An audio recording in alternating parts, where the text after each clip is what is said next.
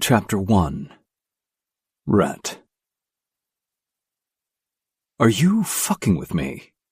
I stared at my older brother Grayson, wondering if he was pranking me or some shit. Catching the glance Grayson threw our younger brother Wolf let me know that they'd planned this all out beforehand.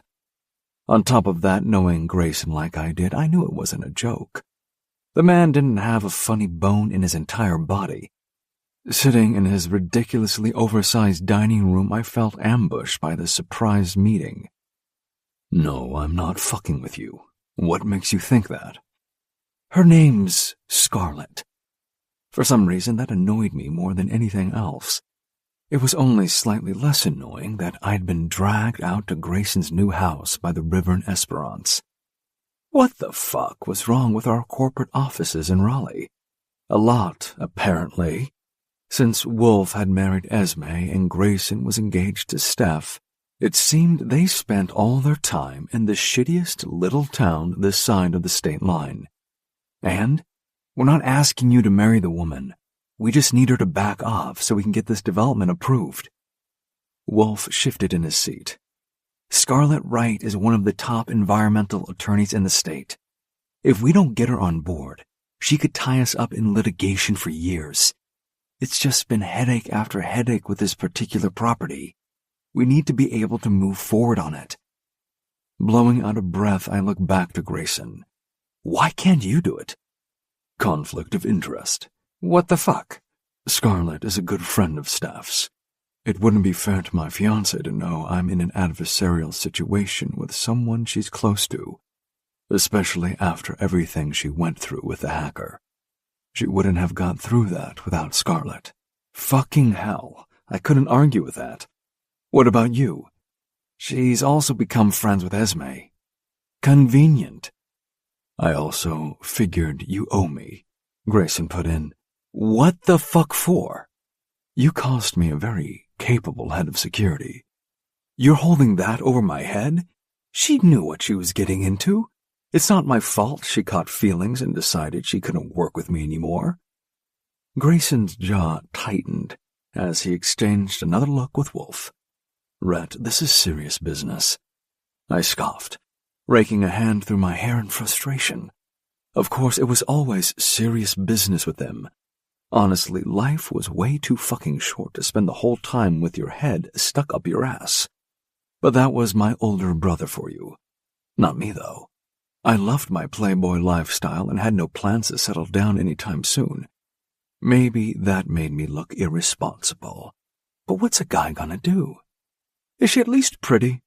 Jackass. Seems like Wolf was catching our older brother's vibe. Why? Can't I have something to lighten the load? Clearly deciding that ignoring my bullshit was a good strategy, Grayson slid a folder across the table to me. You have a meeting in half an hour at our office here in Esperance. I flicked open the folder, running my eyes over the first page. Frogs? Yeah. The tone of resignation in Wolf's voice was not surprising. This was such an unnecessary irritation. This project had been nothing but a shit show from the moment our father had indicated he wanted to buy the land. Now we'd finally secured the purchase and couldn't get development approval because of some fucking frogs. Grayson glanced at his watch, then got to his feet. I have to go. I'm taking Steph out. Me too. I promised the kids I'd get them from school today and take them to the cake shop. What? So that's it? You assholes are taking the rest of the day off and I'm stuck with this? Lock the door behind you and text when the meeting's over. Fuck you. 15 minutes later, I pulled up to the address Grayson had given me, taking in the quaint little building nestled among towering pines. Wright and Hayes Environmental Law. Just the name alone made me want to roll my eyes. Inside, the receptionist looked up with a polite smile as I strolled in. Good afternoon, sir. How can I help you? I have an appointment to see Scarlett Wright. The welcoming smile faded. Ah, yes, Mr. Rivers, please have a seat, and she'll be right with you. I nodded, taking a seat in one of the plush armchairs in the waiting area. My eyes drifted around the space, unsurprised by the earthy tones and potted plants scattered about. This woman was clearly a nature nut through and through. Several minutes ticked by, and I was just starting to tap my foot impatiently when the door to the inner office opened. I glanced over and felt my breath catch in my throat. Scarlet Wright was gorgeous. The kind of beauty that made a man forget his own name. She wore a fitted burgundy dress that skimmed over every delicious curve, paired with strappy black heels that made her calves look incredible. Thick, glossy waves of dark hair tumbled over her shoulders, framing a face with high cheekbones and full lips painted a deep berry shade. I let my gaze rove over every inch of her, drinking her in, until I got to her eyes. They were the most stunning shade of blue I'd ever seen, with thick, dark lashes. Right now, though, they were filled with contempt, derision, disdain. This woman utterly despised me. "Mr. Rivers, pleased to meet you." She had a voice like molten honey, because of course she did. I took her outstretched hand in mine, doing my best to ignore the tingle that ran up my arm at the light touch. "Get a grip, asshole." With a gesture to the door she'd just come through, she said, "If you'll just come through here." "Certainly." Did I check out her ass as she walked ahead of me? Of course I did. I was also stupid enough to take a deep breath as I moved past her into the small conference room. Fuck, she smelled good. As she turned to take a seat across the tiny round table from me, I let my gaze drop, just a quick little flick down to the tantalizing glimpse of cleavage revealed by the deep V of her dress. I swallowed hard. Aha. Great tits. I willed myself to focus as I leaned back in the chair. "So, Mr. Rivers," she began, her tone clipped and professional, "I understand you're here on behalf of Rivers Development regarding the Henderson property acquisition." Did she really have to lean forward and fold her arms on the table like that? Push her breasts up like that? A stronger man would have kept his gaze up. Turns out, I'm weak as water. I just couldn't resist a glance. When I forced my eyes back up to her face, I could tell she'd caught the movement. Those piercing blue eyes bored into me entirely unimpressed. Time to get professional. "That's right," I managed, clearing my throat. "My brothers asked me to meet with you to discuss the, environmental concerns you've raised." One perfectly sculpted eyebrow arched delicately. "I see. And I take it they also filled you in on the rare frog species found inhabiting the wetlands on that property?" Shit, I really should have read the file more thoroughly instead of just skimming it. Hesitating, I gave a small nod. "Something about frogs, yes." The disdainful look she shot me made it abundantly clear she saw right through my bullshit bravado. This woman wasn't going to make things easy. That was for damn sure. I forced myself to sit up a little straighter, fixing her with my most charming smile as I sought to regain some semblance of control over the situation. "Look, Scarlet." "Miss Wright," she corrected with a pointed look. "Always?" "Always what?" "Always right." Her eyes narrowed. "Yes, as a matter of fact." Okay, so trying to lighten the mood wasn't going to work. Clearing my throat again, I tried a different tactic. "Miss Wright, let's cut right to it, shall we? I'm here because my family wants to move forward with developing those properties. But from what I understand, you have some objections on environmental grounds that are holding things up. So let's have it out, you and me. How can we get on the same page here?" Chapter 2. Scarlet. He was ridiculously hot, like a walking, talking magazine cover, which just made him even more annoying. Great hair, too. Dark and worn a little longer than you'd expect. When you paired that with the stubble on his chiseled jawline, you'd think he'd look unkempt, but of course he didn't. Then there were the bedroom eyes, deep brown and mesmerizing. Were those long lashes really necessary, though? Asshole. And what was with that fucking aftershave? It wouldn't surprise me if it cost more than I made in a year, but Jesus, it made me want to. Pushing my hair behind my shoulder, I straightened. The only way we could possibly get on the same page, Mr. Rivers, is if you withdraw the development application. Well, that's not going to happen. Then I'll see you in court. Are you seriously going to drag us all down this road? Of course. It's my job. The organizations I represent are very passionate and committed to this cause. We have no intention of backing down. All of this just for some frogs? Yes. Frogs don't make the world go round. And money does? Of course it does. I drew in a deep, steadying breath. These frogs aren't just some frogs, Mr. Rivers. They're a critically endangered species teetering on the brink of extinction. My voice took on an edge as the words tumbled out, fueled by a simmering frustration. The Pine Barrens tree frog population has been decimated by habitat loss and environmental degradation. If this development goes through, it could be the final nail in their coffin. I leveled my gaze at him, eyes blazing with determination. As an environmental lawyer, it's my sworn duty to protect vulnerable species and ecosystems from reckless destruction. I won't stand idly by while their very existence is threatened by corporate greed and short-sightedness. You point to corporate greed and short-sightedness, but perhaps it's you that's failing to see the big picture. I waved my hand at him. Oh, go ahead and enlighten me. The economic impact of this development far outweighs the environmental concerns, he stated coolly. Our projections show a multi-million-dollar boost to the local economy and hundreds of new jobs created. And what about the long-term costs of destroying an entire species' habitat? I countered. You can't put a price tag on biodiversity. He shrugged. Unfortunately, sacrifices have to be made for progress. This is the natural order of things. Species go extinct all the time. His eyes were cold, like he didn't even see the frogs, just dollar signs floating in front of him. It was infuriating. He was so calm, talking about sacrifices for progress like it was all just some kind of math problem. I wanted to scream at him. These aren't just numbers. These are living things.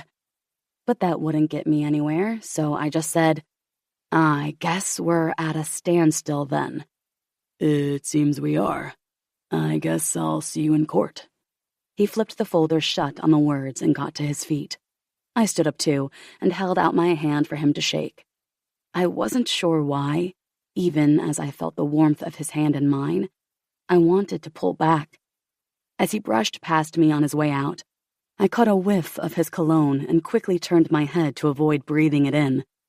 The moment I heard him saying goodbye to Alice, our receptionist, I left the conference room, heading straight for my partner's office. Cassidy? I knocked sharply and pushed the door open. She was already looking up from her computer, a small frown creasing her forehead. Her long blonde hair was pulled back in a tight ponytail, like always. She was always so perfectly calm and in control, like she 100% had her shit together, which sometimes made me feel like a reckless hurricane who had blown into her perfectly ordered world. But we'd worked together for 7 years now, and she was still with me, so I guess I wasn't so bad. Her eyes widened as she took me in. Geez, you look like you're about to set someone on fire. How'd the meeting go? I dropped into the chair across from her desk, raking my fingers through my hair. Fucking terrible. That arrogant prick makes my blood boil. I launched into a rant, my words tumbling out in a torrent.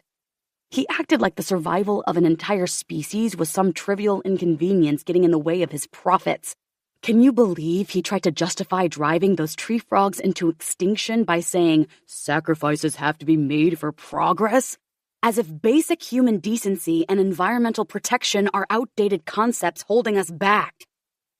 Wow, I don't think I've ever seen you get this riled up before. Are you going to be able to handle this? I forced out a breath, trying to calm myself down.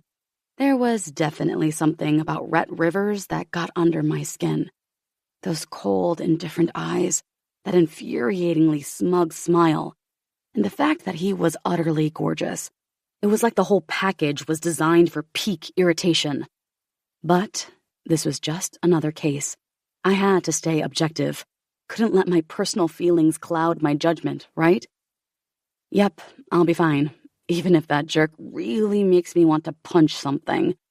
I straightened in the chair, squaring my shoulders. We're absolutely moving forward with filing for an injunction to halt construction until this goes to court. Those tree frogs don't have any other champions. We have to be their voice. Cassidy smiled. That's the fiery environmental crusader I know and admire. Just try not to spontaneously combust before then, okay? I rolled my eyes, but couldn't fight my own grin. I'll do my best. Though no promises if I have to be in the same room as Rhett Rivers again anytime soon. I'd be dead surprised if he's not present during the case, so I'll make sure I bring a fire extinguisher with me.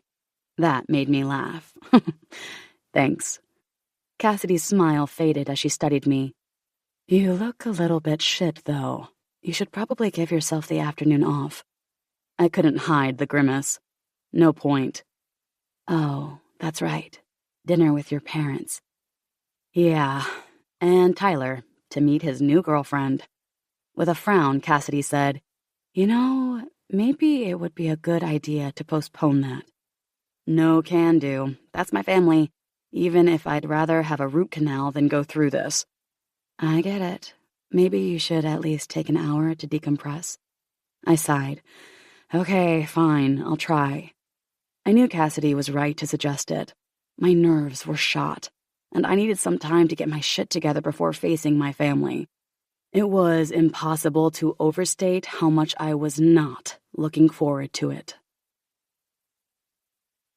I sat parked in front of my parents' 2-story suburban home in Goldsboro, North Carolina.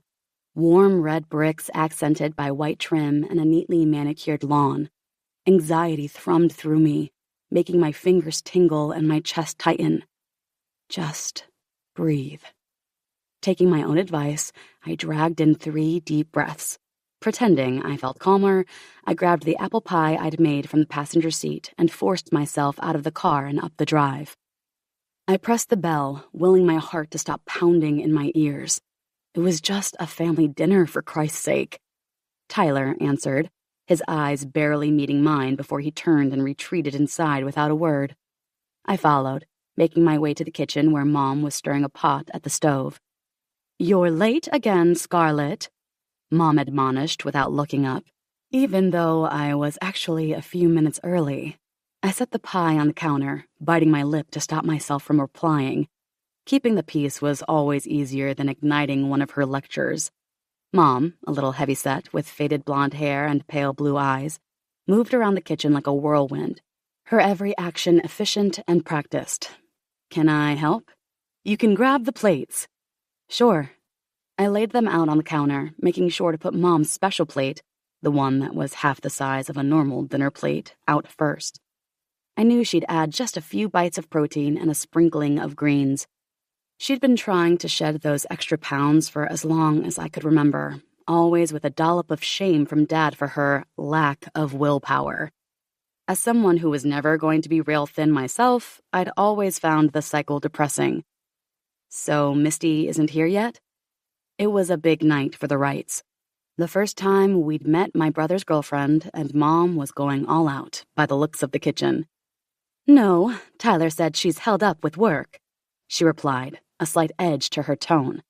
I pursed my lips, letting out a small, oh. Misty being late didn't seem to be a problem.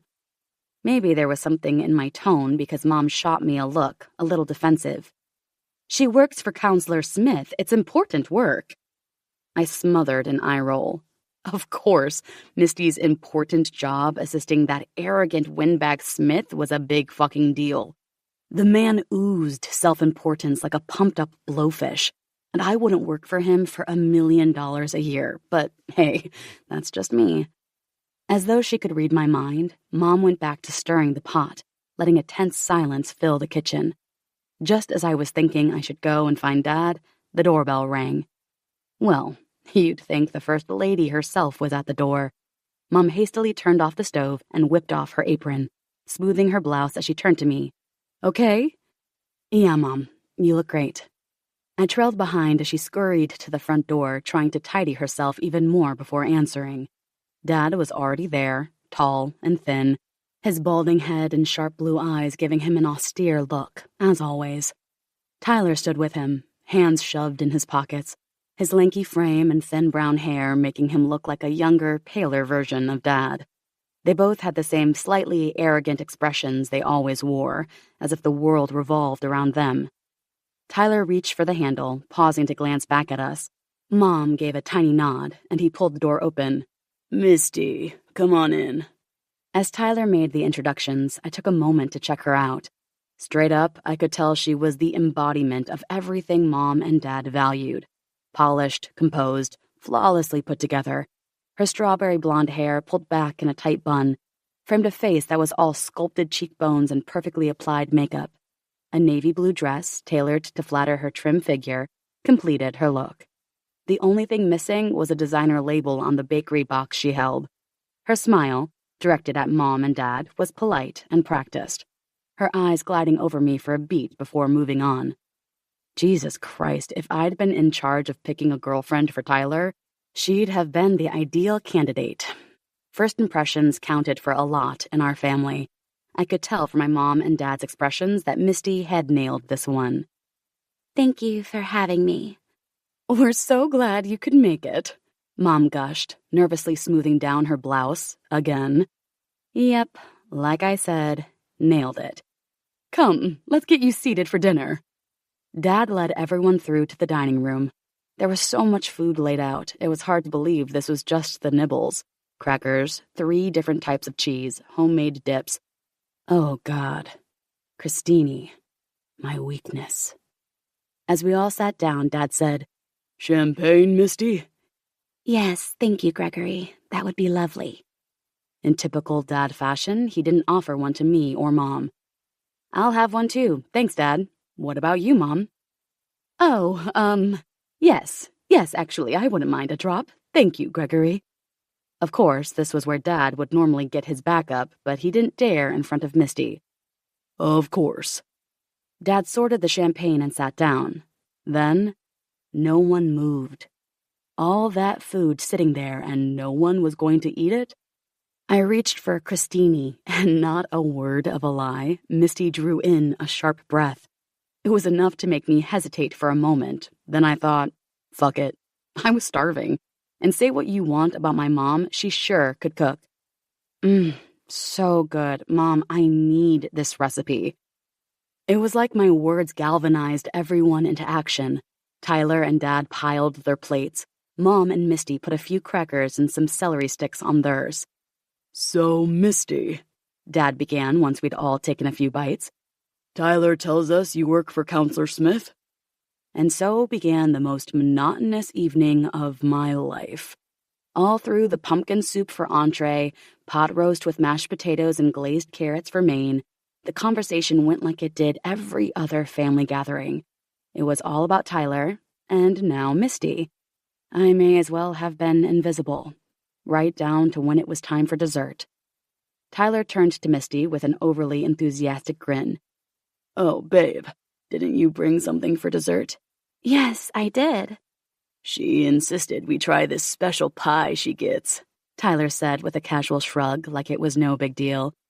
I did say that Scarlett would probably make one, but, it's good to try something new every now and then, and she should go ahead. Well, that's very thoughtful of you, Misty. God, could Mom gush any more? Scarlett, how about you help me? Sure. In the kitchen, I grabbed Misty's pie from the fridge. As Mom fussed with plates and forks, I lifted the lid. It was a grocery store pie that wouldn't have cost more than $4.99. Mom hadn't given up on her gush yet, though. So thoughtful and kind of Misty. I never expected that. Isn't she great? Such a perfect match for Ty. It's so good to see him finally settling down. Yeah. I cut into the pie, the flaky crust crumbling under the knife's pressure like the cheap pile of shit it was. Following Mom back into the dining room, I placed the pie in the middle of the table and started serving. As I did so, Tyler caught my eye. His lips curved in a faint smirk. Then he glanced at Misty, and she smiled at him. If there had been any doubt that he had engineered this whole thing, it died right there. And Misty knew. She really was his perfect match. "Misty, you're right. This really is the best pie." "Oh, Gregory, you're too kind." I picked up my fork, tears stinging my eyes. So stupid to let this stuff get to me after all these years. Chapter 3. Rhett. At least she's hot. Jackass. I ignored Wolf and the sweat trickling down my back as I did a few practice swings with my golf club. She was hot, no point pretending otherwise, all fire and passion about frogs, no less. Imagine what she'd be like about something that really mattered. I swung and the follow-through was fucking perfect. Grayson let out a low whistle as we all watched my ball sail through the air and land on the green. Not bad if I do say so myself. I turned to Grayson, who was up next, and grinned. "Looks like I'm still the king of the course, brother." Grayson rolled his eyes. "It's the first hole with 17 to go, and we all know that focus isn't exactly your strong suit." That was no lie, but I said, "Get fucked. Anyway." Grayson chuckled and let rip with a swing so perfect I had to actually bite back a groan. It landed about a foot away from mine. He shot me a look of amused satisfaction, and right there, I had to admit that his engagement had been good for him. If you'd told me my older, stoic, brooding, colder-than-ice brother would fall for a punk rock chick with blue hair, ripped jeans, and enough sass to terrify mere mortals, I wouldn't have believed you. But here we were. Wedding plans all on track? Sure. On the home stretch now, which is getting Mom all het up. How so? She loves weddings, of course, and hosting and all the planning. Can't imagine that's much fun for Steph. She doesn't mind. Quite likes it, actually. No way that's true, unless she's had a complete personality transplant. Grayson smiled. I asked if she wanted to elope. She said no. She wants to stand up in front of as many people as possible and, claim me. Then stick her tongue down your throat. Jesus, were you eavesdropping? Wolf and I both laugh. You still haven't explained how she's dealing with Mom. As long as she's got total say over what she wears, she's not bothered. The only real snag was when Mom gently hinted that she might consider dyeing her hair a more natural look. Can't imagine that went down well. We waited, standing side by side, as Wolf took a shot and, as expected, his ball landed on the green very close to the other two. We'd all picked up golf clubs practically before we could walk. Handing our clubs to the caddy, we elected to walk to the green rather than take the cart. So how exactly did Mom's suggestion about Steph's hair go? Wolf asked. She made the mistake of saying it in front of me. I put paid to the idea immediately. Nice one. Like I said, brooding brother, sassy rock chick, I would have laughed in your face. Helps to be the favorite child, I guess. It has its upsides. To be fair, Mom's limits have sure been tested.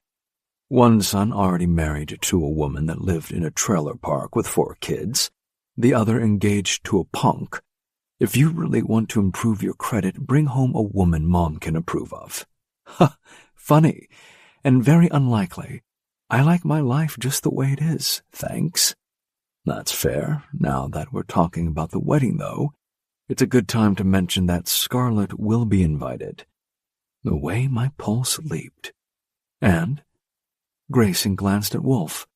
It was like they were a united fucking front these days. And seeing as how she's filed the injunction, it would seem that your meeting didn't go so well. It went fine. She filed the very next morning. Perhaps our definitions of fine differ. Grayson always talked like he had a stick up his ass. When an irresistible force meets an immovable object, You know how it goes. Am I right in assuming that you're the irresistible force? I gotta say, I didn't like Wolf's tone of wry amusement. Naturally. I feel your grasp of the issue might be lacking, brother, since it seems that the irresistible force was very easily resisted, and the object is completely unmoved. We'll see. We didn't say anything as we got to the green. Grayson and Wolf waited while I putted, the silence continuing when my ball dropped neatly into the hole. There's the mediation process to get through before it goes to court. That's my chance to make her see sense. I wouldn't bank on that. I shot Grayson a look. You don't trust me to handle it? He shrugged. It's not that. So much has gone wrong with this dumb fuck land deal that my expectations are extremely low of anything ever working out. It's all Dad's fault, Wolf put in. All of that effort just to spite a guy he went to college with, who he hasn't seen in more than 3 decades? No due diligence, no forward planning, no contingencies. Just leaves it up to us to try to make it work. Which is exactly why he's got a bug up his ass about it. He needs this to work to justify the whole thing, which is also why, Rhett, you have to be all over it like a fly on shit. Great. Thanks for that, Gray. I'm serious.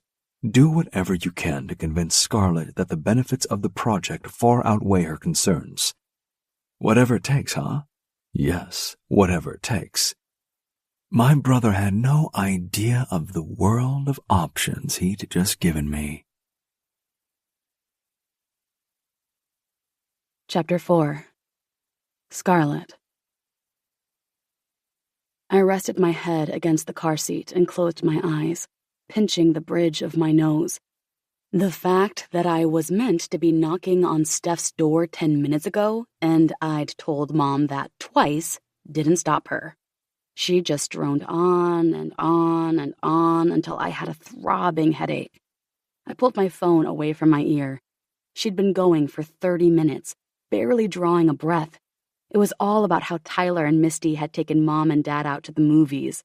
From the way Mom was talking, you'd think they'd gone to the Greek islands or some shit. It was just such a wonderful evening. The gushing just wouldn't stop. Misty is an absolute delight, and Tyler seems so happy with her, doesn't he? I wouldn't be surprised if we get some good news soon. Well, if that wasn't putting the cart before the horse, I didn't know what was. But I wasn't going to mention that. Wouldn't that be great? Yes, I would love to plan a wedding, and you know I can't wait to be a grandma. Tyler will be such a wonderful dad, too. Would he, though? I'd roll my eyes, but that would just make my headache worse. You know, Scarlett, the next time we all go out, you really should join us, Mom continued. It would be lovely if you brought... What's his name? Who? That boy you were dating works for the FBI? Daniel. Yes, Daniel. We'd all love to meet him. I'm sure he and Misty would have a lot to talk about, what with them both working for the government. I did actually roll my eyes at that, as though working for the FBI was in any way similar to being an office flunky for a municipal council member. My parents had been mildly impressed when I'd first mentioned I was dating a law enforcement officer. Now I had to tell her the bad news. Actually, Mom, I started, then paused. I knew the reaction I was going to get, and I just didn't have the energy for any of it. Oh well, better to just rip the Band-Aid off. Daniel and I broke up. The words hung on the line for a moment before Mom made a tisking sound, then said, I worry about you, Scarlett. You're past 30. You really need to start thinking about your future, about settling down. I mean, look at Tyler. Not 30 yet, and he has all his ducks lined up. Yeah, well, them's the breaks, Mom. We can't all be as perfect as Tyler. Fuck. I did not mean for that to come out, edged with the bitterness that I always tried to hide. Scarlett, there's no need to be like that. I understand it's hard for you. No, you don't. You never have. And I only say this because I do love you. Your father and I just want what's best for you, and honestly, darling, you need to get your life together. You've worked hard enough on your career. It's high time you found yourself a good man and settled down. Started a family. Blech. How about I talk to Tyler for you? See if he knows anyone that he could set you up with? Obviously, there's no guarantee that they would be in Misty's class, but at your age... No, Mom, I have to go. I've got a meeting. On a Saturday? Yeah, on a Saturday. Oh, all right then. Bye. Bye. Ending the call, I dropped my phone in my lap and covered my eyes. The tears welled up and I squeezed my eyes shut, trying to hold them back. But fuck it. I was all alone. I could afford to indulge myself in a few bitter tears. So I let them flow for a few moments, a stray sob escaping my lips. Mom's words cut deep, as they always did. The constant pressure to settle down and find a man felt suffocating at times. Couldn't she see that I was perfectly happy being single and focusing on my career? That I didn't need a husband or kids to feel fulfilled? With a heavy sigh, I wiped the tears from my cheeks and glanced at my reflection in the rearview mirror. God, I looked like hell. My eyes were red and puffy, and my mascara had smeared all over my cheeks. Not a great look. Pulling a tissue from my bag, I dabbed at my cheeks, but it was no good. I'd have to wash my face inside, I guess. I grabbed my bag and the apple pie I'd made for the family dinner. I'd brought it home with me and shoved it in the freezer, knowing I wouldn't eat it on my own. Then, every time I opened the fucking freezer, there it was, taunting me. Yeah, maybe that meant I was going a bit crazy, but it just annoyed the fuck out of me every time. I needed to get rid of it, but couldn't quite bring myself to throw it in the bin. Figuring Steph would probably like it, I'd boxed it up, and here we were. I gripped the pie tin tightly as I got out of the car, the aluminum edge digging into my palm. Taking a deep breath, I started up the path toward Steph and Grayson's place, trying to shake off the remnants of my phone call with Mom. Halfway there, the front door opened, and Rhett stepped out onto the veranda. Looking perfect, immaculate, like he'd just stepped out of a catalog. It made me clench my teeth with irritation. He caught sight of me and stopped in surprise. Shit, fuck. I had another go at wiping the mascara smudges from under my eyes, but it was too late. He opened his mouth to speak, definitely about to make some smart-ass remark I knew I couldn't deal with right now. I had to cut him off. Because I couldn't think of anything else to say, I blurted out, "Do you like apple pie?" He frowned in confusion, which somehow made him look a bit cute. So fucking annoying. Apple pie? Yeah. I wiggled the box in my hands just for emphasis. Are you feeling all right? I'm fine. Nothing wrong with me at all. So, you like apple pie, yes or no? Sure. Here you go then. I shoved it into his hands, and before he could ask me any more questions, brushed past him into the house. Steph came down the hallway in leggings, a baggy t-shirt that I suspect belonged to her fiancé, and her blue hair tied up in a loose bun. Holy fuck, you look like shit. Go wash up while I get Grayson to make us coffee. Then you're going to tell me why you look like someone just kicked your favorite puppy. I felt better already. An hour later, and I'd vented all my mom bullshit to Steph and felt 100 times better. Until my phone vibrated with a text. I pulled it out with a sigh, expecting another passive-aggressive comment from my mother. But it was from an unsaved number. Frowning, I opened it. There was a photo of my apple pie, already half eaten. Unknown number. Not that I'm complaining about receiving random baked goods, but care to explain the impromptu pie delivery? I'm not open to bribes, in case you were wondering. I rolled my eyes, picturing the self-satisfied smirk on his stupidly handsome face. Part of me wanted to ignore him completely. The last thing I needed was someone else getting under my skin today. But the petty side of me couldn't resist taking the bait. Me. Thought you could use some sugar in your life. You seemed pretty sour when I arrived. There. That ought to wipe that smirk right off. I waited for his witty retort, tapping my foot impatiently. I could feel Steph's eyes on me. Who are you texting? She asked innocently. Too innocently. No one important, I muttered, glancing back at my phone screen. A few moments later, a new message popped up. Unknown number. So what had your panties in a twist? Some rodents on the brink of extinction that you can't save? I shouldn't. I really shouldn't. Fuck it. Me. My panties are none of your business. Unknown number. I'd be more than happy to make them my business.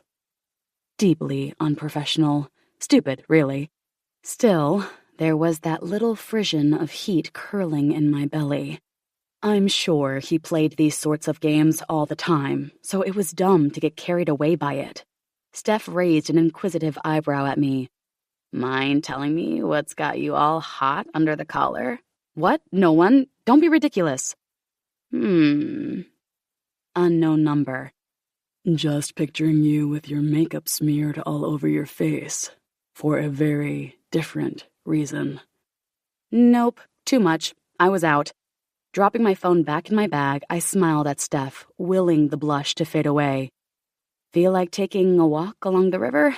She opened her mouth to say something, to push me maybe, but then she seemed to think better of it. Sure. Chapter 5. Rhett. Neutral ground. That's what they called it. The second floor of the Hotel Ballantine, Esperance, North Carolina Meeting Room 2.0. The agreed-on location for the mediation between myself and the Alliance for the Utterly Useless Reptiles that are ruining my life, or whatever they were called. I couldn't remember. But they were the ones who had hired Miss Always Right and were funding this whole deal. So I guess I could thank them in a way for the very delectable view I now had. The woman was too fucking gorgeous for words. That's all there was to it. Was it the 4-inch heels, the pencil skirt, the hair tied back in a low bun but with wisps left out to frame her face? What was it with women and wisps, anyway? She was chatting with the 4 nerds from the Alliance. There was the haughty blonde with the permanent sneer, like she'd just caught a whiff of something unpleasant, the balding guy whose eyes kept darting around nervously as if he expected someone to jump out at any moment, the younger woman with the severe bun and long floral dress, and the tall, thin guy that looked like he hadn't bought a new shirt since 1973. Zealots, the lot of them. They had all of Scarlett's attention, damn it. What I'd give for even a faint acknowledgement of my existence right now. But we'd been here for 10 minutes, waiting for the judge in the upstairs foyer, and Scarlett hadn't even cast me a sideways glance. Shame. On the upside, though, that gave me plenty of opportunity to check her out. The antique elevator jangled loudly, rudely interrupting my ogling. The tall, thin guy stepped forward and yanked the door open, and out stepped the judge. She was a short woman with silver hair, thick horn-rimmed glasses, and a friendly smile, like someone's Nana. Except I'd dealt with her before and knew that she was formidable. If everyone is ready, we'll proceed to the meeting room. She turned on her sensible heels and led the way down the carpeted hall. After you? I gestured to Scarlett to go ahead, banking on her manners to allow the Alliance members to go first, which is, of course, exactly what happened. Now I had the perfect view of her perfect ass as she walked ahead of me. I could see the moment she realized what I had done in the stiffening of her shoulders. When she turned her head to glare at me, I had my hands in my pockets and my eyes studiously averted. The breath of annoyance she huffed out as she turned away had me grinning. We filed into the conference room, and the heavy oak door closed behind us with a dull thud. I felt a thrill of anticipation as we took our seats around the gleaming conference table, the judge at the head, me and my lawyer, Bob Miller, and his assistant, whose name I couldn't remember. The way they laid their briefcases on the table and clacked them open in disciplined unison was very impressive. Did they rehearse that? Scarlett took the seat directly across from me and placed her briefcase on the floor, removing a folder from it and shooting me a fiery look, all in one smooth motion. hot. Good morning. Thank you for being here. My name is Vivian Donald. As the court-appointed mediator, my role is to facilitate an open discussion and see if we can reach a mutually agreeable solution rather than proceeding to litigation. The judge began in a clipped tone. The matter at hand is between Rivers Enterprises and the Alliance of Susceptible Species. Mr. Bob Miller acts on behalf of Rivers Enterprises. Miss Scarlett Wright is standing for the Alliance. She fixed us all with a stern look before continuing. Now I'll lay out the ground rules. There will be no grandstanding, no insults, no stomping out of the room like petulant children. We are all adults here. If you cannot follow basic decorum, you'll be excused. Is that clear? After we all agreed, she looked at Scarlett. Miss Wright, I invite you to make your opening remarks. Thank you, Your Honor. The pine barren tree frog is an integral part of this ecosystem. They are an indicator species, a barometer of the health of our wetlands. Their population has already declined by over 30% in the last decade. The development proposed by Mr. Rivers' company will destroy their remaining habitat and push them to the brink of extinction. In short, it is recklessly irresponsible and shows a callous disregard for a vulnerable species. So hot. Thank you, Miss Wright. We'll turn now to the respondent. I give you the right of reply. One of us had to play the grown-up, and luckily for me, Bob was up to the task. We have conducted extensive environmental impact assessments. Mitigation strategies are in place to minimize any potential harm to the tree frogs. Furthermore, this development will bring much-needed jobs and economic growth to the region. Scarlett's eyes flashed. Mitigation strategies? Like relocating a handful of frogs and calling it a day? This isn't just about the tree frogs. It's about the message we send. Do we value profit over the preservation of our natural world? Over the very creatures that share this planet with us? Fascinating, honestly. All this zeal for some reptiles. I couldn't imagine feeling that much about anything, let alone something so pointless. Was Bob squirming? Surely not. Guess it was my turn to be the adult. While we understand your concern for the tree frogs, Miss Wright, let's not forget the broader picture. Economic development brings jobs and growth to this community, and it's vital to consider the needs of its residents too. Finding a balance between environmental protection and economic progress requires a thoughtful approach. We're committed to doing that, but let's be realistic about what's achievable. She snorted. She fucking snorted. I raised a brow at her, throwing down a challenge I knew she'd pick up. Do us all a favor, and don't pretend you give pretend you actually care about the environmental impact of this project. Miss Wright, I'll refer you to the guidelines of this meeting. Certainly, Your Honor, if you could kindly advise me of which guidelines you feel I've breached, I'll amend my statement. No insults. Judge Donald had my back and was putting Miss Always Right back in her box. What a day to be alive. I see. Thank you for that. I wish to point out that a simple statement of fact should not be taken as an insult, but I do apologize to Mr. Rivers if he has taken my word that way. Judge Donald cast her a look over her glasses that would have flayed a lesser mortal. What did Scarlett do? She stared right back. Then when the judge backed down with a humph, that wasn't enough for Scarlett. I would like to respectfully draw your attention to a breach of the guidelines as committed by Mr. Rivers. Explain yourself. The judge was not impressed. Scarlett was not deterred. Grandstanding. Jesus fuck, she was fired up. Now Bob was squeaking, with fear, no doubt. I could hardly blame him. Me, on the other hand, I was shifting in my seat as my dick twitched. Talk about grandstanding. How about we all take a moment to cool our heads? This mediation is our last chance to procure an outcome everyone can all be happy with before the case proceeds to court. Wise words, Judge. Miss Wright, if you and the Alliance would like to convene in another room for 20 minutes, we can arrange for light refreshments to be brought to you there. Thank you, Your Honor. Perhaps you can take the opportunity to discuss what concessions, if any, you are willing to give to have the case resolved. Yes, Your Honor. Out they went. leaving me, Bob, and what's-his-name to ponder what concessions we might give. I had a few ideas on that, but when Bob asked me, I simply said, "Let's just wait and see what she brings to the table." Scarlett and the Alliance returned 20 minutes later. She looked calmer, more composed, but there was a glint of determination in her eyes that put me on alert. This wasn't going to be a case of her just rolling over. "Miss Wright, I hope you have been able to work through the matter to your satisfaction." "Indeed we have, Your Honor. After discussing the matter, we do feel we have some suggestions that could lead to a fair compromise." I sat up straighter, giving her my full attention. The others may have thought I was playing it cool, but inside I was thrumming with anticipation to hear what she'd propose.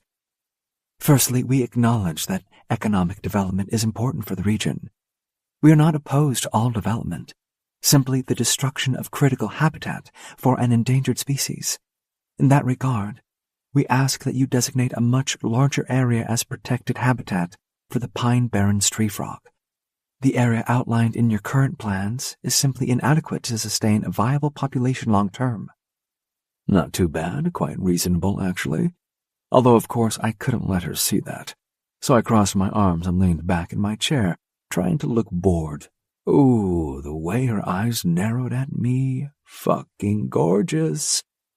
"Secondly, we want to see a comprehensive plan for how you intend to carefully trap and relocate any frogs found in the construction area to this new protected habitat, with oversight from qualified environmental experts." That one stung a little more, adding delays and extra costs, but I suppose it was a small price to pay to get this thing moving. Added to that, we propose that a portion of the profits from the development be allocated to further conservation efforts for the tree frogs. This could include habitat restoration, research, and community education programs. We believe that involving the local community in the conservation effort is key to the long-term survival of the species. The way her acolytes nodded made me feel like this was some sort of cult. But she wasn't done yet, and there was something about the way they all tensed that let me know she was about to drop the bomb, that I had to prepare myself for total annihilation. Finally, and most importantly, she paused, making sure she had everyone's attention, her eyes bored into me as she said, "We want a legally binding commitment that no future development will ever be undertaken on this protected land, not by your company, not by any subsidiary, not by any other entity you may work with or sell to down the line. This land must be permanently preserved and maintained as a frog sanctuary in perpetuity." Fuck me. I'll admit I was a little stunned by the audacity of that one. To essentially take that prime real estate completely off the table forever. It was a huge ask, even for her. I thought Bob was about to pass out. "Mr. Rivers, Mr. Miller, would you like some time to discuss your response?" Bob shot me a questioning look, but I just shook my head slightly, never taking my eyes from Scarlett. The fire in her eyes was unmistakable, a challenge burning bright and daring me to refuse her demands. My gaze flicked to the others gathered around the table, the Alliance members practically vibrating with self-righteous indignation, Bob Miller sweating bullets as he frantically scribbled notes. This was Scarlett's show, no doubt about it. But that final concession, giving up all future development rights in perpetuity, that was clearly a step too far, meant to provoke me rather than reach any kind of reasonable compromise. A power play, pure and simple. The smart move would be to agree to the first few points, expand the habitat area, oversee the relocation efforts, contribute to conservation. All reasonable asks that I could swallow without too much difficulty. Of course, I'd outright refuse her last demand, but the rest was more than doable. Once we'd dealt with the final demand, which I obviously wouldn't be granting, I could have this all wrapped up in 10 minutes. Just imagine. Full approval for the project in no time at all would have my father believing the sun shone out of my ass. An end to all this nonsense would mean not baiting Scarlett anymore. I wasn't ready to give that up just yet. Not when this was so damn entertaining. Not when I wanted to see what she'd do next. Not when I wanted to keep her in my life for just a little while longer. Should I risk my father's fury and all the consequences of pushing this case to litigation when I could so easily end it here? Fuck yes, I should. So I gave her a lazy smile and said, "I'm sorry, Miss Wright.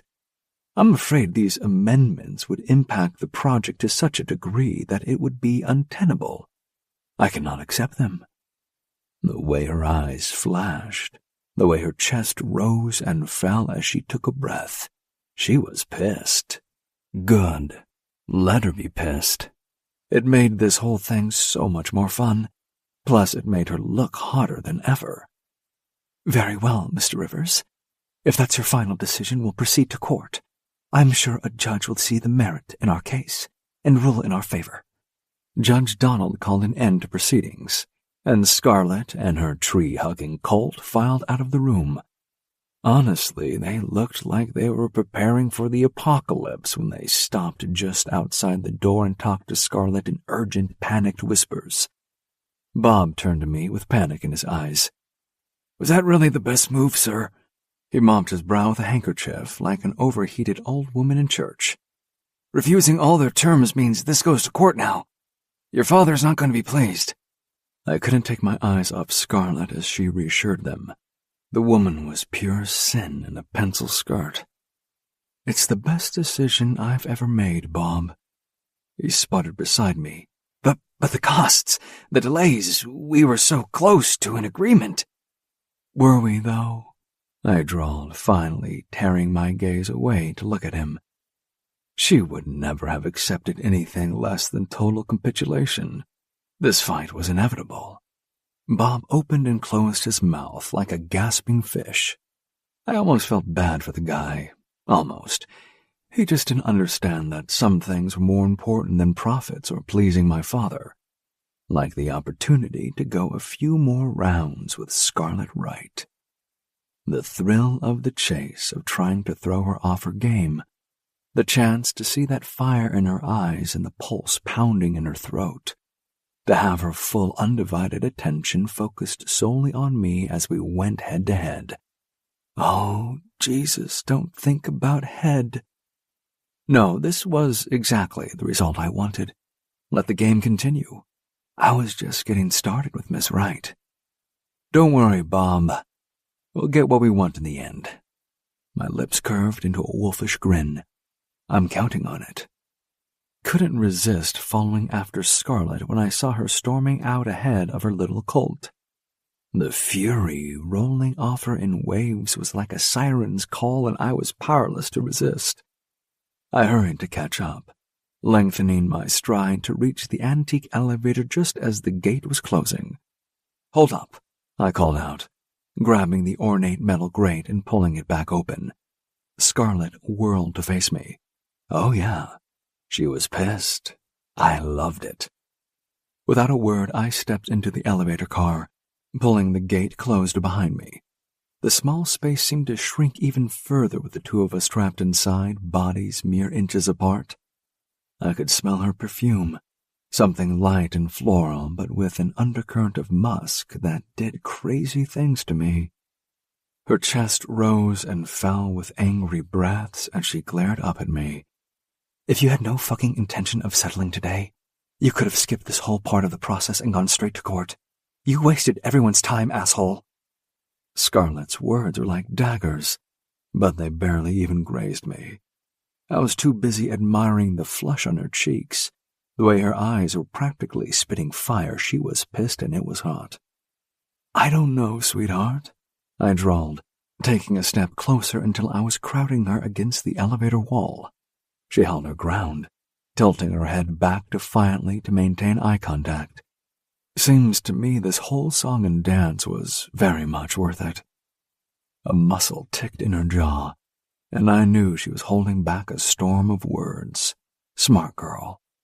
Wonder what else she might be holding back. The thought had me reaching out to toy with a loose strand of her hair, Letting it slide through my fingers, she tensed but didn't pull away. I took that as a win. "You see, Scarlet," I murmured, dipping my head until my lips were a hair's breadth from her ear. She shuddered. I smirked. "I'm a gambling man, and I'd much rather gamble on the chance of us going a few more rounds together before this is all over." I pulled back just enough to meet her widened gaze, letting my eyes roam over her flushed features appreciatively. "You're one hell of an adversary, my girl. Brilliant, passionate, a real spitfire in the courtroom. I have to admit I'm looking forward to squaring off against you again. It's been invigorating." Scarlet stared up at me, lips parting on a surprised exhale. Her eyes dropped briefly to my mouth before flicking back up, and holy fuck, I wanted to devour her right then and there. But I settled for trailing a fingertip along the delicate line of her jaw, smirking when her pulse jumped wildly beneath my touch. "That's what I wanted out of today," I told her frankly. "A chance to go another round with you, to see that fierce passion of yours ignited again before we settle this thing once and for all." Her breath hitched and her eyes darkened to a smoky indigo, raking over me. I felt a surge of heat, imagining her pushing me against the wall and have her way with me. Which, yeah, I was totally on board with that plan. The elevator jolted to a stop, shattering the heated tension between us. Scarlet blinked rapidly and took a stumbling step back, putting some space between us. Pity. I was just starting to enjoy myself. The gate rattled open, and Scarlet brushed past me without a word, those high heels clicking rapidly across the tile. I stood there for a moment, letting out a slow breath and checking out her ass one more time as she hurried away. This game between us was just getting started, and I had no intention of backing down any time soon.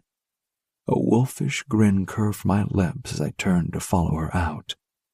Oh yes, Scarlet Wright was going to be one hell of a fun adversary.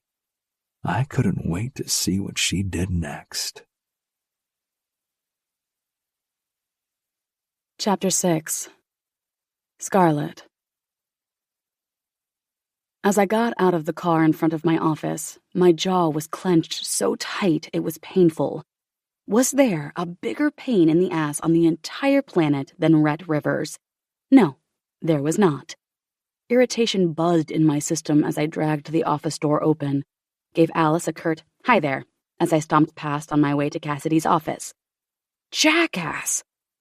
Wow, and I was just sitting here minding my own business. Sorry. I slumped in the chair, gripping my hands to stop from biting my nails. Fuck, I was so annoyed. I'm the one that should be sorry. You weren't meant to go on your own. Now I felt really bad. No, it's fine. I know you had your thing today.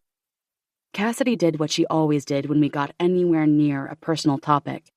Her expression went perfectly blank, and her shoulders hunched. I didn't actually know what the thing was, other than that it involved Cassidy's ex and that it wasn't pretty. That part wasn't really surprising. I'd met the guy a few times and really didn't like him. But Cassidy seemed happy with him in her quiet way. Until recently. Something big had gone down between them. Cassidy had been almost nonverbal at work for a few weeks. All I could get out of her was that Brian had moved out and their relationship was over. Although I hadn't wanted to pry, I'd gone so far as to phone her sister Hannah just to see if there was anything I could do. That was the really weird part. Hannah hadn't known anything more than that about the situation either. We'd both agreed that Brian was a shit stain, and we'd be there for Cassidy if she needed to talk. But there was nothing more we could do than that. Since then, she'd barely said a word about it. I was pretty sure the only reason I even knew something was happening today was because Cassidy couldn't join me for the mediation.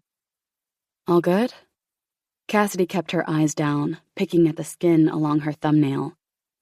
We were trying for a baby. Fuck. I'm so sorry, Cass.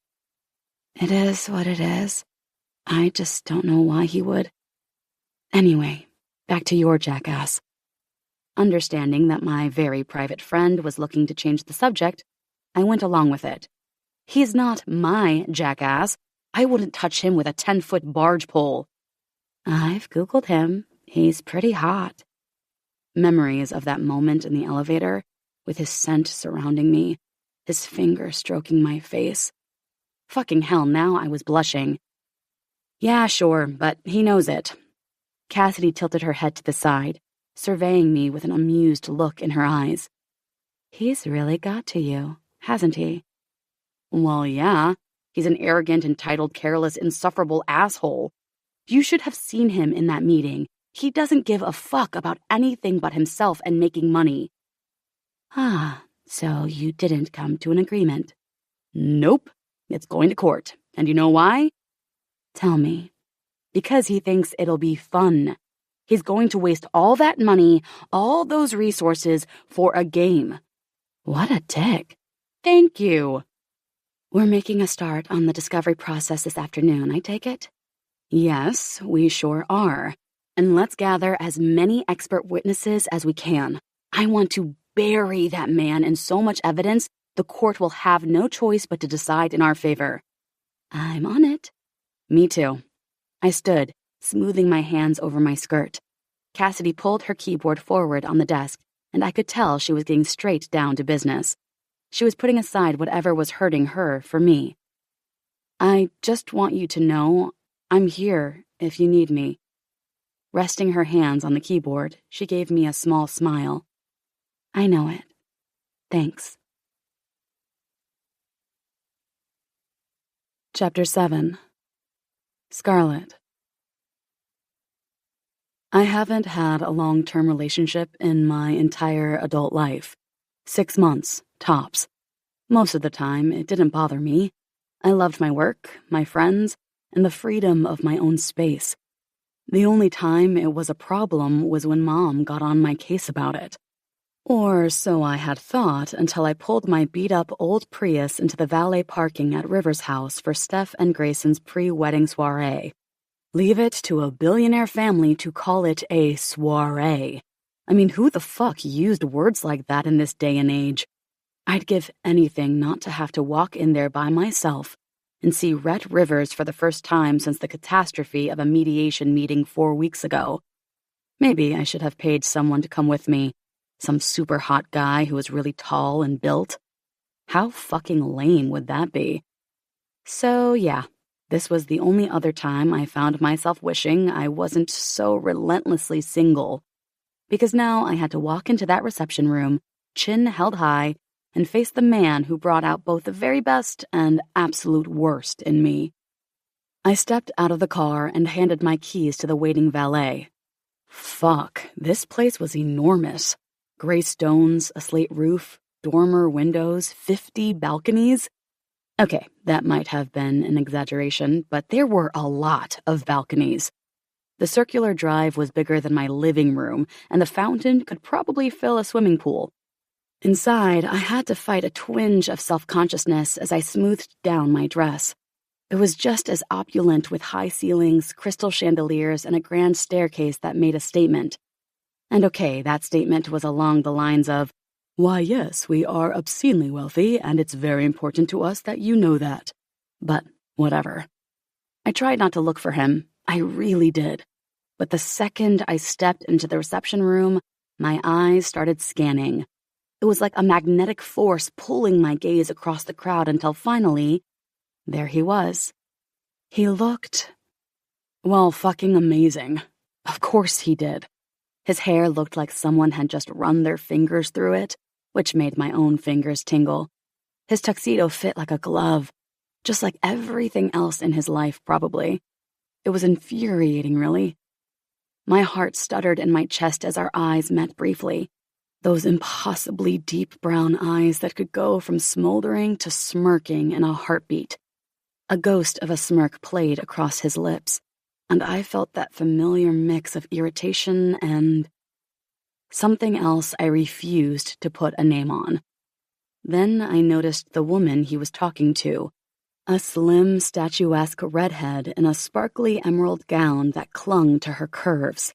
Her hair tumbled over bare shoulders as she laughed, head tilted back to expose her slender throat, clearly captivated by whatever Rhett had said. An unexpected flare of jealousy lanced through me, and I tore my gaze away, heat flooding my cheeks. What the hell was wrong with me? This was Rhett Rivers, a man who represented everything I despised. Greed, self-interest, total disregard for the environment. I did not give two fucks who he talked to. "Hey, you." I turned at the sound of Steph's voice and felt a rush of relief at the distraction. "Hey, you look great." It wasn't a lie. She wore a body-hugging, floor-length gown in shimmering silver. "Thanks. Grayson got it for me, and may I say, you look fucking hot in that dress. You decide you don't want to go back to the hotel alone tonight? You'll have your pick of guys to choose from." "You think? Anyone you recommend?" "I'm sure I can find a few to introduce you to." "Sounds great." Don't do it, don't do it, don't do it. Damn it, I couldn't stop myself. Just a quick glance to check if he was still talking to the stunning redhead. Yep, he was. Double, damn it, because I had all the subtlety of a brick and Steph totally caught me. A mischievous grin spread across her face. "Oh, like that, is it? You got a thing for Rhett, and you're weirded out seeing him with another woman?" I felt my cheeks flush. What? No, of course not. I was just looking around. Steph laughed, not buying my denial for a second. "Sure you were. Don't worry, the exact same thing happened to me." I raised an eyebrow. "I have no idea what you're talking about." "When I got here for Esme's wedding last year," she explained, her eyes gleaming, "I caught Grayson hugging that exact same woman in the foyer. It was a moment, let me tell you." I frowned as I tried to process what she said. Oh, well, she gets around, I guess. Now she was really laughing. What the fuck? "No, you got it all wrong. That's Caitlin Rivers." Right. Okay. So she's a relation. But was she a close one? I mean, what if she was his fourth cousin 3 times removed? Pretty sure those types could do the horizontal tango. Steph must have seen the perplexed look on my face, because she quickly clarified. "Caitlin is Rhett's sister." Great, not that I care. Liar. "How about we grab a drink and you introduce me to one of these single guys you were talking about?" Good plan. Steph led me to the bar and ordered us a glass of champagne each. When I turned back to face the room, Rhett had moved on from Caitlin and was laughing with a very elegant, sophisticated blonde woman. I downed half my glass in one gulp, trying to ignore the weird fluttering in my stomach as I watched Rhett laughing. No, flirting. Who was she? A colleague? An ex? The thought made me unreasonably irritated. You do not care, I told myself. "Earth to Scarlet." Steph waved a hand in front of my face, snapping me out of my distracted staring. "You still with me, girl?" I turned away so I couldn't see him anymore. "Yep, let's do this." "Okay, first, let's go get Esme. She's always good for this sort of thing." Perfect. We found Esme, stunning in a burgundy velvet dress that accentuated her slim figure and blonde hair, standing with Wolf. After Esme and I had said hello, Steph took charge. "Sorry, Wolf, we need your wife." "You can't have her. She's mine." He pulled her close to his side and pressed a kiss to her hair. "Cute, but it's an urgent mission. You can have her back as soon as it's done." Esme laughed. "Sorry, babe. It sounds important." Wolf let her go reluctantly, and as soon as we were out of earshot, she said, "What's up?" "Our girl needs a hot date for the evening." "Oh, I'm on it," Esme said enthusiastically, scanning the crowd. Let's see. Her blue eyes lit up. "Oh, there's Nate Carmichael. He's a lawyer too, works at Henderson and Ross, and he's pretty cute, in a wholesome boy-next-door way." I followed her gaze to a tall, sandy-haired guy in a navy suit. He was good-looking, I'd give her that. What do you think? Steph nudged me. Should I call him over? I stole one last glance at Rhett, just in time to see him throw his head back in laughter at whatever the blonde said. You know what? I'd love to meet Nate. I'm ready to mingle. 10 minutes later, I was regretting agreeing to this. Turned out that Nate Carmichael had all the personality of a wrung-out dishcloth and could talk about trademark law in minute and exhausting detail. Jesus fucking Christ. I was seconds away from faking a family emergency or pretending to pass out when a familiar voice cut through Nate's drone. Sorry, Carmichael. I've got someone Scarlett has to meet. My heart stuttered as Rhett stepped up beside me and laid his hand on the small of my back. The warmth of his touch seared through the thin fabric of my dress, raising goosebumps along my skin. I fought the urge to shiver, keenly aware of his solid frame so close to me. Nate blinked in confusion. Sure, no problem. He gave a small, awkward nod before wandering off, leaving me alone with Rhett. Exactly the situation I'd been trying my fucking hardest to avoid. I turned to face him, my pulse kicking up a notch at his proximity. Up close, I could make out the faint lines around his eyes when he smiled, could smell his crisp, woodsy cologne. My gaze drifted to his lips as he spoke. You can say thank you. It won't kill you. Get fucked. He chuckled. The sound skittered over my skin, making me bite my lip. His eyes dropped to the action, and I definitely wasn't imagining the way they darkened. You're fucking torture. You know that? Yeah, well, you're an asshole. That's not new information. Completely ignoring the fact that we were in a crowded room and that all his family were nearby, he leaned in, his breath warm against my ear. You know what we should do? What? I hated the way my voice shook. His smile was devilish. We should fuck. Just one night together. I'll make you come so many times you'll be ruined for any other man. Molten fire poured into my system, and I couldn't catch my breath, couldn't speak. Say yes, Scarlett. My name on his lips was like a physical caress, sending desire uncurling low in my belly. I curled my hands into fists, struggling against the unexpected rush of want, fighting the urge to give in, to drag him from the room and let him take me hard against a wall. The desire swirling in his eyes was spellbinding, making me sway toward him. This was ridiculous. I couldn't let Rhett get under my skin like this. He was arrogant, entitled, reckless. I loathed everything he stood for, remember? Absolutely fucking not. Never. Not even if you were the last person on Earth. The way he looked at me, the heat in his eyes, it was such a fucking turn on. I had to get out of there before I did something stupid. I turned on my heel and hurried away, my heart pounding as I wove through the crowd.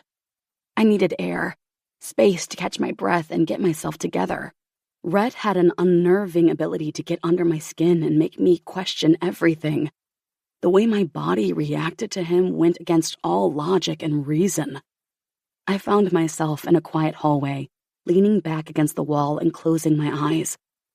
Deep breaths, in and out. Get it together, Scarlett.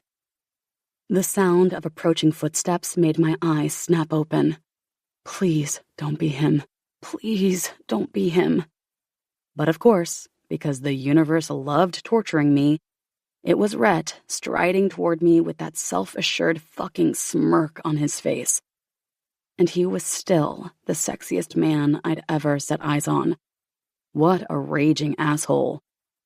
I never took you for a coward or someone who runs away from a challenge.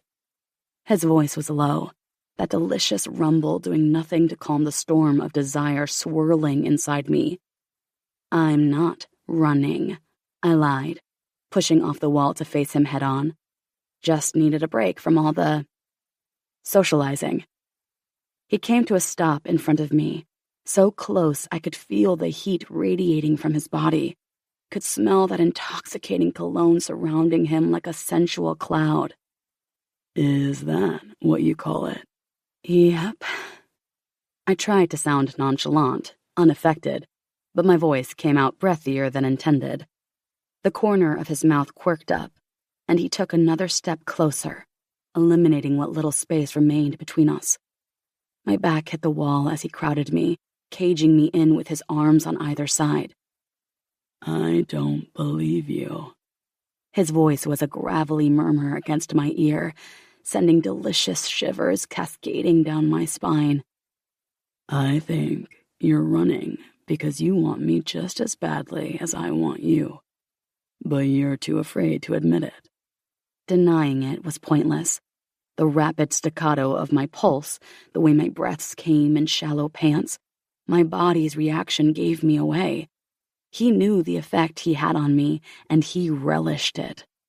Maybe I am afraid, I admitted, tilting my head back to meet his smoldering gaze. Afraid of how much of a disappointment you'd be in the unlikely event that I'd ever let you fuck me senseless. A muscle ticked in his jaw, and his eyes darkened to burnished whiskey. Then let me take that fear away. His mouth claimed mine in a searing kiss, swallowing my gasp of surprise. It was rough, demanding, his tongue sweeping past my lips to deepen the contact. I melted against him, all thoughts of resistance forgotten as desire blazed bright and hot between us. My hand slid up his chest, fingers splaying over the crisp fabric of his tux, pulling him closer, needing to feel every hard plane of his body against mine. He growled, low in his throat, the vibration resonating through me and making me shudder.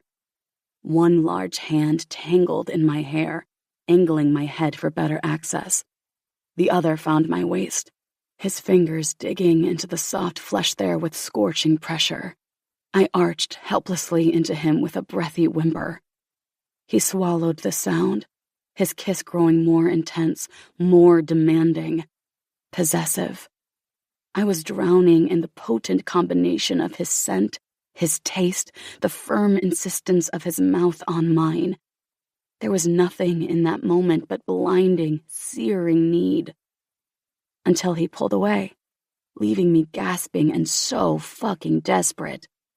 It's such a shame you said no. We could have been great together. Before I could form a shred of rational thought, he walked off, just left me there. I lifted a shaking hand to my forehead, dragging in some deep, steadying breaths. God, my heart was pounding and my legs were shaking. There was no way I could go back into that room. I'd text Steph and tell her I had a headache. Yep, that was the perfect plan. I could go back to the hotel and curl under the covers and not think about Rhett fucking Rivers. Or fucking Rhett Rivers, whichever way you wanted to put it. Chapter 8. Rhett. I sauntered down the dimly lit hotel corridor, my tuxedo jacket slung carelessly over my shoulder. The faint smell of Scarlett's perfume still filled my head, teasing me with the memory of that kiss. Jesus, fuck that kiss. Electric doesn't even begin to describe it. The feel of her lips on mine, the way her body melted against me, had me aching to do it all over again. A smile tugged at the corner of my mouth as I replayed the moment in my mind, the look of surprise on her face when I'd pulled her close, those gorgeous blue eyes widening before fluttering shut in surrender, and the way she'd gripped my lapels like she was drowning and I was the only thing holding her up. I savored the memory of her ragged breaths mingling with mine as our tongues tangled. The confusion on her face when I'd stepped away was solid gold. Yeah, she wanted me, no doubt about it. It was such a shame she'd left the party early. chickened out more like. The game had really only just begun and she'd fled. Now I had to think of a way to get her alone again, to see just how far I could unravel her meticulously maintained control. A hungry grin spread across my face as I imagined backing her up against the wall, my hands roaming over the lush curves she tried so hard to hide beneath those severe pencil skirts. My dick twitched at the thought of it, and I knew what I was going to do the minute I got to my room. Have a long hot shower, jerking off while imagining Scarlett was there with me. As I approached my door, the sound of muffled muttering caught my ear. Glancing down the angled corridor, I froze. There, kneeling in front of a room door, was a woman in a slinky sapphire nightgown. Her dark hair cascaded over her shoulders in luscious waves, and her feet were bare. On the floor next to her was a metal bucket. The sight was enough to make me think of Scarlett, but when she turned her head slightly, revealing that delicate profile, my pulse leaped. "What the fuck are you doing here?" The words slipped out before I could stop them. Scarlett's head whipped around, those blue eyes widening in a mixture of surprise and embarrassment as she realized it was me. For a moment, she looked like a deer caught in the headlights, frozen in place. Then she jumped to her feet and crossed her arms over her breasts, pushing them up. Being a simple human male, my gaze dropped to the movement and my dick stirred some more. Christ, the woman was sex on legs. "What the fuck are you doing here? Stalking me? Get over yourself. I'm staying here. You have a giant mansion 10 minutes down the road. Why can't you stay there?" Because I'd rather remove my eyeballs with a spoon than spend any more time than absolutely necessary with my parents. We had a stare-off for a few moments, each waiting for the other to back down. Not on your fucking life. Standing in a low-lit corridor with Scarlett Wright wearing nothing more than a slinky nightgown was not an experience I was going to cut short. Care to explain why you're loitering around barely dressed? Fuck you, it's not like that. Really? Because from where I'm standing, it looks an awful lot like you're breaking and entering. I took a few lazy steps closer, unable to resist the urge to close the distance between us. She was so incredibly annoyed, which was, of course, unbelievably hot. How about you enlighten me? I was close enough now that I could see the ring of dark blue around her eyes and hear the breath catch in her throat. If you must know, I stepped out to get some ice. Overheated, were you? She made a strangled sound in her throat that had me holding back a shit-eating grin. You want to know or not? Sorry, go ahead. It was only meant to take 30 seconds, and I don't have a robe or anything, or slippers. I didn't think to bring any because it's not that cold at this time of year, so now I'm walking around barefoot, and it's actually a bit cold. Babbling, how fascinating. I leaned against the wall, folding my arms and watching her as she got more and more tangled up. When I came back, my door had closed. She gestured to the door, and the stupid antique key won't turn in the lock, so I can't get in. Of course, I can't go down to the lobby like this, so I don't know what to do. The breath she took to try to calm herself down pushed her perfect tits up, and there was no mistaking the fact that her nipples were hard. One of two things was about to happen.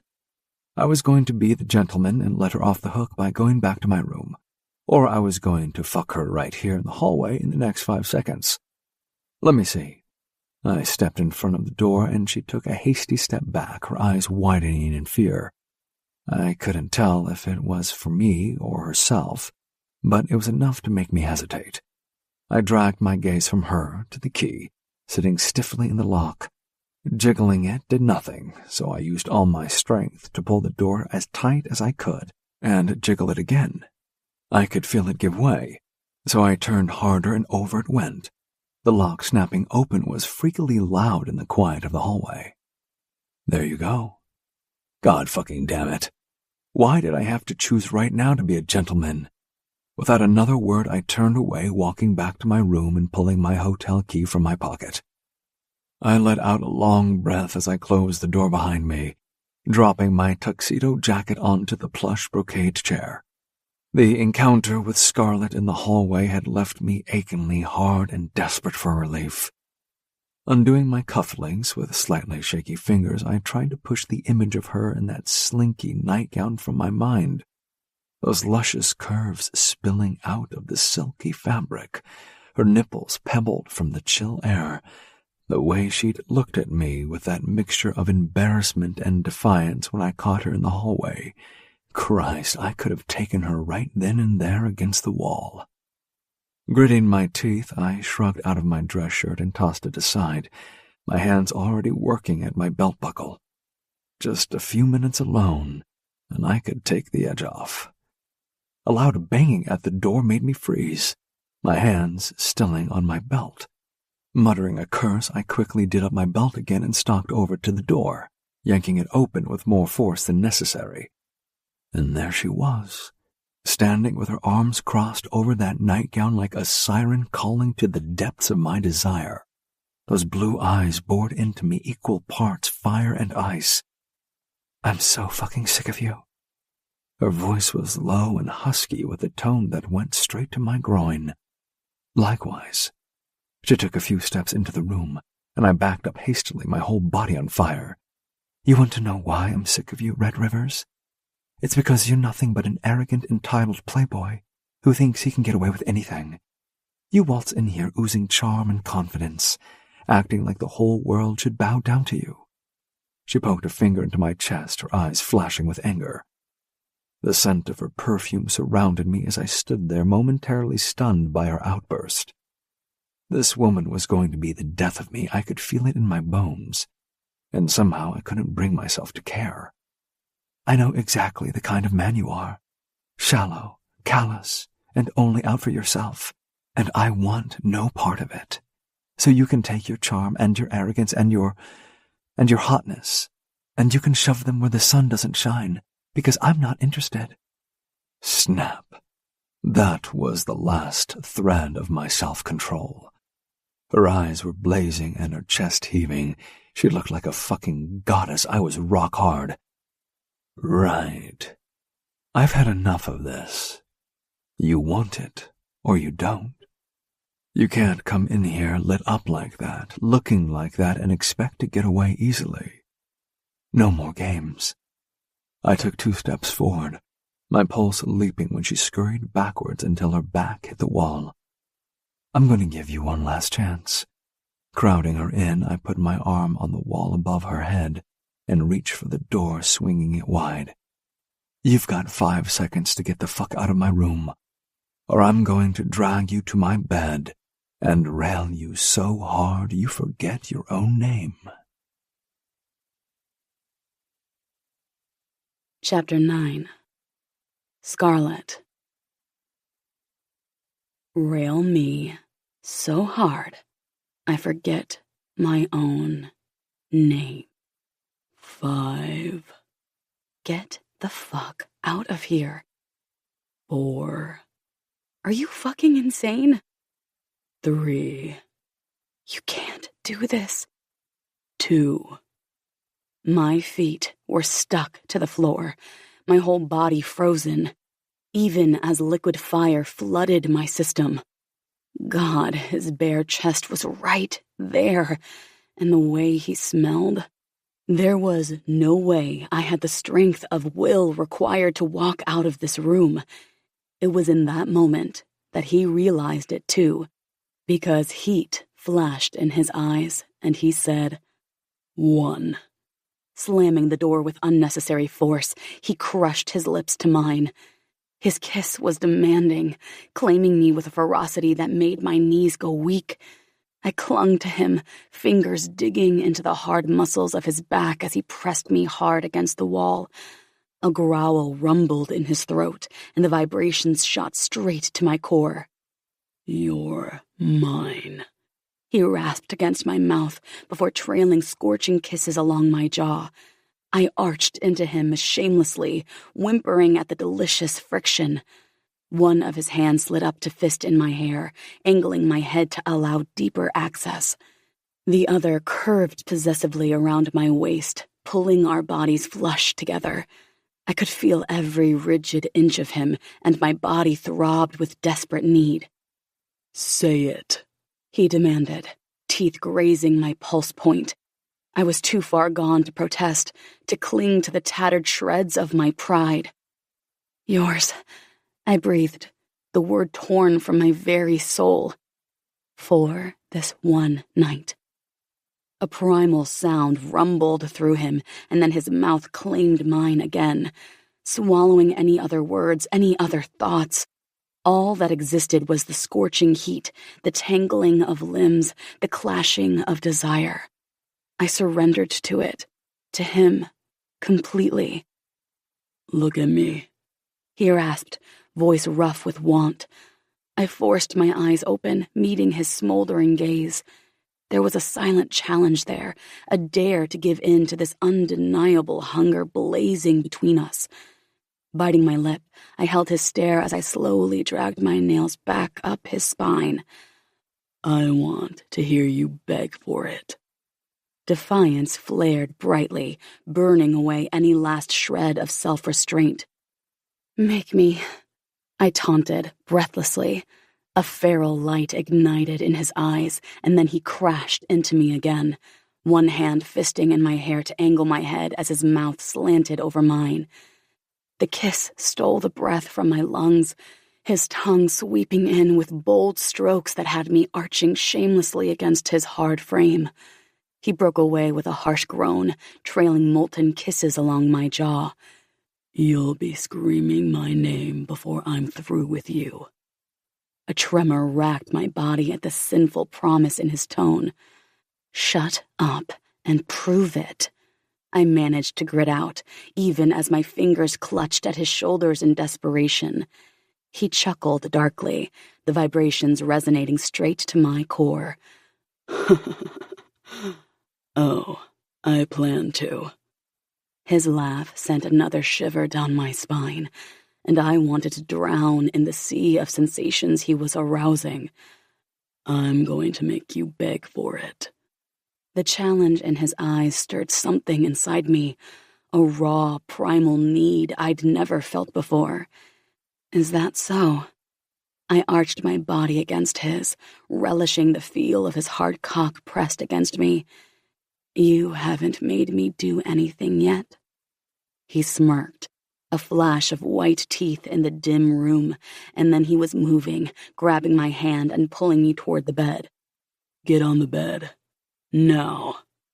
The command in his voice sent a thrill through me, and I did as he said, my heart pounding. Lying back on the pillows, I watched as he kicked off his shoes, devouring the sight of his broad shoulders and powerful build. When he approached the bed, he took a moment to just look at me, his gaze roaming over my body, drinking me in. My skin flushed hot under his intense gaze, and a shiver of anticipation rippled through me. Then he joined me on the bed, a predator closing in on his prey. My breathing hitched as he loomed over me, eyes burning with fierce desire. He reached out, tracing a finger along my collarbone, sliding the strap of my nightgown down until my breast was exposed. "You're so fucking hot." His fingers brushed lightly over the sensitive nipple, and I arched into his touch. Again, with the smirk as he leaned down, his mouth replacing his fingers, tugging gently with his teeth. He knew exactly what he was doing to me. The sensation shot straight to my core, and I hissed out a breath, my hands threading through his hair, holding him to me. His free hand roamed over my body, mapping every curve, every dip and hollow. My skin felt too tight, every nerve ending screaming for release. His hand slid down my body, over my quivering stomach, and lower still, until he reached the hem of my nightgown. With agonizing slowness, he pushed it up, baring my thighs, my hips. "Be a good girl and open your legs, Scarlet." There was no resisting him. His eyes darkened at the sight. "Look at you, so wet already, and we haven't even started." Jesus, are you ever going to stop talking and touch me? I hated that I sounded so needy, but there was nothing I could do about that. I also hated the way he chuckled, knowing how desperate I was. Still, at least he didn't need to be told twice. His fingers trailed along my inner thigh with such agonizing slowness I could have cried. Until finally, he was teasing my clit with feathery strokes that had me squirming beneath him. God, you feel so good. He groaned, his thumb pressing against me and rubbing oh so lightly.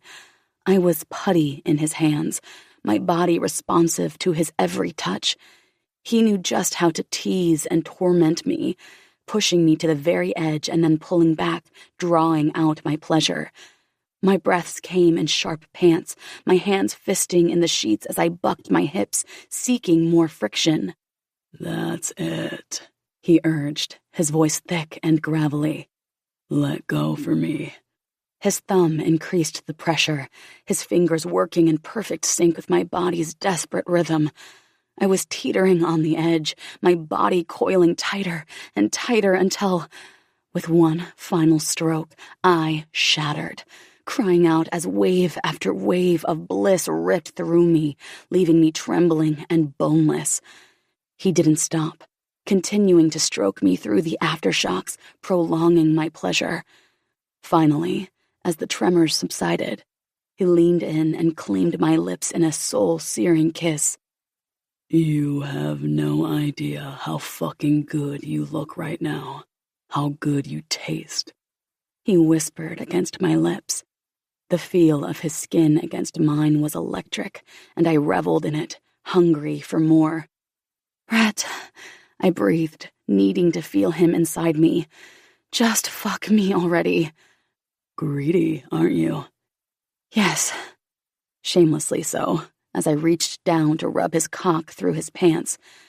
Don't pretend you don't want it just as much. Undoing his belt, I slipped my hand inside and wrapped my fingers around him. Scarlett Ann Wright. Huh? I can still remember my name. Looks like you've got a lot of work to do. With a squeeze of his cock for emphasis and a shaky laugh when he sucked in a breath, I said, Frankly, I'm not sure you're up to the task. In one fluid movement, he shucked his pants off as his mouth crashed down on mine, kissing me into oblivion. He broke away just long enough to grab a pack of condoms from his bag. Then he was back, kneeling between my legs. With his hands on my hips, he pulled me forward and positioned himself at my entrance. My body was quivering, hungry for him, starving, in fact.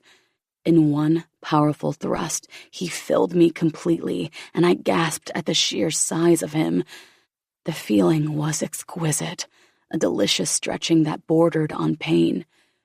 You feel so fucking good, he groaned, lifting my legs so my feet were on his shoulders. Oh, God, he was so deep and so hard I wanted to cry at how perfect it felt. Then he began to move, and each stroke of his cock sent waves of pleasure through me.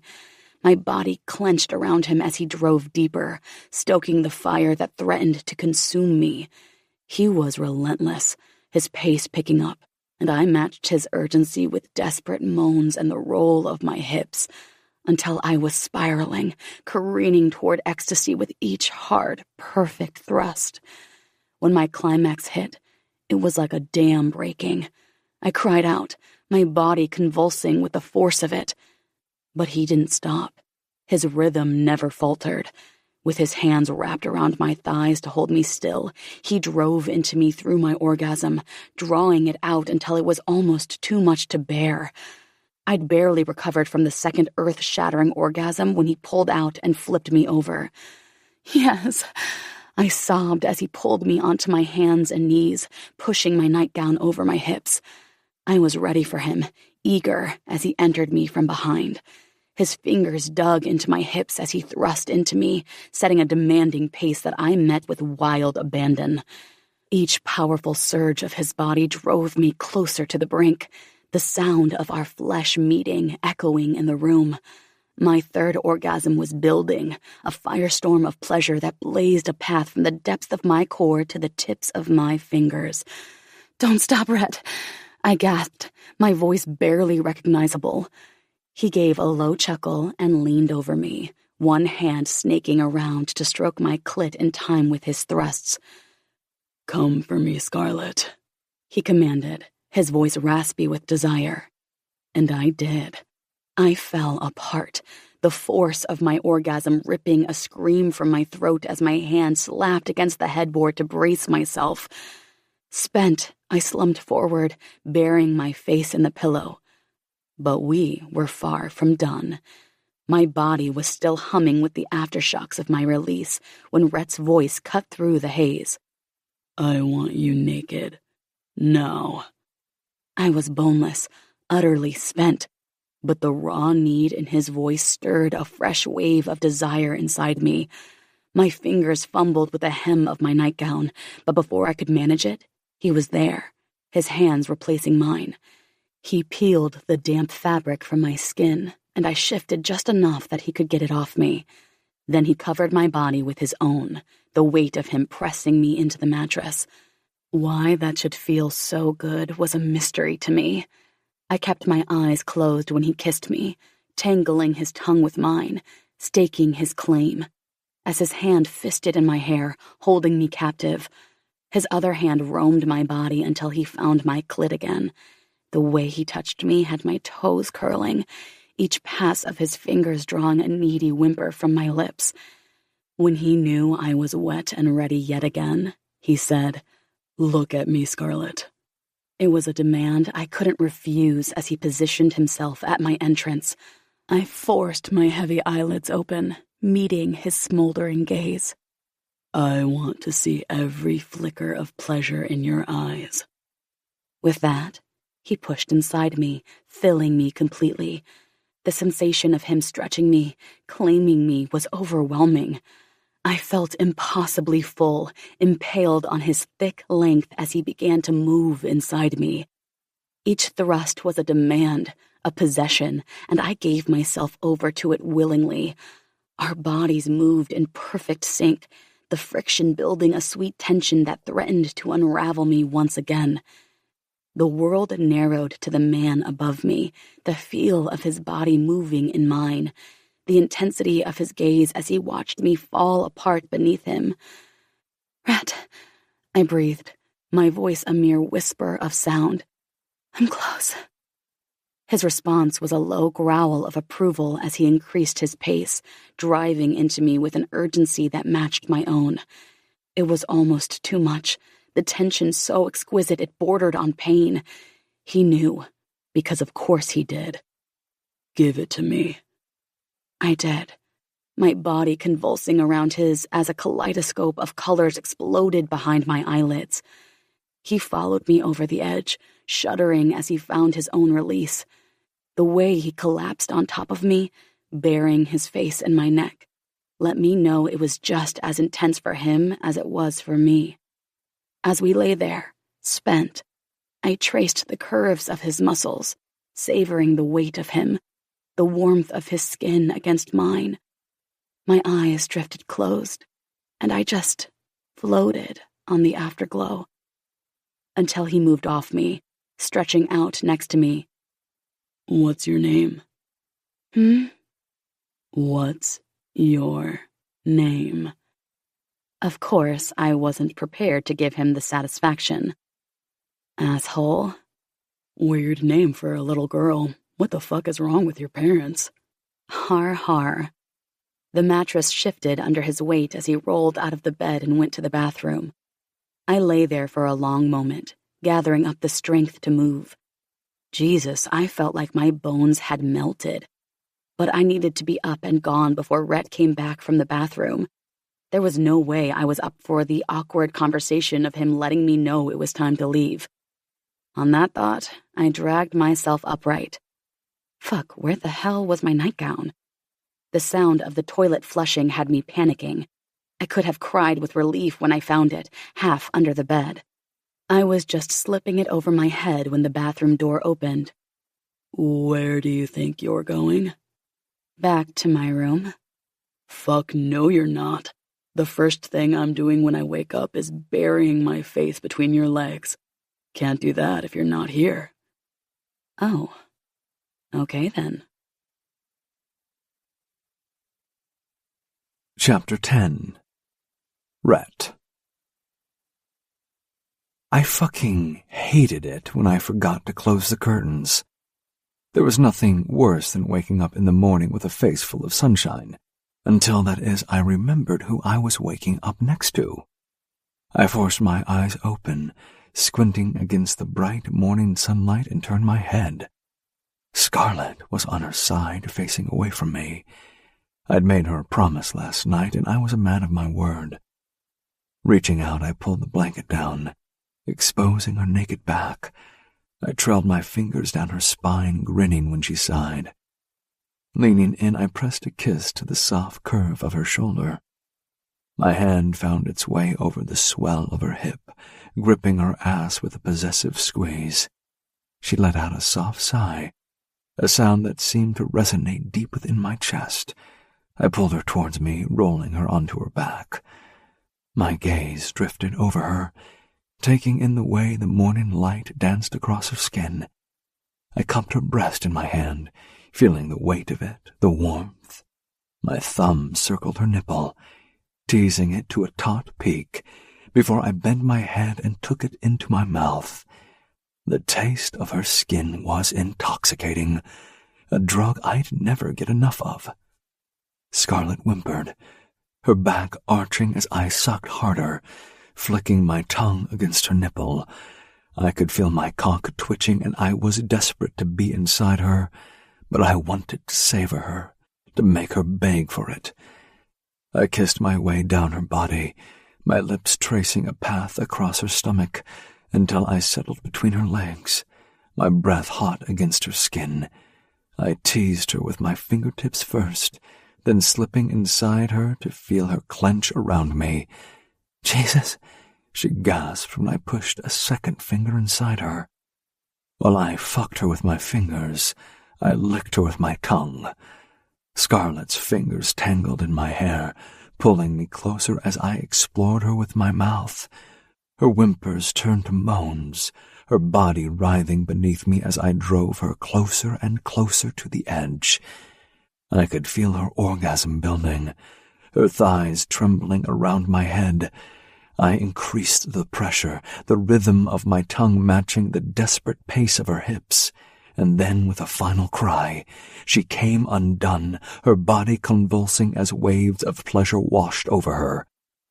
I kissed my way back up her body, my cock aching for release. "Still hate me?" "Yes." She shoved her fingers into my hair, pulling me close so she could kiss me hungrily. The way she wrapped her legs around my waist nearly sent me over. "Condom," I said against her lips. It was like she didn't want to let me go, but I pulled away just quick enough to take care of business. The sun had turned the room into a sauna, and I was more than ready to make things even hotter. Covering Scarlett's body with my own, kissing her deeply, sliding my hands under her, I rolled onto my back, pulling her with me so she was straddling me. Fuck, I could drown in those eyes, all smoky and dark with desire.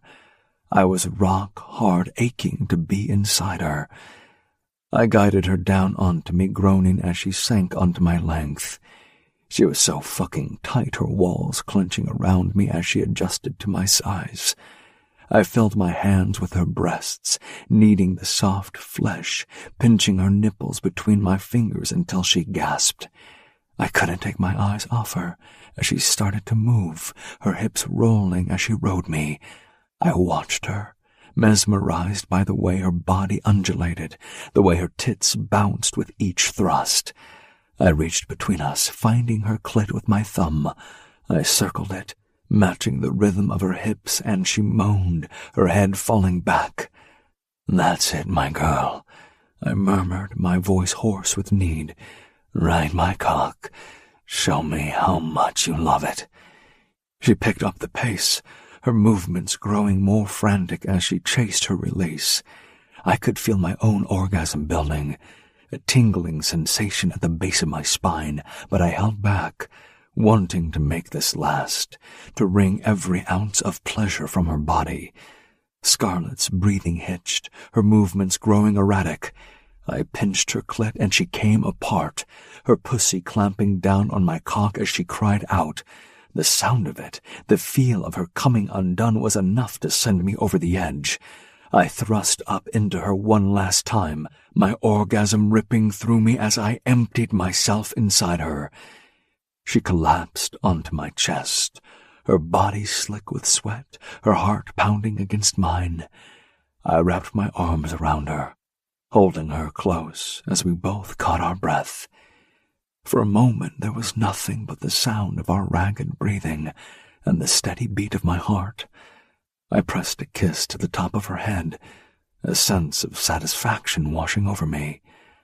"I hate you," she whispered, her voice muffled against my chest. I chuckled, my fingers tracing lazy circles on her back. "I know."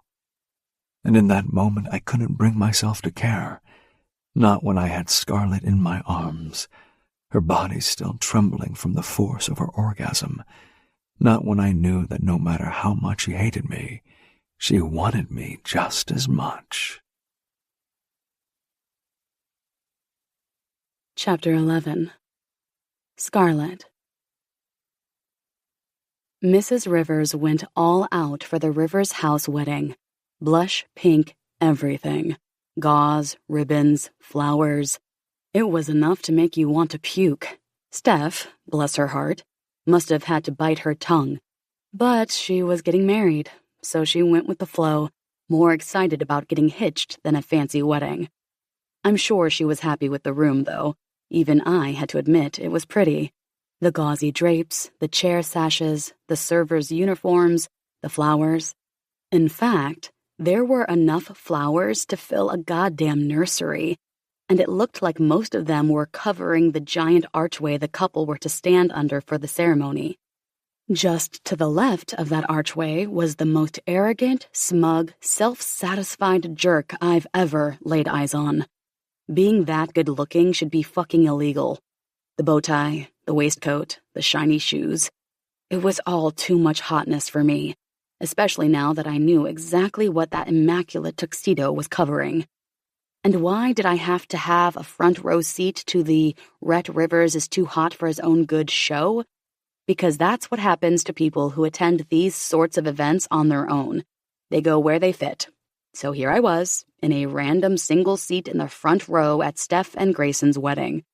Although Steph's sister-in-law, Lucy, was sitting next to me with her little baby, so it wasn't all bad. At least I had someone I knew. That didn't stop Rhett from being a giant pain in my ass, though, loving every second of me being his captive audience as he stood next to his brother on the biggest day of his life. You know what? Someone should teach him a lesson. The music swelled, letting everyone know that the bride was about to make her entrance. We all rose to our feet, and just before I turned to look down the aisle to the big double doors of the ballroom, Rhett winked at me. The audacity, honestly. Like I said, someone should teach him a lesson. I squared my shoulders as a glimmer of an idea skirted the edges of my mind, and a small smile formed on my lips, because that someone was going to be me. The big double doors swung open, and my breath caught in my throat. The first bridesmaid, Miriam, glided down the aisle, a vision in, what else, blush pink. Esme followed close behind, then came little Sophie, Steph's niece, tottering along as she tossed rose petals all over the pink runner. When Steph appeared on her brother's arm, I couldn't hold back my smile. Her dress was pure elegance, fitted lace that hugged her curves before flaring out into a glorious mermaid skirt. But leave it to Steph to put her own spin on tradition. Peeking out from beneath the lace were a pair of badass Doc Marten boots covered in a girly floral pattern. I loved every minute of this for her. She'd been through so much to get here, and the way Grayson couldn't take his eyes off her as she walked towards him had a lump forming in my throat. Until I glanced at Rhett, of course.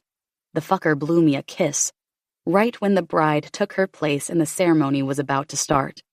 A few people glanced my way and, thinking quickly, I looked over my shoulder, pretending I thought the kiss was for someone behind me. When all attention was back on the bride and groom, I took the chance to flip him the bird very discreetly. I could hear his low laugh, but clearly so could Wolf because he bumped him with his shoulder. Rhett straightened his shoulders and put a mock-serious expression on his face, turning away from me to focus on the ceremony. I rolled my eyes, but the corners of my mouth twitched with amusement. Someone really needed to take that cocky groomsman down a peg or two. And just like that, the idea that had been simmering came into full focus. Oh, this was going to be fun. The officiant began the traditional vows, and the way Steph was jiggling with excitement, I wasn't sure she'd be able to get through it without bursting. I loved that for her. My gaze shifted to Grayson, and my heart squeezed a little, surprising me. The smile on his face was one of pure adoration as he gazed at his beautiful bride. I felt a pang of envy. Would I ever find someone who looked at me like that? With so much unconditional love and devotion? I pushed the thought away as quickly as it emerged. Ridiculous. As if I wasn't perfectly happy with my life. I guess weddings brought out the mushy in me. As the officiant pronounced, "You may kiss the bride," I felt a flutter of excitement in my chest. Steph, radiant in her unconventional elegance, threw her arms around Grayson's neck with so much joy that it made my heart ache a little. When they finally pulled apart, breathless and smiling, Grayson dropped his forehead to Steph's, then whispered, "I love you so much." My breath hitched, and for a fleeting moment, I allowed myself to imagine what it would be like to be on the receiving end of that. To know, without a shadow of a doubt, that you were loved beyond measure.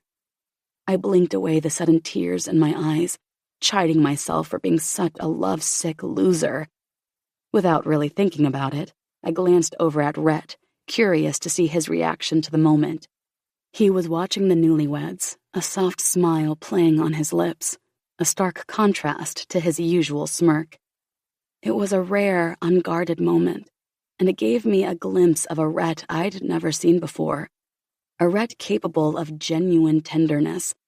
I almost snorted as I thought, if that wasn't a total crock of shit, I didn't know what was. As if to prove my point, he caught me looking and, ever so discreetly, adjusted himself. Hey, do you mind taking the baby for me for a few minutes? I really need to pee, and Dante needs to look after Sophie. Oh, Jesus, no. But Lucy was already handing the sleeping baby to me, and she did look pretty desperate, so I said, "Oh, sure." She was gone before I'd finished the sentence with an, "I'll be right back," thrown over her shoulder. Okay, this was a bit freaky. I hadn't had much experience with babies, but this was weird and uncomfortable. Get a grip, it's only for a few minutes.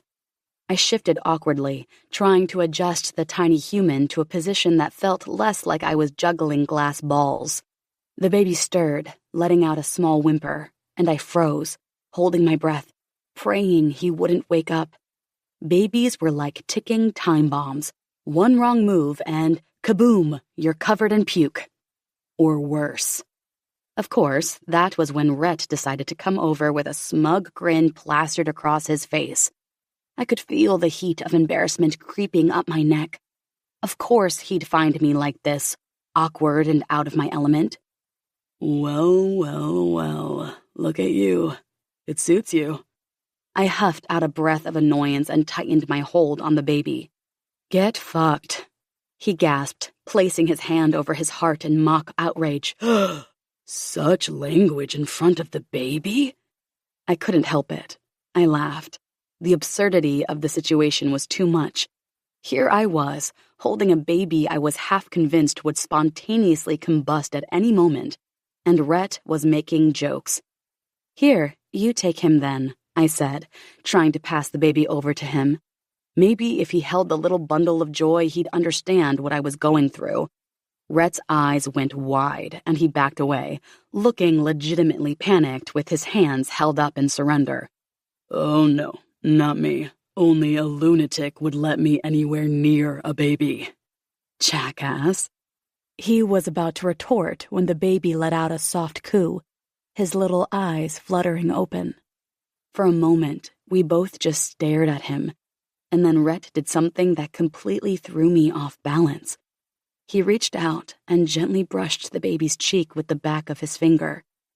It was so unexpected, so at odds with the Rhett I thought I knew, that I couldn't think of a single snarky comment to make. Rhett caught my eye and grinned, his usual cocky demeanor firmly back in place. Babies are fucking weird. I laughed and shook my head. You're impossible. Impossible to resist, maybe. The photographer called for the wedding party to step out to the garden for official photos, which was Rhett's cue, which left me with a little baby and a weird fluttering feeling in my chest. Chapter 12. Rhett. All the boring wedding stuff was over. The photos, the speeches, having to talk to all the boring people. Now the party had started, and it was time to have some fun, which of course meant hunting Scarlett down and seeing how long it would take me to get those blue eyes flashing.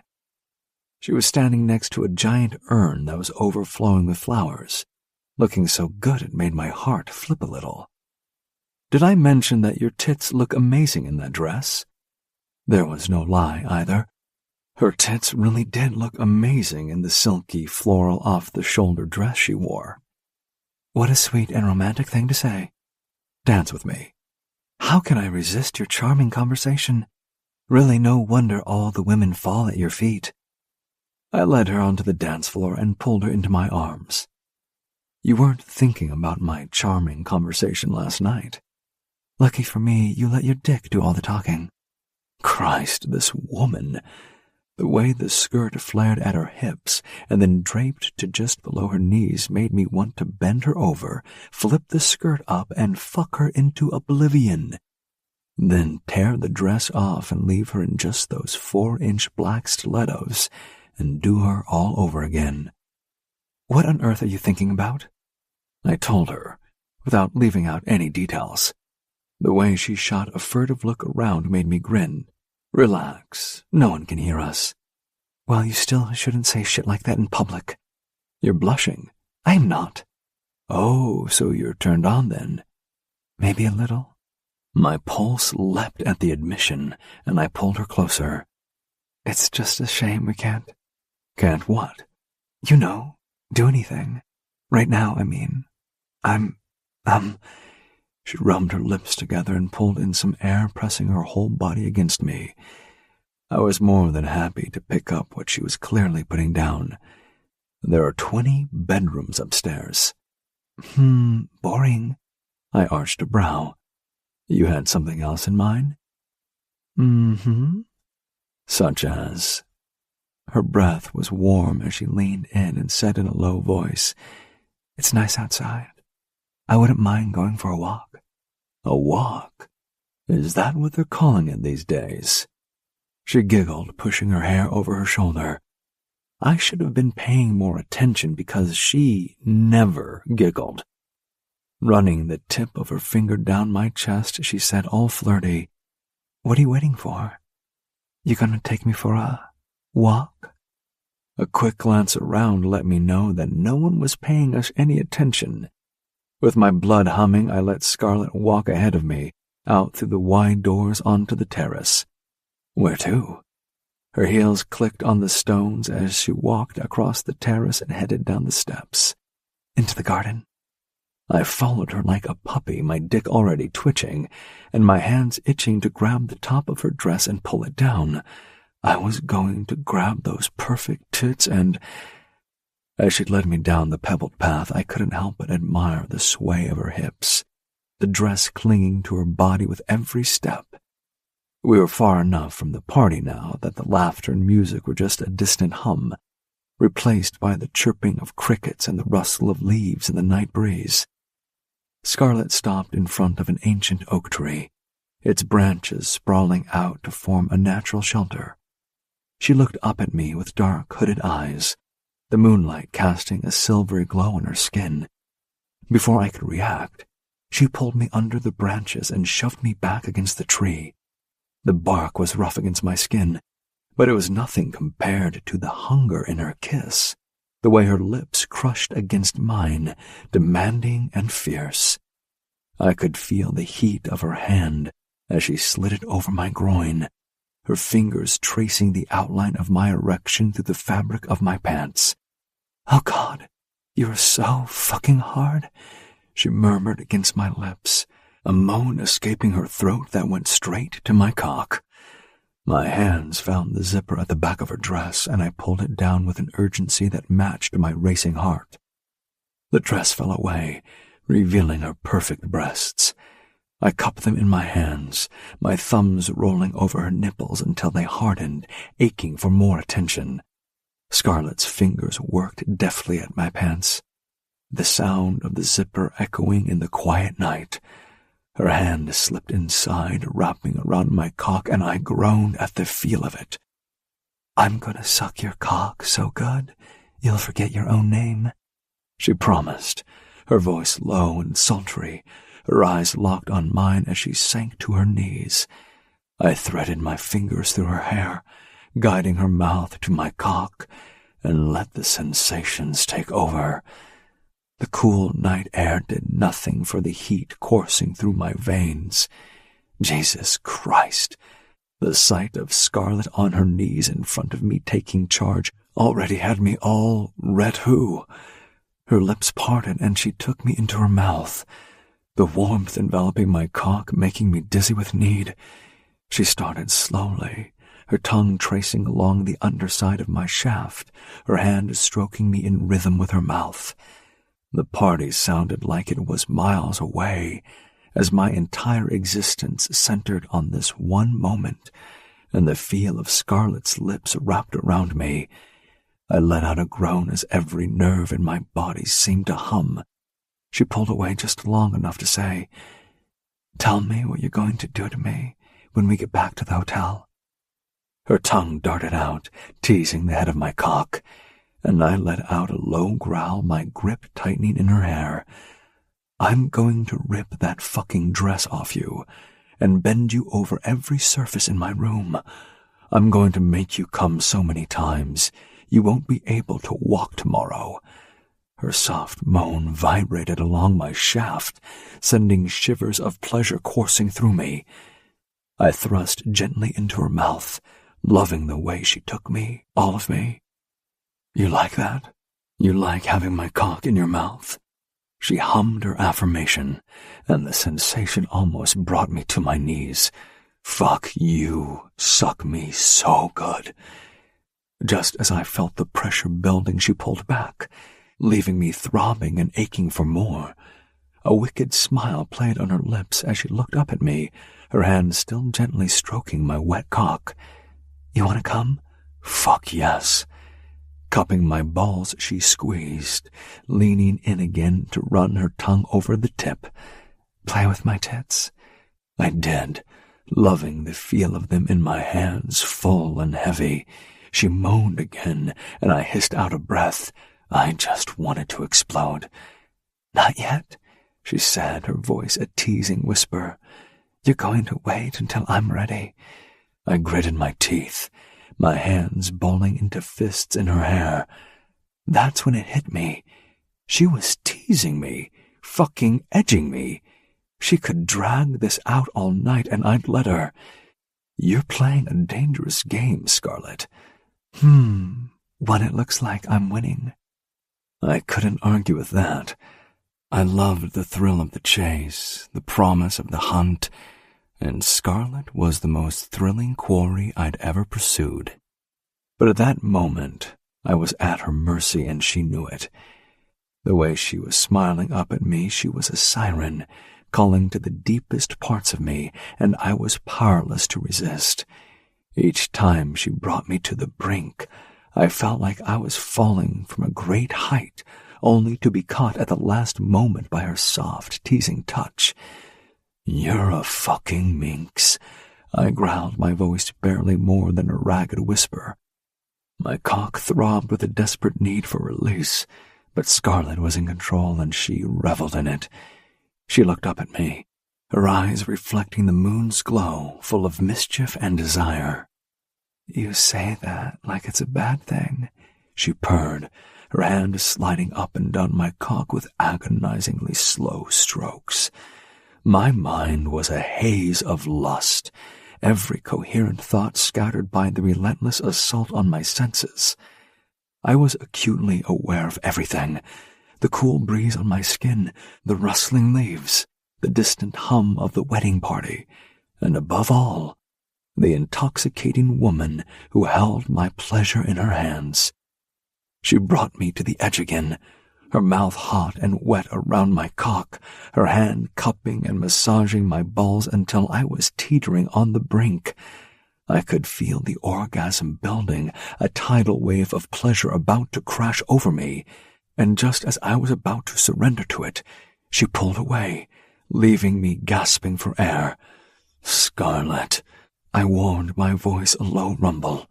My hands fisted in her hair, but there was no force behind it. I was at her mercy, and we both knew it. Her laughter was light and airy, a stark contrast to the heavy desire that hung between us.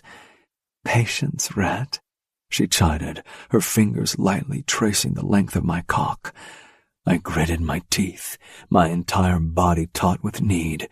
She edged me again and again, each time pushing me closer to the precipice, only to withdraw at the last possible second. My hips bucked involuntarily, seeking the warmth of her mouth, the firm grip of her hand. "You're going to be the death of me," I muttered, my voice hoarse with desire. She hummed in response, the vibration sending shock waves of pleasure through me. I could feel the sweat beading on my forehead, the desperate animalistic need to claim her, to bury myself inside her and never let go.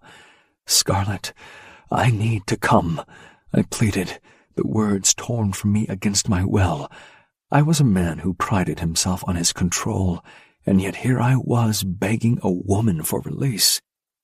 Her eyes locked onto mine, and there was a moment of perfect, torturous stillness. Then, with a wicked gleam in her eye, she took me into her mouth once more, her hand and mouth working in tandem to push me over the edge. This time she didn't stop, and the orgasm hit me like a tidal wave. I exploded in her mouth, the intense pleasure ripping through me as she swallowed every last drop. I slumped against the tree, my breath coming in ragged gasps, my heart pounding. Scarlet rose to her feet, her dress pooled at her waist, her lips swollen and glistening in the moonlight. "If I had any energy left, I'd make you pay for that." It was a goddamn miracle that I could even form a coherent thought. "But you don't, so—" I knew exactly what she wanted. "You win. Damn straight I do." She straightened the dress, and I let out a little sigh as she put those perfect tits away and turned her back to me. "Zip me up."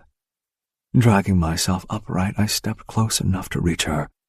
The way she shivered when I trailed my fingers up her arms and across her shoulders before reaching for the zip made me smile wickedly. The night was young, after all.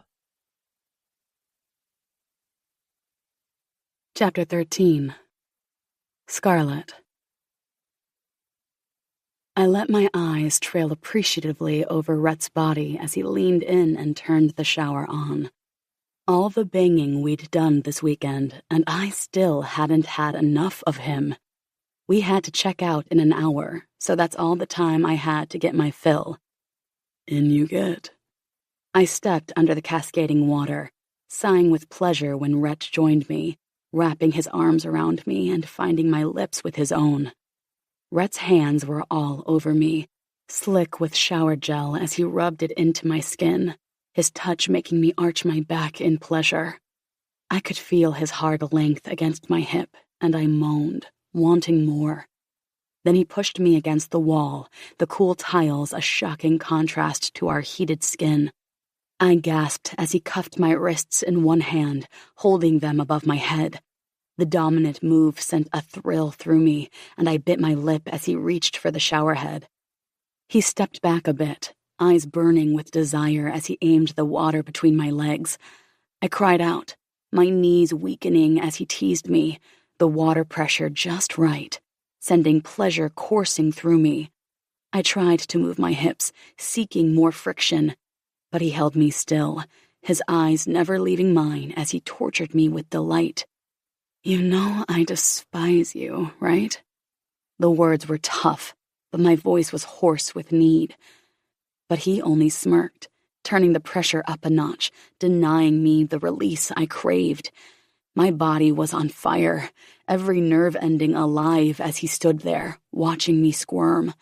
It was torment, but I loved it. I wanted to come so badly, and he knew it. Payback's a bitch, but Jesus, did it feel good? Yes, it did. Until I couldn't take it anymore. Stop teasing me, I demanded, my voice husky and desperate. I struggled against his hold, but it only made him smirk wider. No fucking way, he murmured, his breath hot against my ear. His fingers joined the water, slipping inside me, matching the rhythm of the shower's pulse. I cried out, my body tense as he filled me, the sensation overwhelming.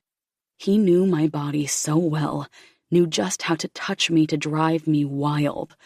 I tried to push back against his hand, seeking more contact, needing to be filled further.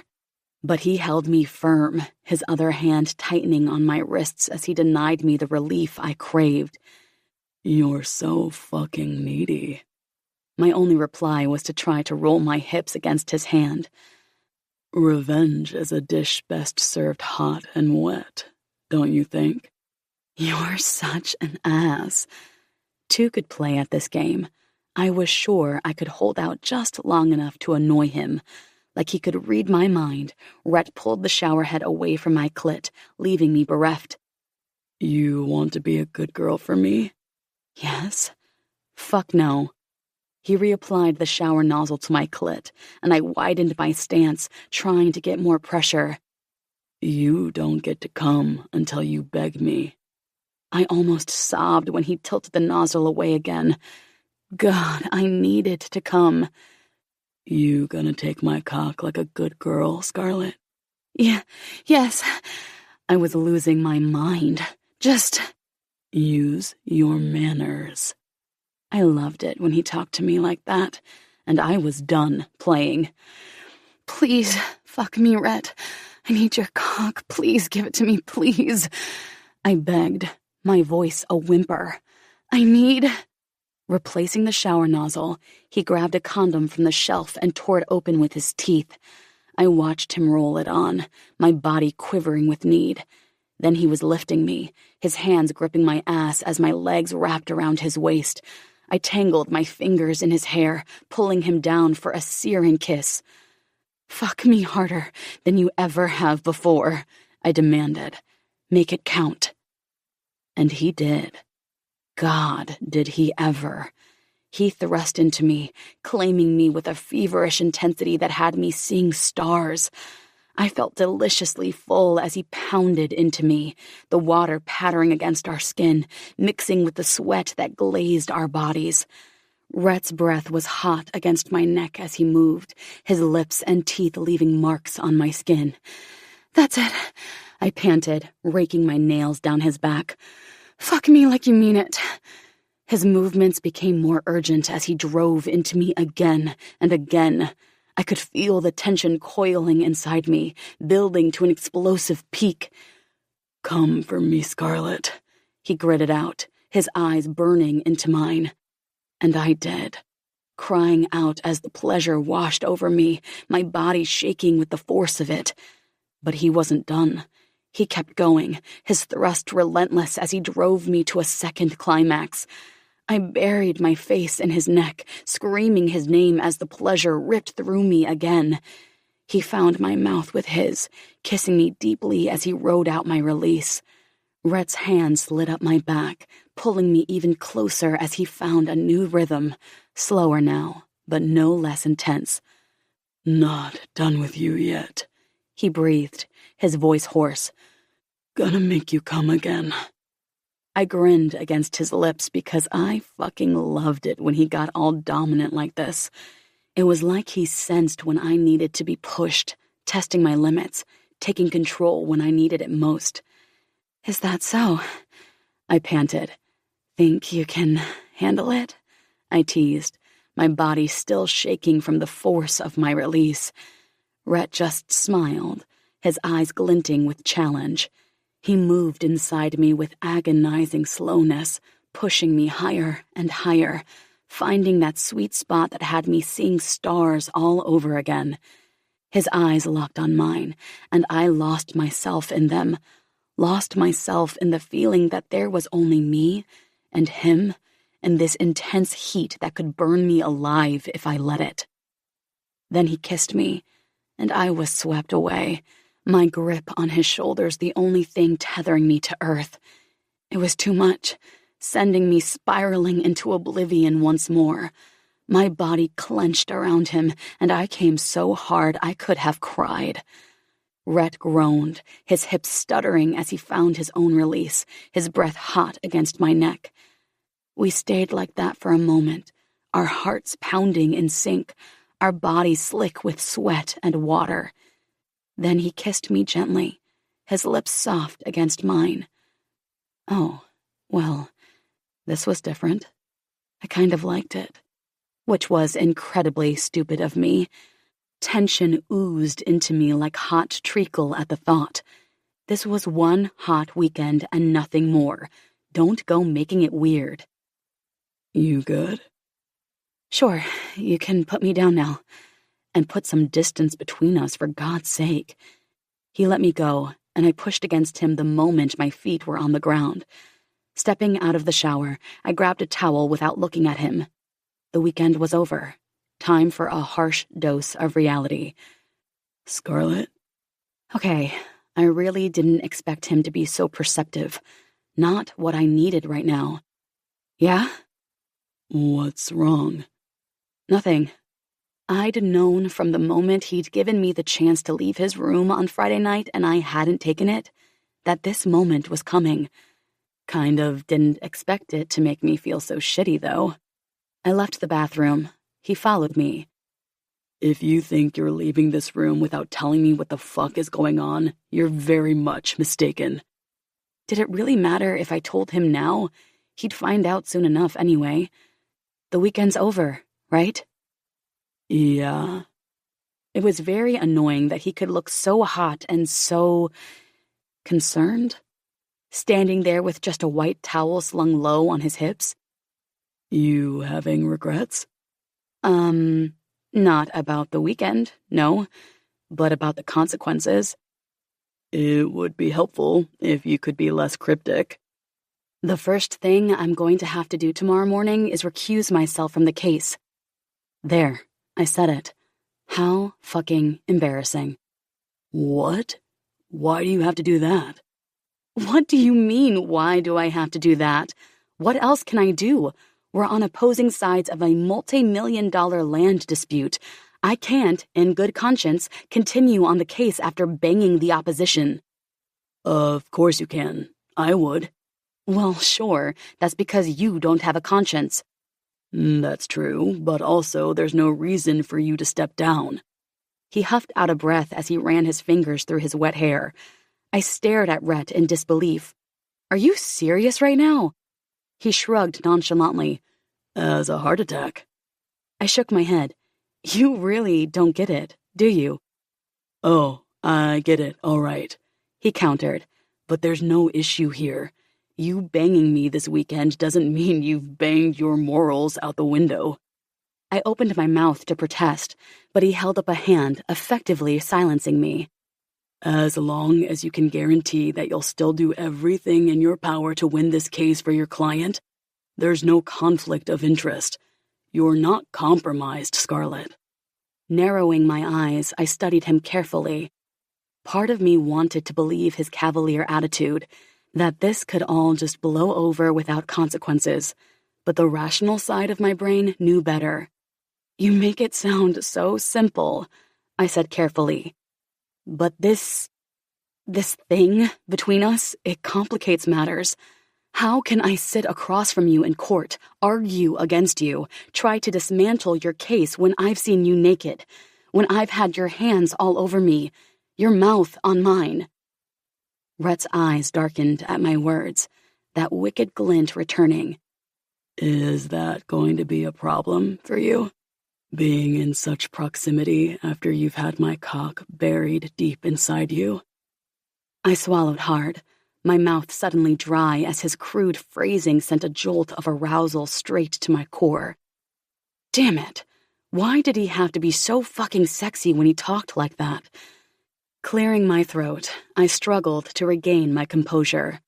You're impossible, you know that? I'm also right. He stepped closer until his body was just inches from mine, the heat rolling off him in waves. We can be professional, Scarlett. I have no doubt about that. His eyes burned into mine with such intensity, such confidence, that I couldn't help but be swayed. Maybe he was right. Maybe I was overreacting. So, you're saying, even after this weekend, even after everything we've done... I trailed off, my cheeks flushing at the implication. Rhett's gaze drifted down to my lips, and he licked his own slowly. I'm saying, I'll see you in court, counselor, and may the best team win. The challenge was unmistakable in his tone. Part of me was still worried about the ethics of it all. But another part, a much more primal part, couldn't wait to go head-to-head with Rhett again. This time, with our clothes on. Chapter 14. Scarlett. Of course, when you're living in Rhettlandia, everything's easy, simple, totally uncomplicated. Not so in Scarlet Town, sadly for me, which was why I had to take Cassidy out to lunch at the diner, away from the buzz of the office, and make a full confession. Fuck. I slid into the booth across from Cassidy, the vinyl upholstery sticking to the back of my legs. The diner was bustling, the noise of clinking silverware and muffled conversations, but it felt like we were in a bubble, just the two of us and the weight of my shameful secret. I grabbed the menu, not because I needed it, the burger and fries were practically calling my name, but because it gave me something to do, a way to avoid Cassidy's gaze. I could tell she was desperately curious, and I was being a fucking oddball, but I couldn't seem to get a grip on myself. Braden, the guy that owned the diner, came over with a bottle of water and 2 glasses filled with ice. "What'll it be, ladies?" I mumbled my usual order, not trusting my voice, and Cassidy opted for a Caesar salad. As Braden walked away, I found myself staring out the window, my gaze unfocused on the cars passing by. Get on with it. Turning back, I still couldn't bring myself to look at Cassidy, so I traced the condensation on my glass with a fingertip, giving the action way more focus than necessary. I guess Cassidy had had enough of my weirdness, because she cleared her throat, breaking the silence. Okay, the suspense is killing me. Spill. I took a deep breath, my heart pounding like a drum in my chest. Do it. Now. I've done something really bad. I see. Yeah, like, really, really bad. Okay, I'm starting to freak out a little, so you're gonna have to hurry up and get to the point. You know how I went to Steph and Grayson's wedding on the weekend? Yeah. And, Rhett was there. He was a groomsman. His suit was really good, like such a good fit, and the waistcoat was really good. Jesus fuck, I was losing my mind. Cassidy obviously agreed, since she was staring at me with a slight frown and a confused look in her eyes. Get it over with already. I slept with him. On the weekend. More than once, like a lot. Actually, can't even say it was a one-time thing, and I just got carried away. The silence that followed was deafening. I braced myself for the fallout, the recriminations that I knew I deserved. God, this was beyond awkward. But then Cassidy's lips curled into a smile. Hugh and Rhett Rivers. I cannot be hearing this right. I watched Cassidy's face, searching for any signs of judgment, but all I found was a look of pure astonishment, with a side order of amusement. I let out a nervous chuckle. Trust me, it surprised me too. The words tumbled out before I could stop them. So, how exactly did this happen? Oh, geez, I wasn't expecting her to ask for details. Well, we were staying at the same hotel, and I got locked out of my room. Just the memory had me squirming in the seat and squeezing my thighs together.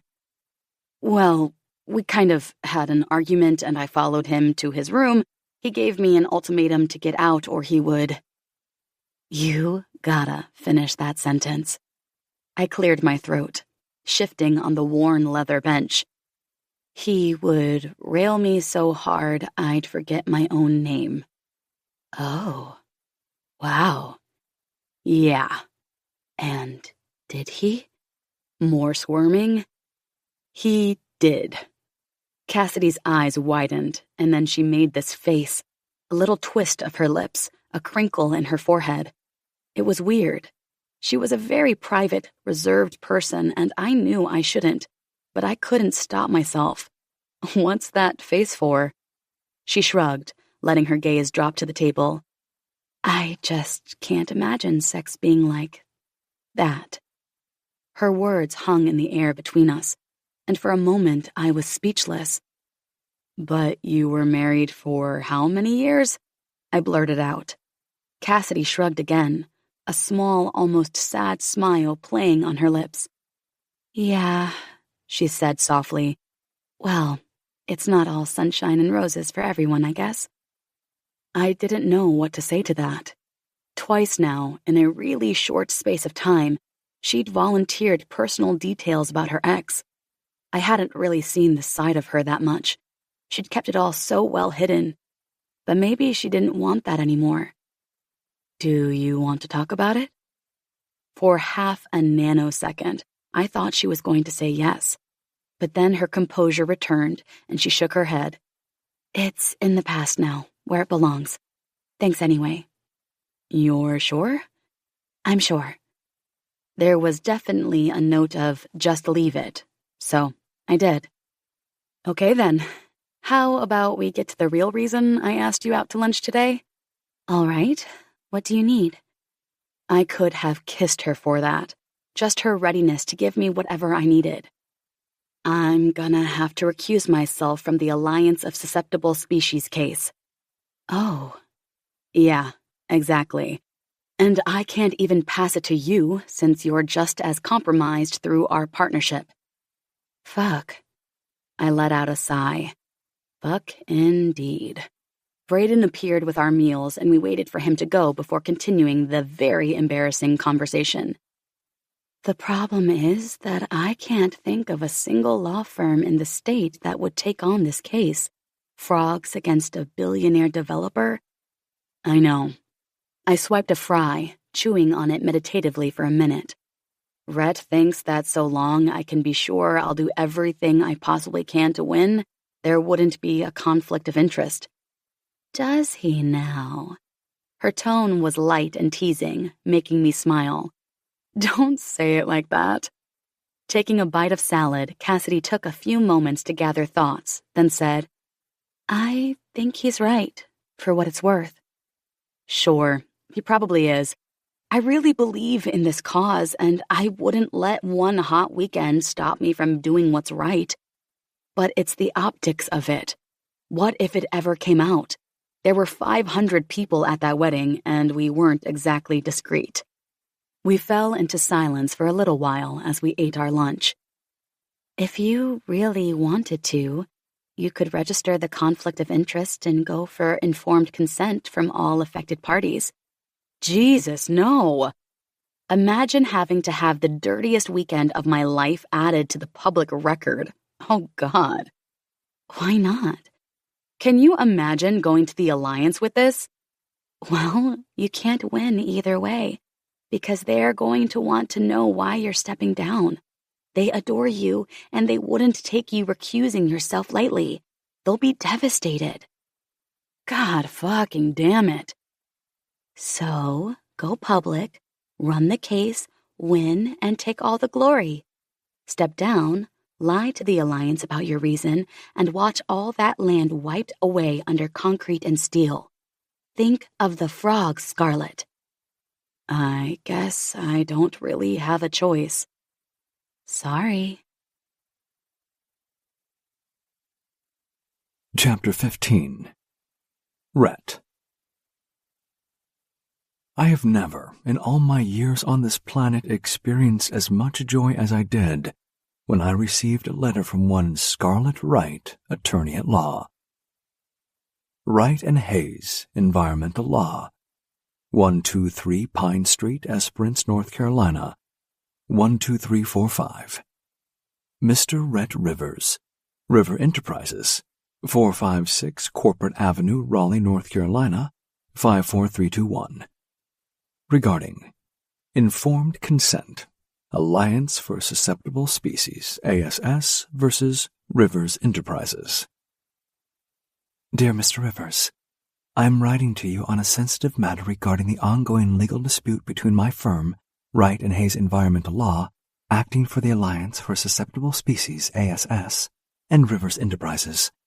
As you are aware, our firms have been engaged in a dispute over the proposed development on the Henderson property. This letter is to formally disclose that this past weekend, you and I engaged in an intimate personal relationship while attending the wedding of your brother, Mr. Grayson Rivers, and his wife, Mrs. Stefania Rivers.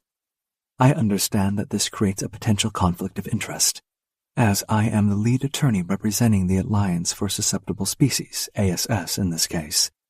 However, after careful consideration and consultation with my partner, Miss Cassidy Hayes, we believe there may be a path forward that would allow me to continue handling this matter. Specifically, I am requesting your written consent to remain as counsel for the Alliance, despite our personal involvement. This would be in accordance with the legal doctrine of informed consent, whereby all parties acknowledge the potential conflict and agree that I may continue to zealously represent my client's interests. If you are agreeable to providing such consent, I would ask that you please respond to this letter confirming the following. 1.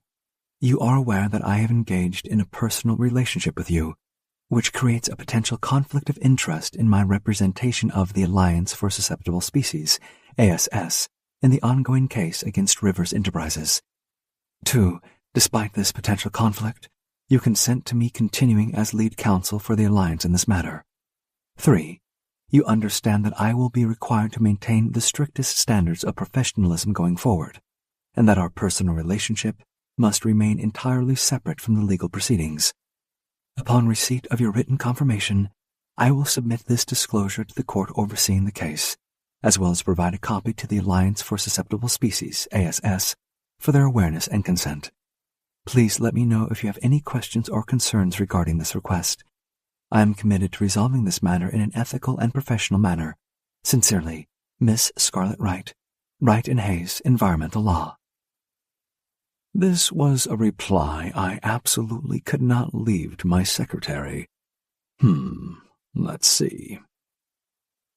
Rivers Enterprises, 456 Corporate Avenue, Raleigh, North Carolina, 54321. Miss Scarlett Wright, Wright and Hayes Environmental Law, 123 Pine Street, Esperance, North Carolina, 12345.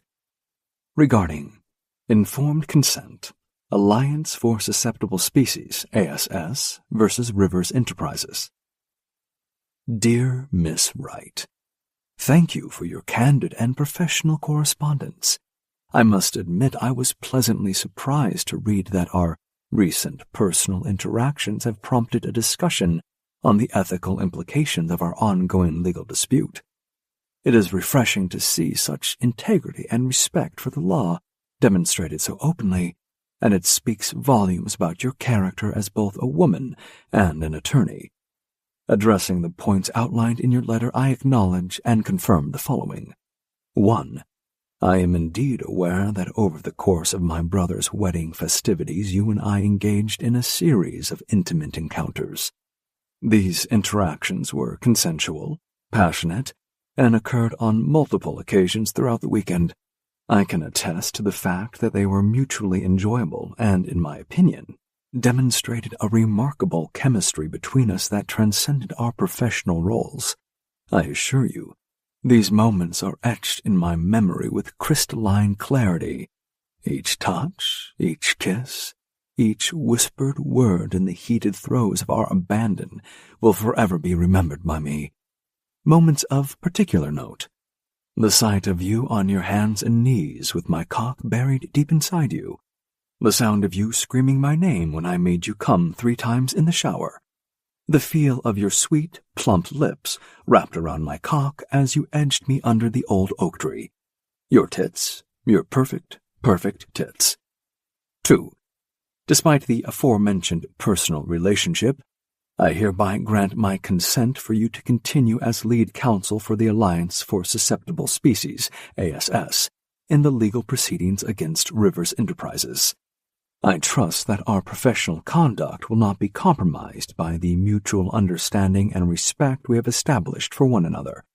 I am confident in our ability to maintain the necessary boundaries between our personal lives and our professional responsibilities. 3. I fully understand and agree that our personal relationship, though vivid and memorable, must be kept entirely separate from the legal case at hand. I anticipate that we will both uphold the highest standards of professionalism, and that our interactions in court will reflect nothing but a fierce determination to advocate zealously for a just outcome. I would like to take this opportunity to express my appreciation for the manner in which you've handled this situation. It is my hope that we can continue to engage with one another in a courteous and respectful manner, even as we find ourselves on opposing sides of this legal battle. I have no doubt that we will both rise to the occasion and meet the challenges ahead with honor and integrity. Please consider this letter as my formal written consent for you to continue representing the Alliance for Susceptible Species, ASS, in the matter of ASS versus Rivers Enterprises. I look forward to our next encounter in the courtroom, where I trust we'll both demonstrate the utmost dedication to the principles of justice and fair play. I will also do my best not to think about your amazing tits and ask that you refrain from thinking about my impeccable cock. Wishing you all the best in your continued legal endeavors. Mr. Rhett Rivers, Rivers Enterprises. Now we wait. 3 days later, it went better than I ever could have imagined. Always right. You are a monumental jackass. Me. What? Why? Always right. You know exactly why. Me. I thought you'd be pleased. Always right. Fucking hell, Rhett. My perfect tits? Me. They really are amazing. Always right. In a court filing, on the public record. Me. Everywhere. Always right. You need to fix it. I can't do this. It's not funny. Me. It's a bit funny. You can't admit it. 3 dots appeared, then disappeared, then reappeared. Always right. All right. It's a bit funny. There's my girl. Always right. But only if you fix it. Me. How did the assholes take it? They can't have been happy with the news that you're sleeping with the enemy. Always right. It was awkward as fuck, and Marissa was very disapproving. Me. Let me guess. Marissa is the tall, pale woman that always looks like she can smell her own farts. Always right. You're the devil. Me. I'm right then. Always right. Yes, you're right. I swear I could hear her sigh from here. Me. So she wants you off the case? Always right. She kind of did, but the others talked her around. I hit send on the correct email I'd drafted at the same time I'd written the prank one. Me, check your inbox. Always right. Thank you, you psychopath. I'll file for my end this afternoon. Me, I'll have Bob do the same. Always right. See you in court. Chapter 16. Scarlet. Oh, fuck. Oh, fuck. Oh, fuck. No, no, no. I was trembling. My legs felt weak, and I couldn't catch my breath. 2 blue lines. 2 blue fucking lines. The weight of those 2 little lines was like a leaden cloak pressing down on me as I gulped in air, trying to steady my shaking hands. I stared at my reflection in the mirror, my eyes wide with a mix of shock and rising panic. I couldn't be. But there it was, stark and undeniable. Pregnant. Jesus fucking Christ. Don't freak out. Just don't freak out. Get out of the bathroom, finish getting ready, go to work, just like a normal day. It was all I could do, so that's what I did. I forced myself into action, my hands shaking as I shoved the second pregnancy test into my pocket.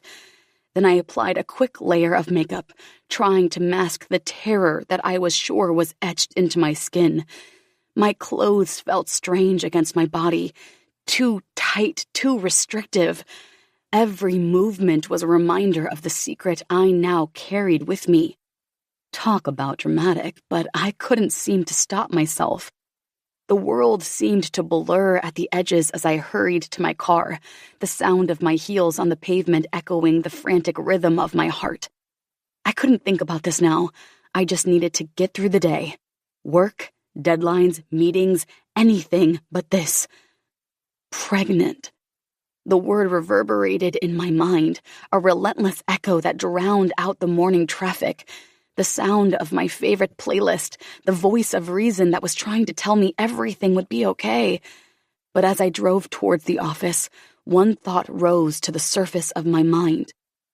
My life was about to change forever. I burst through the office doors with forced enthusiasm. "Good morning, Alice," I chirped with an exaggerated brightness that made the receptionist jump. Alice's head snapped up, her eyes wide behind her glasses. "Oh, good morning, Scarlet," she replied, frowning slightly, like she didn't quite know what to make of my forceful greeting. "Me either, Alice." I flashed her a tight smile, hoping it didn't look as strained as it felt. My heart was still pounding from the discovery in my bathroom, the little plastic test burning a hole in my pocket. I had to act normal, like everything was fine, absolutely, perfectly fine. Forcing myself to act casual, I smoothed my skirt and made my way to my office, resisting the urge to gnaw my lip raw. Just another day at the office. Reports, meetings, conference calls, the usual chaos to distract me from the tiny, life-changing bombshell weighing me down. One foot in front of the other. Deep breaths. I could do this. I had to do this. At least for the next 8 hours, I could be Scarlet Wright, top environmental lawyer, and not Scarlet Wright, an unexpectedly pregnant woman trying not to have a meltdown. I closed the door, leaning back against it, squeezing my eyes shut. "You've got this," I muttered under my breath, the mantra feeling more like a desperate plea than a reassurance. "You've totally got this." I did not, in fact, have this. My office felt tiny and airless. I needed to talk to someone. I dragged the door open again, my knuckles white from gripping the handle too tightly. Screw trying to act normal. I needed Cassidy. With quick strides, I crossed the hall to her office, not even bothering to knock before barging inside. Cassidy's head snapped up, her eyebrows raised in surprise. One look at my face and she was on her feet. "What's the matter?" I opened my mouth, but no words came out. How did I even begin to explain? Sucking in a shaky breath, I pulled the positive pregnancy test from my pocket and thrust it towards her with a shaking hand. Cassidy's eyes widened as she stared at it. Oh, shit. She raised her eyes back to my face. Are you sure? I mean, have you taken another one? Nodding mutely, I squeezed my eyes shut as I willed myself not to cry. Get it together, right? There was another one this morning, I managed in a hoarse whisper. Both positive. Cassidy's expression was a mixture of concern and calm reassurance. Exactly what I needed. Hey, breathe, okay? This is huge news, but it'll be all right. I barked out a shaky laugh, raking my fingers through my hair. Will it? Cass, this was not part of the plan. I don't even know what to think, what to do. Plans change, I guess, Cassidy said simply, holding my gaze steadily. And as for what to do? First up, I guess you should make a doctor's appointment and be sure that everything's on the up and up before you let Rhett know. Fuck. Double fuck. Triple fuck. There actually weren't enough fucks for this absolute clusterfuck. Rhett Rivers. Baby daddy. It was too much to think about. Whatever happens, whatever you decide, everything's going to be all right. God, she was so soothing, so calm. Tears pricked at the corners of my eyes, and I blinked rapidly, willing them not to fall. You think? I do. Take a seat. I'm going to make us some tea, then we're going to look around for a good doctor for you. I plonked into the chair. I'm freaking the fuck out. I know it. She rubbed my shoulder as she moved by me. We'll figure this out, okay? One step at a time. Nodding, I let out a long, shuddering breath, the knot in my chest loosening slightly. Cassidy was right. I could do this. Somehow I'd make it work. Thanks, Cass. I don't know what I'd do without you. Chapter 17. Rhett. I'd know that ass anywhere. What it was doing walking up the road half a mile out from Jacksonville was anyone's guess. Those killer heels couldn't be doing her any favors, though. I eased up next to her and lowered the window. Going my way, sweetheart? I raised an eyebrow as Scarlett's head whipped around, her dark hair swinging in that effortless way that drove me crazy.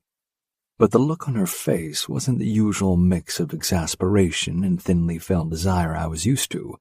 She looked flustered, panicked even.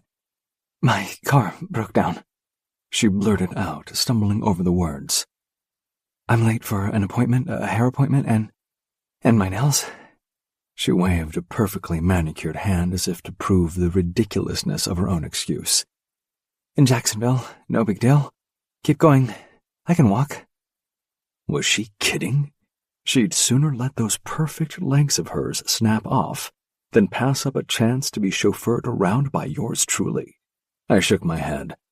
Don't be fucking ridiculous. Get in the car. Her eyes narrowed, but I could see the flush creeping up her neck.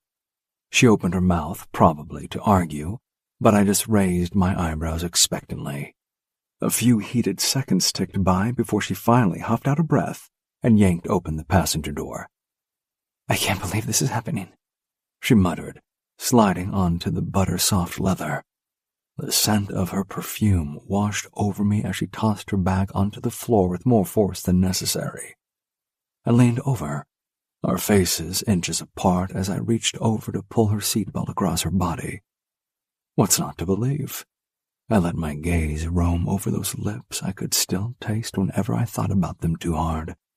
The way her body tensed at my closeness had me pausing. What the fuck was wrong with her? Just drive, please, I'm late. Late for the appointment. Okay, sure thing. Cool your jets. I'll have you there in no time at all. What are you doing out this way anyway? I pulled out onto the road, casting her a quick look. She had her hands clasped so tightly in her lap that the knuckles were white. Maybe I should ask what was wrong. The way she was all tensed up with her head turned away, staring out the window, was definitely off. All for a beauty appointment. Very unlikely. My instinct was to say something about scouting for frog habitats to destroy, but she really didn't seem up to it, so instead I said, just traveling for work. A few minutes later, I pulled into the main drag in Jacksonville, keeping one eye on the storefronts for any sign of a salon or spa. Scarlett was still acting weird, fidgeting in her seat and avoiding eye contact. Just up here on the left, she said abruptly, already unbuckling her seatbelt and reaching for her bag. I slowed the car, scanning the buildings ahead. There was no obvious beauty parlor or nail place in sight. A bail bondsman, some dingy bar, a pawn shop. Not exactly the type of establishments I'd expect Scarlett to be going to. Across the road was a supermarket and a medical center. No beauty salons there either. She must have noticed my confusion because she swore under her breath, "Just pull over here." I arched an eyebrow but did as she asked, easing my sleek sports car up against the curb. Scarlett was already fumbling with the door handle, her movements jerky and anxious. What the hell was going on? This sure as shit didn't seem like any kind of beauty appointment. "Scarlett," I reached out, my hand closing over her wrist to still her movements. She tensed, but didn't pull away. "What's really going on here? You're acting weird as fuck and freaking me out, if I'm honest." For a long moment she was frozen, her chest rising and falling rapidly with each shallow breath. Then finally, slowly, she turned to face me. Her eyes were huge, dark pools of worry that I wanted nothing more than to soothe away. Whatever had her so rattled had my chest tightening painfully. Raw emotion flickered across her beautiful face, which only made me more worried. I really needed to get to the bottom of this. Figuring a softly approach might work, I reached out and cupped her cheek, my thumb grazing along her cheekbone. "Hey," I murmured, keeping my voice low and soothing. "It's just me. You can tell me what's going on." She swallowed hard, her throat bobbing. For a moment, I thought she might actually start crying. But then her eyes hardened, that fiery determination I knew so well blazing in their depths. And then she dropped the biggest of all bombs. "I'm pregnant." The words hit me like a slap to the face. My hand dropped from her cheek as the world seemed to grind to a halt around us. Pregnant? Holy fuck! With my kid? 1,000 thoughts and emotions slammed into me at once. Shock, panic, fear, and lots of shit I didn't have a name for. Scarlett rubbed her hands over her face. "Jesus, sorry. I didn't plan to tell you like this. I was just waiting to see the doctor to confirm everything's good. Then I was going to ask to meet up. I mean, it's definitely yours if you're wondering." "I'm not." "Okay, good." Scarlett was watching me warily, her shoulders tense as if bracing for an onslaught. I forced myself to snap out of my daze, dragging in a deep, steadying breath. "But you're sure? No doubt, definitely pregnant." My voice was little more than a gravelly rasp. She dug into her purse and pulled out a plastic stick, thrusting it into my hands. 2 bright blue lines stared back at me, confirming her words. "I've been carrying it around all week, thinking it's all a mistake, and next time I look, there'll only be 1 line." Shit. I exhaled roughly, gripping the stick tight as I tried to process this. "This is my first doctor's appointment. It's in Jacksonville to make sure I don't see anyone I know. I'll find out if everything's okay, if the baby's healthy, all that." When I glanced back at her, she was worrying her full lower lip between her teeth, her expression a mixture of nerves and defiance. Like she was daring me to react badly. Sure, I was freaking out on the inside, but from the looks of things, Scarlett was freaking out even more. She clearly needed a level head right now. I could do this. 2 deep breaths, and I somehow managed to sound perfectly calm when I said, "Okay, tell me what you need." The surprise that flashed in her eyes cut me, I have to admit. Rhett Rivers being a grown-up was such a fucking shock to her. Hey, I guess I'd earned that. I don't know. Here are your options. Go in by yourself and I'll wait here, then drive you home. Or I come in with you and hold your hand. Oh, Jesus, she looked like she was going to cry. You can come in if you want. No, I come in if you want. Turning away from me, she stared out the windshield for a long moment, rubbing her thumb on the back of her hand in agitation.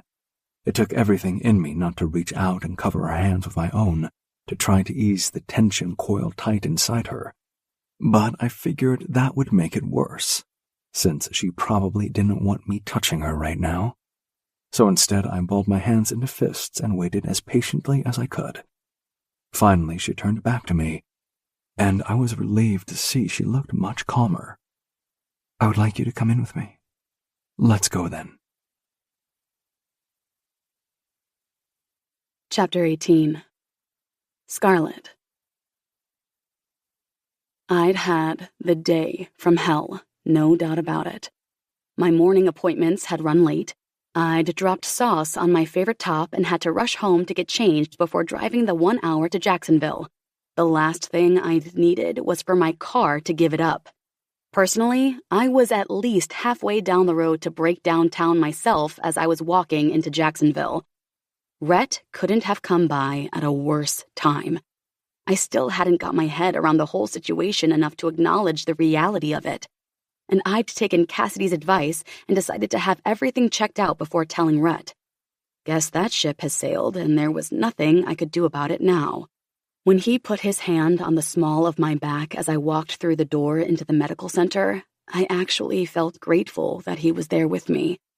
I handed the receptionist my insurance card and tried to keep my hands from shaking as she slid a clipboard with forms across the counter.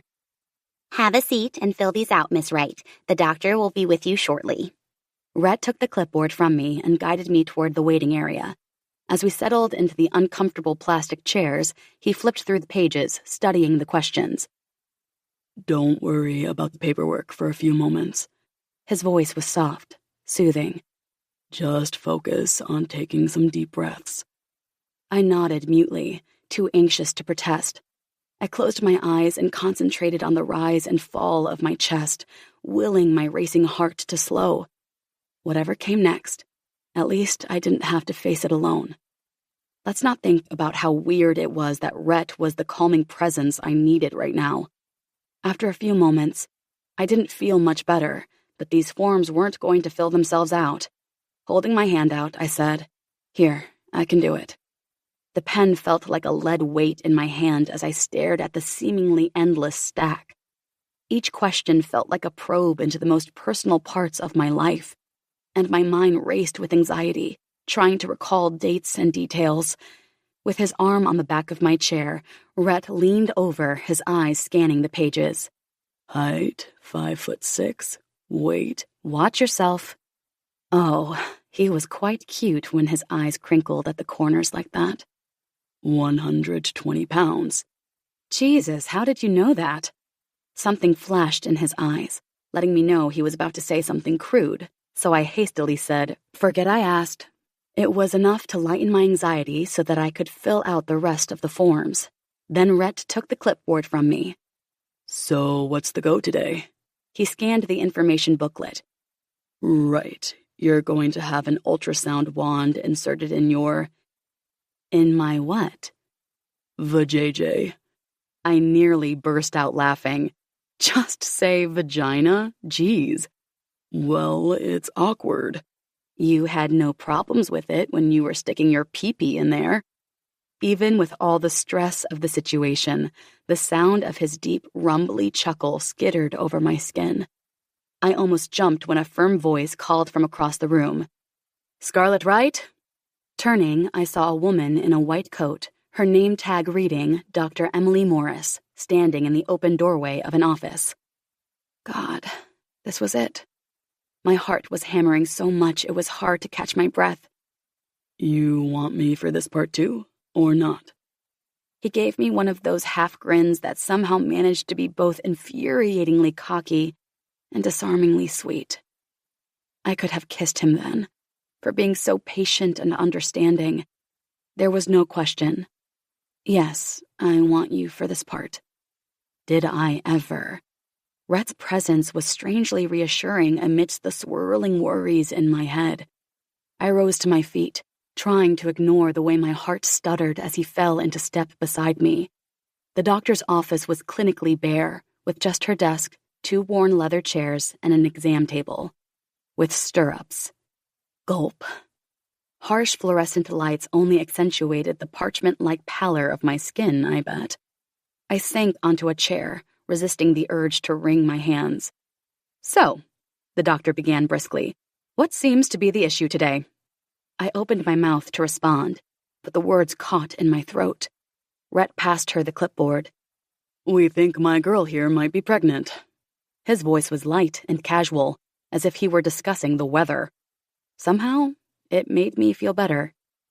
I've done 5 at-home tests, and they were all positive. Ah, I see. Wonderful. The at-home kits are great these days. Very, very rarely do they show a false positive result. Given that you've done 5 of them, I'd say there's no might be about it. How about we get you up on the bed and take a look? The doctor gave me a reassuring smile as she handed me a pale blue gown. Go ahead and change into this, then climb up on the exam table. I'll step out to give you some privacy and come back in a few minutes. With that, she slipped out of the room, leaving Rhett and me alone. My heart was pounding in my ears as I stared down at the thin gown in my hands. This was really happening. I drew in a shaky breath, willing myself to stay calm. Rhett was here with me, and that strange, steadying presence of his was helping to ground me. I shot him a sidelong glance to find him leaned back in his chair, arms crossed over his broad chest. The picture of couldn't give 2 fucks. You just going to sit there and watch? I arched an eyebrow at him. One corner of his mouth quirked up. If that's what you want, gorgeous. I rolled my eyes, but I couldn't quite hide my smile as I turned away from him. With trembling fingers, I began to undress, keenly aware of Rhett's gaze on me. I slipped the thin gown over my head, tying the strings at the back. When I turned to face him again, his eyes were dark, raking over me in a way that made heat bloom in my cheeks. Suddenly, self-conscious, I crossed my arms over my middle. Wonder if you can buy those beds. What beds? He gestured to the exam table. Just imagine what you could do with those stirrups. I let out a breathy laugh. You're mad, you know that? Just then, there was a soft rap on the door before the doctor re-entered the room. All set? She asked brightly. I nodded. You, I pointed to Rhett. Over here, at the head end. He did as he was told, with no arguments. I climbed onto the bed, refusing to look at Rhett while I put my legs in the stirrups. To give him his credit, he didn't say a word. All right then, the doctor said, slipping on some surgical gloves. Let's take a look. First, I'll perform a physical exam, then an internal one with the wand. Her calm professional demeanor helped settle my nerves as she did whatever she had to do. I couldn't help wincing a little at the discomfort, but tried to focus on Rhett's steady presence beside me. I'm gonna need you to hold my hand. In an instant, his fingers wrapped around mine, his thumb stroking soothingly over my knuckles. Just relax and take some deep breaths for me, the doctor murmured. I obeyed, letting my eyes drift shut as I concentrated on the rhythm of my breathing. In and out. In and out. Rhett gave my hand a gentle squeeze, anchoring me. Looking good so far, Dr. Morris said after a few moments. Now, I'm going to insert the ultrasound wand, okay? You'll feel some pressure. I nodded tightly. Gripping Rhett's hand, he leaned in closer, the faint scent of his cologne enveloping me. My free hand fisted in the thin fabric of the gown as the wand slid inside me. I couldn't suppress a sharp intake of breath at the intrusion. Easy, Rhett murmured against my temple. I'm right here. Warmth bloomed in my chest at his words, helping to override the discomfort. I opened my eyes and locked them with his rich brown gaze holding me transfixed. In that moment, It was just the two of us, the rest of the world fading away. The sound of the doctor's voice pulled me back to reality. Ah, there we go. Take a look here. I looked at the grainy image on the monitor, brow furrowing in confusion. The shapes and shadows didn't make much sense to me. I squinted, trying to decipher what I was seeing. Is that? I trailed off, feeling Rhett's fingers tighten around mine. The doctor gave me a warm smile. Twins, yes. My breath caught in my throat as the word ricocheted through my mind. Twins. 2 babies. Suddenly, the image clicked into focus. There were 2 distinct forms nestled together on the screen. My God, I whispered, tears pricking my eyes. A fierce swell of joy and terror gripped my heart. Beside me, Rhett had gone utterly still as he stared at the screen, his face an inscrutable mask. Was he as stunned as I was? Elated? Horrified? I searched his eyes for any flicker of emotion, but they revealed nothing. The doctor kept speaking, something about due dates and measurements, but her words were just white noise buzzing in my ears. All I could focus on were those 2 tiny lives taking shape inside me. Twins. How was I going to handle 2 babies? The prospect was fucking terrifying. I'd never felt so overwhelmed, so clueless. Rhett was still silent, his hand almost crushing mine now. Finally, I couldn't bear the tension anymore. Rhett? I turned to him. Is this okay? For a long moment, he simply stared at me. I don't know. The doctor cut in with cool professionalism. I understand this is a big moment for you both, and it's going to take some adjustment. For now, both babies are healthy, just about 8 weeks along, by my estimate. Heartbeats look nice and strong. Here, have a listen. She reached over and turned a dial on the screen. I turned back to the monitor as the strange, rapid fluttering sound filled the room. Tears pricked my eyes. So small, so fragile, and mine. Ours. I'm just going to grab some quick measurements, and then we can wrap this up so you can get dressed and comfy again. The doctor was a woman of her word. With a few clicks on the keyboard, she'd got whatever information she needed, and then, ever so carefully, withdrew the wand and pulled my gown down to cover me. What happens now? Well, the first step is to schedule a full prenatal exam so we can get a better picture of how the pregnancy is progressing.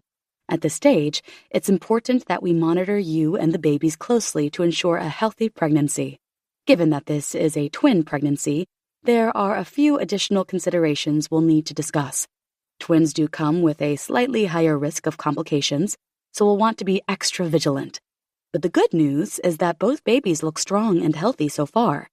Before our next appointment, we'll get a full family history, looking for any genetic markers that might raise some concerns. She smiled reassuringly. I know this must feel incredibly overwhelming right now.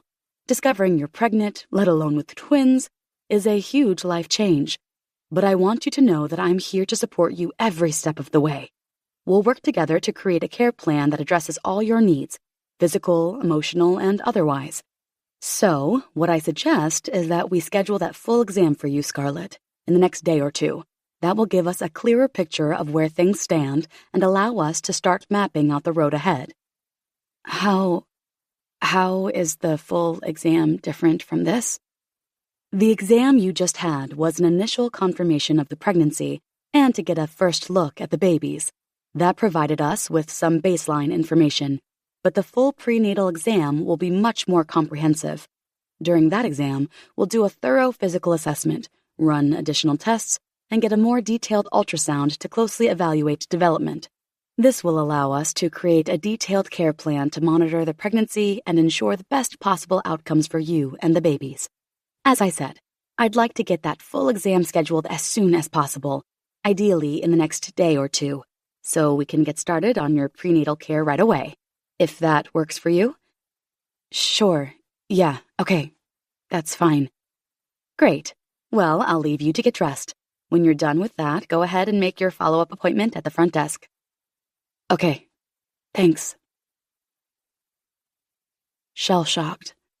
There was no other word for it. I'd barely got my head around the idea of one baby.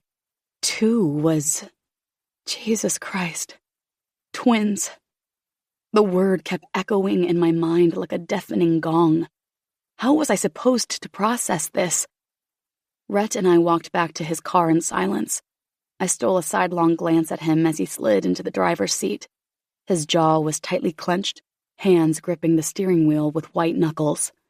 Was he upset? Angry? Excited? Terrified? I had no clue. The drive back to my apartment passed in tense silence, the air thick with unspoken questions and uncertainty. I kept sneaking peeks at Rhett, desperate for any hint of what he was feeling. But his face was blank. There was no sign of the joker, the playboy, the never-take-anything-seriously guy I knew. When we finally pulled up outside my building, I made no move to get out of the car right away. I didn't know what to say or do. This was all so overwhelming. Sorry, I'm struggling to get my head around all this. I understand. You woke up this morning thinking you were going to have a perfectly normal day. I don't even know how this happened. He raised his brow at that, nearly making me smile. I mean, obviously I know how these things work, but we were careful, weren't we? Yeah, we were. So just a faulty condom or something? I guess. Getting a read on him right now was damn near impossible, but I had to know, so I pushed on. Okay, just because, I don't want you thinking I planned it or something like that. Why would I think that? Yeah, this was getting more awkward by the second. You've never had someone try to, Fuck. Baby trap me? Jesus, Scarlett, you're the most principled person I know. It hadn't occurred to me in the slightest that could be happening here. It was a good thing I was sitting down already because the relief I felt at that had me weak at the knees. Thank you for that.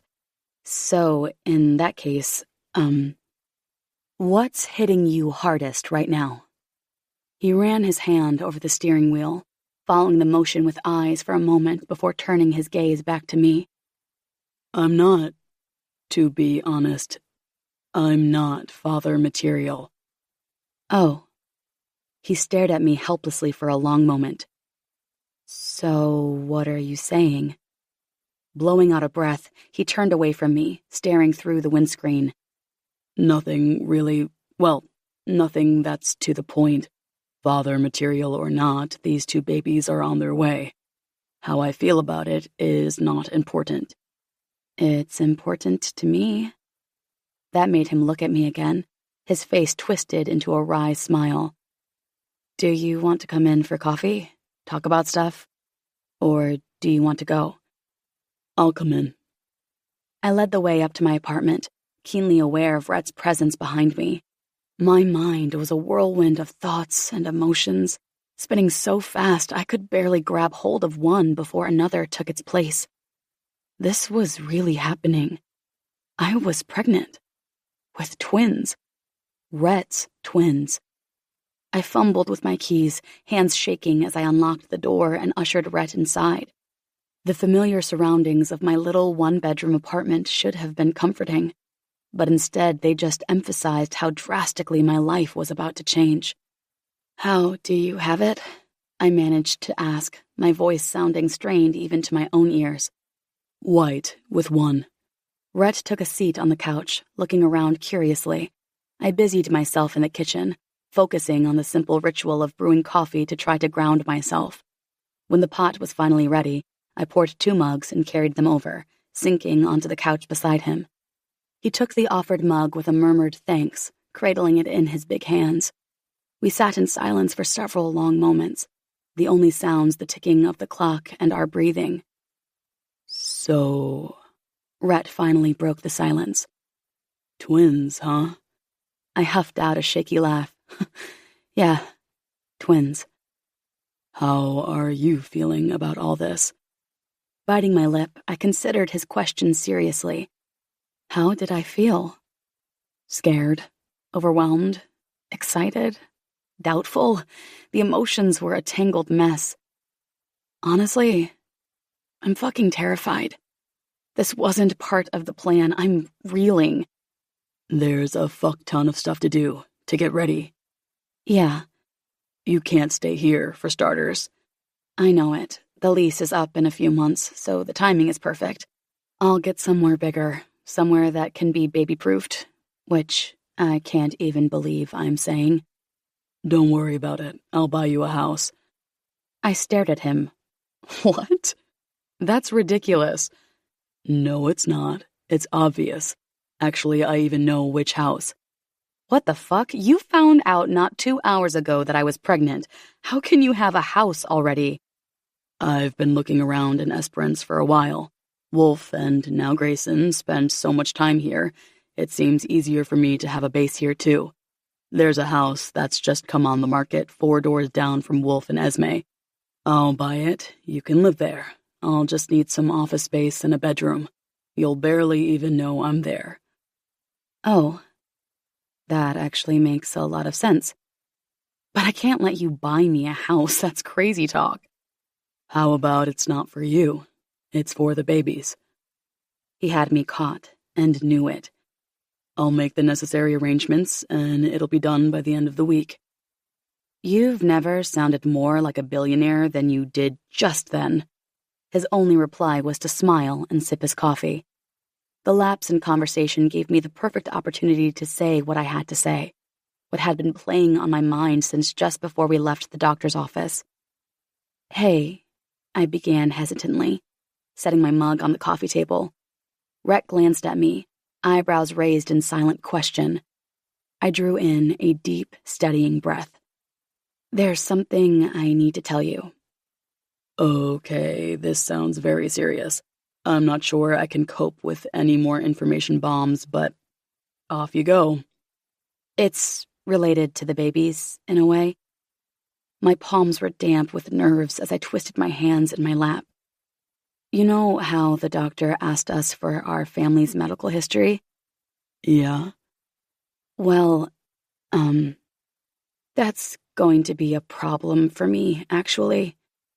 Clearly, he could tell how serious this was, because he placed his coffee cup next to mine on the table and turned so he was facing me fully. How so? Well, the thing is, I can't just ask my mom and dad. Here goes. Geez, why was this so fucking hard? Just take the plunge already. Because I'm adopted, so, yeah, I don't actually know how to even start looking for the information or talking to my biological parents. It was a closed adoption, so I don't even know their names.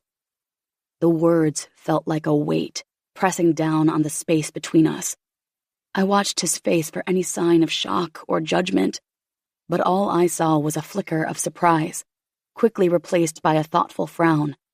To my immense surprise, he reached over and covered my hands with his and looked deeply into my eyes. Wow, that must have been really tough. Okay, I wasn't expecting this much sensitivity from him. Honestly, it was like he was a changed man. It wasn't easy. Especially the part where you found out you weren't always right. I stared at him for a few beats while my brain tried to process what he was saying. When the penny finally dropped, I burst out laughing. There it was. Asshole. Still, I felt better. Somehow, him not making a huge deal of it made it seem less overwhelming.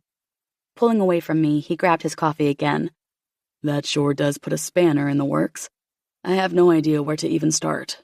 What have your adoptive parents, told you? How much info are we working with? He'd gone straight to problem-solving mode, which meant I could too. Like I said, closed adoption, so I don't have names, ages, ethnicity. My adoptive parents are on my birth certificate. I'm actually not sure if my parents know any more information themselves. If they do, they've never mentioned it to me. The only thing I know is the name of the adoption agency, and I only know that much because I stumbled across it one day when I was helping Dad clean out his office. The memory of that day was so sharp and painful that I had to stop to catch my breath. Text me those details and I'll get right on it. He scrubbed his hands over his face. I guess I'll also need to speak to my parents and get all that information. Of course, they'll want to know why I need it, which means telling them we're expecting. Unless we can come up with some sort of believable lie as to why I'm suddenly deeply interested in their health history. Fuck. Exactly. Isn't there some sort of rule about waiting to tell people? Yeah, there is. 12 weeks, usually. But I think that's just in case something goes wrong. You don't have to tell too many people. Okay, so we keep it strictly to a needs-to-know basis until then. That's my parents, and maybe your adoptive parents, just in case they can give you any more information, right? Yeah, that sounds right. Really not a conversation I wanted to have with them, but it had to be done. I would say we've covered everything we can for now. He pushed to his feet, and I did the same.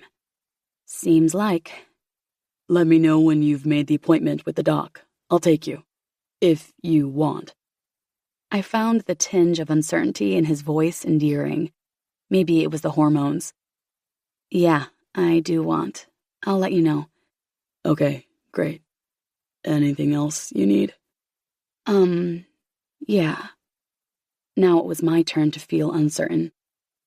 I could do with a hug. The smile he gave me had my heart turning over. Me too. Then he was wrapping his arms around me, holding me close as he rested his chin on my head. I could stay there all day. Chapter 19. Rhett. 5 days. It had been 5 days since I'd picked Scarlett up on the side of the road and my world had imploded. I still hadn't wrapped my head around the fact that I was going to be a father. Ridiculous. Me, a dad. Utter madness. It still didn't feel real. Even a few days ago, when we'd gone to the comprehensive exam and seen the babies on the monitor again, they just looked like fuzzy gray blurs to me. Of course, I'd smiled and held Scarlett's hand through it, grabbing her tissue when she'd teared up. I'd made sure to go through all the motions, but I just wasn't feeling it. I pulled into the curb in front of Scarlett's apartment building and, switching the engine off, leaned back against the headrest. Reeling. That's what I was doing. And to avoid the feeling that I was teetering on the edge of a precipice, I'd thrown myself into action mode. It was all I knew how to do. I watched as Scarlett came out from her apartment building, walking towards the car. My heart squeezed when she gave me one of those uncertain, shaky smiles. I rubbed at my chest. It was all just too fucking confusing for words. Leaning over, I pushed the passenger door open for her and took a deep breath as she slid into the seat. Christ, she smelled amazing. Hey, hi. You ready for this? Not sure. Hey, if you don't like it, you don't have to move in. You've already bought it. I shrugged. I can sell it again. But as I said, it'll be good for me to have a base in Esperance. If you don't like it, I'll get you something else. Just buy another house just like that? She snapped her fingers. Of course. You're crazy. But I'm very intrigued, so let's get going. Your wish is my command. Less than 10 minutes later, I pulled up in front of the 2-story cream brick house, killing the engine. Here we are. Scarlett stared out the window, her gaze roaming over the facade. Her expression was blank, giving absolutely nothing away.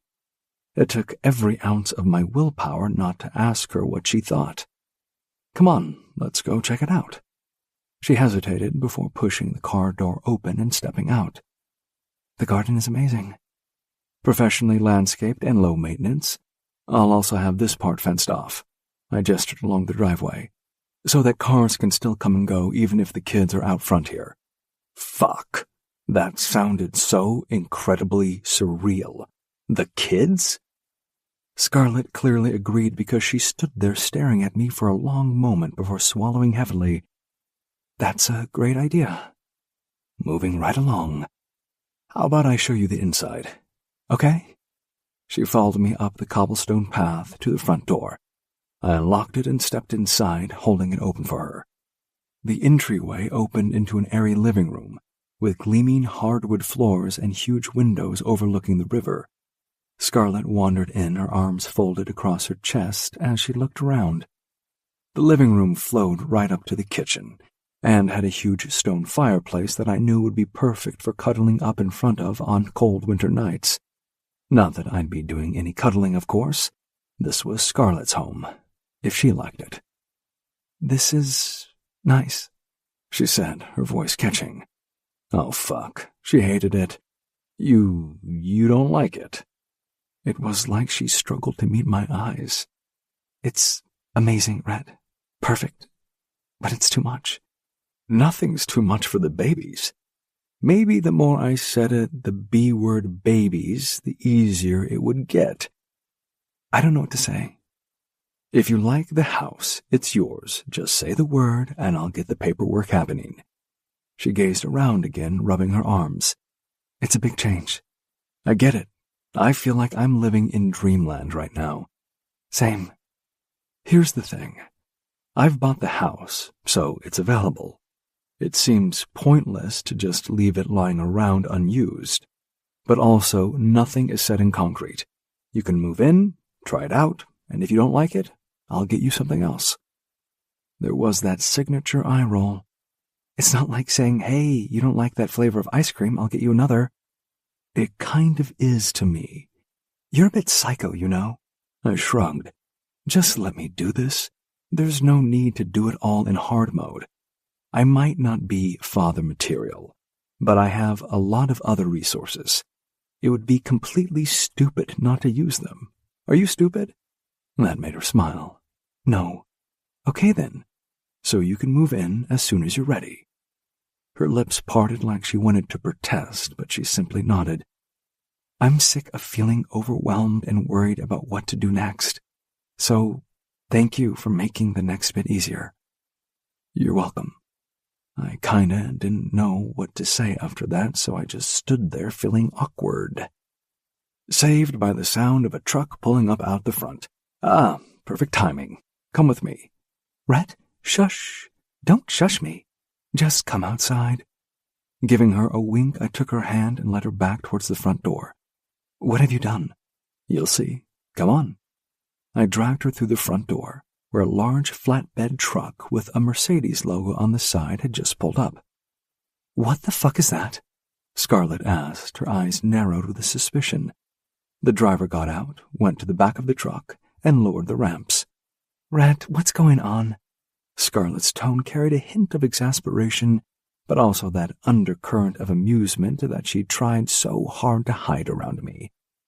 Just a little something for you, I said nonchalantly as the men began maneuvering a sleek, gunmetal gray vehicle down the ramps.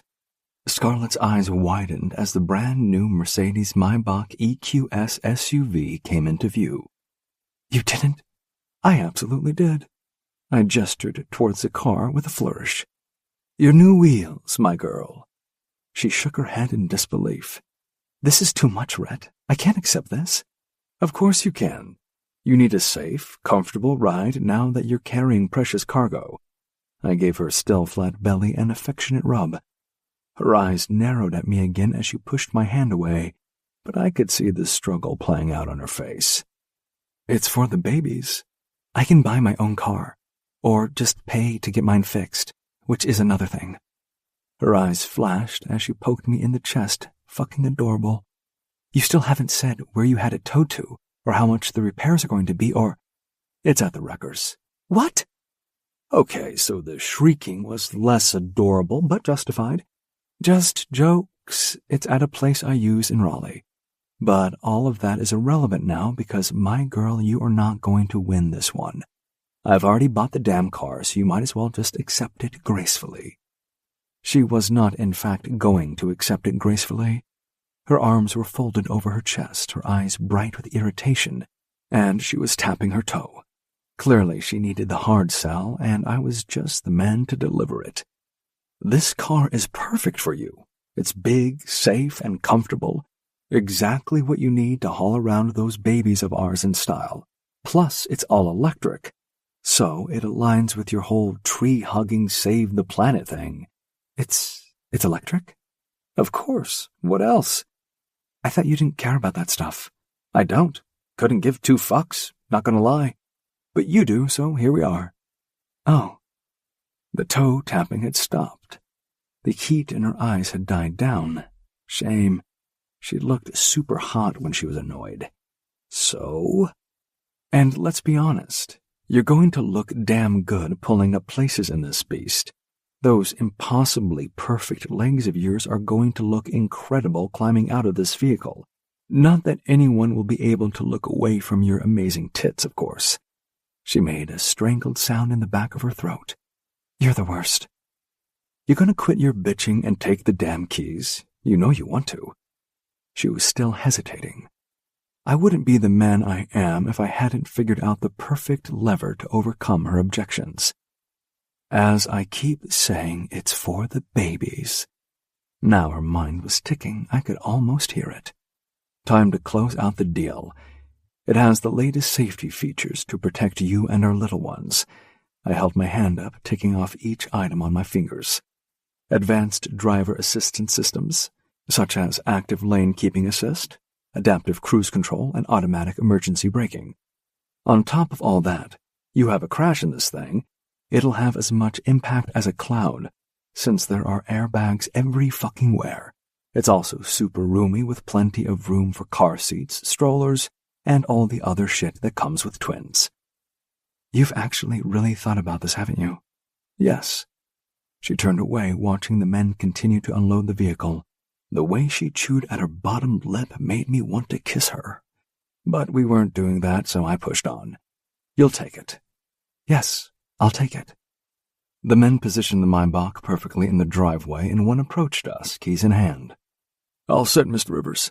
I gestured for him to hand the keys to Scarlett. Sorry. Here you go, Mrs. Rivers. Enjoy. Just need you to sign here, sir. I took the electronic clipboard and scribbled my signature quickly before handing it back. It took some effort to ignore the weird flip in my stomach when the guy called Scarlett Mrs. Rivers. Pleasure doing business with you. As the men climbed back into the truck, I dangled the keys in front of Scarlett's face. What do you say? Take her for a spin? Yes, thank you. That would be lovely. I raised a brow at her overly prim tone. Why are you talking like that? Because you've just given me a house and a really expensive car. I should at least be polite to you. Both eyebrows went up now as I eyed her with faux astonishment. Jackass. There we go. Chapter 20. Scarlett. The car was a dream, because of course it was. I'd never experienced anything like it. It was so incredibly sleek and luxurious.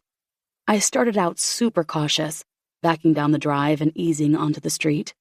By the time we were on River Road and heading towards the highway, I still hadn't got up to 20 miles per hour, until Rhett said, "What are you, 80 years old? Floor it.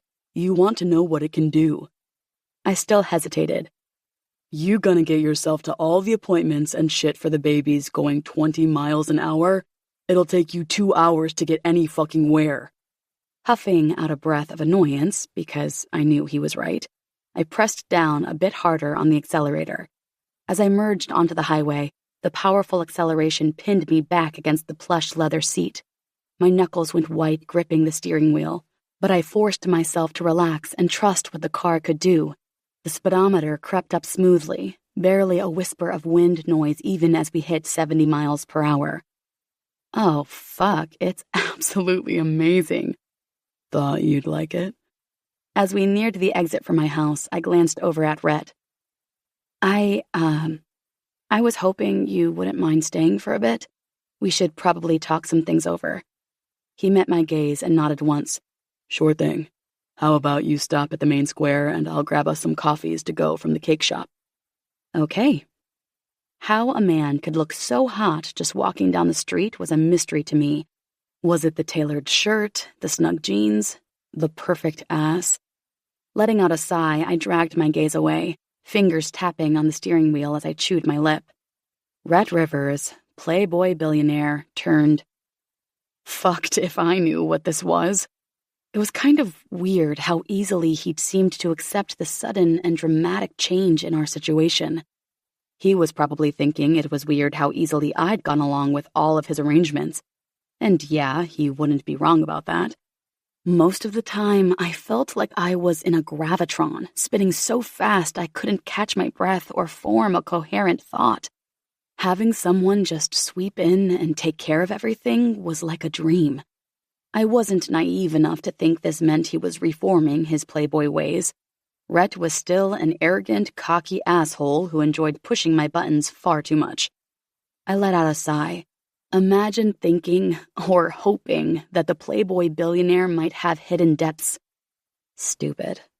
He came out moments later with 2 large coffees and 2 white paper bags.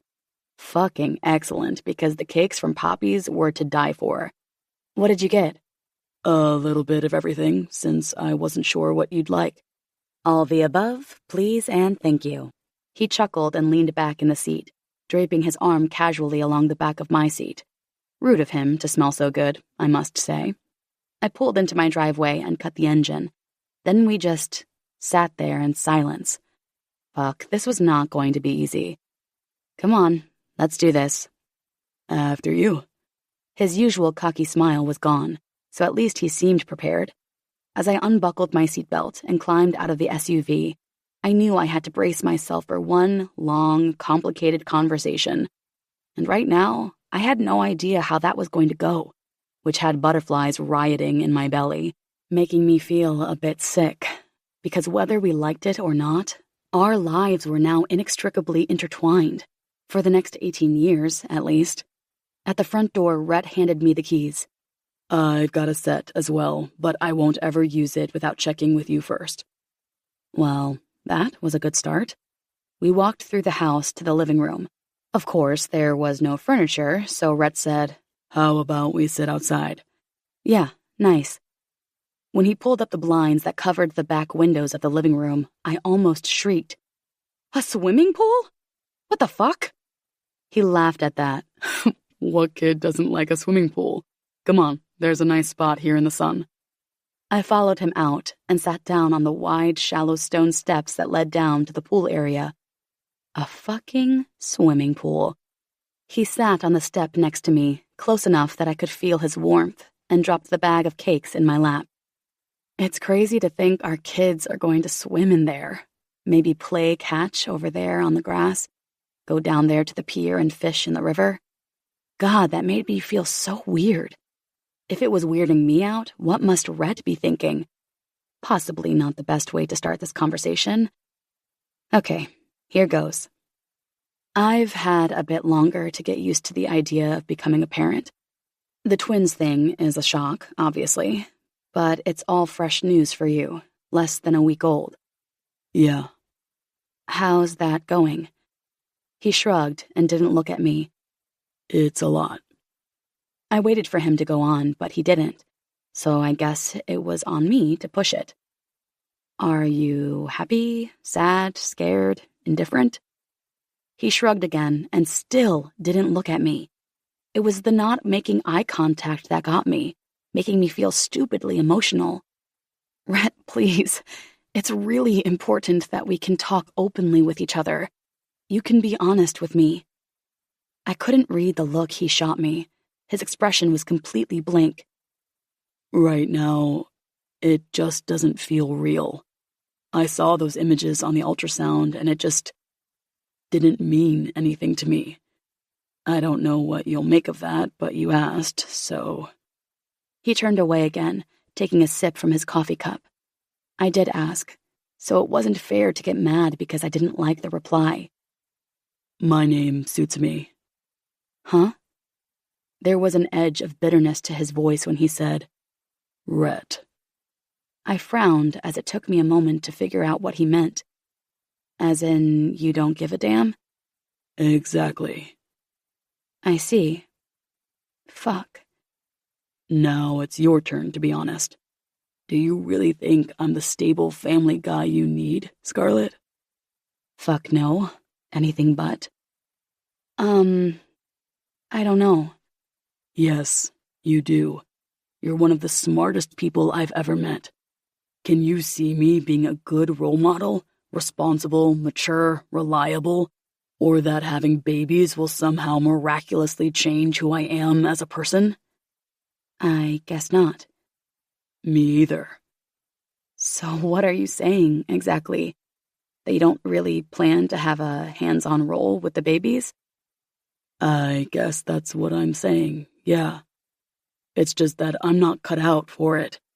It's better to get that out in the open now so no one feels let down later on down the road. What had I been expecting him to say? That he couldn't wait to co-parent with me? That he was dying to get down in the trenches with me? That he was already in love with our babies? Yeah, maybe that was what I was expecting. Or at least hoping for. Not very fair or reasonable of me, I guess. What are you thinking now? His voice was low, strained. I chewed my lip, considering my words carefully. It's my decision to have these babies, and my decision to keep them.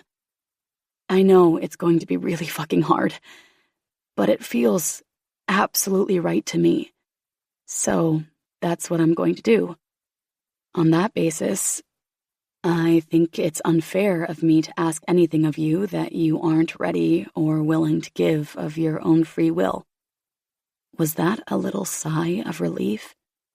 Maybe I was going to cry. I appreciate that, and honestly, I think it's for the best. But I can promise you that whatever you need, you'll have. Except a dad for my kids, I guess. I almost said the words out loud, but bit them back at the last minute. Materially, at least. A light bulb flashed in my mind. So, is the car and the house your way of easing a guilty conscience? You still get to feel like you're doing your bit? Yeah, probably. It's something I know how to do, so it's easy. Then he surprised the fuck out of me by saying, I'm sorry I'm not a better man. Now I really wanted to cry. You can only be who you are. We lapsed into silence after that, because what the fuck else was there to say? Because I needed to do something with my hands, I pulled a cake out of the bag. Mud cake. Fucking excellent. This is really good. Do you want some? Sure, especially if it makes you moan like that. Have some more, why don't you? I held out the bag for him to take a piece with the obligatory, jackass. And we were back. I gotta say, it felt kinda good. At least now we knew where we both stood. Okay, time for a slight change of topic. I know it's only been 5 days, but have you been able to get started on, finding any info on my birth mother? Not yet. I've got the lawyers looking into options for petitioning the courts, and I've hired a private investigator to dig into what information she can find through the agency. Ah, okay. Well, that's a lot in a few short days. Thanks. No problem. I think I'm not going to get away with not talking about it to my mom and dad. They may know something, anything, that could point us in the right direction. Right. If I start asking those sorts of questions, they're going to want to know why. Makes sense. Uh-huh. When I tell them it's because I'm pregnant, they're going to want to meet you. Ah, I see. So you're fine with that? What, exactly? Family dinner at the Wrights? Oh, sure. Wow. That was easy. Thank you. It's weird when you're polite to me. You should stop. Chapter 21. Scarlet. Jesus fucking Christ. How was I going to get out of this? I glanced at my watch. It was already after 4 o'clock, and I had no way of knowing how much longer the police were going to keep us. Spending the night at the Four Oaks Police Department was not what I planned. The foyer area we were in was barely big enough to accommodate the nearly 100 protesters that had been rounded up from both sides of the demonstration. Instead of individual cells, we were all packed together on hard benches lining the bare walls. I wasn't sure if that was a good or bad thing, but either way, my ass hurt from sitting on the bench for 2 hours. I'm so sorry about this. This was about the 27th time Marissa had apologized, and I was about done being polite about it. It's fine. I'm your lawyer. It's my job to, drop everything and race the hour and a half from Esperance to stop her from getting arrested, along with the other members of ASS. It hadn't worked, and here we were. But I'm really worried about that. Marissa gestured to my face, where I was pretty sure a nice big bruise was already coming through. It hurt like a motherfucker, not gonna lie. You should really get it looked at. I gritted my teeth so hard I'm amazed my jaw didn't snap. Like I could just wander out of here at my leisure. They had someone look at me when we were brought in, remember? It'll be fine. No sign of concussion, no bleeding. I couldn't even say the other guy came off worse. He was on the other side of the room, leaning against the wall, his arms folded across his fat belly.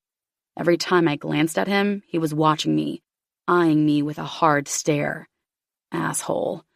He'd hit me, and yeah, maybe it had been an accident, or I just got in the way of whoever he was actually trying to whack, but it had started out as a perfectly peaceful protest, with Marissa and others chaining themselves to an ancient oak tree to prevent it from being cut down. It had quickly spiraled into a fight when a bunch of dudes in huge pickups had turned up with bolt cutters. Who do you call when your protest goes bad? Your lawyer, of course. One of the other Alliance members, Gerald, had picked me up on his way through. We arrived just in time to witness the dudes trying to cut the protesters free. Marissa was distraught, yelling and trying to kick anyone who came near her. Somehow I'd ended up in the melee and had been hit moments before the police arrived. You don't know you'll be fine. Your cheekbone might be fractured. It's not. Or there could be permanent damage, scarring. You could sue someone. Jesus Christ, Marissa was still talking when I got up from the bench and approached the counter. I cleared my throat loudly, trying to get the cop's attention. He ignored me, just clicking away on his computer like I wasn't there. After a few moments with no response, I spoke up politely. "Excuse me, officer?" He finally glanced up at me with a bored expression. "Do you have any idea when we'll be released? Some of us have been here for hours already." He shrugged lazily. "Not my call. You'll have to wait for the sergeant to finish processing everything." I frowned, feeling my frustration building along with my headache. This was completely unacceptable.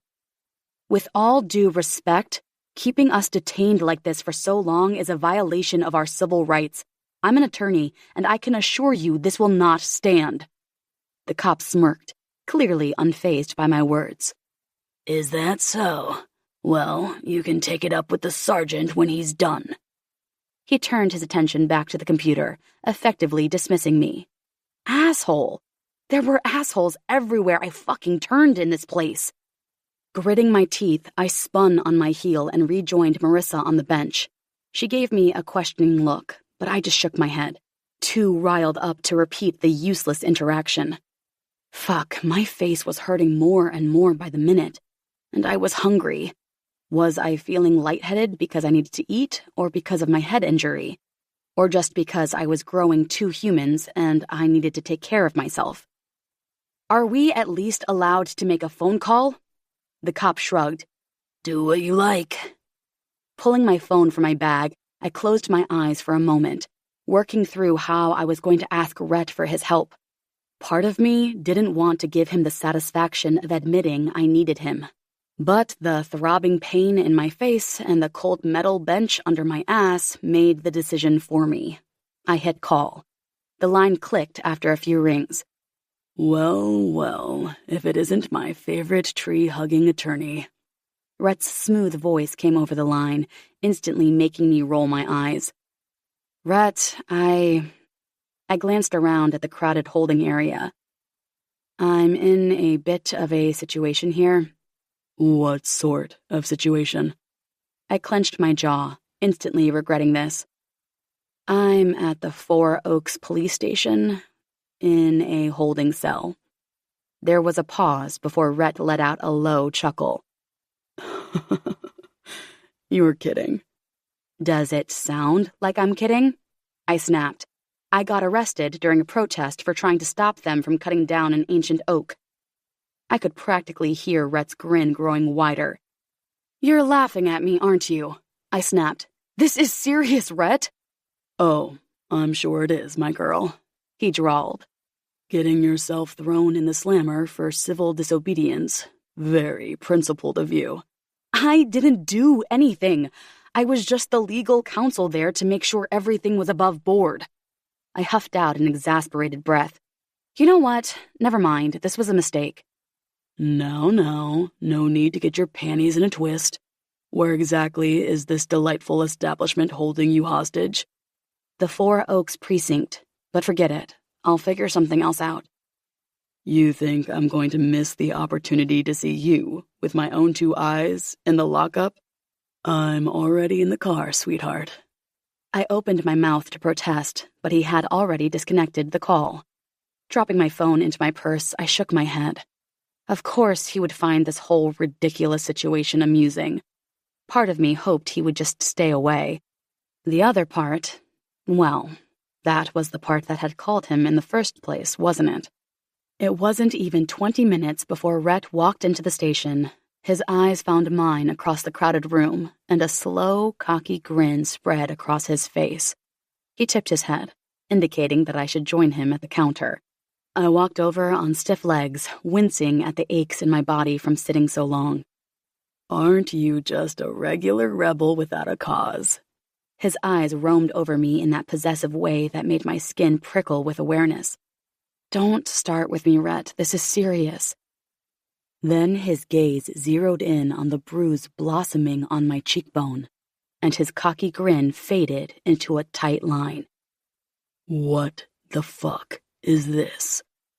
Before I could respond, his large hand came up and cupped my chin, tilting my face to get a better look at the bruise. Oh, it's nothing. Just got caught up in the crowd and, I don't really know.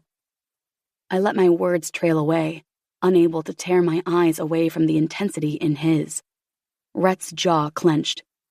And they just let him walk away after assaulting you? His tone was low, dangerous. Well, he's... Sir? Now the cop behind the counter decided to take some action. Unfortunately for him, Rhett was having none of it. Don't you fucking sir me. Why is my woman standing here with a bruise like this on her face? My woman. Holy Jesus fucking Christ. I'll have your fucking badge for this. Where is the cunt? Gasp. When the officer just stood there with his mouth hanging open, Rhett let me go and turned around, facing the room. Every eye was on him. Who's responsible for this? He gestured to my face. Rhett, it's quiet. Oh. I said, who is responsible for this? Without a word, the people standing near the man that hit me shuffled silently away from him. Rhett zeroed in on him like a hunter sighting his quarry. His eyes narrowed dangerously as he glared at the guy, his entire demeanor radiating barely contained fury. Get over here. The guy shuffled nervously towards Rhett, his eyes wide with fear. I couldn't believe what I was seeing. This guy was twice Rhett's size and had at least 50 pounds on him, but he definitely had his tail between his legs. He opened his mouth, but before he could get a word out, Rhett's fist lashed out with startling speed, connecting with the guy's face with a sickening crack. His head snapped violently, and he stumbled backward from the force of the hit. "Rhett, what the fuck are you doing?" He didn't even glance at me. His eyes were locked on his target. The man cowered, hands raised in a feeble attempt to protect himself as Rhett moved on him again. "You think it's okay to hit my woman?" He snarled, grabbing a fistful of the man's shirt and yanking him forward. "You need to be taught some fucking manners." "Rhett, stop!" I pleaded, my heart pounding with panic. This was spiraling out of control, fast. The cop behind the counter shouted something, but Rhett wasn't listening. With his free hand, he landed another brutal punch.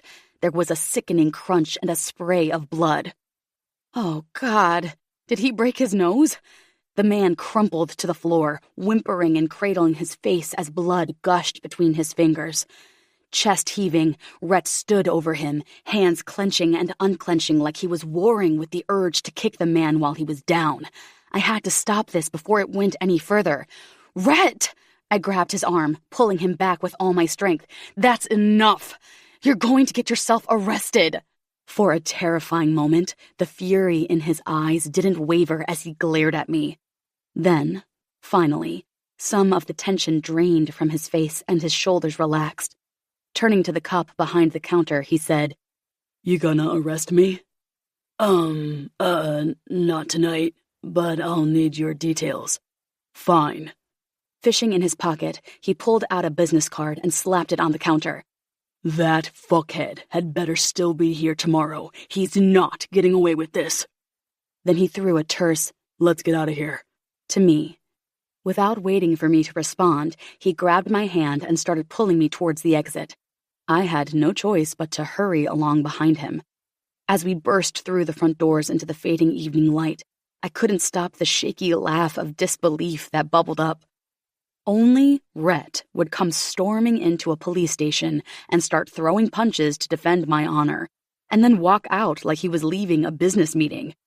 Part of me knew I should be furious at his caveman antics. But another part found it recklessly thrilling to have this infuriatingly arrogant man fight for me so ferociously.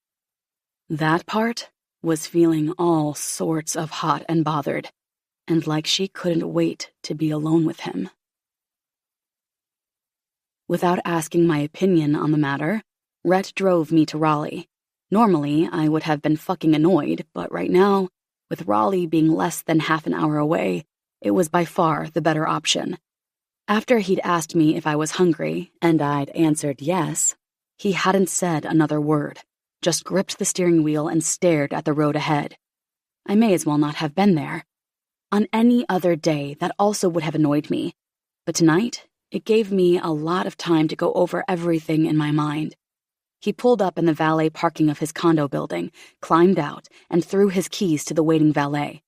"I'll do it," he almost growled when the guy stepped forward to open my door. I couldn't believe what I was feeling. The Neanderthal act had always been a total turnoff for me. But not tonight. Maybe it was the hormones. Yeah, that made sense. I could do what I was about to do and blame it all on the hormones. Fucking excellent. I let Rhett guide me through the lobby with his hand firmly planted on my lower back. The heat from his palm radiated through the thin fabric of my shirt, raising goosebumps along my skin. I couldn't deny the thrill that zinged through me at his possessive gesture. The moment we stepped into the empty elevator car, Rhett crowded me against the wall, caging me in with his arms. His woodsy cologne enveloped me, the scent achingly familiar and intoxicating. I tilted my head back to meet his intense gaze, my breath catching at the burning desire blazing in them. "I'm so fucking hot for you right now," he rumbled, his voice a deep rasp that did sinful things to my insides. He leaned in until his lips brushed the sensitive curve of my ear. "You would not believe what I'm going to do to you." Heat pooled low in my belly at the dark promise in his words. Part of me wanted to put him in his place, but the larger part, the part that had been starving for his touch for far too long, yearned to submit to whatever deliciously wicked punishment he had in mind. I curled my fingers into the fabric of his shirt, pulling him closer until our bodies were flush against each other. My nipples pebbled, brushing against the hard planes of his chest with every ragged breath I took. "How about you tell me?" My voice was a husky rasp that I barely recognized as my own. Rhett's lips quirked into that infuriatingly sexy smirk that never failed to make my heart stutter. "I'm going to fuck you 3 ways to Sunday." His large hand slid down to grip my ass, giving it a firm squeeze that had me arching into him with a soft whimper. The elevator dinged, but neither of us moved. I was lost in the heated promise flickering in Rhett's darkened gaze, my core clenching with need. "That sounds like a lot of fucking. You'd better make a start." I breathed, the words a daring challenge. A low snarl rumbled from Rhett's chest as he claimed my mouth in a searing kiss that left me dizzy.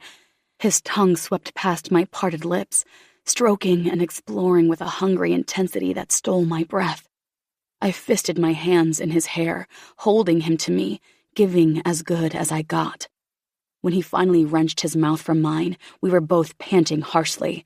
His pupils were blown wide with lust, his jaw ticking with barely restrained hunger. "Be careful what you wish for, my girl," he ground out in a voice made rough with desire. "I just might give you more than you can handle." With that, he gripped my hand and tugged me out of the elevator, leaving me flushed and throbbing with desperate, aching need. I had no idea what I'd just unleashed, but I couldn't fucking wait to find out. I let Rhett pull me into his living room, my pulse thundering with a heady mix of anticipation and trepidation. His eyes blazed with an intensity that stole my breath as he dragged me into his arms. The heat rolling off him in waves had me flushed and aching. "You've been a very bad girl, Scarlett." Pressing me up against the back of the couch, he leaned in until his lips were a whisper from mine, his warm breath fanning across my tingling skin. "Do you know what I do with bad girls?" A shiver of delight oozed down my spine. Part of me wanted to be defiant, to challenge him, but I was well past that. I tilted my chin up, holding his smoldering gaze. Punish them? His lips curved into that sinful smile that never failed to make my toes curl. "That's right." He brushed his lips lightly across mine, teasing me. "Bad girls get punished." With those words, he reached for the top of my blouse and, in one movement, ripped it open. I whimpered. I'm not proud of it, but what are you gonna do? Shoving the shirt off my shoulder, he kissed me again, dropping my shirt to the floor and unclipping my bra all in one smooth movement. His tongue swept between my lips, stroking and exploring with hungry intensity until I was dizzy. "Naked. Now," he said against my lips. I towed my shoes off and hurriedly shimmied out of my skirt, stepping out of it when it pooled at my feet. He hauled me against him, and I clutched at the hard muscles of his shoulders, pulling him closer. When he finally tore his mouth from mine, we were both panting harshly, and he'd somehow removed my panties. His eyes were dark with primal need. "On your knees," he rasped in a tone that there was no arguing with. My core clenched with anticipation, and I sank obediently to my knees in front of him. Rhett's large hand cupped the back of my head, his fingers threading through my hair. His other hand drifted to the bulge, straining against the front of his pants as he gazed down at me with scorching intensity. I knew exactly what he was telling me to do, so I reached up and unbuckled his pants, sliding my hand in and wrapping my fingers around his rock-hard cock. "Open," he ordered. I parted my lips, already quivering for him. Fuck. The way he groaned deep in his chest as he guided himself into my waiting mouth almost undid me. I swirled my tongue around him, tasting his arousal on my tongue. He threw his head back with a guttural curse. "Fuck, Scarlett. Your mouth feels so goddamn good." Desperate to please him, I hollowed my cheeks, increasing the suction. reveling in the way his hips jerked in response. His fingers tightened almost painfully in my hair as he began to move, thrusting in a steady rhythm that had me swallowing around him with each deep stroke. This was what I'd been craving.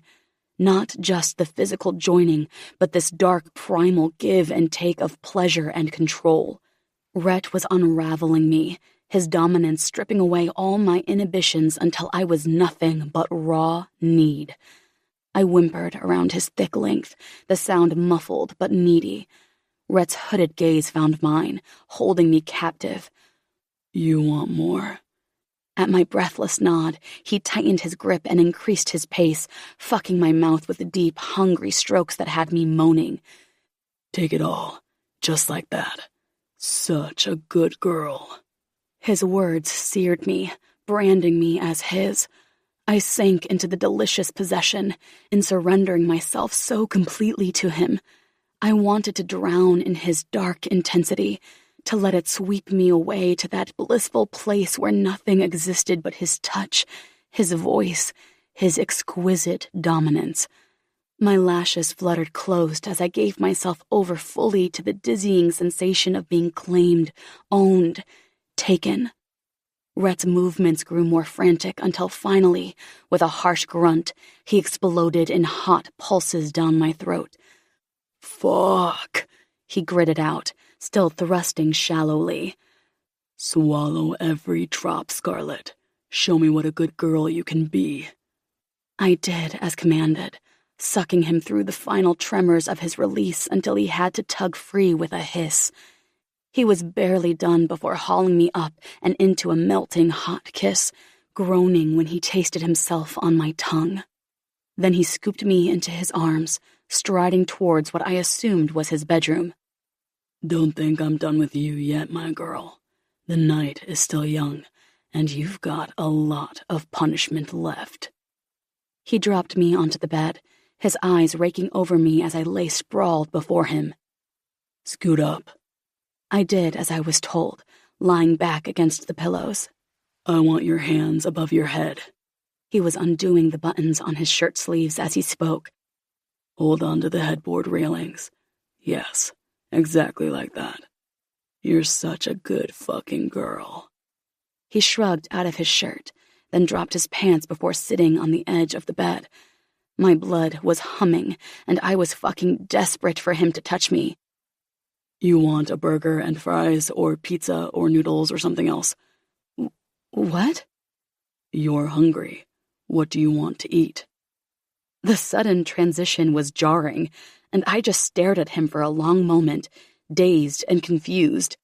From the look in his eyes, he fucking knew it, the bastard. How about I choose then? He grabbed his phone from the pocket of his pants and glanced at me. The hunger in his eyes had been replaced with a calculated nonchalance that left me feeling strangely bereft. God, he knew just how to play me. Shooting me a devilish grin, he dialed a number. You're going to love this place. Best takeout in the city. While he waited for the line to connect, his free hand began to wander. His fingers trailed lightly over the curve of my breast, sending a jolt of electricity straight to my core. When he ran his thumb over my nipple, it hardened into a tight peak. I wanted to grab his hand and guide it lower, but I remembered his earlier command to keep my hands above my head. I gripped the railings of the headboard tighter, my knuckles turning white. Hey, I'd like to place an order for delivery. He rattled off his address, playing with my breast the whole time. Yeah, that's right. I couldn't believe he was doing this right now, touching me like this while he was on the phone with a stranger. It was outrageous, but also such a fucking turn-on. I bit my lip, trying to suppress the moan building in my throat as his hand abandoned my breast, sliding down my trembling stomach. My heart was pounding, my body aching for more of his expert touch. I'll have the supreme pizza, double order of garlic bread, and some hot wings. His voice was smooth and composed, as if he wasn't currently driving me out of my mind. His hand moved lower, and I hissed out of breath. He was so close, and I was so desperate for him to move just a fraction lower. Open your legs, he commanded, his voice low and raspy. I complied without hesitation, my body acting on instinct as I parted my thighs for him. His fingers stroked and circled my clit with a maddening precision. Fuck, you're so wet, he murmured, his eyes darkening. Then he turned away, speaking into the phone. Sorry about that, I was just distracted for a moment. Yeah, extra hot for the wings would be great. Thanks. I couldn't believe how he managed to stay so calm while expertly driving me towards the brink of ecstasy. My breaths were coming in short, ragged pants now, my hips matching the rhythm of his hand as I chased the release I knew was just within reach. Yes, that'll be all, he finally said into the phone, hanging up without another word. He tossed the phone aside, his full attention now focused solely on me. Now, where were we? Before I could so much as whimper a reply, Rhett's fingers slid inside me, curling just right to hit that perfect spot that made my vision blur. His thumb continued its sweet torment on my clit, circling and pressing until I was a writhing, incoherent mess beneath him. "You're such a bastard," I breathed, reaching for him. "I want you inside me, now." Chuckling, he captured my wrists in one hand, holding them easily above my head. Demanding little thing, aren't you? Teasing circles of his thumb sent sensation skittering through me. But I don't think you're in a position to be making demands, are you? I tried to glare at him, but it was hard when my body was singing with pleasure. "Fuck you," I gasped out. "Maybe if you're nice to me, I'll let you come." I wanted to hold out, to try to win, but I was on fire. All my nerve endings were lit up, and I just wanted to explode. "Please." He let me, fucking me hard and fast with his fingers, using his thumb to rub my clit. "Let go." My body obeyed without question, shattering into a million pieces as wave after wave of pleasure crashed over me. As I lay there, gasping for air, Rhett withdrew his fingers and brought them to his lips, licking them clean with a satisfied smile. "Delicious," he declared, his eyes gleaming with triumph and something else, something that looked a lot like affection. But that couldn't be right, could it? After all, this was just sex. Incredible, mind-blowing sex, but just sex, nonetheless. Right? Chapter 22. Rhett. The last traces of the primal rage that had surged through me when I'd seen that bruise on Scarlett's face had finally faded away. Now I was just hungry and tired, and desperate to wrap my arms around her and hold her close. Stupid. That was not part of the deal. So instead I stood and said, "I'll grab you a shirt." "Okay." Rummaging in my drawer, I pulled out an old college t-shirt. "And an ice pack for your face." She put the shirt on and climbed from the bed. "Is it bad?" "Here, let me see," I said softly, reaching out to gently push her hair away from her face. The bruise was already darkening, a blotch against her porcelain skin. "I've seen worse," I told her, but my voice was tight. I hated that someone had dared to lay a hand on her, and had to swallow down the bile that rose in my throat at the thought. The intercom buzzed then, a shrill sound that made us both jump. I leaned over and pressed the button. "Yes?" "Your order has arrived, Mr. Rivers." The voice of my doorman came through loud and clear. "Send it up, thanks." I let go of the intercom and turned back to Scarlett. Fuck, she looked adorable in my shirt. I rummed at my chest, not really liking the tightness I felt there. "How hungry are you?" "Starving." She followed me into the kitchen, watching as I grabbed an ice pack from the freezer. "Take this while I grab the food." "Yes, sir." "That's my girl." She gave me her signature eye roll, but placed the pack to her cheek anyway, wincing as she did so. Figuring she'd be more comfortable on the couch, I brought the food to the living room and put it on the coffee table. "This okay?" "Sure." She perched on the edge of my leather couch, the ice pack pressed to her cheek, looking like she belonged in my space more than I did. Shaking my head at how ridiculous that was, I sat down next to her. Fuck. What was it about her in my shirt that had me all... whatever. Feeling like I needed something else to occupy my attention, I switched the television on and found a baseball game to watch. Then I pretended to watch it for the next 10 minutes while we ate. When we finished, Scarlett wiped her mouth with a napkin and turned to me, her blue eyes bright in the soft glow of the living room. She took the ice pack from her face and placed it on the table. "You know you can't get me pregnant again, right?" I almost choked on my last bite of pizza. Yeah, of course. The way she leaned in, letting me catch a whiff of her perfume, made my head swim. "Do you know what that means?" I swallowed hard, my mind racing to catch up. "No, what does it mean?" A slow, seductive smile spread across her face, and she reached out to trace a finger down my chest. "It means you can fuck me, Bear." My pulse leaped. Yeah, I guess it does mean that. The thought of being inside her with nothing between us was fucking intoxicating. "Scarlett," I began, my voice hoarse, not even sure what I was planning to say. She cut me off with a kiss, her lips soft and insistent against mine. "Don't overthink it, Red," she murmured against my mouth, moving so that she was straddling me. "Just fuck me, Bear." Jesus fuck! The feel of her body pressed against me was like a drug. I could feel her through the thin fabric of my sweatpants. "Just fuck me, Bear," she'd said, and every cell in my body screamed, "Yes!" as the world seemed to tilt on its axis. I gripped her hips, pulling her close to me as her tongue danced with mine. The taste of her, the feel of her body against mine, it was all-consuming. I wanted more, needed to feel her skin to skin without any barriers between us. We broke apart breathless, and I looked into her eyes, searching for any signs of doubt. There were none, only a fierce heat that matched my own. "Are you sure?" I asked, giving her one last chance to back out. She ground against me, and it was all I could do not to whimper. "Fuck, yes, I'm sure."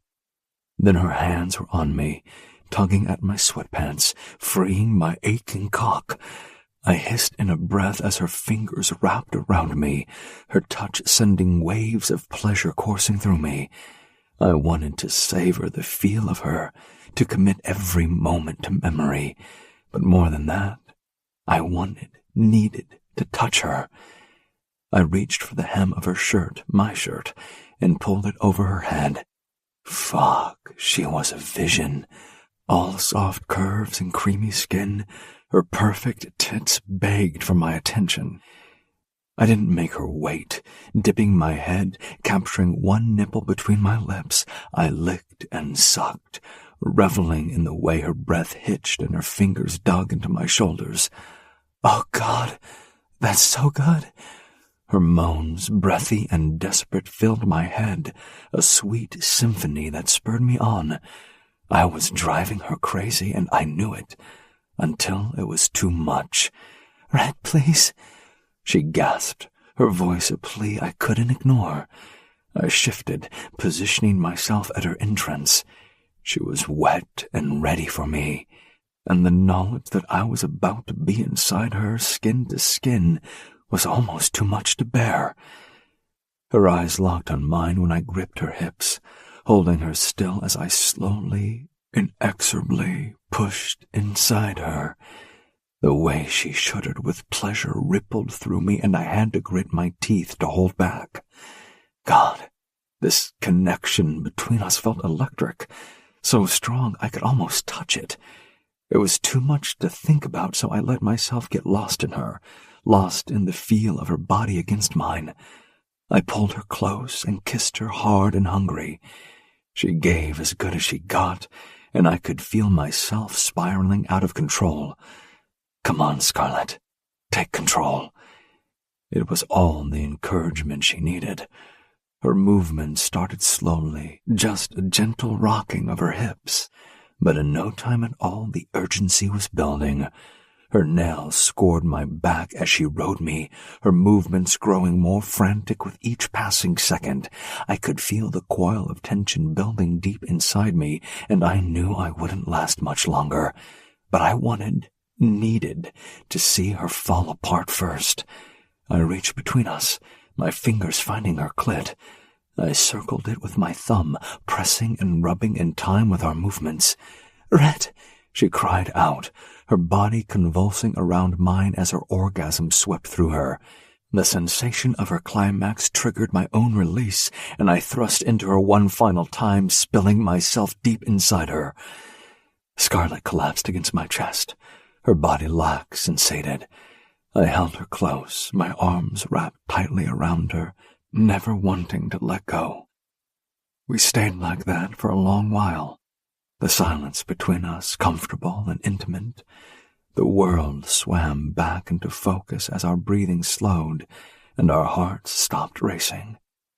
Finally, Scarlett lifted her head, a hot smile playing on her lips. "Christ, you've got some moves on you," she said, her voice husky with satisfaction. I chuckled, pressing a kiss to her forehead and pulling her close again. "Straight back at you." She nestled against me, but there was a tension in her body that hadn't been there a moment ago. "It's getting late. I should—" I agreed, but I made no move to stand up. I was content to stay right where I was, with Scarlett in my lap and the taste of her still on my tongue. I really wanted her to stay the night, wanted to wake up with her in the morning and not be a couple, you dumb fuck. I'll drive you home. Chapter 23. Scarlett. Pulling up at my parents' place with my playboy billionaire baby daddy. What could possibly go wrong? The list for that was as long as my arm, and that fact had my insides all twisted up. Probably not good for the babies, but there wasn't much I could do about that. Just as I'd predicted, the moment I'd rung Mom with the news, she'd flooded me with questions and then an insistence that I bring Rhett over for dinner.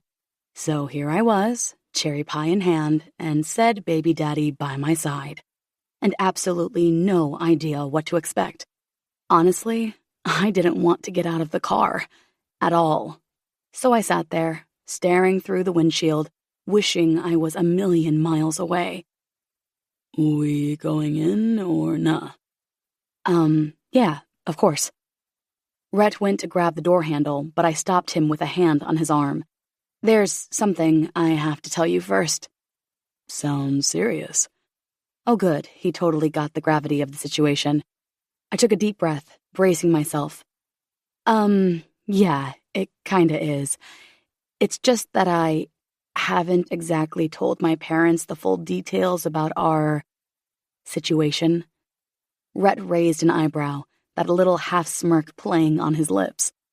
"Oh? And what details would those be?" As if he didn't know full well what I was referring to. About us not actually being, a couple.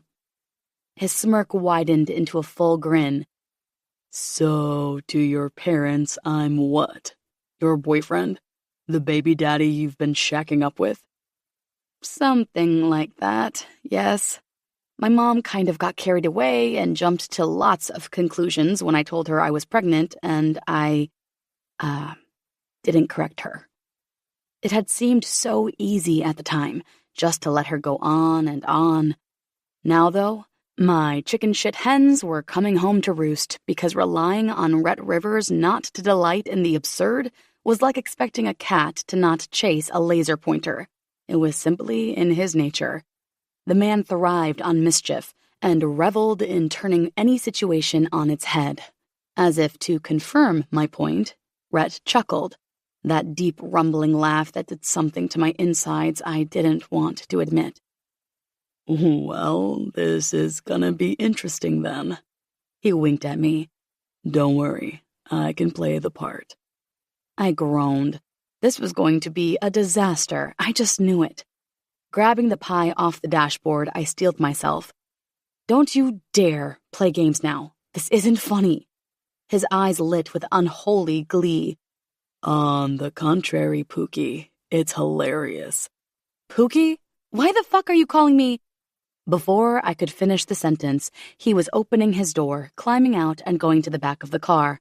I took a moment to drag in a few deep breaths, watching in the side mirror as Rhett opened the trunk. Now what the fuck was he doing? Oh, he'd brought a gift for my parents. Sweet. The charitable thought lasted all of 2 seconds, because when he came to my side of the car and opened the door, he said, Come on, schnookums. The strangled sound I made in the back of my throat did nothing for my dignity, but I had no choice but to follow, hoping against hope that this evening didn't turn into a total catastrophe. Though, knowing Rhett and my family, the odds weren't in my favor. On the front porch, I plastered on my biggest, fakest smile as the front door swung open to reveal my parents. Mom's face absolutely lit up at the sight of Rhett beside me.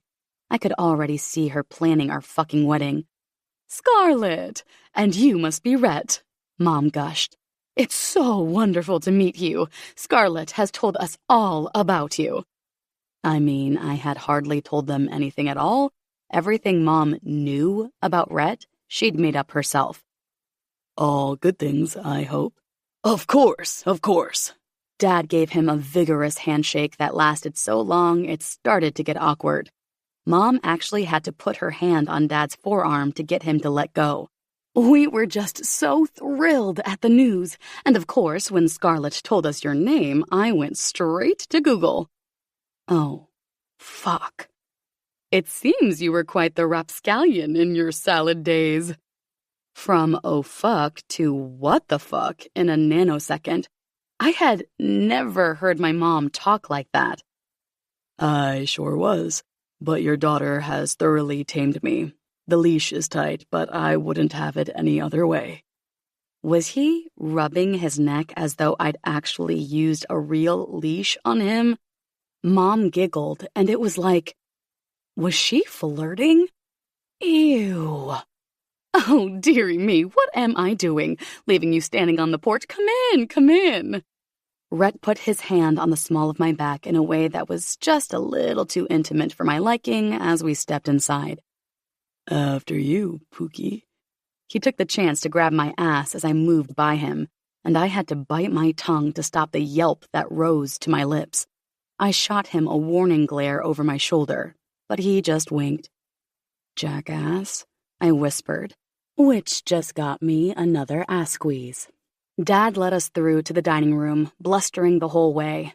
Christ, I was surprised they hadn't rolled out a red carpet and thrown rose petals at Rhett's feet as he walked inside. We're so excited to have you both here, Mom prattled on. I can't get over how radiant you look, Scarlett. Pregnancy certainly agrees with you. I forced another smile as we took our seats at the table.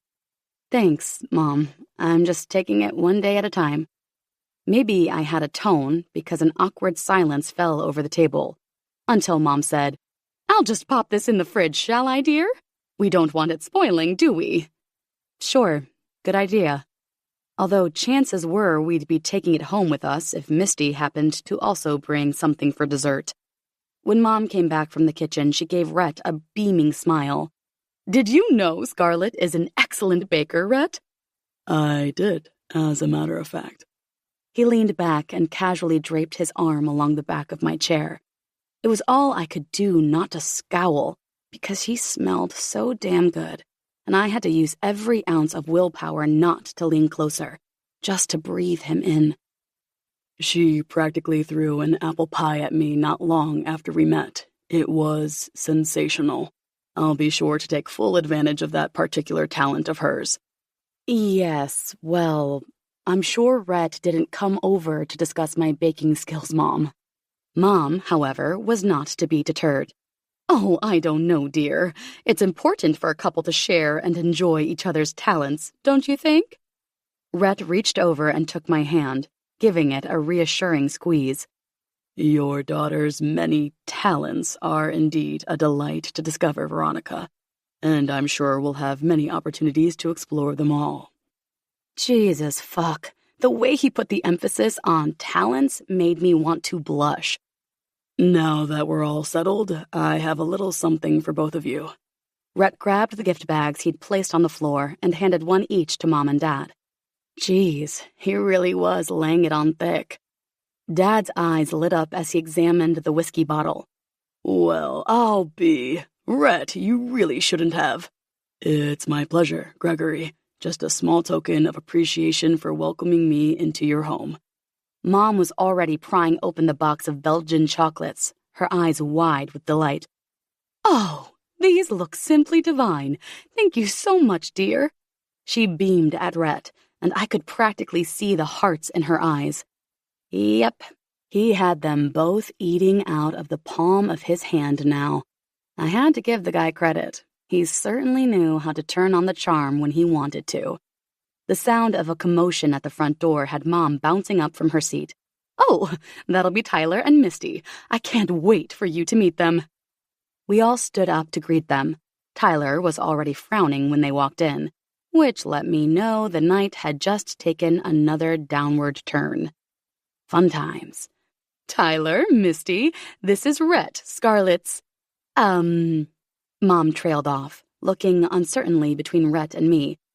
"Partner," Rhett supplied smoothly, extending his hand to shake Tyler's. "It's a pleasure to meet you both." Tyler gave a curt nod as Misty batted her heavily mascaraed eyelashes. "Well, isn't this just too perfect?" She tittered in that grating, high-pitched voice of hers. "Rhett and Scarlett, your names just sound like they were made for each other." I wanted to gag at her sugary, sweet tone. Rhett, however, just went along with it. "Indeed, it does seem fate had a hand in bringing us together." He slid his arm around my waist, pulling me flush against his side. The overwhelming masculine scent of his cologne made my head swim. I shot him a sideways glance, but he simply winked conspiratorially. "I would love to hear how you two met, since Scarlett hasn't told us much. If everyone is ready to eat, I can serve the first course. Then we can hear all about it." "Oh, before we do that," Misty began, "I thought it would be nice to bring something for dessert. I mean, I know Scarlett probably baked something, but..." She did. A wonderful cherry pie that's already in the fridge." "Oh, I see. Well, Tyler mentioned..." "Mom, I said that Misty might like to bring something, even though Scarlett..." Mom shook her head. Oh, what was going on here? A showdown? Mom flushed uncomfortably and tried to disguise the pointed look she shot to Rhett. I couldn't help but glance at Rhett myself, to see him taking in the whole conversation, with a small frown marring his perfect brow. "How about I serve the entree?" And that was that. It looked like we were having my cherry pie for dessert. Maybe I should bring Rhett to dinner more often. Mom fetched the tureen of cauliflower soup and placed it carefully into the middle of the table and served everyone. Once everyone had started eating, she said, "I'm so looking forward to hearing the story." "It's certainly a story for the ages." Oh, God, here we go. I shot Rhett a warning glare, silently begging him not to say anything too crazy. "You see, Scarlett and I first crossed paths on opposing sides of a legal case." Mom's eyes widened. "Oh my, that sounds dramatic. What kind of case?" "A land development dispute. Scarlett here is representing a group trying to block one of my company's projects, citing environmental concerns." "Environmental concerns?" Dad frowned, glancing between us. "That sounds like a conflict of interest." "Oh, it's a heated battle, that's for sure." Rhett winked at me. "Your daughter is more than a match for me. Tenacious, sharp as a tack." She definitely keeps me on my toes. I felt my cheeks flush at the unexpected praise.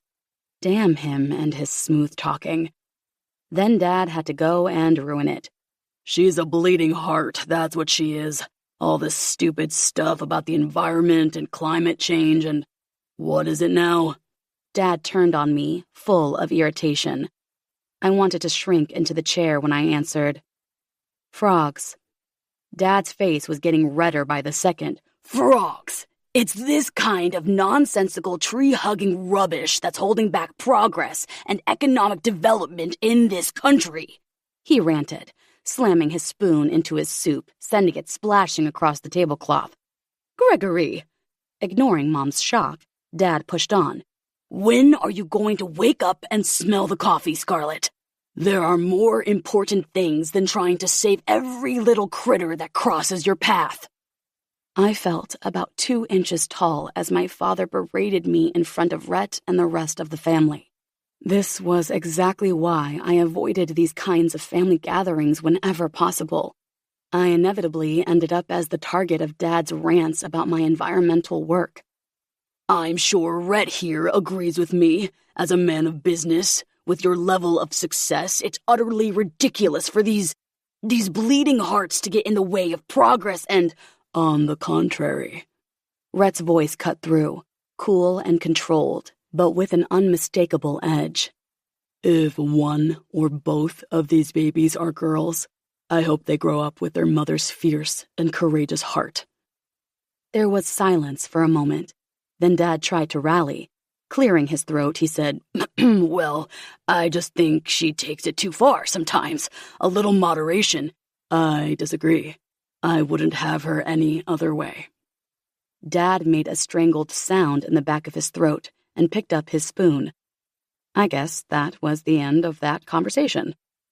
I leaned toward Rhett and said in a low, teasing voice, No need to go overboard.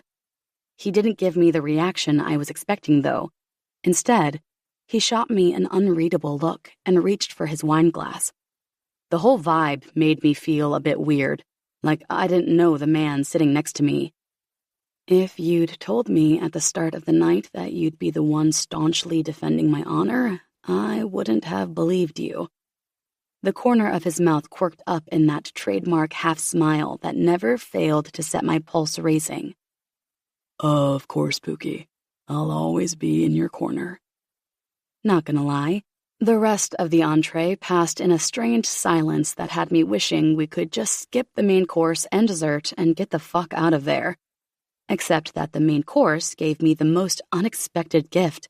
Mom had barely finished serving when Misty cleared her throat. So, Rhett, I'm sure you must be familiar with the work of Counselor Smith. He's been doing such important things for infrastructure development in this area. Rhett gave Misty a blank look. Can't say that I am. No. Should I be? Whoa. What was with that tone? I'd never heard Rhett speak to anyone like that, even the ASS members. But your family business is in property development. And now Tyler had a tone. What the fuck was this all about? That's correct. Well, the municipal councilor Misty works for oversees a lot of projects to do with that sort of thing. Ah, I see. We don't tend to deal with that level of government. He may as well have just come straight out and said it was beneath him. His blunt dismissal made Tyler's cheeks flush, and Mom and Dad looked really uncomfortable. I bit the inside of my cheek to stop myself from laughing. Yep, bringing Rhett to family dinner wasn't nearly as bad as I'd expected. Chapter 24. Rhett. If you'd asked me what to expect when meeting Scarlett's family, I would not have said a raging pack of assholes. But here we were. The whole evening just felt like a constant string of slights, all directed at Scarlett. I wasn't sure she even noticed, but I sure did, and it made me fucking furious. Until I remembered that it was actually none of my goddamn business. We weren't a couple, and she wasn't mine to protect. Which was exactly how I wanted it, wasn't it? Still, once we were in the car driving away from the never-ending dinner, I couldn't stop myself from asking, "So, has your family always been a pack of fuckheads, or is this a new development? Tyler is, something else." That was me doing my best to be diplomatic. I liked the way she laughed, the sound skittering across my skin. "Yeah, it's old news. A tale as old as time. The golden child and the perpetual disappointment, that's us." "It wasn't what I was expecting, you know." "No? How so?" "I guess I'd thought they'd be a bunch of hippies and everything would be peace, love, and mung beans." That made her laugh again, which in turn had me smiling, until the smile faded because that wasn't what it was like at all. "I thought you'd be the star of the show because you're so, she asked when I didn't go on. "Everything. But that was skating way too close to things I wasn't prepared to admit to, so I said, "Full of yourself, asshole." "So, the golden child and the perpetual disappointment," I echoed. The city lights outside played across her face, painting her in shades of neon and shadow. "Is that how you see yourself? Because of your brother?" She shifted in her seat, the seatbelt tugging lightly across her chest as she turned to look out the window. "It's not just how I see myself, Rhett. It's how they've always seen me. Troublemaker, rebel, black sheep." Things went quiet for a bit, but I just had to know. "Did you always know you were adopted?" "No." "How old were you when you found out?" 12 or 13, when I found the papers in Dad's office." "Fucking hell. So up until then you had no reason to think you weren't all blood-related, but the adoption news changed everything." Her laughter this time was brittle. "Oh, it's the cornerstone. The foundation of why I can never measure up. I'm not blood after all. Tyler is, though. A lovely little surprise for them when I was 6 years old. Such a gift. Now they were a real family." Inside me something tightened, hot and mean. "Blood doesn't make a family, Scarlett." She turned back to me, her eyes searching my face for sincerity. "No, it doesn't. But try telling that to the Wrights. I wasn't kidding when I said Tyler was the golden child. He knew before I did." "What the fuck?" "Yeah, what the fuck? He used to tease me about it all the time, but I figured it was just a thing the kids did. He was always a little shit, so I just thought it was part of that. Nope. He was in on the secret the whole time." "That's really, really fucked." "That's what I said.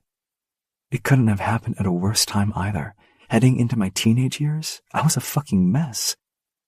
I could imagine it, and the feelings it stirred up in me were, "Stop doing that." The hardest part about it was that they just couldn't see why I was so upset. Jesus. Yeah, I felt totally betrayed, and like I didn't know who I was, but also I couldn't trust them. They'd lied to me my whole life, even making up stories about Mom's pregnancy. That's incredibly fucked up."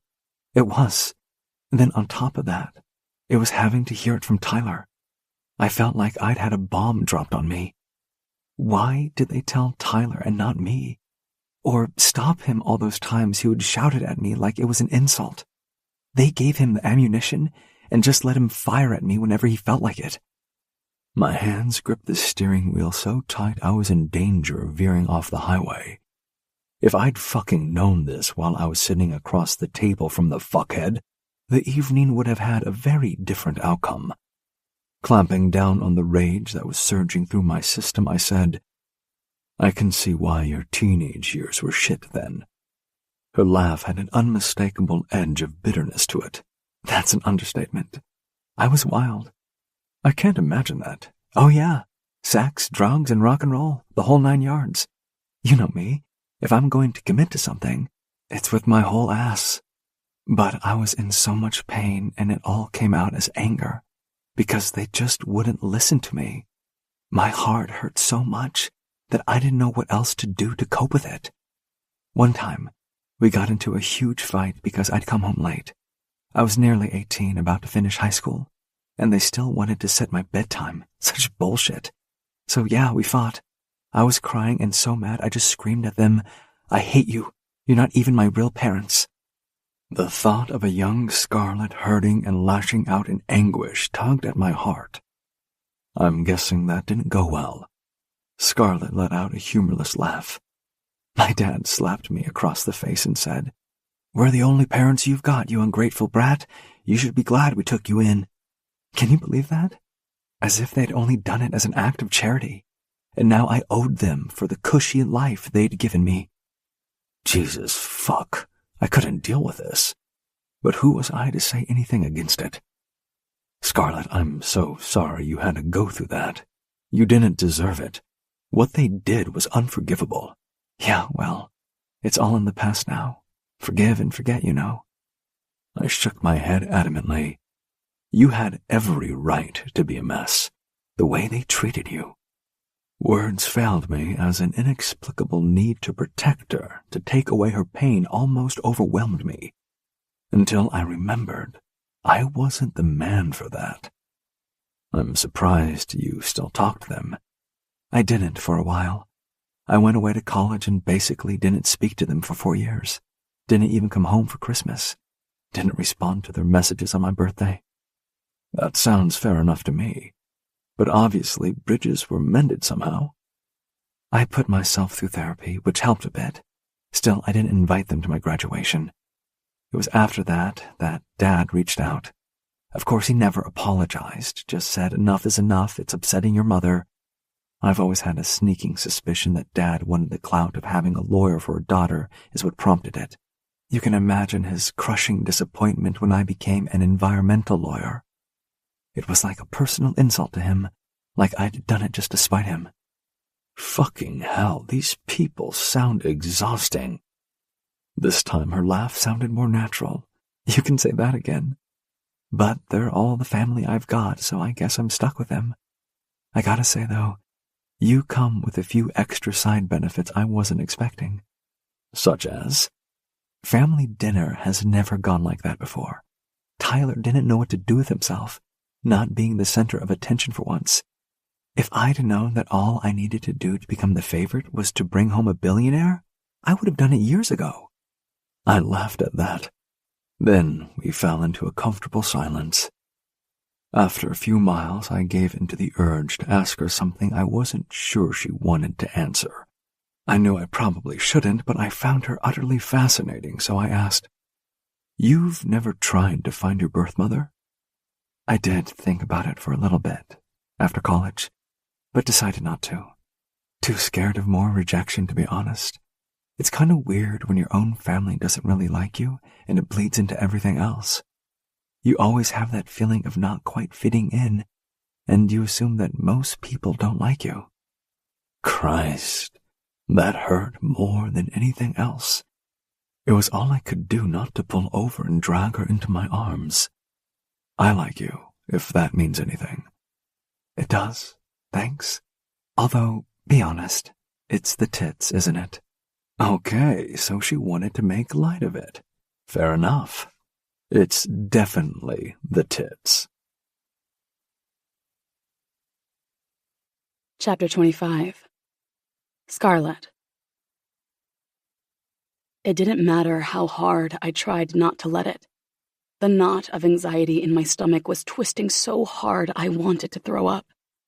The sterile scent of antiseptic that hung in the air of the doctor's office really wasn't helping. With my phone on speaker, I put it down on the doctor's desk, dragging in a few deep breaths as I waited for Rhett to answer. "Hey, sugar, I'm with the doctor and you're on speakerphone." I butted in hastily. "Miss Wright, how are you on this fine afternoon?" Jesus, I could have laughed at the quick turnabout in his tone. "Well, I'm not sure. That's why I'm phoning. Dr. Morris says the babies have elevated iron levels. She's talking about doing more tests." He barely missed a beat. "I see. What are the implications of the elevated iron levels and what further testing is required?" Oh, Well, I could have cried because didn't he just sound so calm and in control? Dr. Morris took over. Elevated iron levels can be a concern for a number of reasons, but it's hard to say without more information.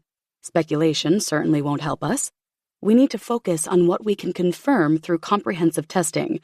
I do have some theories, but without a complete family medical history, we're navigating in the dark.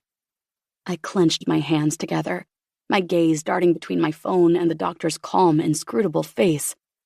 Fuck. She was giving me no indication of exactly how worried I should be. Rhett, have you heard anything back from the court? We need that information yesterday. He blew out a breath. We're waiting on the judge's decision, Scarlett. I've been told it should be any day now. I'm pushing as hard as I can. I wanted to scream, to shake the answers out of the universe. But what good would that do? And the private investigator? She's hit a wall, but I'll touch base with her and see what strings we can pull. I nodded, even though he couldn't see me. The silence that followed was heavy, punctuated only by the soft hum of voices and phones ringing out in reception. So what happens in the meantime, Doctor? Rhett asking all the tough questions. Bless him. Dr. Morris cleared her throat.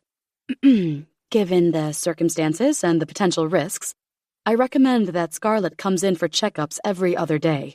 We need to monitor those iron levels closely. My heart sank. Every other day? Fuck. The frequency was unsettling, letting me know that the situation was a lot more serious than Dr. Morris was letting on. Like I really needed to be reminded how quickly this could all go so terribly wrong. I was about to respond when Rhett's voice cut in, steel-edged with concern. Yeah, I don't think that's gonna work. That had me frowning. What's not gonna work? The room spun around me as Rhett's voice sliced through the tension. Given how serious this sounds, I'm going to arrange for you to be flown to a private medical facility here in Raleigh via helicopter. My heart lurched in my chest. Rhett, that's too much. I stammered, my mind already racing. Fuck, I couldn't catch my breath. I didn't need to be flown anywhere. I needed to stay close to my work, my home, everything familiar. Now my hands were shaking, so I gripped them tight and lay them in my lap. No, it's not, Rhett countered, his tone leaving no room for argument. This is about ensuring the babies are safe, and that you're getting the best possible care. I won't compromise on that. I chewed my lip, staring at the phone like it was a portal into the future. All right, well, maybe I can go to this fancy hospital, but I can drive myself. I'm not incapacitated. It's a 2-hour drive, my girl. A helicopter can get you there in half that. You're taking the helicopter. I opened my mouth to protest, to tell him this was all crazy and out of control and that I was freaking the fuck out. But he barreled on, his focus now on Dr. Morris. Doctor, would you be willing to accompany Scarlett to the facility? I understand it's a significant request, but I assure you, there will be no issues with your compensation or any other arrangements. It was one thing for Rhett to railroad me into doing what he commanded. Quite another for the doctor to just jump when he said so. But God, I would feel so much better if she were there too. There was a long pause while Dr. Morris looked down at her planner on her desk. I was holding my breath without realizing it, unable to get any read at all on how she was feeling. Finally, she raised her eyes to mine. It's not a typical request, but given the circumstances and the potential risks, it might be the best course of action. I have no urgent appointments for the afternoon, and if this means ensuring the health of Scarlett and the twins, I will make the necessary arrangements to accompany her. So that was that. I felt like I'd been punched in the gut. The reality of the situation was crashing down around me, and all I could do was sit there, numb and in shock. As Rhett and Dr. Morris discussed the logistics of my medical care as if I weren't even there. I was a passenger in my own life, being whisked away to a strange place, all for the sake of 2 tiny lives that I hadn't even known I'd be responsible for just a few short months ago. Fuck. I felt sick. Scarlett, take me off speaker so we can talk. I'll give you a few moments, Dr. Morris said quietly before stepping out of the room. Rhett, I know you're freaking out, and I bet you feel like you're gonna throw up. How the fuck do you know that? 'Cause that's how I'd feel in the same situation. But listen, whatever is up with these babies, we're going to figure it out. The best place to do that is the highest grade medical facility in the state. So that's where you're going. I'll have someone swing by the house and collect some things for you. And if you want or need anything from the office, they can go by there as well. I'm sure we'll be able to get you set up for work at the hospital. No frogs will perish under your watch. God, why did he have to be so cute all of a sudden? Okay, so take a few deep breaths, sit tight, and I'll update you as soon as I've arranged transport for you. I guess I was just going to sit here and do as I was told. Okay. Good girl. Talk soon. And with that, he hung up. I slumped back in the chair and rubbed my hands over my face. Should I feel better or worse at the crazy turn of events the day had taken? I had no fucking clue. Chapter 26. Scarlett. Less than an hour and a half after I got off the phone with Rhett, we were hovering over the roof of the medical center. Oh boy, that man could make the world jump to his bidding when he wanted it to. We touched down, and as the relentless thrum of the helicopter blades began to slow, I took off the headphones, giving Dr. Morris a shaky smile that I was pretty sure was not at all convincing. The pilot pulled the door open for me, and I stepped out onto the tarmac, the cool air doing absolutely fuck all to clear my head or settle my stomach. Dr. Morris, ever the reassuring presence, gave me a smile as the rotor wash dissipated around us. You're going to be just fine, Scarlett. The door at the top of the roof opened, and a group of people stepped through it, then lined up in perfect order. Jesus fuck. Who were all those people? Surely they weren't all lined up like that to greet me. A man in a white coat stepped forward as we approached, his coat catching the breeze. Miss Wright, Dr. Morris, welcome. I'm Dr. Jennings, the director here. He held out his hand, and I took it. His grip was firm, and his eyes kind. Just the sort of guy you wanted overseeing your suddenly high-risk pregnancy, I guess. It's our pleasure to have you here, and I trust your stay is enjoyable and meets all your expectations. Why did this suddenly feel like a stay in a 5-star hotel? Thank you, Dr. Jennings. I'm sure it will be lovely. I managed, my voice betraying a tremor I couldn't quite suppress. Dr. Jennings gestured to the staff gathered nearby. This is our dedicated team. We're all here to ensure you and your babies receive the best care possible.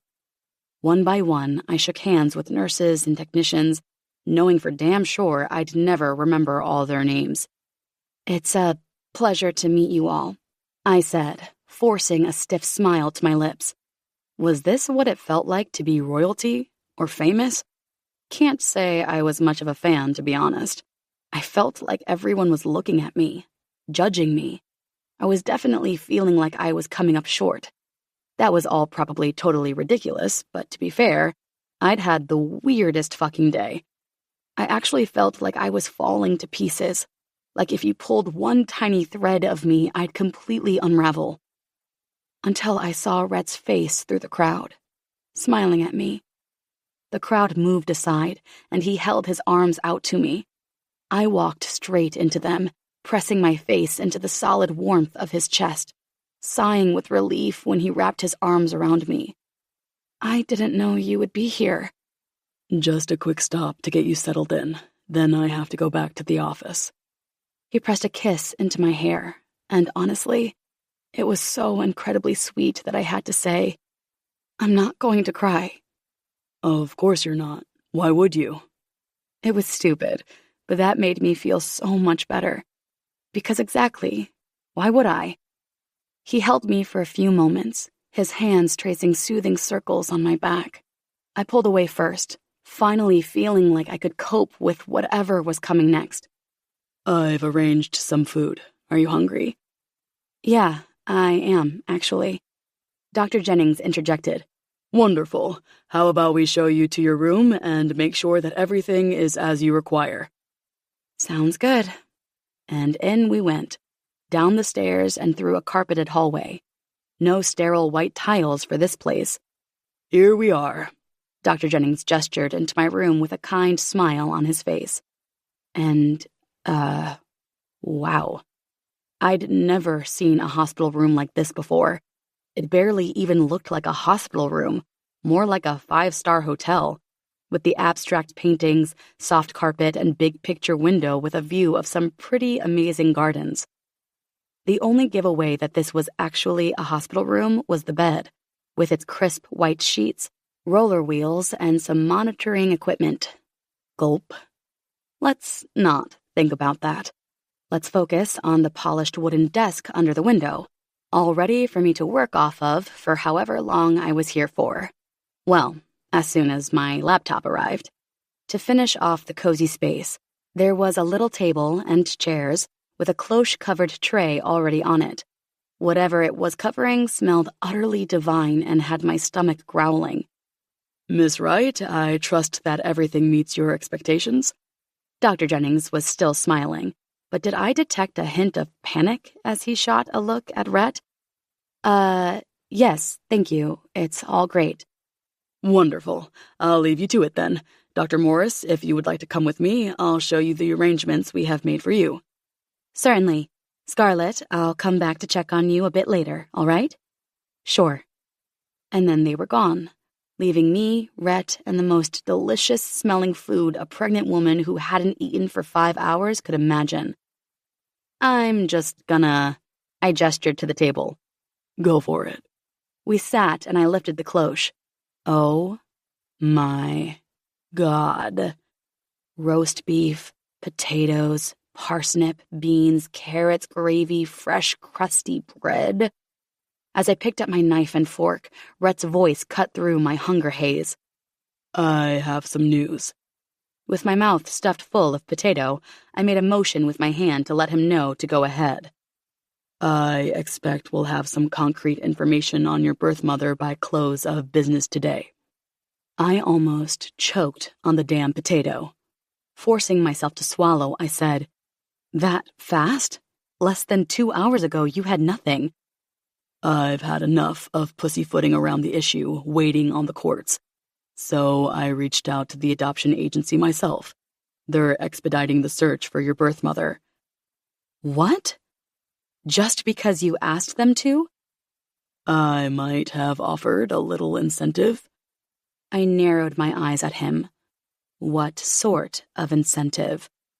A financial one, obviously. Uh-huh. I see. How much? $20,000. I stared at him for a long moment, my eyes bugging out of my head.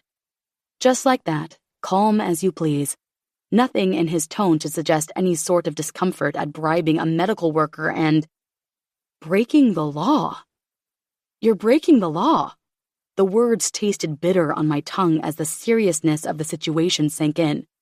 Fuck yes, I am. He replied without hesitation, the determination in his eyes unnerving. His blasé attitude toward the whole situation was fucking unnerving. You can't. I can, and I did. I expect the information tomorrow morning at the latest. I'm really struggling with this. His only reply to that was a shrug. I thought you would be. That's why I didn't run it by you before I did it. That's very fucking disrespectful. I'm sorry you feel that way, but the alternative is waiting for the slow hand of the law to tip in our favor and unlock your files.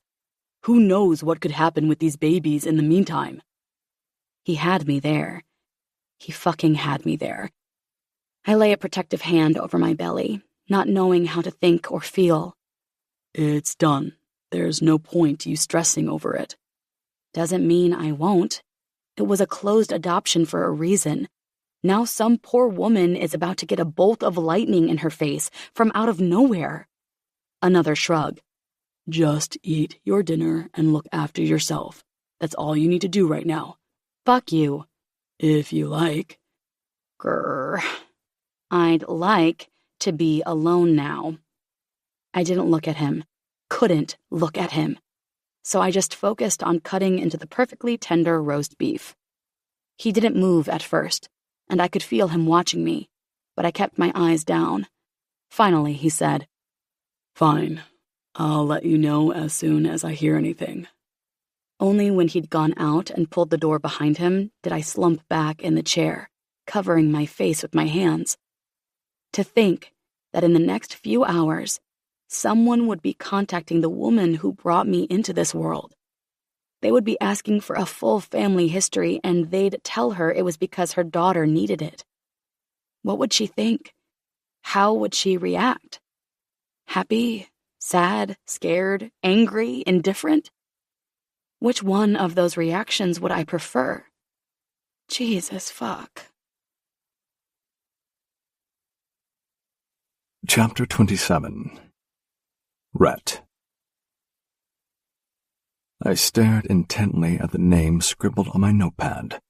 Laura Atkins. Just a teenage girl from Nashville who found herself in a difficult situation a long time ago. With a heavy sigh, I reached for the phone, breaking the tense silence of my office. Shelby Mills, my longtime private investigator, picked up immediately. Her voice was all business as usual. Mr. Rivers. Shelby, I've got a name and last known address for the case you're working on for me. How the fuck did you get that? Does this mean I'm out of a job?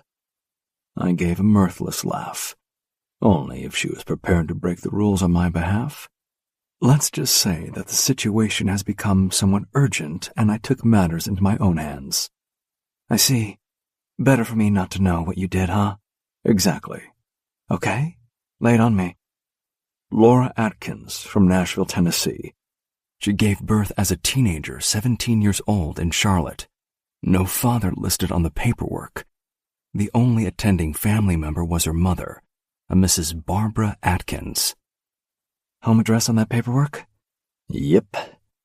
I reeled off the address, waiting impatiently as I heard Shelby clicking away on her laptop. Okay, no Atkins family and residence at that address. You're gonna have to leave it with me. I'll need a few hours. I can give you that, but not much more. This is your number one priority until this woman is found. I'm on it. Expect a call at lunchtime. She ended the call and I dropped my phone on the desk.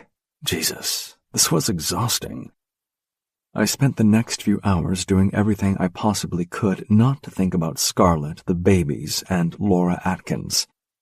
It didn't work too well as my mind churned through the endless possibilities. I mean, what if this woman had moved overseas, changed her identity, died? We'd never know. And where the fuck would that leave us? On and on my mind went, until my phone beeped loud enough in my quiet office to make me jump. Shelby Mills, P.I. Information in your inbox. My heart thudded painfully hard in my chest, and I almost knocked my coffee cup over in my haste to open my emails. Private Investigator Report. Client, Rhett Rivers. Subject, Laura Parker, née Atkins. Findings. After conducting a thorough investigation, I can confirm the following details about the subject, Laura Atkins. Full legal name, Laura Parker, née Atkins. Date of birth, June 14th, 1978. Current residence, 123 Chandler Street, New Bern, North Carolina, 28562. Marital status, married to Ethan Parker. Children, 4. Grace, 22. Lily, 20. Mia, 15. Oliver, 17. Occupation, high school English teacher. The subject was born Laura Atkins in Nashville, Tennessee on June 14, 1978, to Barbara and Joseph Atkins. At age 17, she gave birth to a child in Charlotte, North Carolina, though the father's identity was never recorded.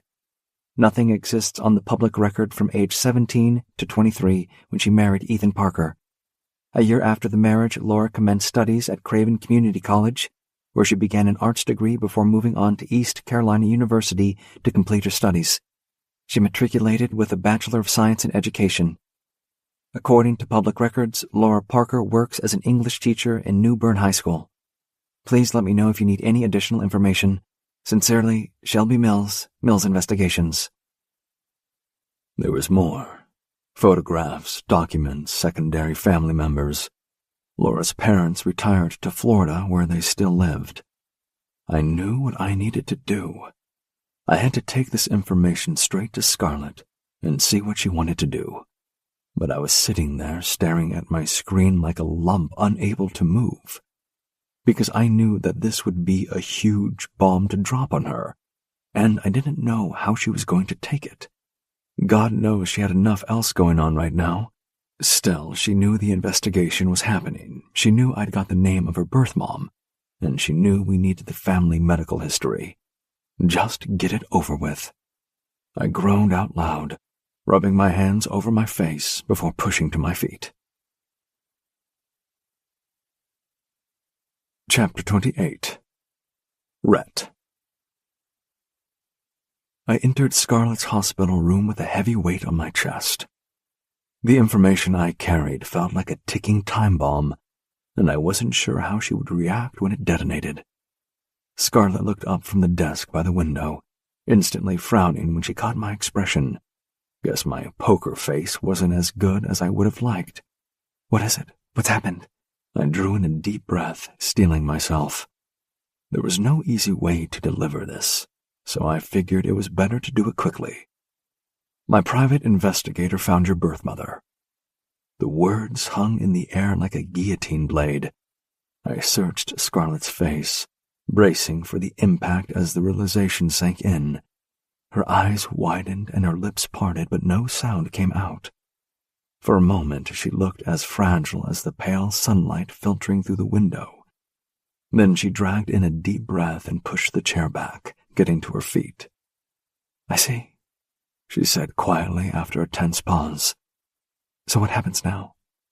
Surely jumping straight into questions about the next steps was a good sign. Well, someone will need to reach out to Laura and request the family medical history details. Standing there chewing her bottom lip while she stared at me blankly was not such a great sign. Do you feel like that is something you'd like to do yourself? Because if not... Are you kidding me, Rhett? This is such a shitty position to put me in. The first contact I have with the woman that gave birth to me is after you've broken the law and breached her privacy.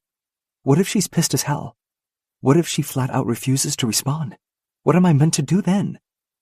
Her voice rose as the words tumbled out in an agitated rush. You had no right to bribe that adoption agency worker and go behind my back like this. You could have ruined everything. I opened my mouth to respond, but Scarlett barreled on, glaring at me with her hands on her hips, her eyes spitting fire. Did you even think for a second about how this might affect me? About how I would feel having this bombshell dropped on me out of nowhere? If I hadn't have done that, we wouldn't have the information at all. It was the only possible way. You're such an arrogant son of a bitch. It's always your way. Everything you want, you get. And you don't give two fucks about who you steamroll in the process. 1,000 objections rose to my lips, all perfectly valid arguments, of course. Didn't she understand I was doing this for her, for the babies? Fair's fair, though. She was under a lot of stress. I know you're upset, and I don't blame you. I kept my voice low, trying to sound gentle and calm. Big of you. So the soothing tone didn't work? Fucking hell. You're being completely unreasonable here. Now I was struggling to keep my voice level. I did what needed to be done to help you and the twins. We can't afford any delays when their health is at risk. She opened her mouth, clearly ready to argue some more, but I held up my hand to silence her. What else do you suggest? Waiting around for the doctors to run a battery of tests and still come up short? This is possibly the quickest route to getting what we need. It's also the only route. Just hear me out. We're in uncharted territory with this high-risk twin pregnancy. Having your biological family's medical background is critical, not just a luxury. Every doctor has stressed that. She folded her arms, her eyes still spitting fire. Tell me something I don't know, why don't you? Pinching the bridge of my nose, I attempted to organize my reasoning in a way she might actually listen to. I get that the method wasn't ideal, but I exhausted all the proper channels first. When those failed, I had to take more aggressive steps. This isn't about me disrespecting your boundaries or steamrolling you. It's about doing whatever is necessary to get the best outcome. I locked eyes with her, my jaw tensing.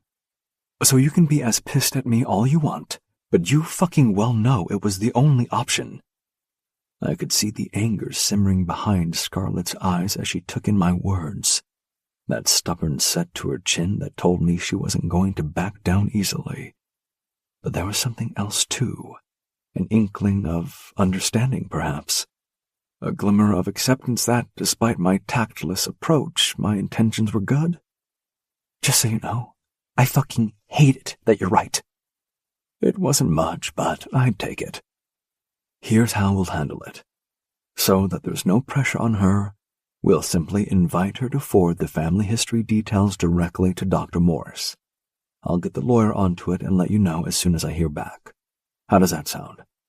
Great, thanks, she mumbled flatly, turning away to stare out the window, dismissing me.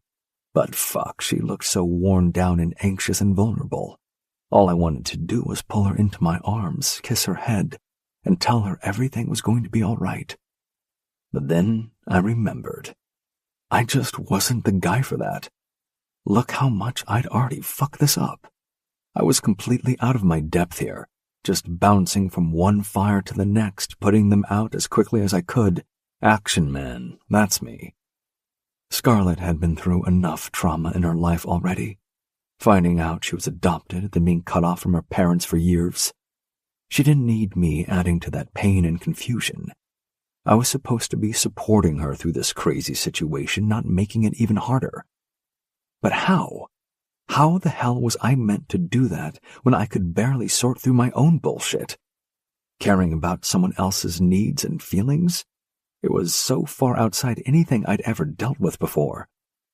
All I knew was the drive to succeed no matter what it took.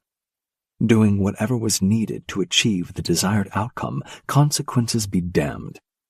It was how I had operated my entire life, the only way I knew how to function, because it was so much fucking easier than caring. The problem was at Scarlett and the babies. They needed more from me than I was capable of giving. The very thought made my chest tighten so hard I could hardly breathe. I was so far out of my depth in this, and I felt like I was wearing concrete boots.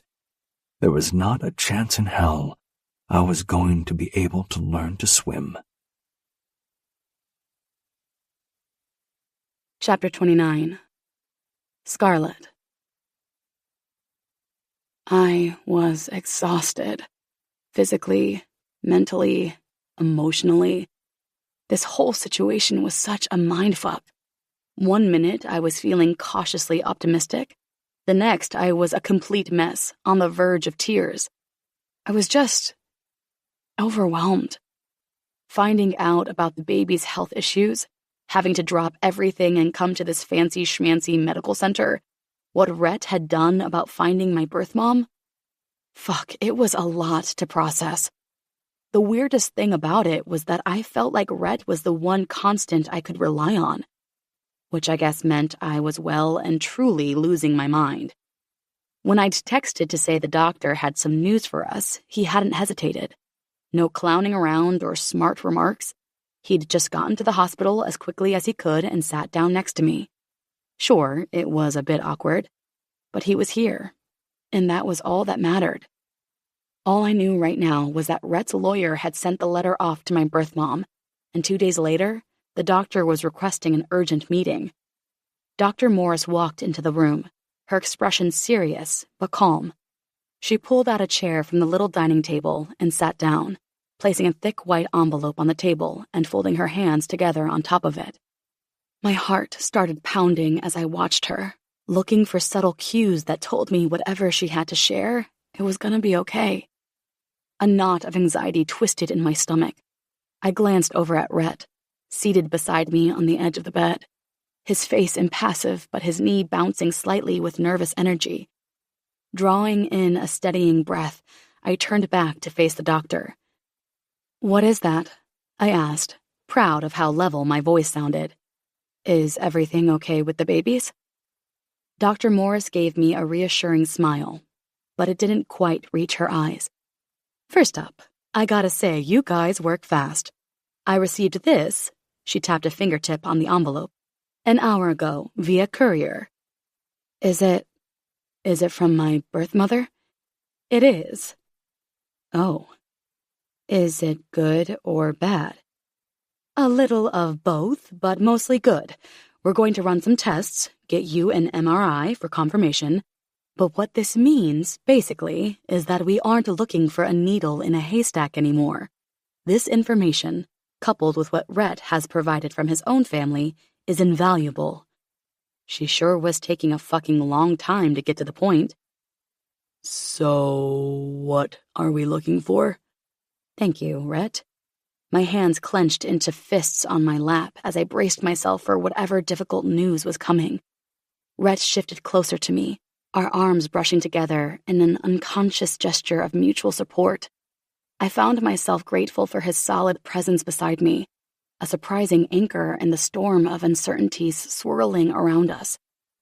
"Go ahead," I told the doctor, lifting my chin with 100% fake composure. "I'm listening." "These records show a family history of neonatal hemochromatosis." Oh, fuck. That sounded bad. Really bad.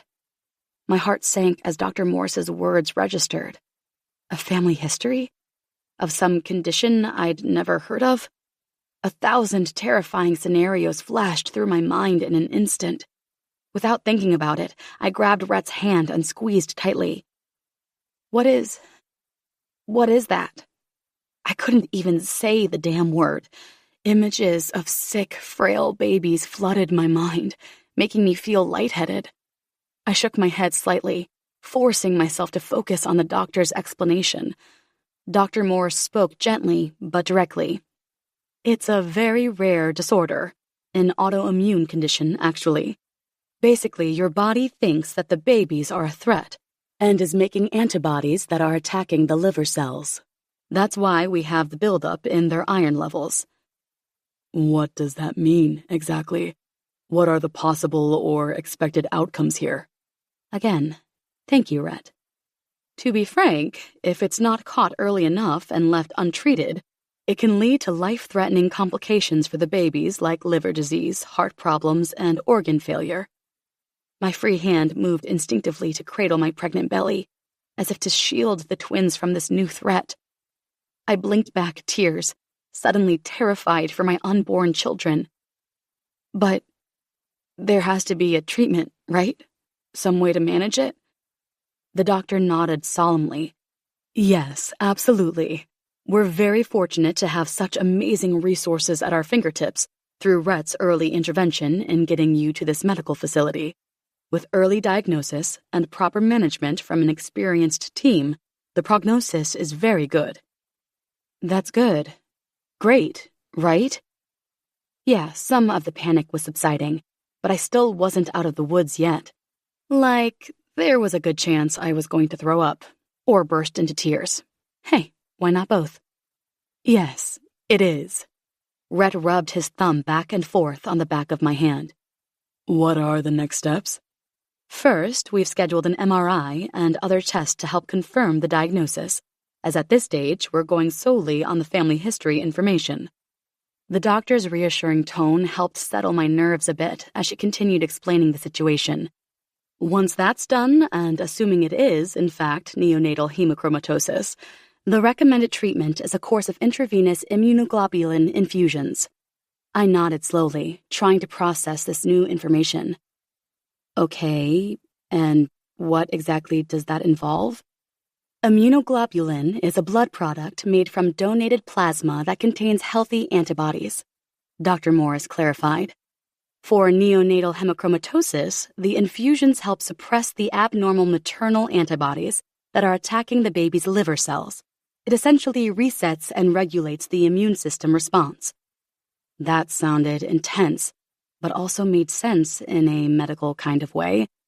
At least there was an established treatment protocol. I took a deep breath, squeezing Rhett's hand tighter. And this treatment, it's safe for the babies? Absolutely. This kind of therapy has an excellent safety profile and is considered very low risk, especially when administered at a facility like this with an experienced team. She gave me an encouraging smile. The key is starting the infusions as early as possible, which is why getting that family history was so crucial. I see. My mind was already leaping ahead. How soon can we start the treatment then? Now, here's where it does get a bit tricky. The transfusion is most effective when it comes from close blood relations like parents or siblings. But don't worry, we have excellent resources here for securing matched donors from outside your family if needed. I felt Rhett tense beside me and knew he was thinking the same thing I was. This was yet another reason to track down my birth family as soon as possible. Not just for the medical history, but now potentially for a direct biological link that could help treat the babies and save them. It was all becoming overwhelming again.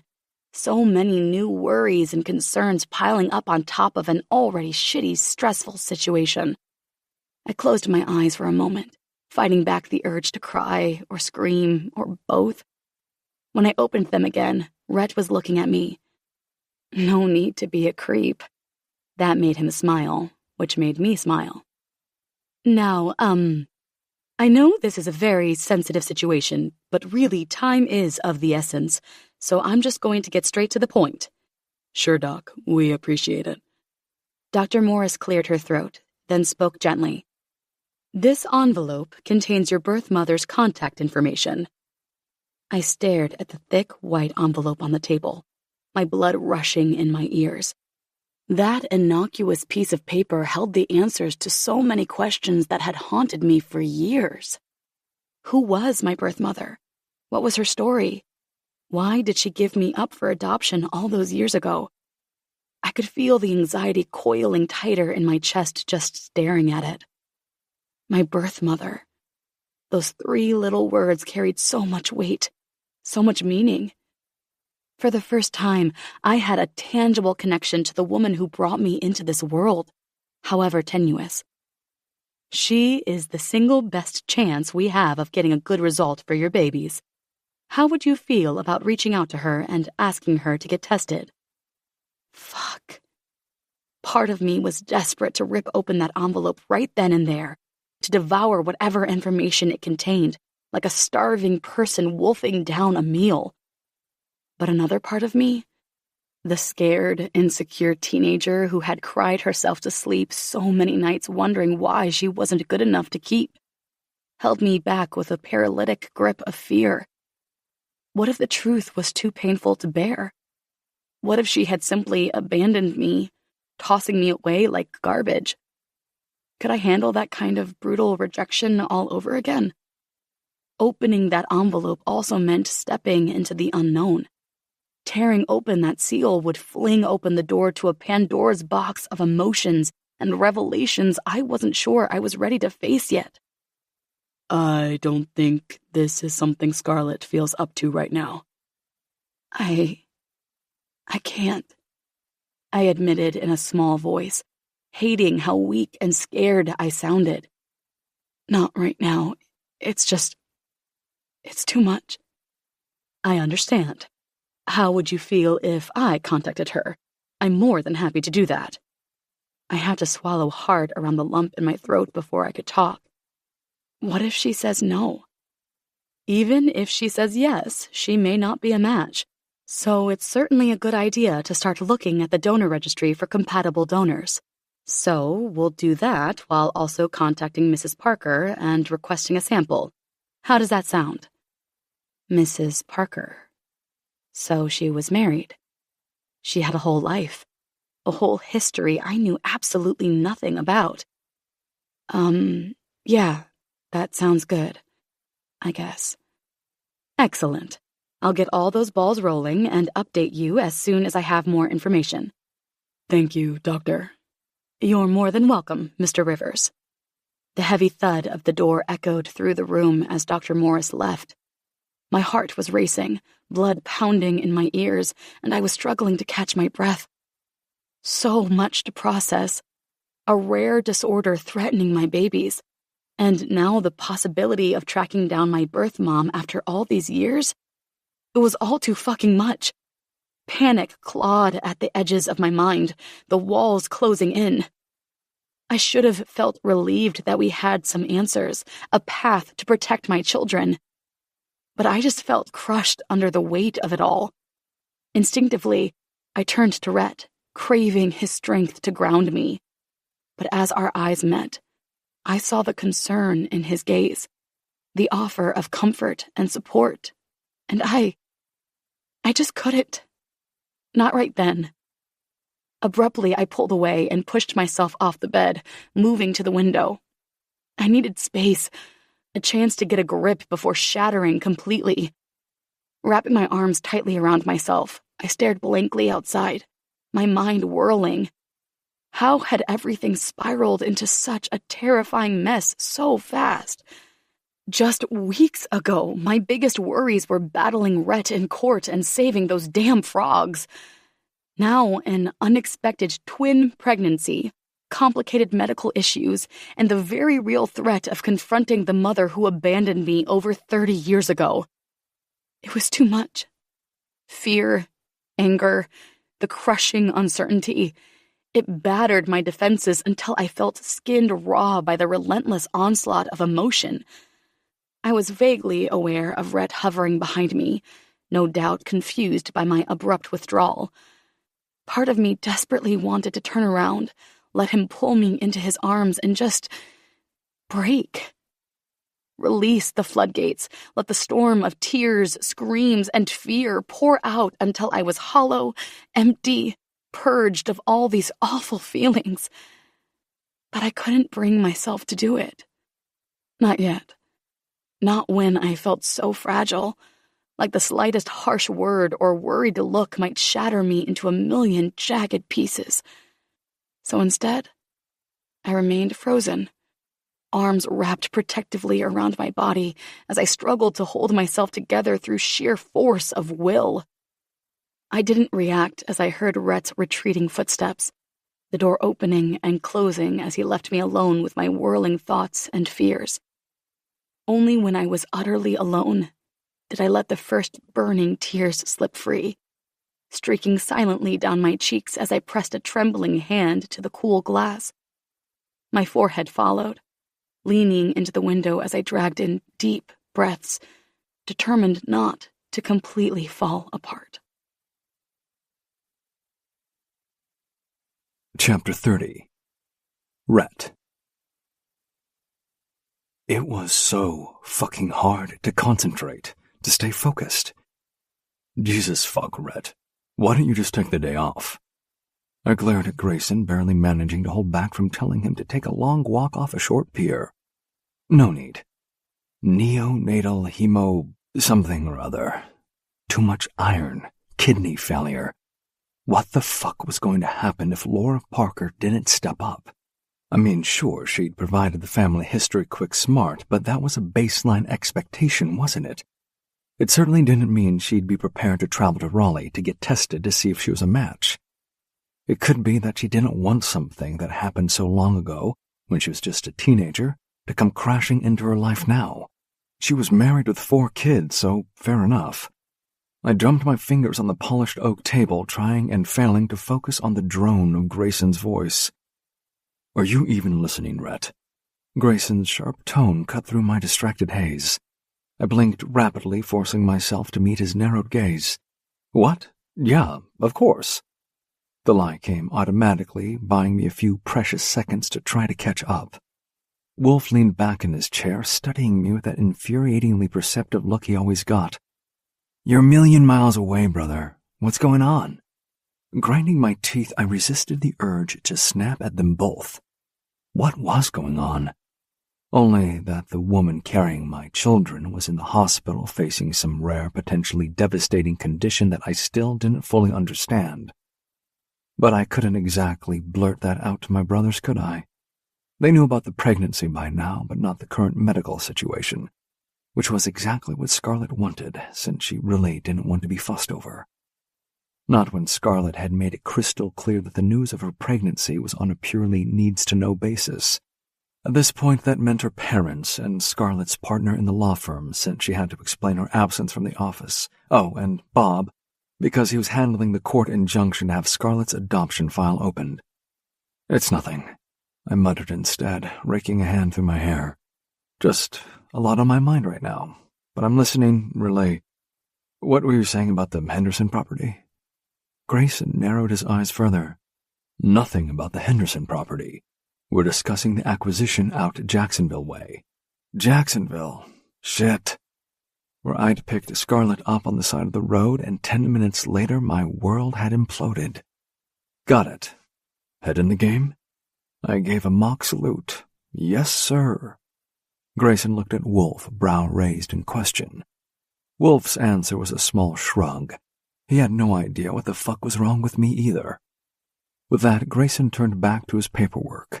As he launched back into the discussion, I tried my best to focus, but my thoughts kept drifting to Scarlett and the babies. Fucking hell, this was useless. Gripping the arms of my chair, I wrestled my attention to the present, refusing to be that guy, the useless, absent-minded screw-up that never gave two fucks about anything my father had always accused me of being. Scarlett and her situation would still be there when this never-ending meeting was finally over. Less than 5 minutes later, my phone beeped. "Bob, Miss Rivers, something urgent has come up in regards to Miss Wright. Please call me ASAP." "Shit.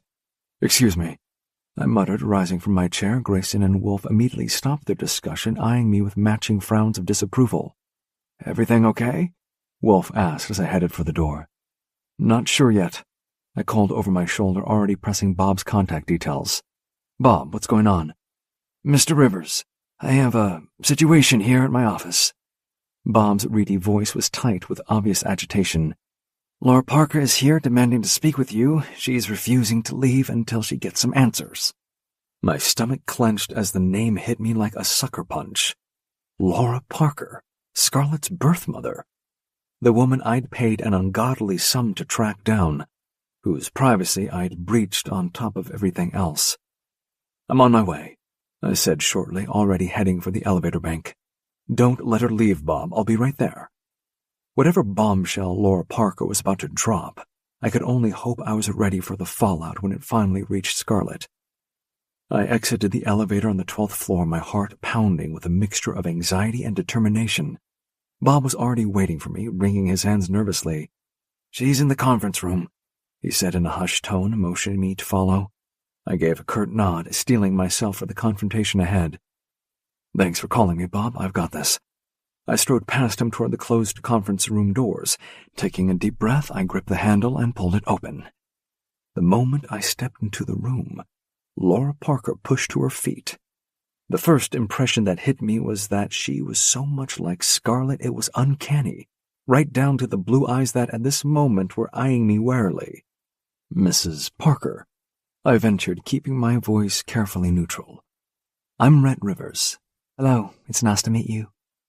Okay, not exactly what I was expecting. The way that Bob had behaved, I'd expected some sort of showdown, or at the very least, some sort of anger, rage, fury. I mean, I hadn't looked into the legalities of the bribe at the time, but I was pretty sure it was some sort of felony. How would it be if this woman landed me in the slammer, for Christ's sake? I could have laughed at the craziness. Right now, though, I had to see what she wanted. "It's a pleasure to meet you as well. You want to discuss how I got your contact details?" "Well, I guess you somehow got someone at the agency to tell you. It was a closed adoption, so it's not information that is readily available. I know because I tried. I just hope that no one was hurt or anything." "I did what I felt was necessary under difficult circumstances, Mrs. Parker. My intentions were not malicious. It was just that we didn't know what was wrong with the babies." "Babies?" I frowned. She didn't know about the babies. That was the whole reason for the letter. "I'm sorry, I'm confused. You don't know that Scarlett is pregnant." "Her name is Scarlett? Oh, that's so pretty."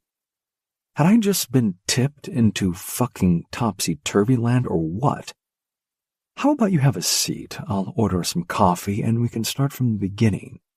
That's a good idea, thank you. She sat down, folding her arms across her chest, while I went to the intercom and ordered coffee and a plate of cookies. When I turned back to join her at the table, she was watching me anxiously and biting her lip. Biting her lip, just like Scarlett did.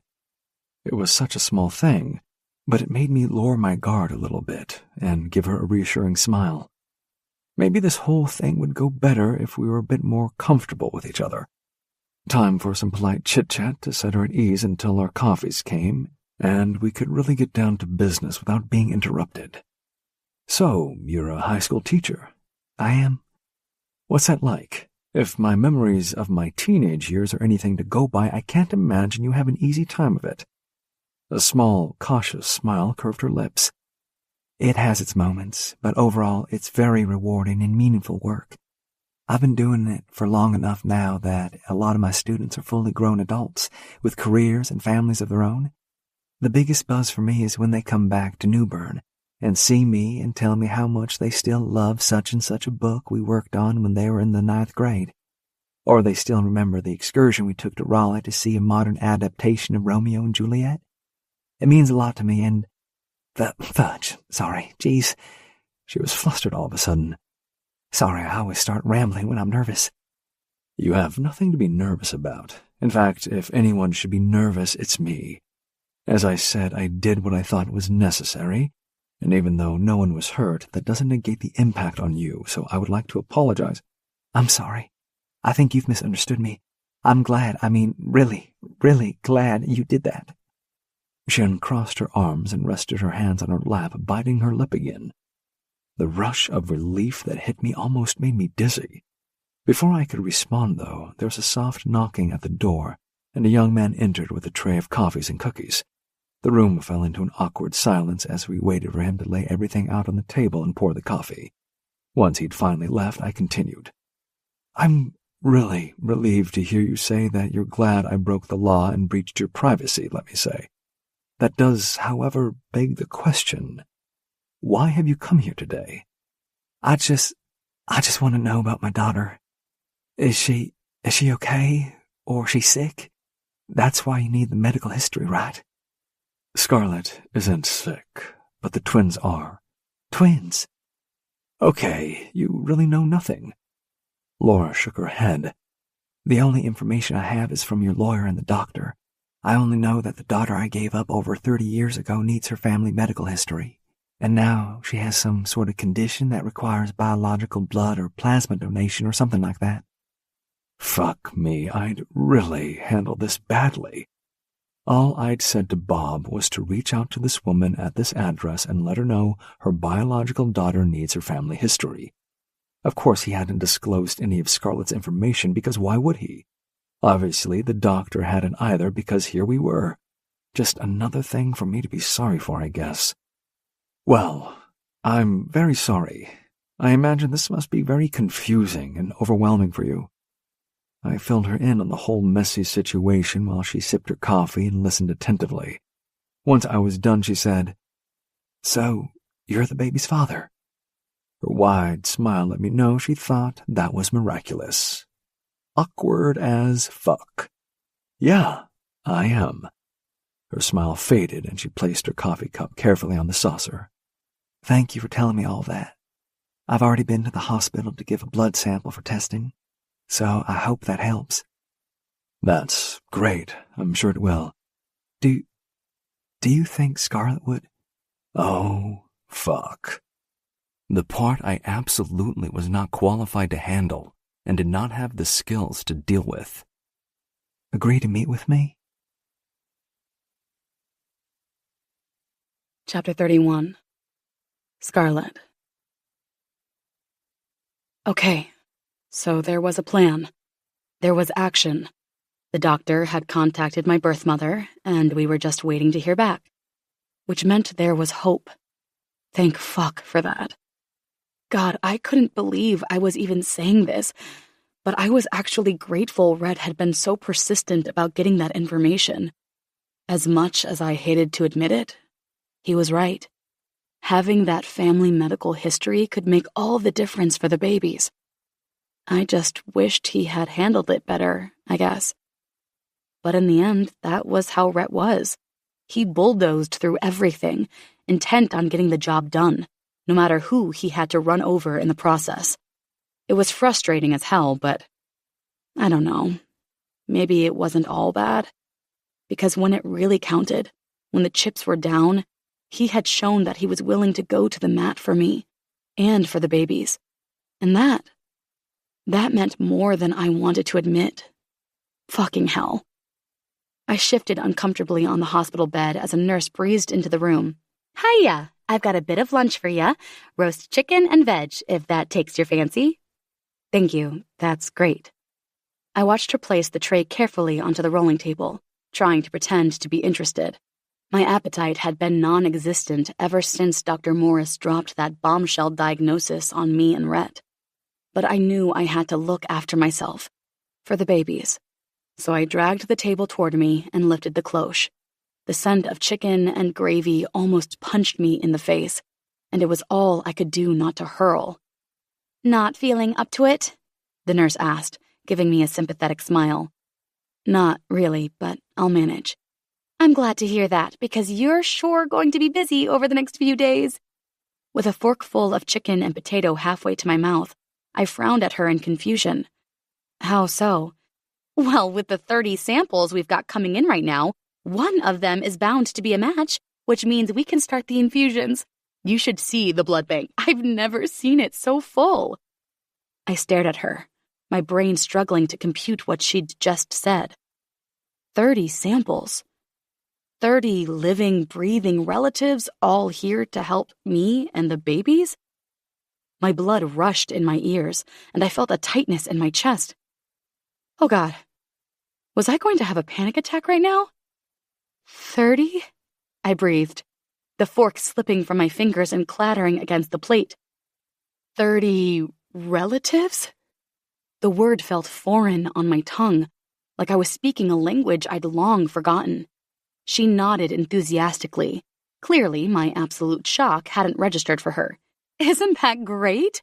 It's always wonderful when families rally around a loved one like this. I love to see it. And lucky you for having such a big one. Finally noticing the state I was in, she reached out to give my hand a reassuring squeeze. I know it must be overwhelming, but try not to worry. We're gonna find a match. I just know it. Overwhelming didn't even begin to cover it. My chest tightened further, making it hard to breathe. 30 people who shared my DNA, my history, my very existence. For so long, it had just been me. Lonely, isolated, the odd one out. And now, in the span of a few days, that had all changed. I swallowed hard, willing the tears that threatened to fall to stay put. I couldn't break down. Not here. Not now. I had to be strong for the babies. But the mere thought of meeting these strangers, of having to explain my story, my fears, my hopes, it was almost too much to bear. Hands shaking, I reached for the glass of water on the tray, taking a long, desperate sip. I needed to get a grip, to find some semblance of control in this whirlwind of upheaval.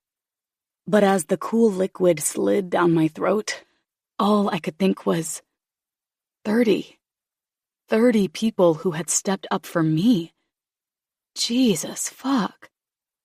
The door to my hospital room swung open, and my gaze snapped up to see Rhett stride in. Before I could even process his arrival, the chipper nurse turned to greet him. "Ah, Mr. Rivers.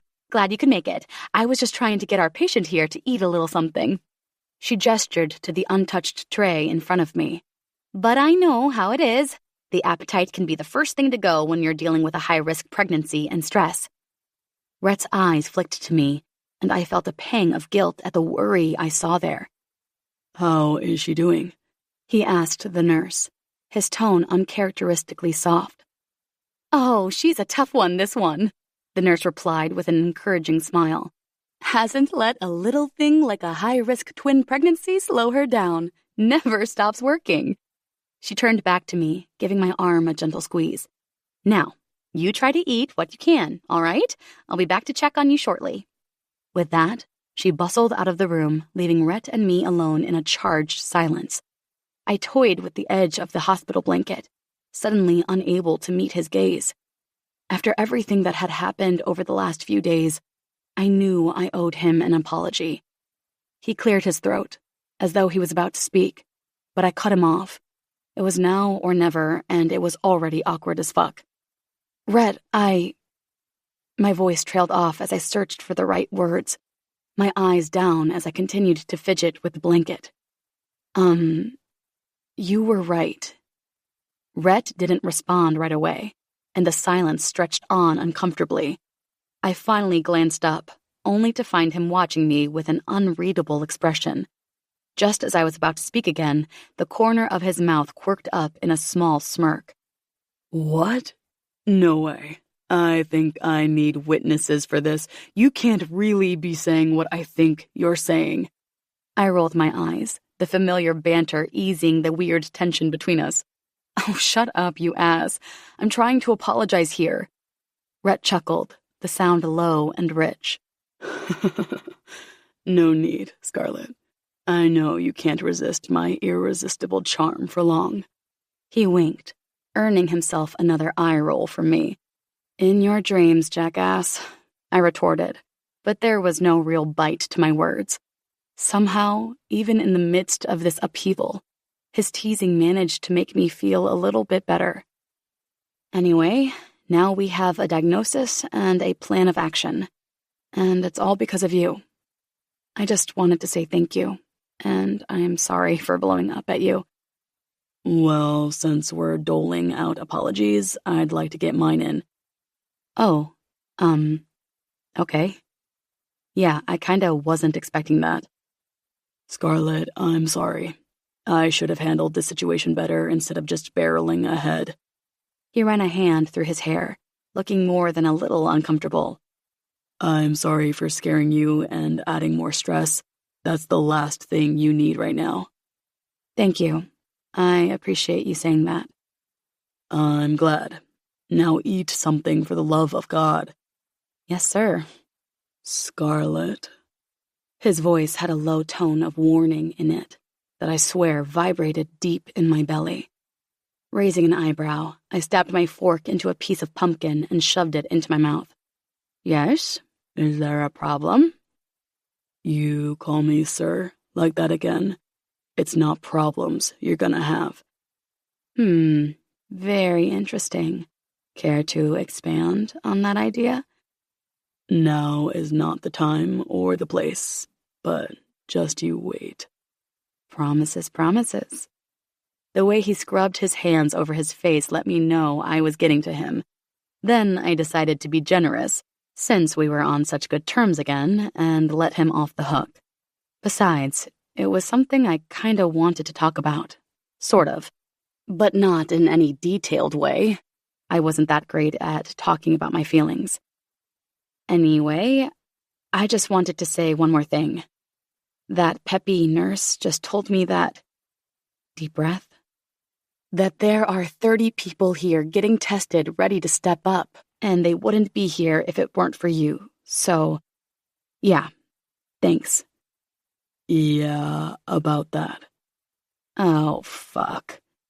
Why did his tone have my insides flipping over? What's happened now? I had a visitor today. He looked so uncertain, uncomfortable, that it made me even more nervous. You did? I could see him steeling himself before he continued. Look, I'm not good with this sort of stuff, so I'm just going to come right out and say it. I met your birth mom. My heart lurched. You what? I stared at him, searching his face for any sign that this was some kind of weird joke. But the tense set of his jaw told me he was deadly serious. Rhett ran a hand through his hair, like he always did when he was stressed. Yeah, she came to see me, to talk about you and the babies. What did she say? What is she like? Did she seem nice? You look like her. Oh. And yeah, she did seem really nice. We talked for a bit. She asked lots of questions about you. I didn't answer everything because I wasn't sure what you would want her to know, but the thing is... The way he kept trailing off was really starting to make me anxious. The thing is what? She really wants to meet you, and, she's here, in the hospital, waiting downstairs. Fuck. Oh my God. Shit. I don't know how to deal with this. Are you freaking out? Yes. A lot. My birth mother was here, in this very hospital. After all these years of wondering, imagining what she might be like, she was just downstairs, close enough that I could walk down there and finally meet her face to face. A million thoughts and emotions swirled through my mind. Excitement, fear, curiosity, dread. It was a tangled mess that left me feeling paralyzed and more than a bit sick. Part of me desperately wanted to run out and see this woman who had given me life. But another part, the part shaped by years of abandonment and rejection, screamed at me to stay put, to protect myself from more potential hurt. Rhett came and sat beside me on the bed and took my hand in his. Hey, you don't have to do anything you don't want to, he said softly. This is your call. I made it clear to Laura that I would give you the heads up first, and if you weren't okay with it, that was that. I wouldn't have brought her here and forced her on you. She completely understands and will turn around and drive back to New Bern, if that's what you want. I swallowed hard against the lump forming in my throat. As much as his thoughtless actions had upset me before, here was the Rhett that would go to the mat for me. Right here was the Rhett that I needed, more than anything. No, it's okay, I managed, my voice choked. Thank you for handling it for me. I drew in a shaky breath, trying to calm the storm raging inside me. I want to meet her. I think I need to. He studied me for a moment, those intense eyes of his seeming to bore straight through me. Are you sure about this? With so much else going on, I don't want to put you under even more stress. I'm sure. Now that I know she's here, I can't not do it, if that makes sense. He nodded once, squeezing my hand before letting go and rising from the bed. All right then. I'll go get her and bring her up, if that's what you want. It is. I'll be right back.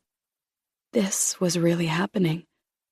After over 30 years, I was finally going to meet the woman who brought me into this world, then gave me up. The woman whose very existence had been a mystery until recently. A million questions crowded my mind. Why did she give me up? Did she ever think about me over the years? Did she regret her decision? My leg bounced with nervous energy as I waited for Rhett to come back. It felt like hours had passed, eons even, but it was only minutes. When the door finally opened again, I held my breath, my heart climbing into my throat. And then she was there. A medium-height woman with dark brown hair and kind blue eyes. Those eyes widened as they landed on me, her hand flying to cover her mouth. Oh God, she breathed, the words muffled. She looked from me to Rhett and back again, clearly overwhelmed and maybe on the brink of tears. I opened my mouth, but no words came out. What was I supposed to say in a situation like this? Thankfully, Rhett took the lead, always my savior. Laura, this is Scarlett, he said gently. Scarlett, this is Laura Parker. Laura. She looked like a Laura, which seemed like a super weird observation to make at a time like this. She took a tentative step towards the bed, her hand dropping from her mouth to reveal a trembling smile. It's so wonderful to finally meet you. Her voice was thick with emotion. I've thought about this day for so long, but I never imagined. She trailed off, shaking her head slightly. I wanted to respond, to say something, anything, but my throat felt tight, like someone had tied a noose around it. All I could do was nod mutely, my gaze drinking in every detail of this stranger who was somehow intimately connected to me.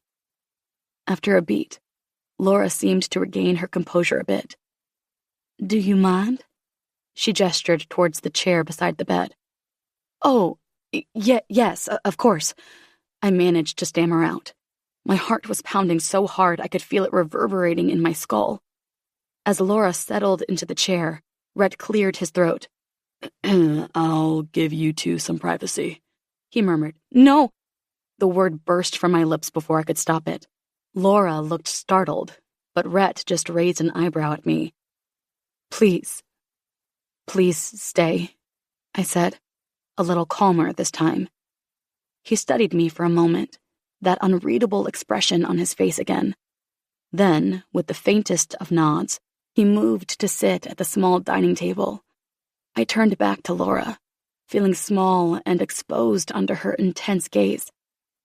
I'm sorry, I don't know if I can do this alone right now. Understanding flickered in her eyes. Of course, whatever you need. She dragged in a deep breath, folding her hands in her lap. Maybe to stop them shaking. I could relate. I can't imagine how overwhelming this must be for you. A brittle laugh escaped my lips. You have no idea. We lapsed into silence again, the air thick with unspoken questions and decades of lost time stretching between us. Finally, Laura spoke up again, her voice soft, but laced with unmistakable longing. Would it be all right if I asked you some things? Just to get to know you a little? I hesitated, my brain screaming at me to shut this down, to protect myself. But my heart had different ideas. Before I could overthink it, I gave a small nod. Okay, yes, that's fine. A brilliant smile broke across Laura's face, and in that moment, I saw echoes of myself in her expression. The realization was both thrilling and deeply unsettling. So, you're an environmental lawyer? That's right. I looked you up. You do good work. Thank you. What a strange new experience for me. A parent who approved of my career choice. So, what about you? What job do you do? I'm a high school English teacher. Also good work. Do you like it? I do. It's very rewarding. I feel like I was born to teach. That's great. It all seemed like such surface-level bullshit. Stuff you say to a complete stranger when you're trying to make polite conversation. It made me feel weird and confused because, of course, this woman was a complete stranger to me, but I felt so much more than that about her. Added to the weirdness of that feeling were all the questions I was screaming to ask her, but they were stuck in my throat. So instead I said, "And are you married? Do you have kids?" The way she reacted to what I thought was a pretty benign question had me frowning. I am married, yes. She swallowed heavily and rubbed her hands together before going on. To your father. I stared at Laura in stunned silence, her words reverberating through my mind like a shockwave. To your father. What did she mean by that? 1,000 questions flooded my brain, each one more confusing than the last. I'm sorry, what? I finally managed to choke out. My father? I don't know why that was so unexpected. Or gut-wrenching. Of all the stories I'd told myself about my mom, her living happily ever after with my bio-dad had never crossed my mind. Laura nodded slowly, her expression a mixture of sadness and something else I couldn't quite place. Yes, your father. His name is Ethan Parker. We've been married for 20 years now. She paused, drawing in a deep breath before continuing. And we have 4 more children together. 4 children. I had siblings. 4 of them. The realization hit me like a ton of bricks, leaving me dizzy and breathless. All this time, I had been an only child, a single entity drifting through life without any real sense of roots or connection. And now, in the span of a few minutes, that had all changed in the most profound way. I opened my mouth to respond, but no words would come. How did a person even begin to process something like this? I think I'm going to need a minute. I clambered from the bed and just walked out of the room without a word. Where the fuck was I meant to go? How far could I walk to get away from this? How strong would I need to be to go back into that room? I paced up and down the corridor, caught halfway between fleeing and returning. Chapter 32. Scarlet. Did I even want to find out why the parents who abandoned me went on to have a lovely life together? Was there something wrong with me? They looked at little baby Scarlet and thought, nope, we don't like her. Let's trade her in and get one we do like. Or 4 more we actually like. My stomach was churning with bile, and I pressed a fist to my lips to hold back the scream. Scarlet? Fuck. I spun back to see Rhett standing there, his hands in his pockets and that flat expression on his face. I'm fine. I lied. I can tell her to go, if that's what you need. I can make sure she never comes back, never goes near you again, if that's what you need. I clenched and unclenched my hands a few times. More than anything, I was fighting the urge to run into his arms, to throw myself at him and just bury my head in his chest and sob it out. But I was deathly afraid that if I did that, I'd never fucking stop. So instead, I just shook my head and stared at him mutely. Okay, how about you take a deep breath? I did. Now another. I did. And one more. I did. Good girl. Now, tell me what you need. Why was that so incredibly soothing? Just tell me what you need and I'll make it happen. My mind stopped thrashing around, my heart rate settled a bit, and I unclenched my fists. I think I need to know. Okay. But not by myself. He smiled ruefully, maybe just as surprised as I was at how much I was relying on him these days. Also okay. Smoothing my hands over my yoga pants, I straightened my shoulders. Let's go then. Opening the door, he ushered me back into the room. Laura hadn't moved from her seat, but she looked pale and on the verge of tears.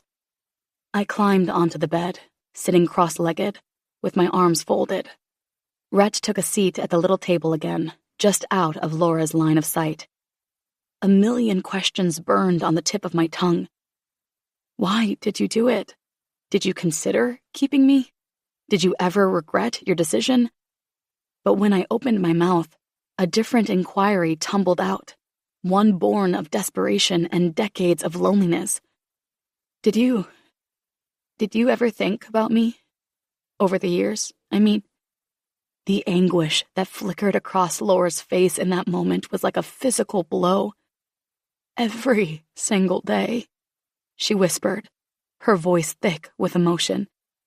Not a day went by that we didn't wonder about you, didn't ache to know you were happy and loved and safe in the world. Why? My voice cracked, and I had to pause to collect myself. Why did you do it then? Give me up, I mean, if you thought about me so much. She bit her lip as she blinked back tears. I wanted to keep you more than anything.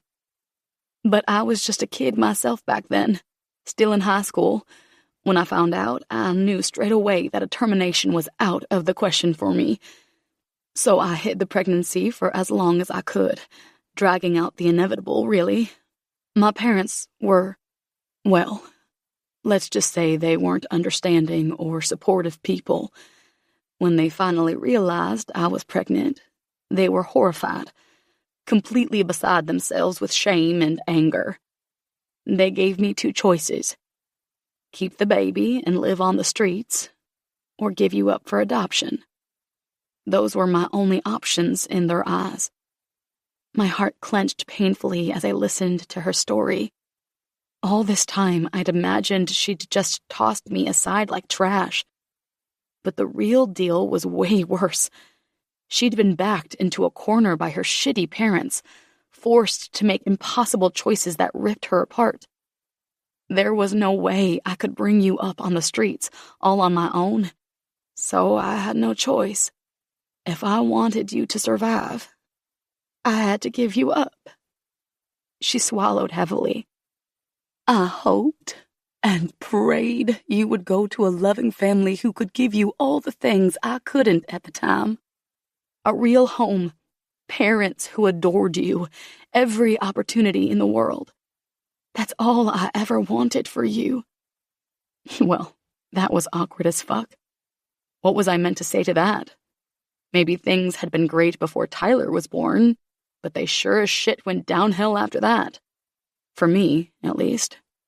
Still, it seemed only fair to say, I've had a good life. Because in lots of ways, I had. But now I had another burning question. Will you please tell me about my father? How did you meet? Laura's lips curved into a soft smile. Ethan was a light in the darkness, to be honest. We were both going through such a hard time. He was bouncing between foster homes, and I was locked so tight in with my family and their church that I felt like I couldn't breathe. For a little dash of irony, we actually met at church. My parents were super strict evangelicals, and I'm sure they never expected their daughter to be thoroughly compromised there. Maybe that added to their horror. That makes sense. She paused, her gaze growing distant as she lost herself in the memories. He was always so kind, so gentle. He had this way of making me feel safe, even when everything else in my life was falling apart. He was so excited when I told him about you, Scarlett. Sure, he was terrified like I was, but he wanted nothing more than to be a family with you and me. Laura's voice hitched, and she took a moment to drag in a shuddering breath. At the time, I was naive enough to think we actually had a chance, and for a little while there, I was really, really happy. You were our perfect little secret. I swallowed hard, my own eyes stinging as I listened to her story. What happened?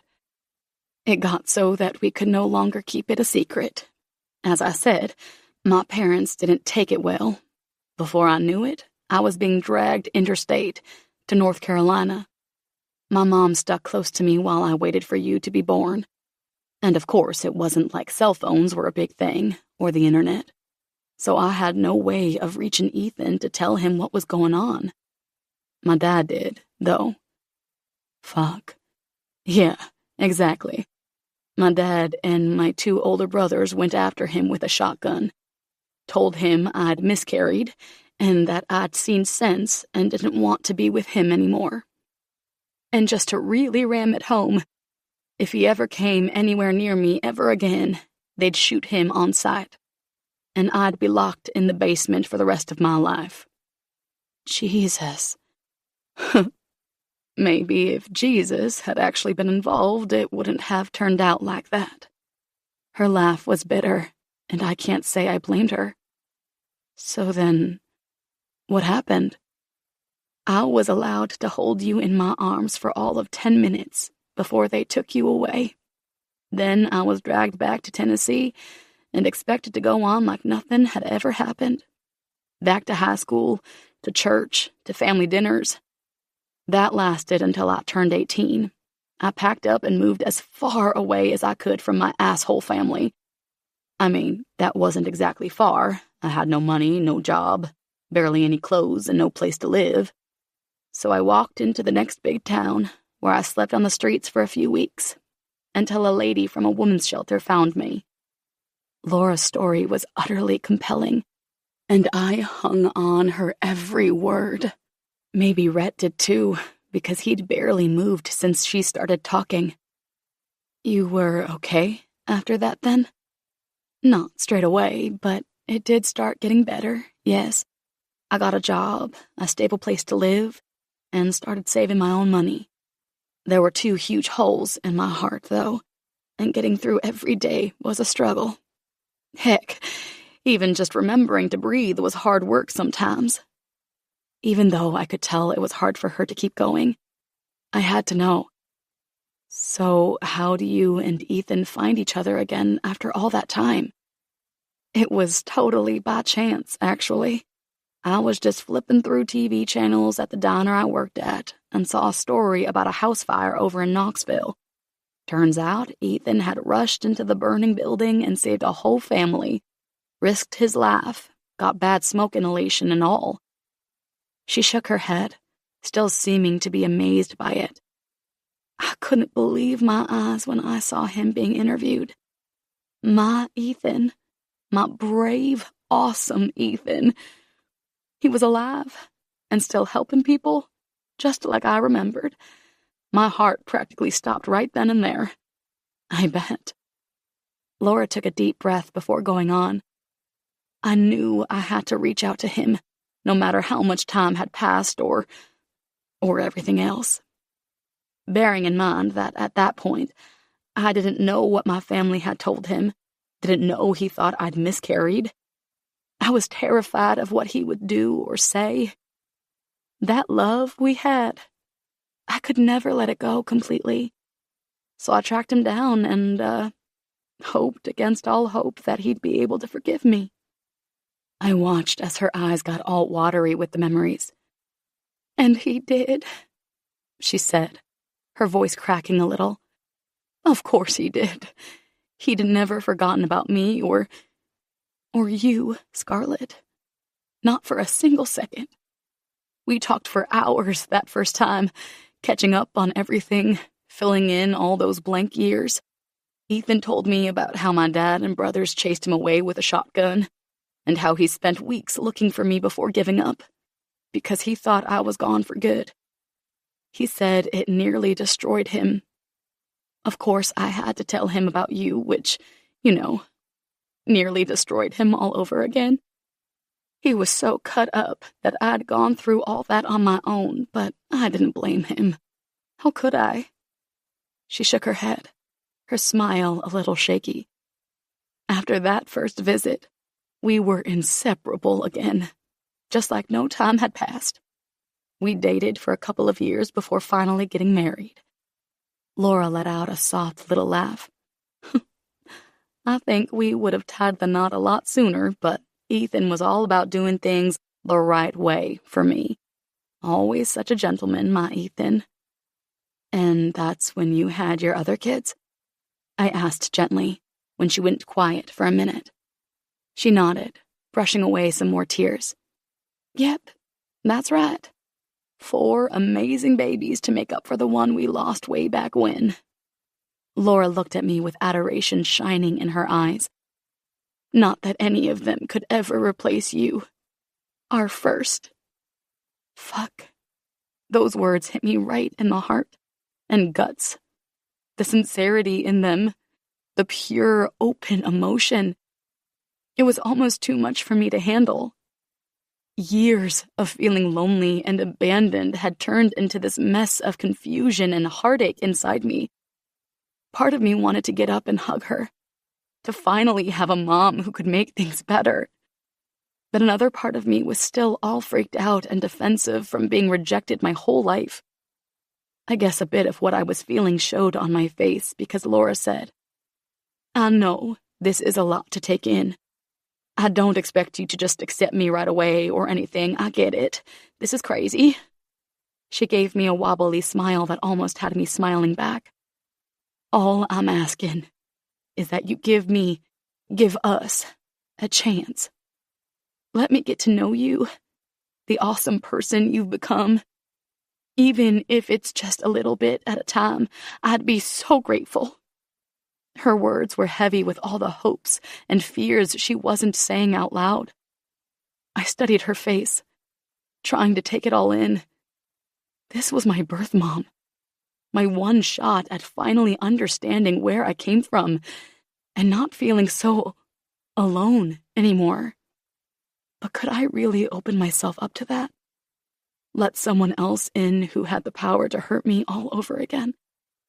I glanced over at Rhett, sitting there watching everything go down. When our eyes met, I saw him offering me his support, his understanding. That steadied me somehow. I turned back to Laura and lifted my chin a bit. Okay, I said, the word feeling important somehow. Okay, I'll give you a chance. But I can't promise anything, and I gotta take this one step at a time, if that's okay with you. Relief and gratitude washed over her face as she blinked away tears. Of course, I totally understand. One step at a time, whatever you need. I'm just so grateful you're giving me this opportunity after all these years. Thank you, Scarlett. Really, thank you. She stood up. Now, honey, I think that's enough for today. You look worn out. Rhett here has my number, so you just get him to give me a call when you're ready. We're all hanging around to wait for the results of the donor tests. Who is we're all you're talking about? Rhett asked. Everyone who might be a possible match. Ethan and me, obviously, and the kids. My 3 sisters and their kids, Ethan's half-brothers and his sister, plus all of their kids, and Ethan's parents. Everyone? Oh, fuck. For me? Yes, honey. Of course for you. As soon as I got that letter from the doctor telling us you were sick and needed us, we started making plans. Just like that. They'd started making plans for someone they'd never met. The idea of having so many potential donors, so many people invested in me, was both overwhelming and deeply moving. I don't know what to say to that. You don't have to say anything. Just get some rest and we'll talk soon. There was an awkward moment where I thought she was going to hug me or kiss me, but I wasn't quite ready for that, so I stayed put. Sure, we'll talk soon. Bye. Bye, Rhett. Bye, Laura. And she was gone, leaving me drowning in all these confusing, overwhelming feelings. God damn it, I was sick of feeling all this stuff. So over it. I guess it was obvious because Rhett said, "How are you holding up?" I let out a shaky breath, raking my fingers through my hair. I'm not sure. This is all so much to take in. My voice cracked with weariness. I think I just need some time alone. If that's okay. Of course, whatever you need. He rose from his chair and crossed over to me. I think you need a hug, though. Oh, yeah. I do need one of those. I climbed from the bed, sighing against his chest when he wrapped his arms around me. It was all I could do to hold back the tears, squeezing my eyes shut as tight as I could, gripping Rhett's shirt in my hands. He ran his hands over my back in slow, gentle circles until I relaxed against him. Then he pulled back and cupped my face in his big, warm hands, his thumbs stroking my cheekbones. Oh, God. He was looking at me with so much tenderness I could melt. Slowly, almost reverently, Rhett leaned down and pressed his lips to my forehead in the gentlest of kisses. My heart flipped over as I closed my eyes, drinking in the moment, until he pulled back and, tracing his thumb along my jawline, said, "Get some sleep. You look like shit. I huffed out a laugh. Get fucked. Bopping me on the nose with the tip of his finger, he said, I'm a phone call away if you need me. Then he turned and quietly left the room, leaving me alone with the whirlwind of thoughts and emotions swirling inside me. I sank back onto the bed, suddenly feeling every ounce of fatigue weighing me down. Chapter 33. Rhett. I've said it before, and I'll damn well say it again. I'm not equipped for this shit. What the fuck do I know about families and emotional trauma and healing and love? It was ridiculous for me to be right at the center of this unfolding soap opera. Madness. I took a deep breath and forced myself out of the car. Sitting there wallowing in my own discomfort wasn't going to help Scarlett. She needed me, whether I felt equipped for this emotional shitstorm or not. The hospital hallways were quiet as I made my way up to Scarlett's room. My steps felt heavy, weighed down by the dread of whatever new bombshell was waiting for us. I couldn't shake the feeling that the other shoe was about to drop again. Fuck this shit, honestly. It had been 3 days since the Parkers had descended on the hospital to get tested. I was hoping that today was the day we'd find out if any of them were matches. If they weren't, well, I refused to think about how hard it would be to find matches in the big wide world. Still, I'd make that happen, one way or another. Standing just outside Scarlett's room, I fought the urge to run. Just get it over with, asshole. I pushed open the door to Scarlett's hospital room, my stomach clenched in knots. The doctor was already there looking serious, just fucking great. Another piece of bad news, no doubt. Rhett. Scarlett's eyes found mine instantly. She looked so small and fragile sitting in that hospital bed. It twisted something deep inside me to see her like this. What's going on? I asked brusquely, crossing the room to stand beside her. The doctor cleared her throat.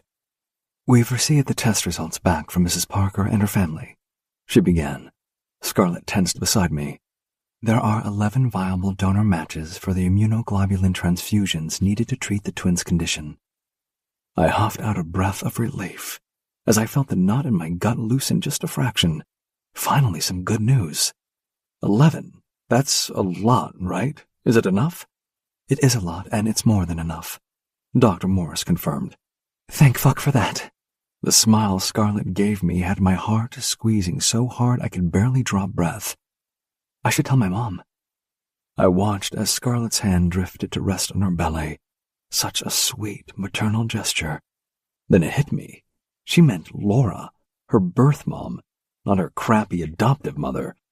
I couldn't tell if she even realized what she'd said, so I just said, Yeah, I think she'll be wrapped.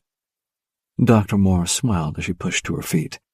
I'll let you get on with that then, while I go and visit Dr. Jennings. I can't wait to get the treatment scheduled in place as quickly as possible and get these babies back on track. Thanks, Doctor. Me too. Scarlett was up off the bed before the doctor had left the room. I met with Laura again yesterday. You did? How did that go? Not as harrowing as the first time. We just went to the cafeteria for coffee. They're all staying in a hotel in Raleigh, but they have to head back to New Bern soon. The kids have all got summer holiday stuff to do. Fuck, where's my phone? She bent down and grabbed her purse from next to the desk, and because I was a weak man, I definitely checked out her ass. And fuck, she caught me when she looked over her shoulder to say something. Like a bloody middle school kid, I shoved my hands in my pockets and stared up at the ceiling. Oh, was that a little breathy laugh? Moving right along. What else did she say?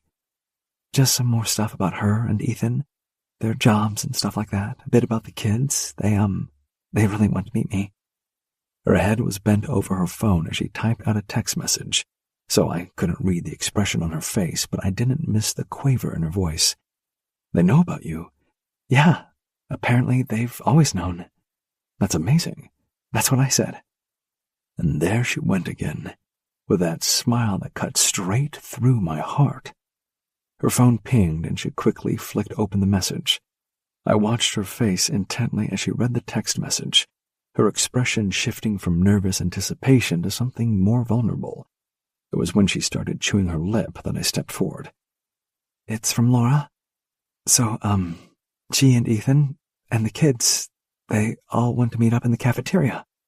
Now? She nodded, dragging in a deep breath. I could tell she was trying to keep her emotions in check. Without a second thought, I stepped closer and placed my hands on her arms, rubbing up and down. Take a breath. She did. And another. She did. Then said, Don't you dare say good girl to me right now. I stepped back with a chuckle. Wouldn't dream of it. Liar. Okay. So, we're doing this? You want to come with me? Oh, shit. Maybe I shouldn't have assumed. Trying to keep it casual, I said, Sure, if you want me to. I know this is huge, meeting your birth family all at once, but you don't have to do it alone, all right? I'm right here with you every step of the way. Look at you, being my emotional support playboy billionaire. Who would have thought? I chuckled. Fuck off. Yes or no? Scarlett searched my face for a moment, worrying her bottom lip between her teeth. Then she gave a small nod, some of the tension leaving her body. Yes, thank you. It always weirds me out when you use your manners. From chewing her lip to rolling her eyes at me. Jackass. Clearing my throat, I forced a crooked smile. That's my girl. Now come on, let's go introduce you to the fam. Maybe don't mention my sordid past as a lovable rogue just yet, though, yeah? The corners of her mouth twitched upwards at my lame attempt at humor. I'll try to restrain myself, she deadpanned. As we entered the cafeteria, I could sense Scarlett's nerves returning. Her steps slowed, and she kept shooting me sidelong glances, like she was silently begging me not to abandon her, as if I'd ever dream of doing that. Hey, I said, gently nudging her with my elbow. Let's grab a table over there. I steered her towards a secluded corner, figuring a little privacy might make her feel less stressed. Once we were seated, I immediately got up again. Tea or coffee? Tea, thanks. Can't have coffee, no matter how much I need it. She didn't quite meet my eyes as she placed her hand over her stomach. Right. Sorry. I resisted the urge to lean down to press a quick kiss to the top of her head. I'll be quick. As I waited in line at the cafe, I couldn't resist scanning the room looking for any sign of Laura and the rest of the family. So far, no luck. That was probably a good thing, giving Scarlett a few more minutes to mentally prepare herself and calm the fuck down. When I returned with her tea and a fruit salad, she looked pretty pale and her hands were fidgeting restlessly on the tabletop. Shit, this was really getting to her. Here you go. Why don't you try taking a few sips? See if it'll help you get over yourself. Scarlett shot me a look, a gleam of amusement in her eyes, then obediently lifted the cup to her lips, taking a sip. Nope. Still feel like shit. I could put on a dance show if you think that'd help. Off you go then. Although I'm not sure we'd want to inflict that on all the sick people here. You're probably right. She laughed, and finally some of the tension seemed to be seeping out of her shoulders.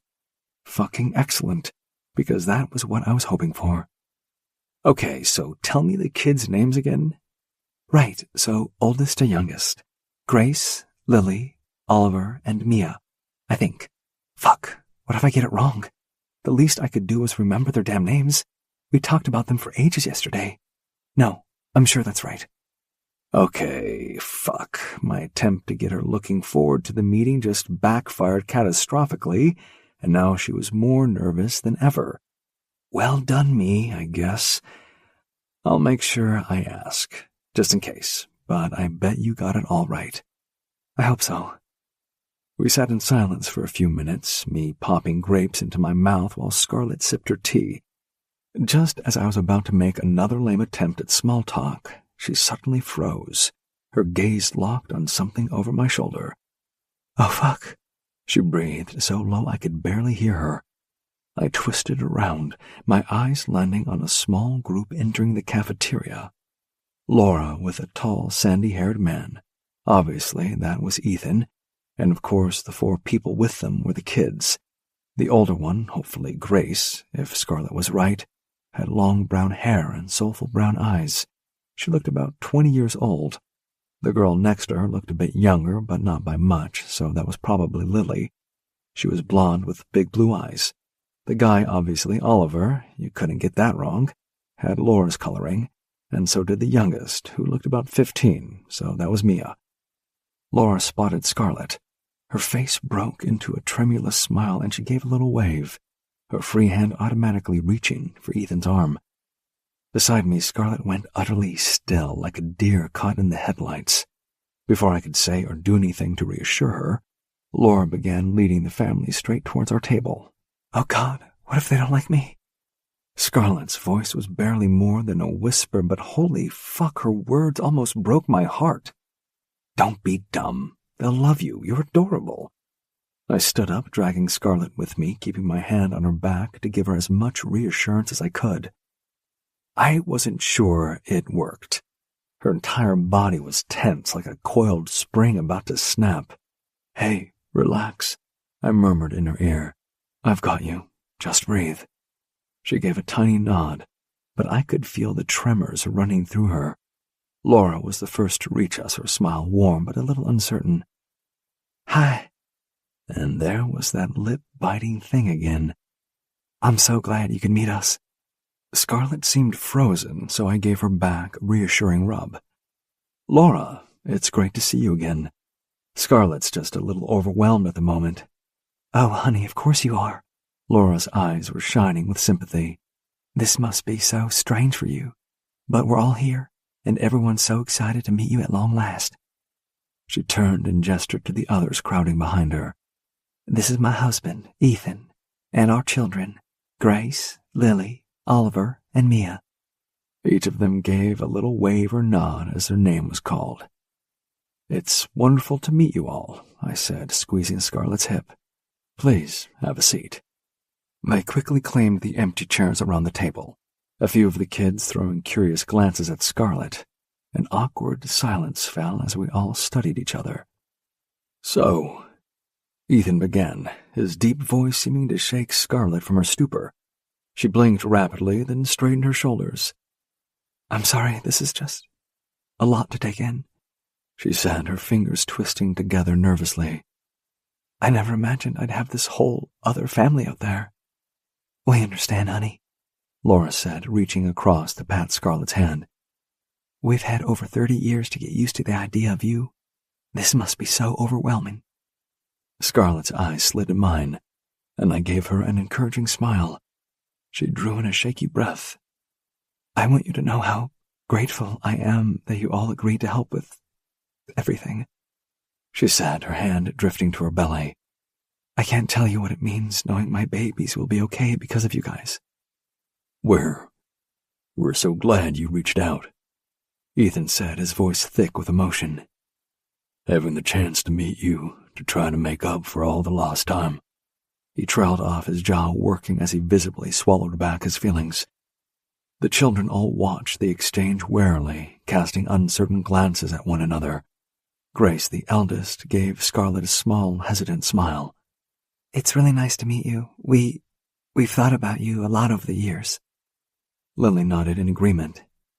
We just want you to know that we're here for you, for whatever you need. Mia remained silent, chewing on her bottom lip as she studied Scarlett intently. Oliver offered a shy nod, his gaze flicking between Scarlett and his parents. Fuck, this was all so tense and uncomfortable.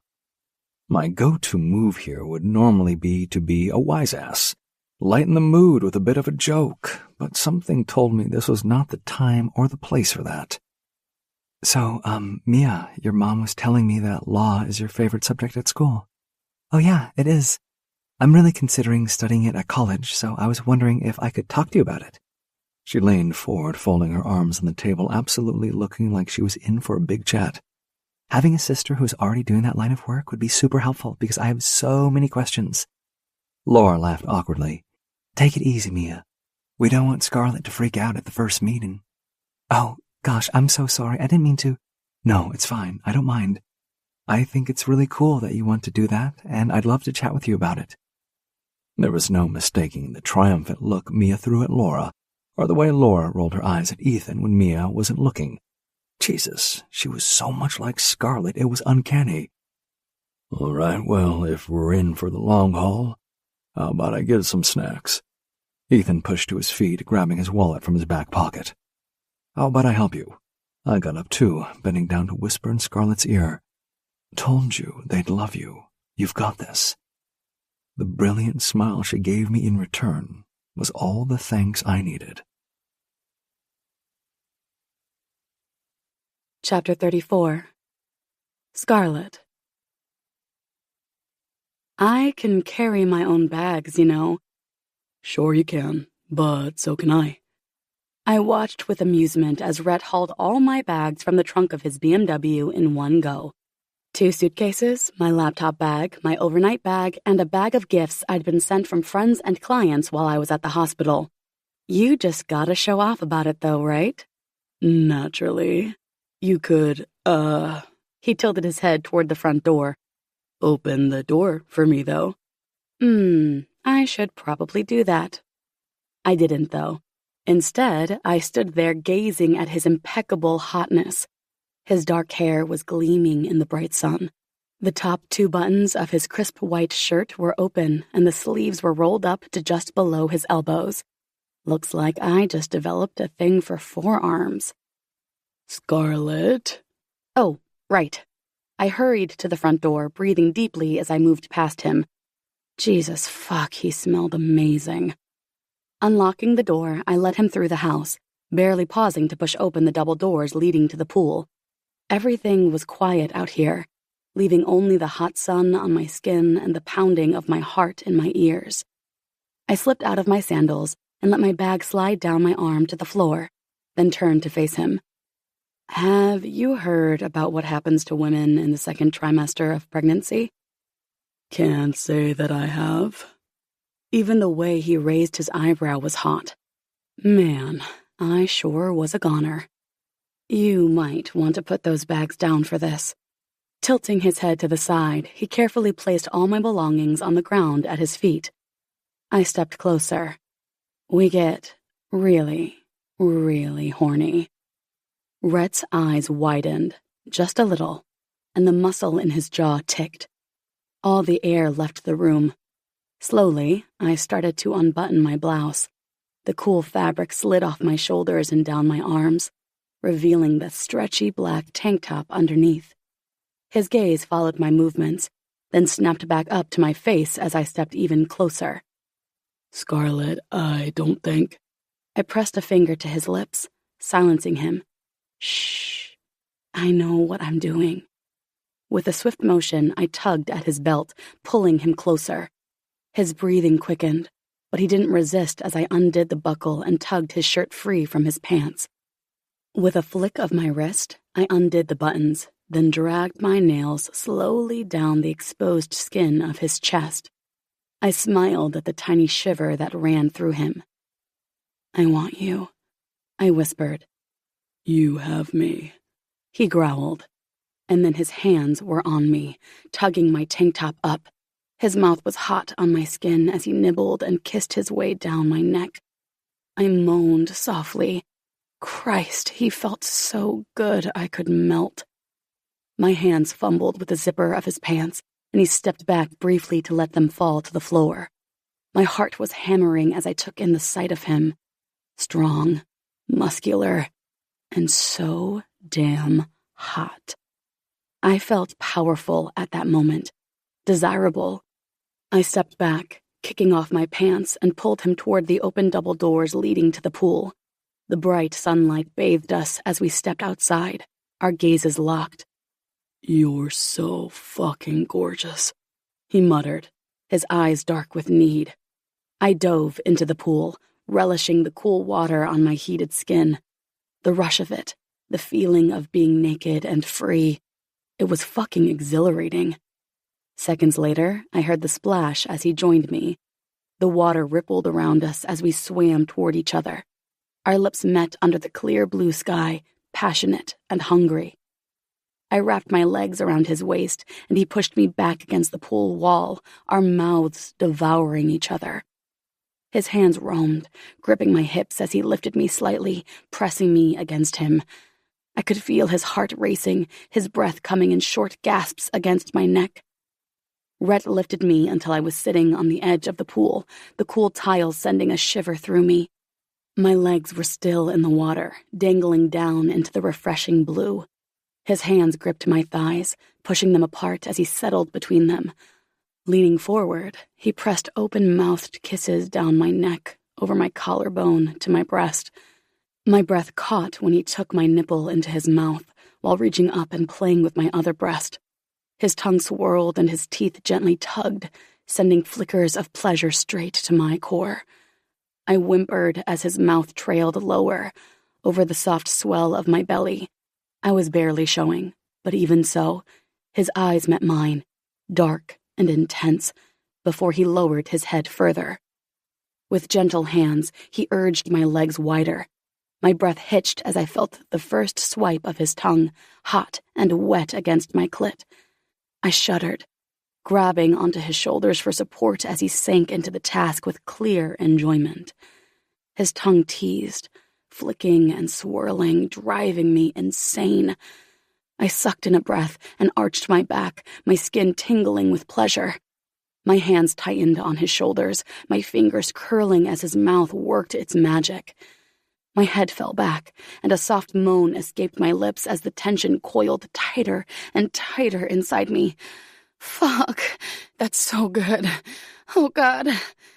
Rhett suckled gently, then pushing a finger inside me and curling it, flicked his tongue over my clit, sending shockwaves of bliss through me. Rhett, I gasped. Oh. He hummed softly, the vibrations sending me over the edge. My eyes squeezed shut as my release crashed over me, my body shaking with the force of it. Slowly, I floated back down to earth, my body trembling and my breath coming in short gasps. Rhett kissed his way back up my body, finally pressing his lips gently to mine. I tasted myself on his mouth, and it sent another shiver through me. Wow, I whispered. He chuckled softly. Glad to be of service, Miss Wright. Now, I want you to do something for me. Anything. And I meant it. The way my body was still humming, still hungry for him, I'd give him anything he asked for. He moved next to me and boosted himself from the pool, then pulled me to my feet. I'm gonna lie back on this recliner, and you're gonna do some work. Work, you say? What kind of work? His eyes burned with heat I recognized well as he moved to the lounge chair. I couldn't take my eyes off him as he lay down and wrapped his hand around his thick cock, stroking up and down. You're gonna suck me off, like the good girl you are. Oh, that voice. It did wicked things to me, making me sit up straighter, ready to obey every command. I moved forward, my eyes never leaving his as I knelt between his legs. The air buzzed with anticipation as my fingers trailed along his muscular inner thigh. His breath hitched as I dragged my nails lightly over his balls, then back up to grip his shaft. I guided his thick length toward my mouth, kissing the sensitive head softly. Fuck, he hissed, his hips giving a slight thrust. His cock twitched in my hand, and I smiled, taking my time to admire him. I loved looking at him, tall, broad-shouldered, with strong arms and a chiseled face, those deep brown eyes that could see right through me, coupled with that sinful mouth that knew just how to use words. All of it was mine to play with. Running my tongue along the veiny underside, I lapped at the bead of moisture gathering at the tip, tasting the familiar saltiness of him. Taking my time, I swirled my tongue around the head, feeling him swell in my mouth. Christ, that's good, he groaned. I hummed in agreement, the deep vibration making him hiss again. Smiling, I took him in deeper, relaxing my throat as I swallowed him down. His hands gripped the arms of the chair, his body tensing as he tried to hold himself still. Dragging my mouth back up, I swirled my tongue around the head, then took him deep again, a little deeper this time. His fingers tightened on the chair, his breath coming in harsh gasps now. His taste exploded on my tongue as he filled my mouth, and I moaned softly, the vibrations making him groan. Our eyes locked, and I saw the pleasure and the battle for control there. Damn, he was beautiful like this.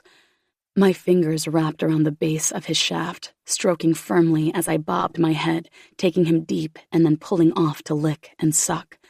His eyes squeezed shut at the sensation, and he bit out a curse. Like that, do you? My voice was throaty, thick with need. Fuck yes.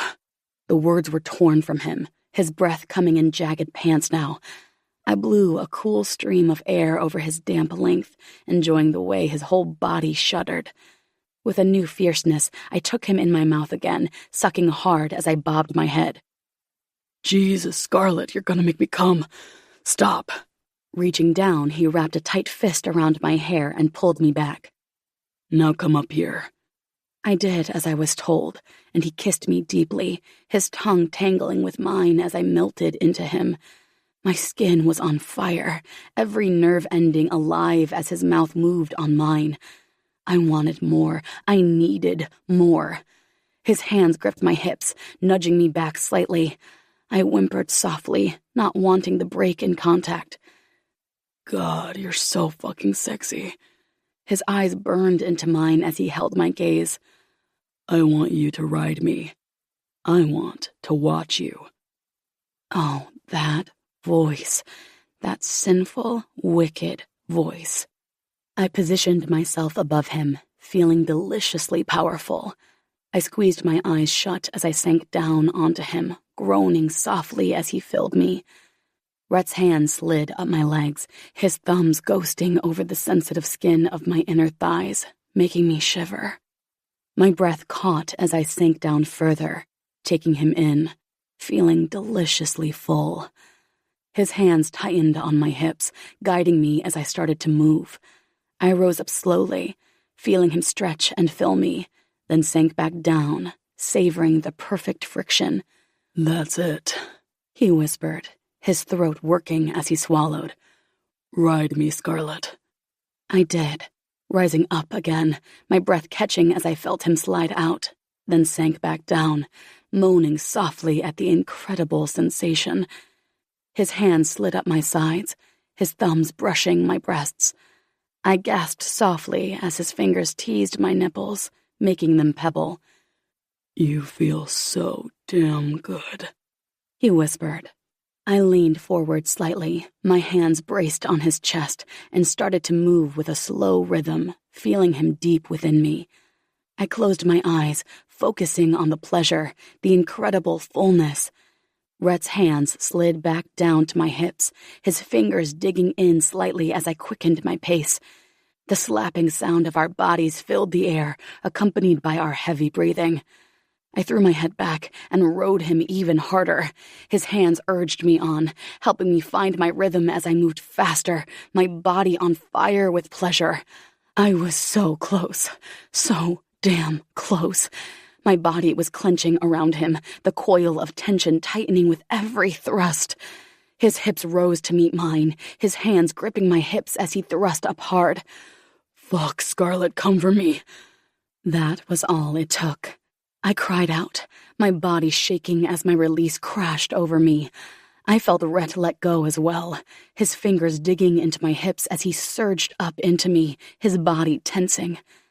My breath came in harsh pants as the waves of pleasure washed over me, rippling through my whole body.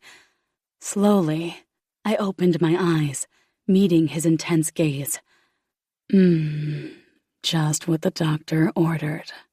His lips curved into a satisfied smile, and he reached up to tuck a damp strand of hair behind my ear. I think I should give her a bonus. I laughed softly, feeling deliciously sated. I leaned forward, pressing a soft kiss to his chest, then rested my head there, feeling the thud of his heart beneath my cheek. His arms wrapped around me, holding me close as we both caught our breath. The sun beat down on us, and the water glistened, sparkling in the light. I closed my eyes, feeling boneless and content. It was quiet, peaceful. The only sounds were our breathing and the distant hum of cars. Peace. That's what I felt at this moment. Peace and a little bit of bliss. For a few moments, at least. Until... now I'm hungry. His deep chuckle rumbled through me. Christ, you're insatiable.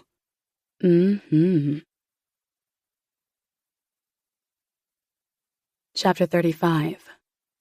Scarlet. Why was this so much more nerve-wracking than everything else? Rhett pulled the car up to the curb in front of a cute 2-story house with white siding and blue shutters. It looked real homey, like the kind of place you'd see in an ad for family-friendly laundry detergent or something. But inside that cozy little place were over 30 of my newfound Parker family members, plus a few Atkins folks too, all of them waiting to meet me. No pressure or anything. Fuck. Just as Rhett was about to get out of the car, I blurted, "You sure you're okay with this?"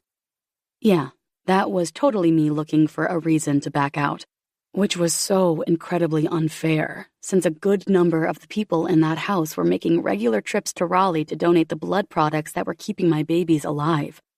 And they'd been doing it for weeks now. The least I could do was to meet them in person and say thank you. And it wasn't like everyone in there was a stranger. I'd caught up with Laura, Ethan, and the kids a good number of times since that first meeting. As he was getting out of the car, Rhett glanced at me over his shoulder. The smile he sent me made my heart flip. Really not what I needed right now. Sure, if you are. Okay, so no backing out. Coming around to my side of the car, he pulled open the door. Unless you're too chicken shit. Jackass! Make yourself useful and take these for me, why don't you? I handed him the 2 giant pecan pies I'd made. There was a little bit of magic in the way he made me feel so much better with his teasing and shit-eating grin. Wasn't going to be overthinking that anytime soon, was I? Because as if I didn't have enough else to think about, we'd hooked up a few times since he'd brought me home from the hospital. Okay. It was more than a few times. But it wasn't my fault he was so hot and so good at getting me off. Still, neither of us had really mentioned it or what it meant, which was weird and dumb of both of us, I guess, given the situation we were in. With Rhett's hand under my elbow, I heaved myself from the car, really starting to feel the pregnancy now that I was deep into the 2nd trimester. Deep breaths. Thanks for the reminder. You really don't have to do this. I was invited. It's a free meal. Why wouldn't I come? You're a billionaire. Why the fuck are you looking for a free meal? He just winked at me in answer and handed me back 1 pie, balancing the other in his hand as he pushed me up the driveway. You're stalling. Come on. I closed my eyes for a moment as Rhett rang the doorbell. My heart was pounding like crazy. This was it. I was finally about to meet my entire extended birth family all at once. The door swung open, and there stood Oliver with a huge smile on his face. My kid brother was definitely giving off golden retriever vibes. Hey, come on in. He greeted me with a big hug, and even though he'd done this before, I still wasn't used to it. My other family, my adoptive family, were not exactly free with the affection, so this was a whole new world for me. Still, I didn't hate it, so I gave him an awkward pat as a thank you. The moment we stepped inside, I could hear the dull roar of a crowd of voices coming from the backyard. Jesus fuck, were there 100 people out there? Gulp. Everyone's been really looking forward to this, Oliver said, taking the pie from Rhett. Mom's got a whole spread going in the kitchen, and Dad has the barbecue going. I'll take you through. Rhett leaned in close, his breath tickling my ear. Buck up. You're doing fine.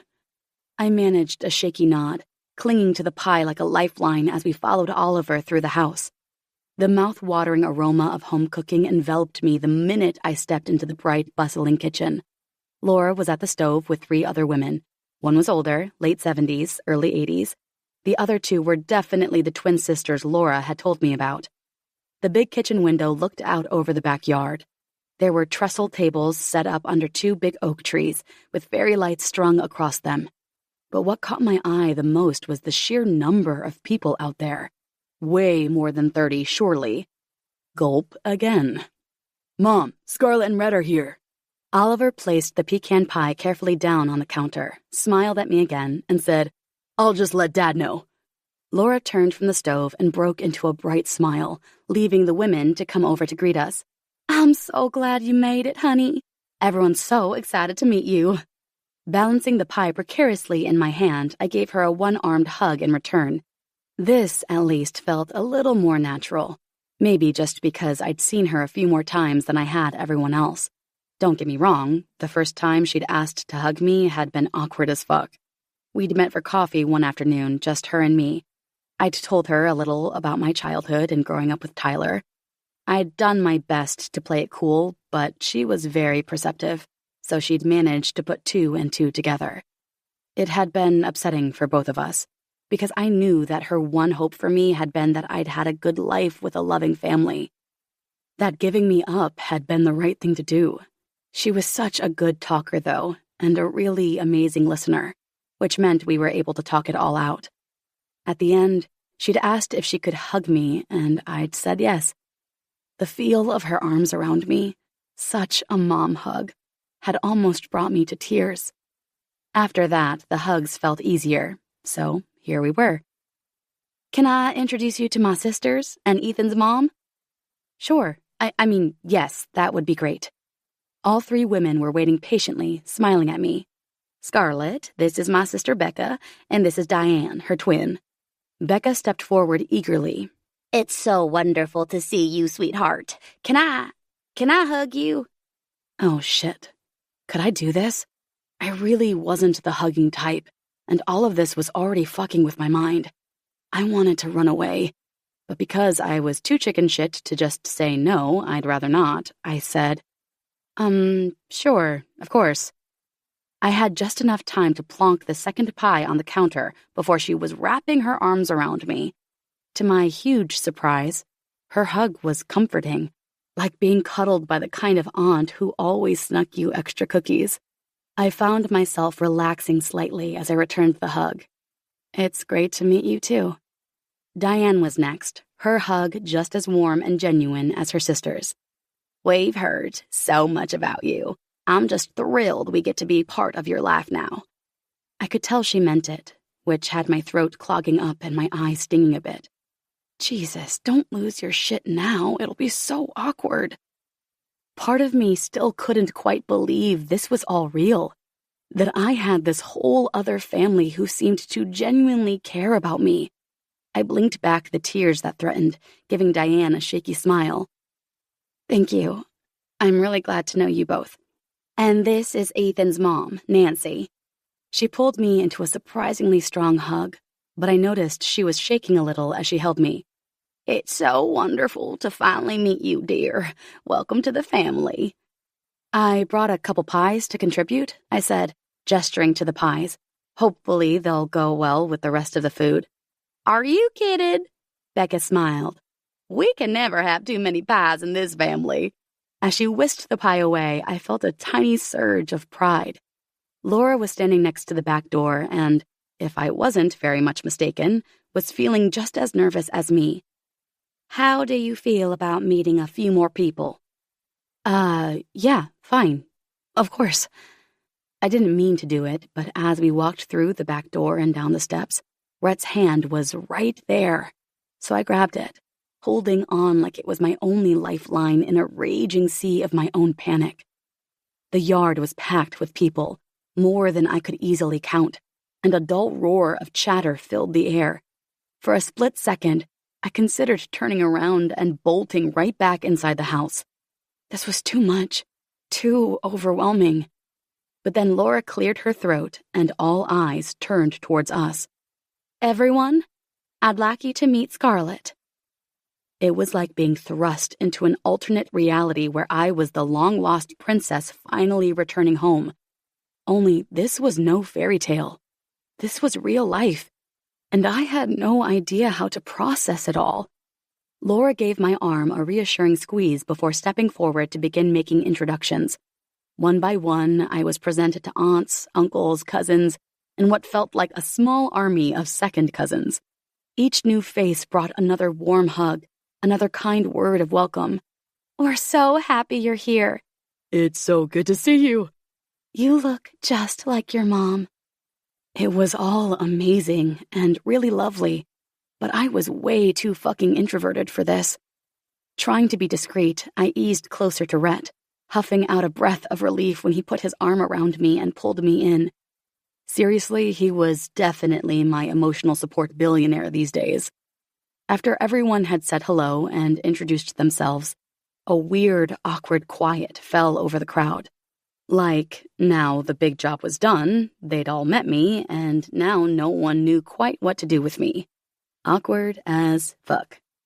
I stood there, feeling shy and unsure of what to do or say next. But then a little girl, maybe 5 or 6 years old, detached herself from her mother's side and ran over to me. Are you really my cousin? She gazed up at me with wide, curious eyes. I'd lost track of who was who, but I was pretty sure she belonged to Ethan's brother's son, so a cousin of some sort. This family tree was huge and confusing, but this little girl was cute as a button, so I said, "Yeah, I really am. What's your name?" Lila. She studied me for a moment before her face split into a sunny grin. I'm glad you're here. We can be best cousins. Did my heart melt? Hell yes, it did. Oh, thanks. I'd love that. Can you sit next to me for dinner? Yep, absolutely. There was nothing like an adorable preschooler to make you feel more comfortable, I guess. Laura laughed. Perfect timing, because by the way Ethan is looking at me, the meat is ready. As everyone began lining up to fill their plates, I felt a gentle bump against my shoulder. It was Rhett, his warm presence reassuring me as always. All okay? Not sure why him looking at me like that had my heart flipping over, but here we were, I guess. I'm fine. Why wouldn't I be? He quirked his brow, nudging me forward in line. I mean, sure, there are a lot of people here, and they all keep sneaking glances at me, and I'm the center of attention, which is exactly where I love to be, as you know. You're babbling. Feeling a bit psycho? More than a bit. Does it show? Only to me. To everyone else, you're the epitome of cool, calm, and collected. Har har. His smile faded, and his eyes grew serious. No, it's true. I mean, there are tells. You're more fidgety, you're constantly taking deep breaths to calm yourself, and you don't know where to look half the time, because everyone's looking back at you. But like I said, if I didn't know you, I wouldn't notice. Beef or chicken? Huh? He gestured to the trays of meat laid out on the table. Oh, chicken. Thanks, Ethan. My heart almost melted at the way Ethan smiled back at me. What a revelation, having a dad who was happy to see me. We piled our plates up and headed back to the long tables. Now my mind was mulling over what Rhett had said moments before. It was a little disconcerting how well this man knew me, and how adept he was becoming at calming me down. Holding his plate in one hand, he pulled my chair out with the other. Thanks for that. Like I always say, it's worrying when you're polite to me. Just like that, lifting my mood while also bringing me back down to earth. I could kiss him. Why are you looking at me like that? No reason. Over dinner, everything went really well. I managed to chat with a few people and have fun with Lila. Then, just as I was sliding into what felt like a real comfort zone, my phone pinged. Glancing at the screen, I saw it was from my mom. My stomach clenched instinctively. With an apologetic smile, I excused myself from the table and made my way inside, ignoring Rhett's questioning look. Once in the quiet living room, I opened the message. I read it twice, my heart sinking. Even after all this time, all these years of therapy and hard work on myself, this shit still cut me so fucking deep. Mom. Scarlett, I can't believe you're going through with this. How could you do this to us? After everything your father and I have done for you, you're just going to abandon your real family to chase after those strangers? We took you in and gave you a good life. The least you could do is show us some loyalty. You wouldn't believe how upset your father is. What in the ever-loving fuck was I meant to say to that? It just seemed so deeply unfair and unnecessarily hurtful. Opening old, partially healed wounds just so they could feel good about themselves, as though their choice to adopt me was an act of charity. I was just some stray dog they took in off the streets. Fuck. Tears pricked my eyes as that familiar feeling of never being good enough sliced through me. The sound of footsteps made me turn. Rhett stood in the doorway. Everything okay? Thought I'd better come check on you since— Jesus Christ, I'm not a baby. I don't need you checking on me all the damn time. Oh, fuck. That was awful. And now I was embarrassed. I turned away, slipping my phone back into my pocket and folding my arms. Sorry. I didn't mean that. It's fine. What's going on? Nothing. Don't worry about it. It's just dumb shit I should have got over a long time ago. He was silent for a long moment. Then he said softly, Do you need a hug? Maybe a little one. Yeah. He turned me gently to face him and wrapped his arms around me, tucking my head under his chin and ruffling my hair gently. Don't cry. Don't cry. I squeezed my eyes shut, barely holding back the tears. Just a bit tighter. Rhett's arms squeezed me so tight I could barely breathe, enough so that I didn't shatter into a million pieces. His heart beating under my cheek was soothing, so I started counting it out, regulating my breathing until I could pull in air more naturally. Finally, I felt like I could stay upright without his arms around me, so I pulled back. Chapter 36. Rhett. I sensed the moment some of the tension left Scarlett, and when she pulled away from me, it was with a small smile on her face. I had to fight the urge to pull her back in, to hold her close again, to do whatever it took to take that sadness out of her eyes. I wasn't sure what had gotten her so upset. Honestly, it could be any number of things. She had so much going on that it constantly surprised me that she wasn't a blubbering mess curled up in the fetal position. I guess we should head back out there. We don't have to if you don't want to, or don't feel up to it. We can just say you're feeling unwell and need to go, if this is all too much. No, it's not. I just got a text from my mom, Veronica, Fuck, it's all so confusing. But anyway, she's just being her typical self, and that's why I should be used to it. But whatever. A smarter person than me would know how to deal with this, would know what to say. But yeah, I was monumentally stupid when it came to all this emotional stuff, so I just stood there, mute. Scarlett's gaze slid away from mine, like she was self-conscious. Fuck, I wish I had the words for this. I wished for that even more in the next few moments as her gaze landed on the mantelpiece and she stiffened. Her eyes scanned along it, taking in the framed family photos arranged there. I followed her gaze, among the smiling baby pictures of Grace, Lily, Mia, and Oliver, each lovingly dated with their birth dates. There was one more frame, one that I guess Scarlett hadn't expected to see there. Tentatively, she reached out and picked it up, cradling it in her trembling hands. The photo was of a newborn baby wrapped in a soft pink blanket, her tiny face scrunched up and eyes firmly shut against the bright lights.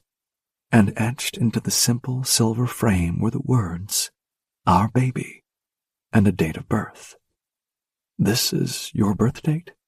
She nodded wordlessly. "Wow," I murmured, reaching out to gently trace the engraved letters with my fingertip. Wow. I let a few more moments pass, and then because I was me, I said, "You are a very ugly baby." I fucking adored the snort she let out. "You're a raging asshole. Absolutely beyond redemption. I know it." Her gaze dropped back to the frame in her hands as her smile faded. I can't believe they kept this. All these years, they really never forgot about me. Of course they didn't. You're their daughter, Scarlett, their family, and now you've found your way home. Look at you, waxing lyrical. Yeah, who'd have thought? I guess I did have the right word sometimes. Scarlett replaced the frame on the mantel, running her fingertip over the image one more time. It hurt her so much, giving me up. Yeah, she left home at 18. Apparently she'd begged and pleaded with them not to make her go through with the adoption, that she could make it work, that Ethan would help her. But they wouldn't listen. After it was over and she was back home in Tennessee, she just couldn't look at them the same way. She hasn't spoken to them since she ran away at 18. She doesn't even know where they are or if they're even still alive. They're very much alive, in Florida. It's so weird that you know that. I shrugged. It came up in the search. I'm assuming she's also no contact with her brothers. You assume correctly. She actually went no contact with all of them and kept it like that for years, until one of her sisters reached out. I can't recall which one it was. There's 3, right? The twins and the one that's with, what's his name? Liza, married to Hank. Hank, yeah, that's right. She's the oldest sister and apparently knew the most about what was going on. At the time, she thought her parents did the right thing. But once she got older, she figured out some of the extra stuff, and she missed her baby sister, so she reached out. Now, none of the daughters talk to their parents. All of that family drama because of little old me. I wonder if her parents think it was worth it. Yeah, I wonder that too. Before Scarlett could say any more, Laura walked in, a quiet smile on her face. I figured you two might have gotten lost back here. No, we're doing just fine, I assured her. Just taking a little breather before heading back out there. I get it. Take as long as you need. I'm just so glad you're both here. We were actually just... Scarlett gestured to the photo she'd been holding. Laura's gaze softened. That picture means the world to me, you know? I used to look at it every single day, just wishing I could know how you were doing. I can't believe you kept it all this time. Of course I did, Laura said, reaching out to give Scarlett's hand a gentle squeeze. You are my daughter. Nothing could ever change that. Scarlett's voice was thick with emotion when she said, That means a lot to me. And then she did the most un-Scarlett-like thing. She stepped forward and hugged Laura. I'd seen her for weeks almost visibly squirming as this warm and loving family tried to shower her with affection. It made her so uncomfortable. But here she was, initiating it for the first time ever. Laura didn't hesitate to return the hug, enveloping Scarlett in her arms and holding her close. I could see the tears glistening in Laura's eyes as she murmured soothing words, gently stroking Scarlett's hair. Yeah, I'll admit I had a lump in my throat and an ache in my heart for everything Scarlett had been through and was still going through.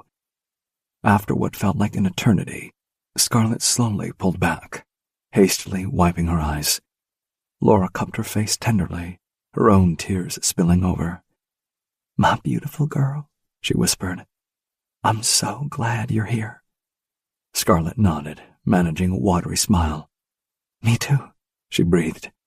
I'm so glad I found you. The drive back to Scarlett's place was dead silent. I glanced over at her a few times, but she just stared out the window, lost in her own thoughts. Whatever those thoughts were, they were bringing her no comfort. I wanted to ask for more details, but really didn't want to push her. Not much else had happened at dinner. There had been lots of chatting and laughing. Everyone raved about the pecan pie.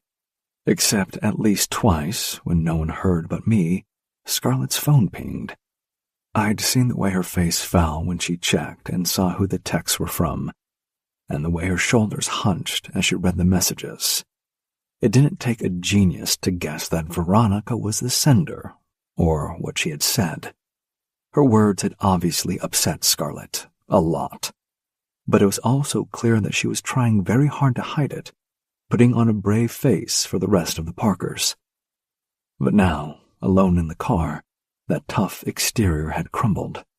Scarlett just seemed small and vulnerable, her arms wrapped tightly around herself. I wished I could do or say something to make her feel better. As I pulled into her driveway, Scarlett finally spoke up. "You coming in for coffee?" "Sure, if you want me to." "You may as well." Inside, Scarlett moved around the kitchen in a daze, mechanically going through the motions of making coffee. I watched her silently, not wanting to interrupt her thoughts. But fuck, the air was thick with tension as she waited for the pot to percolate. Leaning against the counter, she rested her hands on it, her eyes roving over me. "Come over here." I raised an eyebrow. There was something about her tone that made me hesitate. "Please?" As soon as I got close enough, she reached out and grabbed the front of my shirt, pulling me down into a fierce kiss. I was caught off guard for a split second, but then I let her have it, my arms wrapping around her waist as I returned the kiss with equal heat. Jesus, she was kissing me like her life depended on it, pouring all of her pent-up emotions into it. When we finally came up for air, we were both breathing heavily. Scarlett's cheeks were flushed and her lips were swollen from our intense lip lock. "Red," she whispered, her voice thick with emotion. The coffee maker let out a final gurgle, signaling it was ready. But at that moment, the only thing that mattered was Scarlett and the way she was looking at me. Everything else faded into the background as I pulled her against me and lowered my mouth to hers again. Scarlett moaned softly, her fingers threading through my hair as she pulled me closer. I could feel the desire radiating off her in waves, and it only served to fuel my own need for her. Breaking away from her lips, I trailed kisses down her neck, nipping and sucking at the sensitive skin there.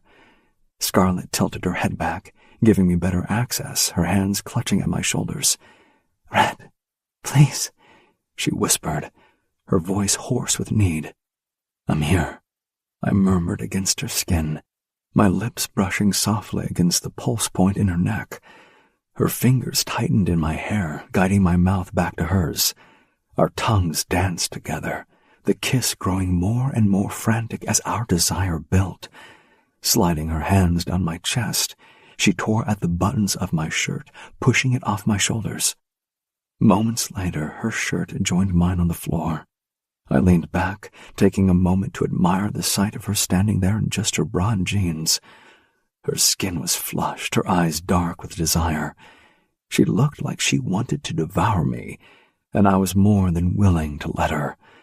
I backed her up against the counter, my hands moving to the button of her jeans. She lifted her hips to help me slide them down her legs, and then she was stepping out of them, kicking them aside.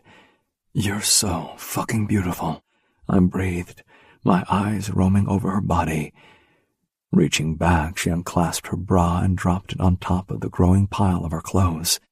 "Red, I need you to fuck me," she said, her voice shaking.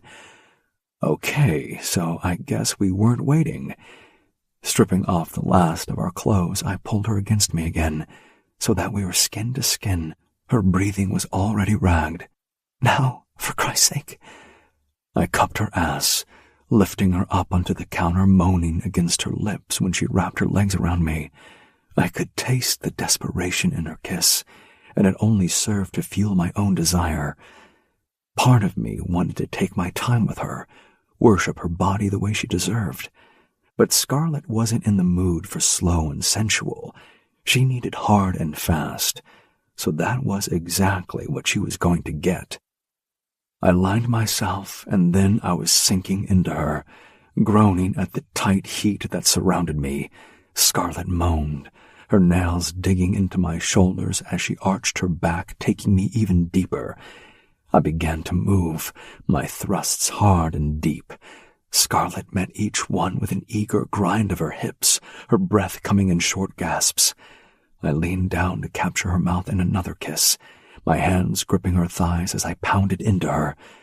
"Fuck, you feel so good," I growled against her lips. She just moaned in response, her head thrown back, her breasts heaving with each of my thrusts. I reached between us to rub her clit, my fingers slick with her arousal. "Let go," I whispered, my mouth latching onto her neck as I sucked and bit at the sensitive skin there. Scarlet cried out, her body tensing as she climaxed around me. I felt her clenching tightly around my cock, but I wasn't ready to finish yet. I pulled out of her, earning a whimper of protest from Scarlet. But then I pulled her down off the bench and spun her around, bending her over the counter and entering her from behind. I grabbed her hips, pulling her back onto me as I thrust forward, burying myself balls deep in her wet heat. Jesus, the way she cried out again, her fingers curling around the edge of the counter as I pounded into her almost undid me. I reached around to rub her clit again, my other hand splaying across her stomach as I claimed her body. Scarlet's breath came in short, sharp gasps, her head hanging down as she submitted to my possession. That's it. My teeth grazed her shoulder as I bit down gently. "Take it all." Scarlet cried out again, her body shaking as another orgasm ripped through her. I felt her clenching around me, and this time I let myself go with her, my own release crashing over me as I filled her. We stood there for a moment, catching our breaths, our bodies still joined. Then I carefully pulled out and turned her around to face me. Before I could kiss her, she put her hands flat on my chest and pushed me away. Scooping up her clothes from the floor, she said, "You can see yourself out." Then she walked out of the kitchen without a backward glance. Chapter 37. Scarlet. I rushed upstairs, my vision blurred by the tears stinging my eyes. Slamming the bathroom door behind me, I leaned against it, gasping for air as the emotions threatened to overwhelm me completely. Get it together. I blinked rapidly, willing the tears back as I dumped my clothes on the floor and turned the shower on, waiting impatiently for the water to heat up. Stepping under the hot spray, I tilted my head back and let the water wash over me. The warmth seeped into my tense muscles, but it did fuck all to soothe the ache in my chest. My plan to get Rhett to fuck all this angst out of me had absolutely backfired. Now I owed him an apology for being rude. Jesus, why was I such a head case? I squeezed my eyes shut, but the tears still slipped out, mingling with the water streaming down my face. My shoulders shook with the effort of holding back the sobs. I couldn't let go, couldn't give in. If I started crying for real, I was terrified I might drown in the deluge of hurt and never stop. No matter how hard I tried not to think about Veronica's texts, or Laura's face when she looked at my baby picture, my mind just wouldn't let it go. It was an endless fucking circle I couldn't break out of. Pressing my palms against the tiled wall, I focused on taking deep, shuddering breaths until the urge to break down passed. Well, passed enough for me to feel like I wasn't about to totally unravel. After an eternity, I finally turned off the water and stepped out, wrapping myself in a plush towel. I avoided looking at my reflection in the foggy mirror as I dried off and put on my robe. I could only imagine how wrecked I looked right now. Stepping out of the steamy bathroom, my robe clinging to my damp skin, I stopped dead still. What the fuck was Rhett doing sitting on the edge of my bed? He was meant to be far away from here on the road to Raleigh, not sitting there looking so sweet and hot and concerned. Oh God, the way my heart leaped, the way I wanted so badly to just throw myself at him. But I couldn't do that. I had to stay strong. So instead of giving him the apology I knew he deserved, I snapped. "What the fuck are you doing here? I told you to see yourself out." I couldn't hide the rawness in my voice. Rhett simply shrugged, his expression infuriatingly calm.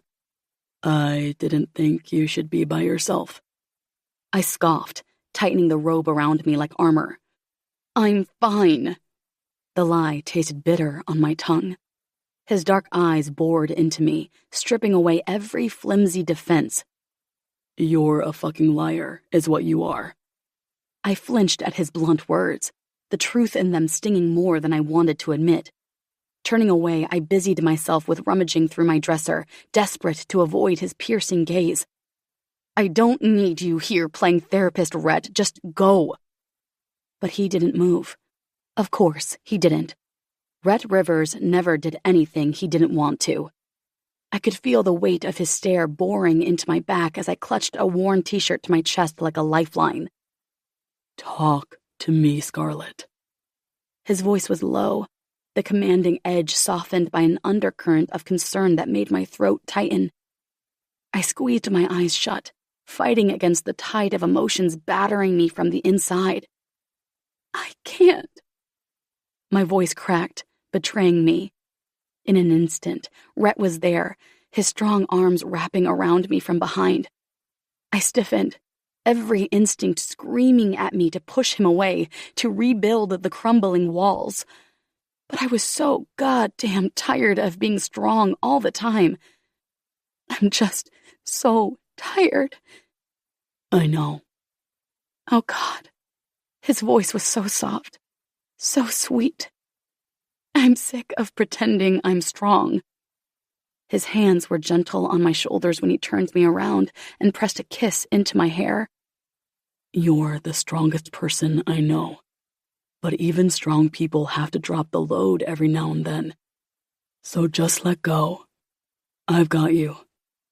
That was all it took. With a shuddering exhale, I leaned into his solid warmth, letting the dam break while he held me close. The sobs I had been choking back tore from my chest in ragged gasps as the tears I had been desperately holding back for far too long streamed down my cheeks. His arms tightened around me, a steady anchor in the storm raging inside me. I had no idea how long we stayed like that, with me crying until I was utterly spent, pouring out all the hurt and confusion and anger that had been weighing me down. When the sobs finally subsided into occasional hiccuping breaths, I felt hollowed out, drained in a way that went bone deep. Rhett didn't say a word. He just held me, one hand gently stroking my damp hair. I should have felt embarrassed, ashamed at having such a complete emotional breakdown in front of him. But I couldn't find it in me to care.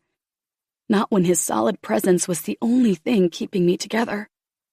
Gently, he helped me get dressed, then guided me over to the bed, and I didn't protest, my limbs heavy with exhaustion.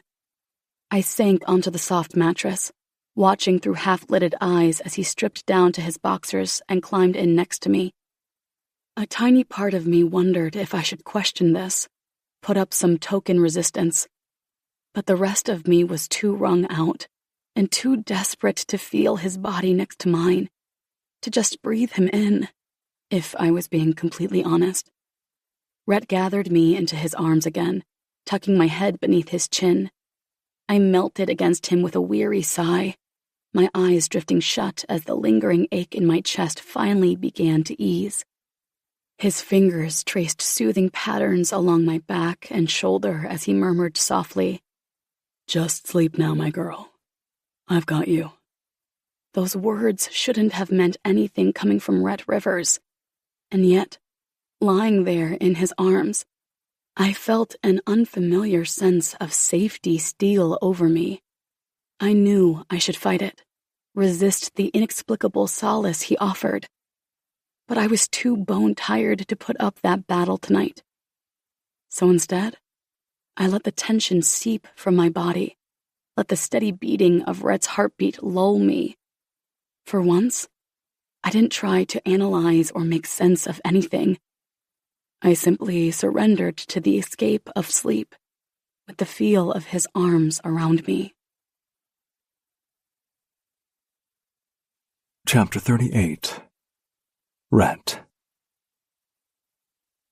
Waking up with Scarlet Wright wrapped around me wasn't the worst thing in the world, that's for sure.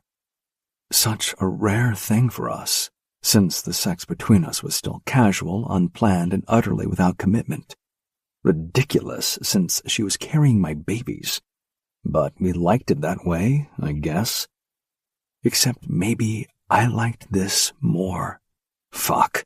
Even worse, it was the pregnant belly that did it for me nearly as much as everything else. With every day that went by and the bump grew, I found myself more and more fascinated by it and by her. Even with all the shit she had going on, there was a glow about her that drew me in. Carefully, so as not to disturb her, I shifted onto my side so I was facing her.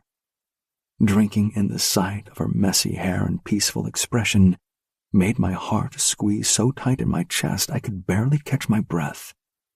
As if sensing my movement, Scarlet hooked her leg over my hip, snuggling even closer with a contented murmur. "Morning?" Her voice was husky with sleep, and she didn't open her eyes, just snuggled in. Too adorable for words.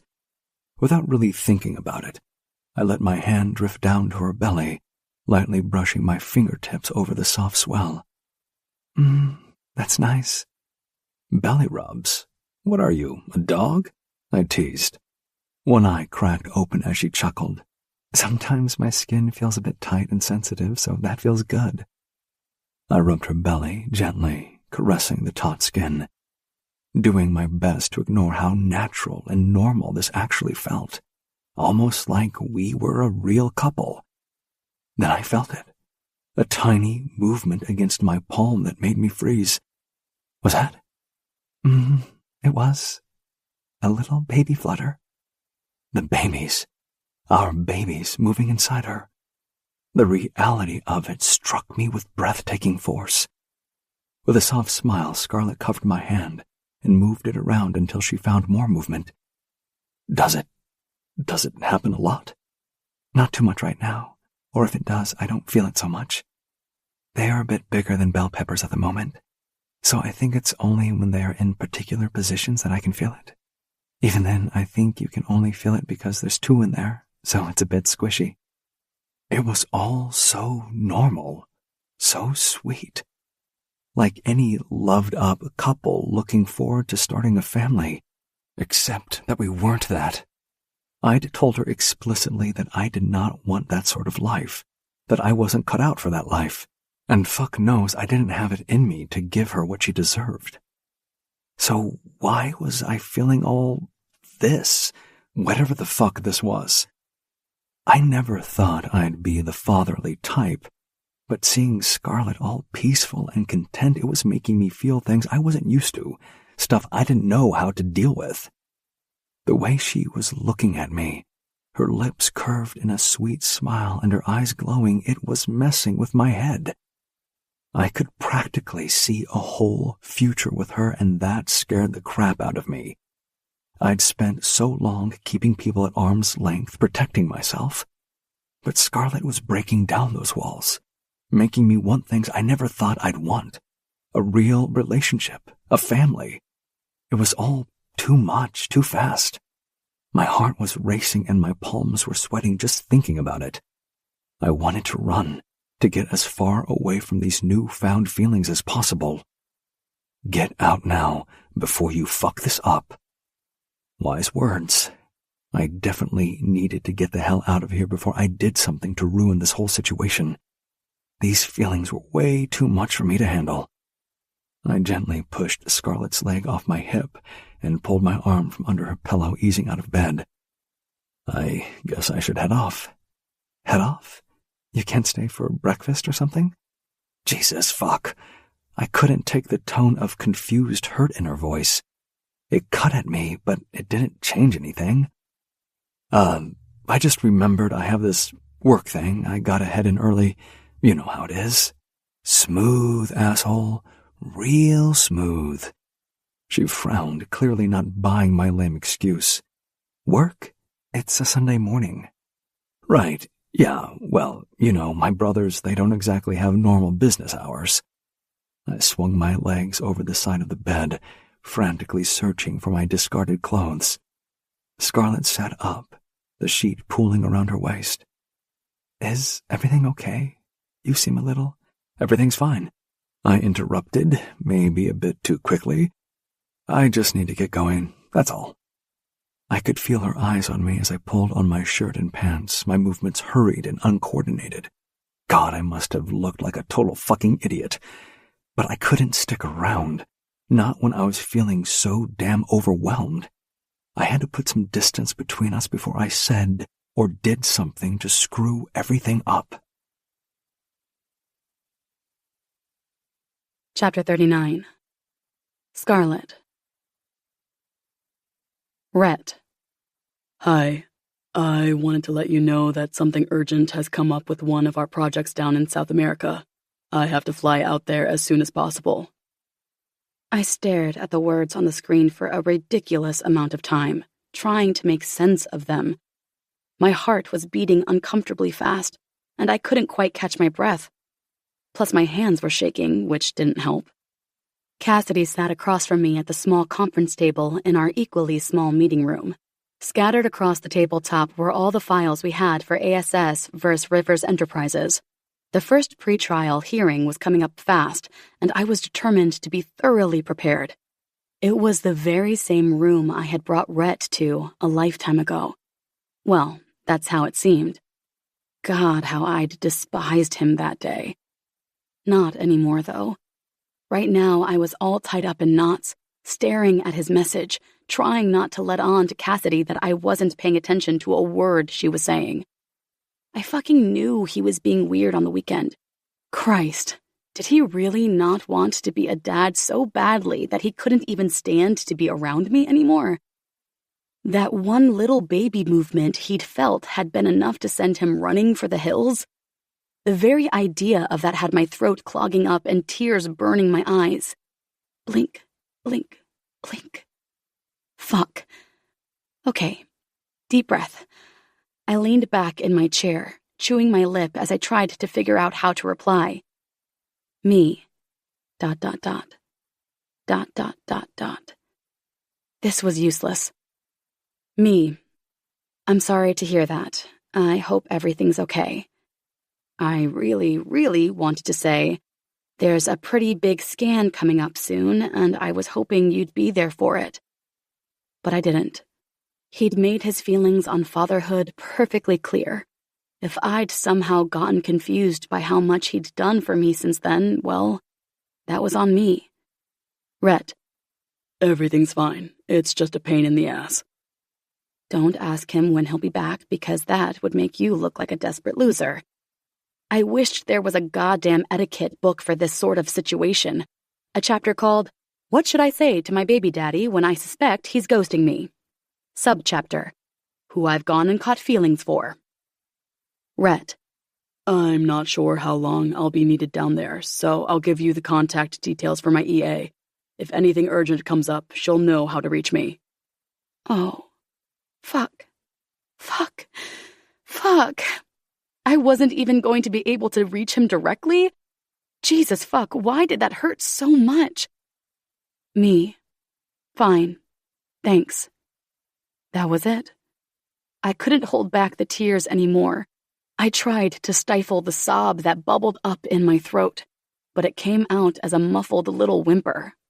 Damn it. The last thing I needed was for Cassidy to see me like this. Too late. She looked up from the papers she was reviewing, instantly frowning when she saw my face. Hey, what's wrong? I blinked rapidly, willing the tears not to fall. It's nothing. Really, I'm fine. Well, that was obviously a lie, since my voice came out shaky and unconvincing even to my own ears. Cassidy set down the file and leaned forward, folding her arms on the table. That's clearly bullshit. What's going on? I hesitated, chewing on my lips some more. There was a good chance that spilling my guts would make me feel better. But admitting how upset I was over Rhett's sudden trip felt so pathetic. Fuck it. It's Rhett, I blurted out. He stayed over after we went to the barbecue at the Parkers, and it was really... The memory of waking up next to him, That look on his face when he felt that little movement was all I could see in my mind's eye.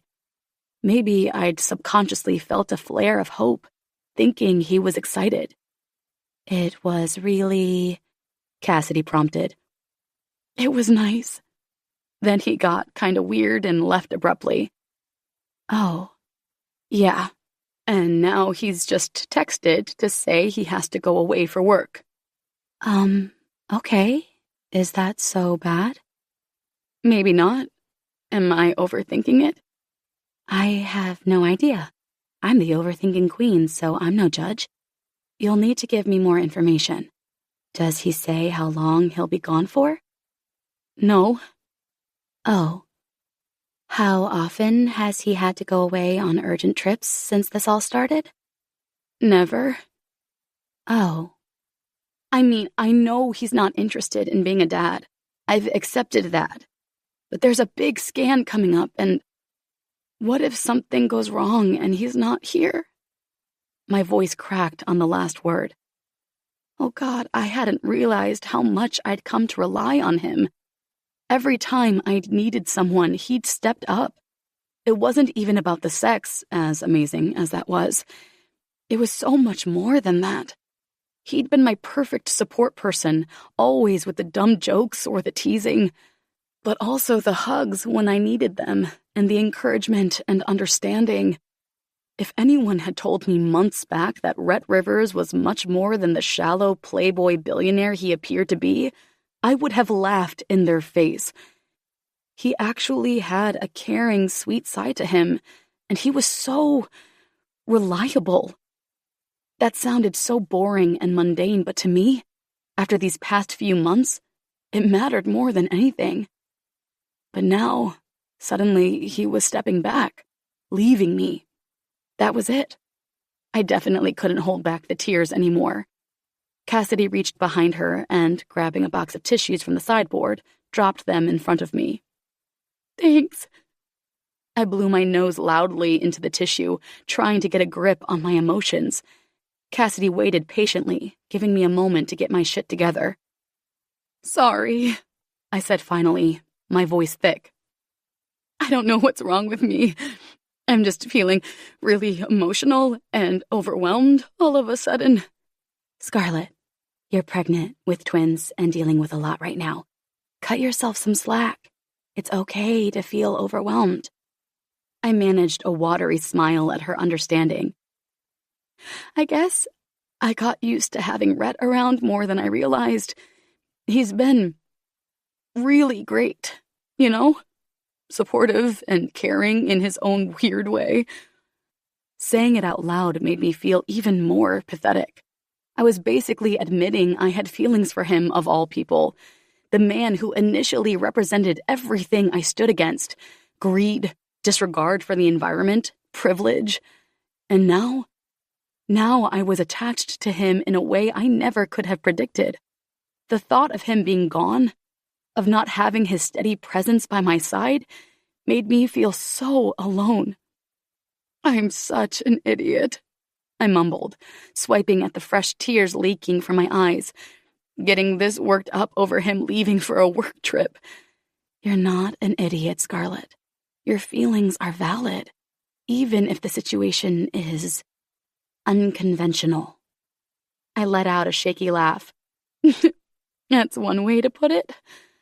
I stared down at my phone, Rhett's text messages still on the screen. I don't know. Maybe I'm reading too much into this. Maybe he really does just have an urgent work thing. But you don't think so? Cassidy asked gently. I think...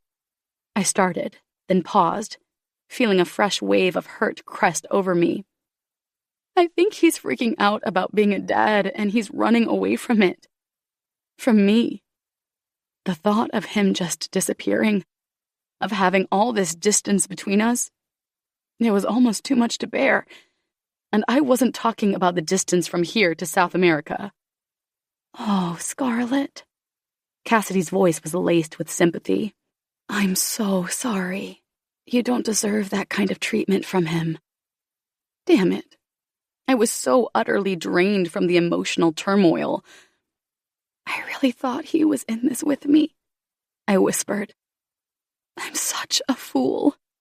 You're not a fool, Cassidy said fiercely. Rhett's the fool if he can't see what an amazing woman you are and how lucky he is. I managed a watery smile at her fierce defense of me. Thanks, Cass. I don't know what I'd do without you. You'd be just fine, because you're one of the strongest people I know. But you don't have to go through this alone, okay? I'm here for you, every step of the way. Feeling a bit better, I nodded, swiping away the last of my tears. I know. Thank you. Okay, so maybe it was time to put my big girl pants on and just get through this. Figure out a way to do it all by myself. As much as Rhett's apparent withdrawal stung, I knew I had to start focusing on me and my babies. If he wasn't going to be there for us, well, that was his loss. I would get through this pregnancy and my babies, and I would be just fine, with or without Rhett Rivers. Chapter 40. Rhett. A grade A fucking coward. That's what I was. I huffed out of breath as I stared out at the crashing waves of the North Atlantic Ocean. I'd done a lot of shitty things in my life, but I'd never felt more like an asshole than I did right now. Sitting on a gorgeous beach in Argentina, the sun warm and the beer cold, while the woman whatever was probably thinking I'd abandoned her. Of course she thought that because that's exactly what I'd fucking done. I scrubbed my hand over my face, shifting on the wooden recliner in irritation. Waking up with Scarlett, feeling those little flutters from the babies, I'd been hit with such a bone-deep longing that it scared the living shit out of me. Yeah, it was all just too much. I panicked. My first instinct was to put as much distance between us as possible. As the memory swamped me, I was unable to sit still for 1 second longer. I pushed up from the recliner, grabbed my beer, and started walking along the beach. Up ahead, a group of 5 or 6 kids were playing soccer, their laughters and shouts echoing across the sand. One of the kids suddenly kicked the ball with too much force, sending it hurtling straight towards me. Without thinking, I reached out and deftly trapped it under my foot, rolling it around a few times before kicking it back towards the impressed kids. They cheered and clapped, one of the boys calling out, "Wow, señor, qué bueno eres. Juegues con nosotros." Another day, I would have taken them up on their offer to play and had a lot of fun with it. Not today. I gave them an apologetic smile. "Gracias, estoy bien. Pasadlo bien." They all looked very disappointed, which almost made me laugh. Again, not today. I walked by them. But the kids had got me thinking, because apparently I was a masochist these days. I imagined a little boy with Scarlett's dark curls and my brown eyes chasing after a soccer ball just like these kids. Or maybe a little girl with Scarlett's fierce spirit challenging me to a game and giggling when I pretended she'd scored on me. The thought filled me with both joy and terror. Could I really be that kind of father? One who plays and laughs and nurtures? I'd spent my whole life running from any semblance of responsibility. The idea of disappointing those little faces, of not being able to give them the stable, loving home they deserved, it paralyzed me with fear. I couldn't bear the thought of hurting them, of becoming the kind of father I had. I was such a fucking idiot. I knew what I was getting into when I got involved with Scarlett. But I guess some part of me thought I could just keep things casual, that I would end up caring so damn much. Then I'd seen the way she was looking at me, so content and trusting. And when I felt those tiny movements, it just hit me. This is real. I was going to be a father. I was responsible for these 2 little lives now. The thought had terrified me so much that I'd run. I've spent my whole life being selfish, only looking out for number 1. How the hell was I supposed to put someone else first, to be reliable and steady, and all the things a good dad and husband is supposed to be? I would totally screw this up. I knew it. God, I missed her, though. I missed Scarlett's fire, her sass, the way she challenged me.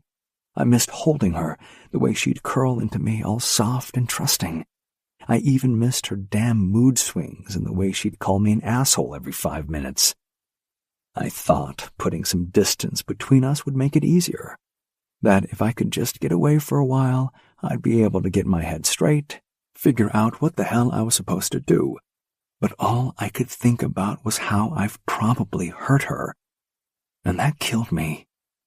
I had no fucking clue what to do. I was so far out of my depth, I was drowning.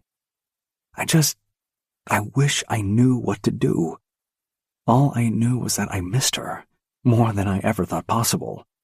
Now it felt like the most important thing in the world. She was the most important person in the world to me. Which, I guess, meant the knowledge settled in the pit of my stomach, not in a warm, glowy way, more like a lead weight way. I was madly, deeply in love with Scarlett Wright, and I was scared shitless. Chapter 41. Scarlett. I missed Rhett so much it was a physical ache in my chest.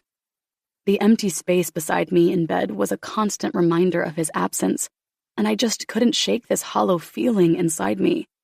I gripped the steering wheel tightly as I drove the now familiar route to New Bern. Rhett had been gone for over a week now, and it was really starting to get to me.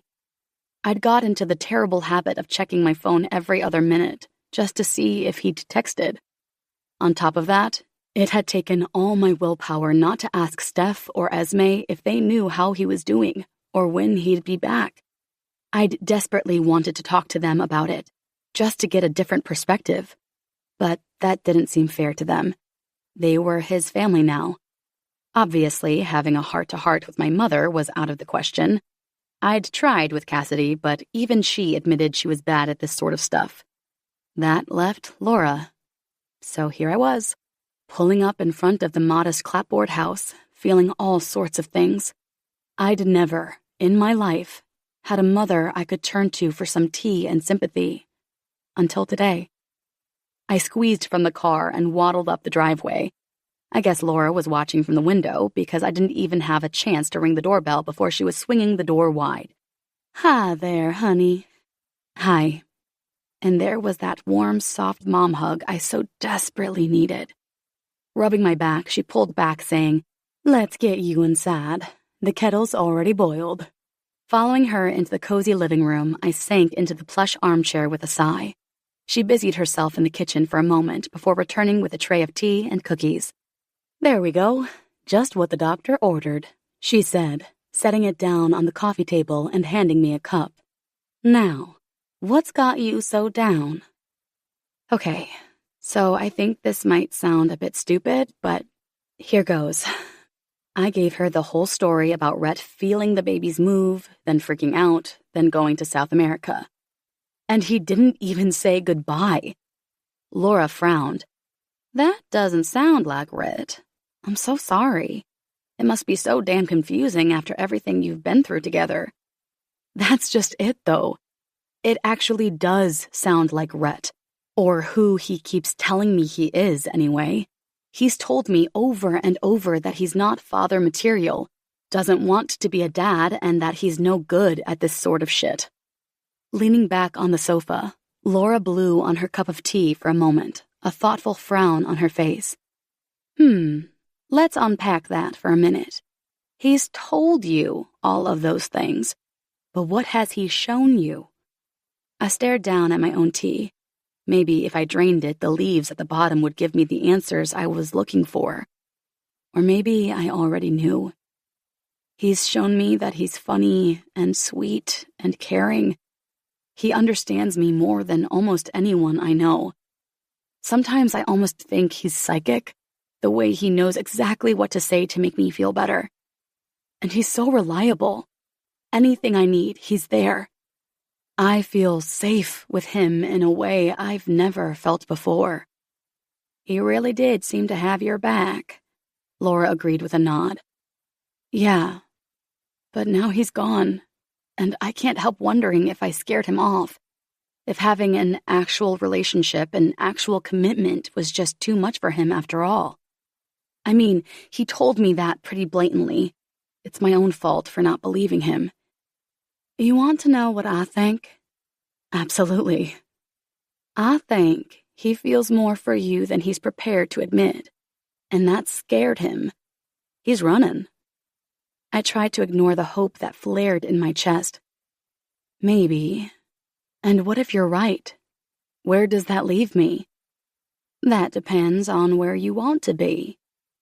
Well, how do I know that? Laura shrugged, a small smile on her lips as she sipped her tea.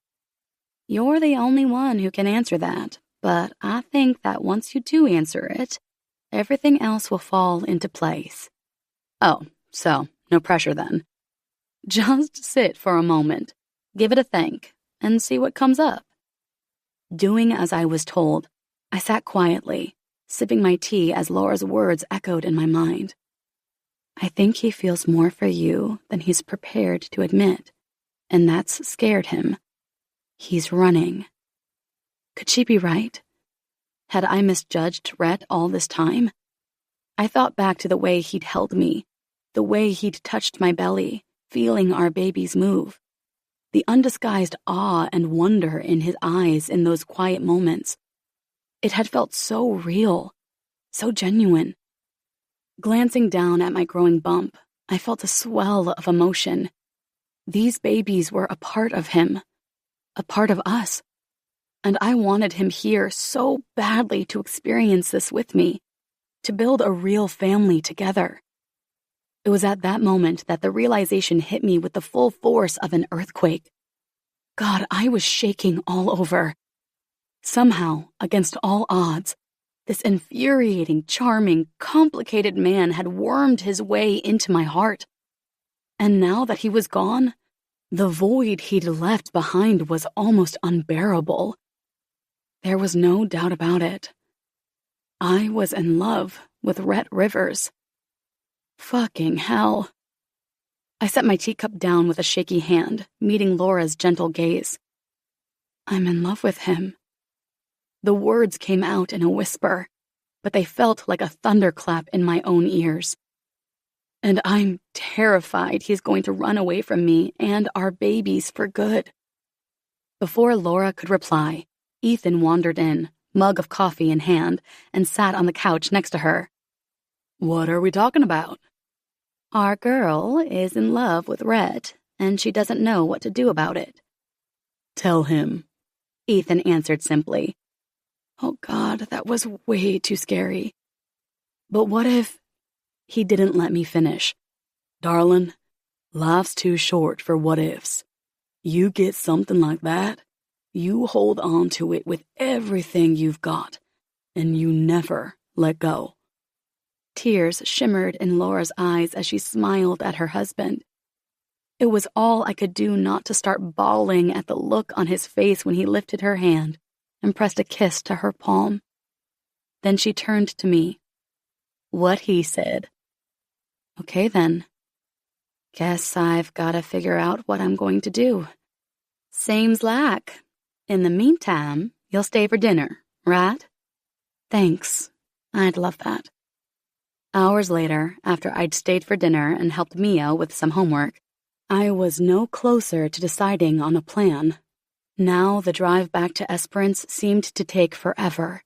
The scenery, usually a source of comfort, felt monotonous and oppressive. I replayed my conversation with Laura and Ethan over and over in my head. They were right. I couldn't let Rhett slip away. But how do you fight for a guy who's halfway around the world? The distance felt huge, like a wall separating us. Dragging in a breath, I tried to push away that feeling of hopelessness. Rhett had run, but I refused to let him disappear. Not now that I knew how I felt about him. Not when we had a family to build. My phone rang, and I saw Veronica's name on the screen.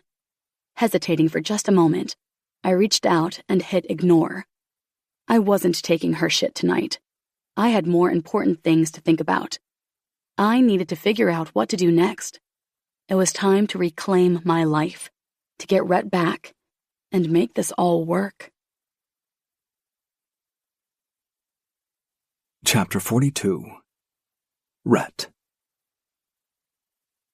My condo felt cramped and lifeless. I was already 4 bottles into a 6-pack of beer, slouched on my couch in the dark. Fucking loser. All I could think about was Scarlett, of reaching out to her, of explaining why I'd bolted and begging her to give me a chance. But the words stuck in my throat and I had no idea how to start. The silence and isolation were deafening, leaving me feeling all alone and unsure of what to do next. Fuck.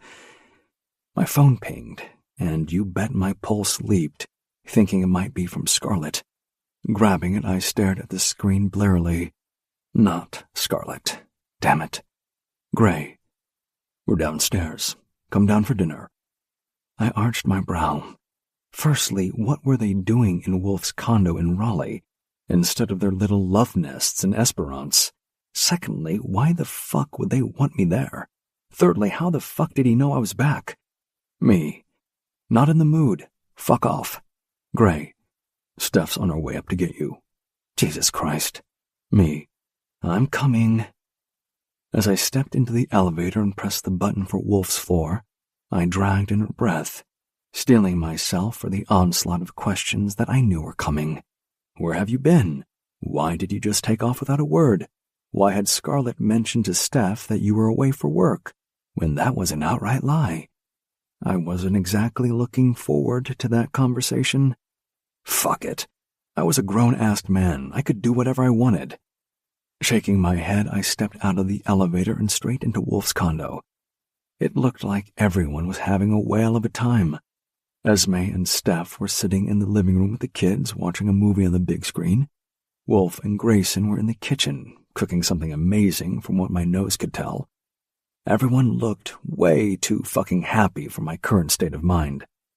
Well, if it isn't the prodigal brother returning, Grayson said without turning around, leading with some snark. Great.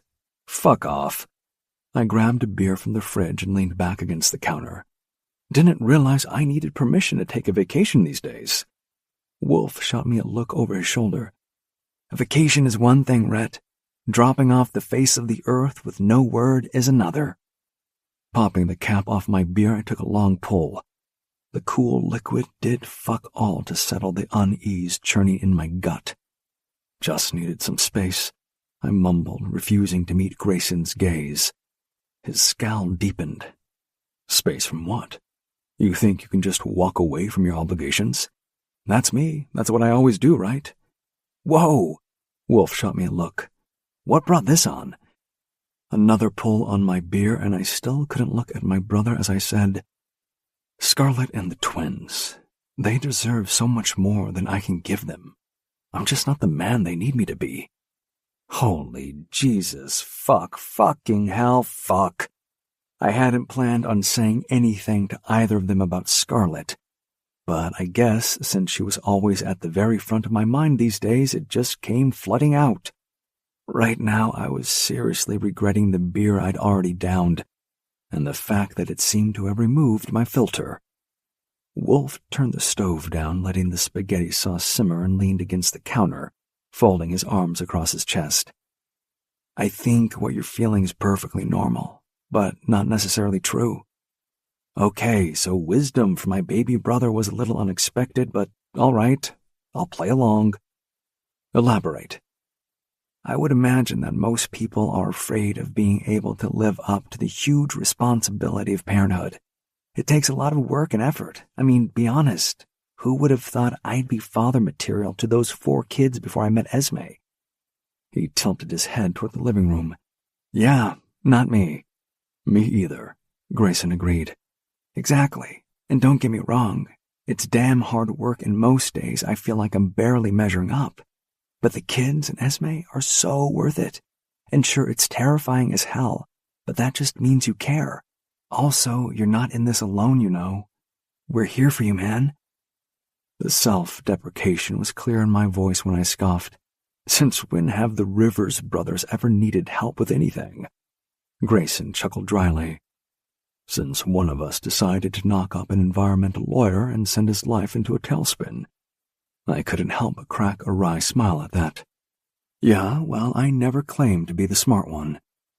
Before I could say anything else, Steph strolled into the kitchen, grabbed a drink from the fridge, and went straight to Grayson, leaning back against his chest. He wrapped his arms around her as she snuggled right in. Hey, you, she murmured, tilting her head back to look up at him, her brown eyes sparkling. My brother absolutely melted like a giant fucking marshmallow over a campfire. Bletch. It's very serious in here. What are we talking about? Rhett's in love with Scarlett, but he's too chicken shit to do anything about it. I stared at Wolf for a long moment. Who said anything about love? You did. No, I didn't. Well, not out loud. Jesus fuck, when did you get so smart? He's not that smart, everyone knows. Steph took a swig of her drink, then shot me a smug smile. You're not Mr. Mysterious, in case you were wondering. I just gotta say, though, you and Scarlett getting together is awesome. I'm totally here for it. Yeah, well, this was all getting a bit much.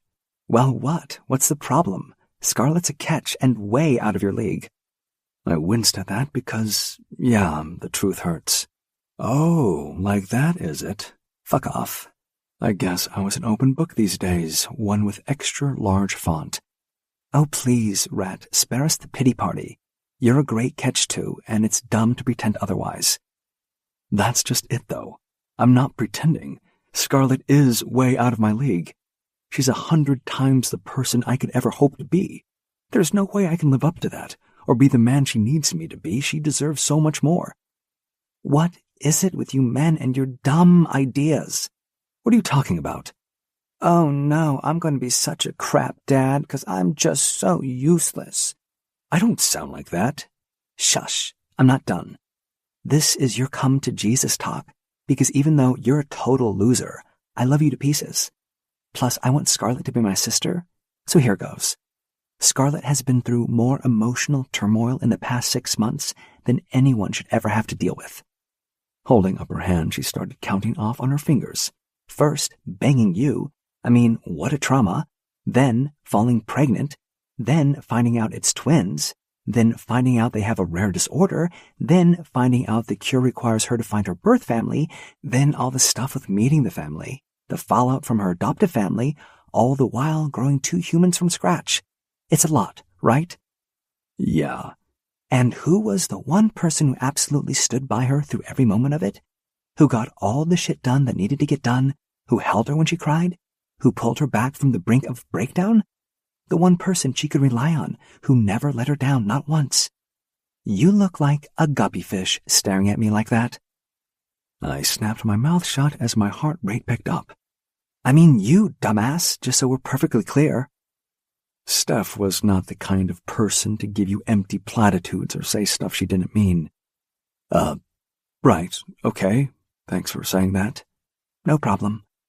Grayson leaned down and pressed a kiss into Steph's hair. Christ, I adore you. Of course you do. Is that spaghetti sauce nearly done? I'm starving. Wolf grinned at her. Yep, I'm just about to serve. You want to let Esme know? Sure thing. Steph rounded the counter and, on her way back to the living room, stopped long enough to drape her arm over my shoulder and kiss me on the cheek. You got this. As we all sat down to dinner, past me would have thrown up at how perfectly sweet and happy everyone looked. Grayson pulled Steph closer, nuzzling her affectionately before sitting. Wolf kissed Esme, and the way she smiled at him made me look away. Esme's youngest sister, Belle, insisted on sitting next to Grayson so she could tell him all about her art class, and Wolf chatted with the older kids about their upcoming trip to Africa. It was all very wholesome. I had convinced myself I didn't need those emotional ties, that I wanted to live my life footloose and fancy-free. But watching my brothers, I realized those burdens were actually what life was all about, of loving and being loved. I was pretty quiet through the rest of dinner, giving myself a chance to actually imagine a future with Scarlett. The bone-deep longing I felt for the picture in my mind had me all head up. I even thought about going to her right away to tell her. The idea hit me so hard I was halfway out of my chair before I stopped myself. No, I was going to do this right. I was going to do it properly. I was going to show Scarlett exactly how much she meant to me in terms she couldn't doubt. Once everyone had finished eating, I stood up and helped clear the plates. "All good?" Grayson asked quietly, joining me in the kitchen. Yeah, I think so. But I'm going to need a favor. Name it."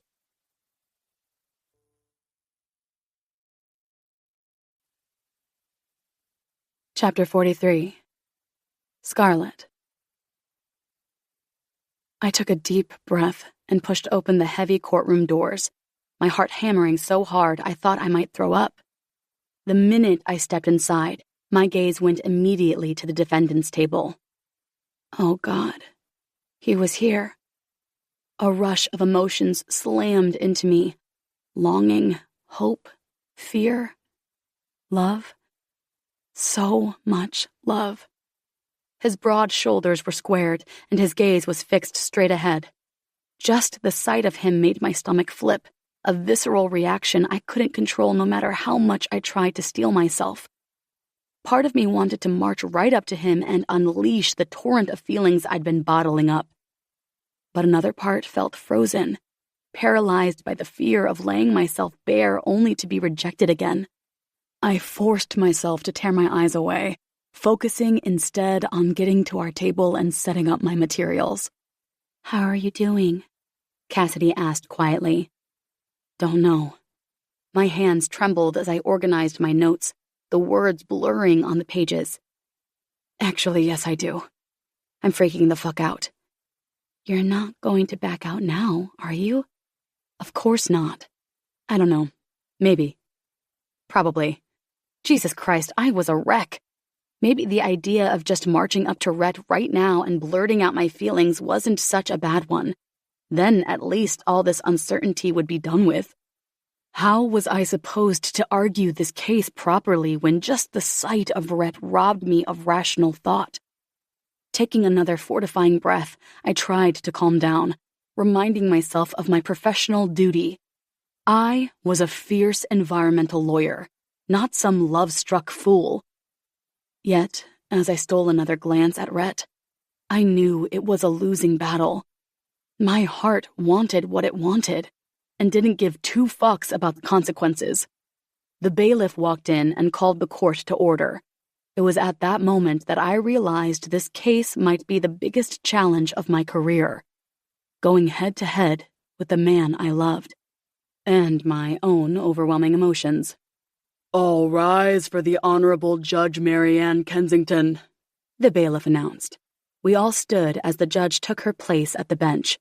With a curt nod, she gave us permission to be seated again. "Calling the case of the Alliance for Susceptible Species versus Rivers Enterprises," she stated, peering over her glasses at the court files. "Counsel, I'll hear any pretrial motions at this time." Just as I was gathering my notes, ready to stand and address the court, Bob Miller cut in, pushing to his feet. "Your Honor, if I may?" The judge frowned, glaring down at Bob. "If you may what?" Address the court, Your Honor. It's, necessary to proceedings." Cassidy pushed to her feet too, leaning close to me. "What the fuck is going on?" she whispered. "I don't know." My gaze was fixated on Rhett, willing him to look at me, to give me any sign that this was all going to be okay. But he didn't.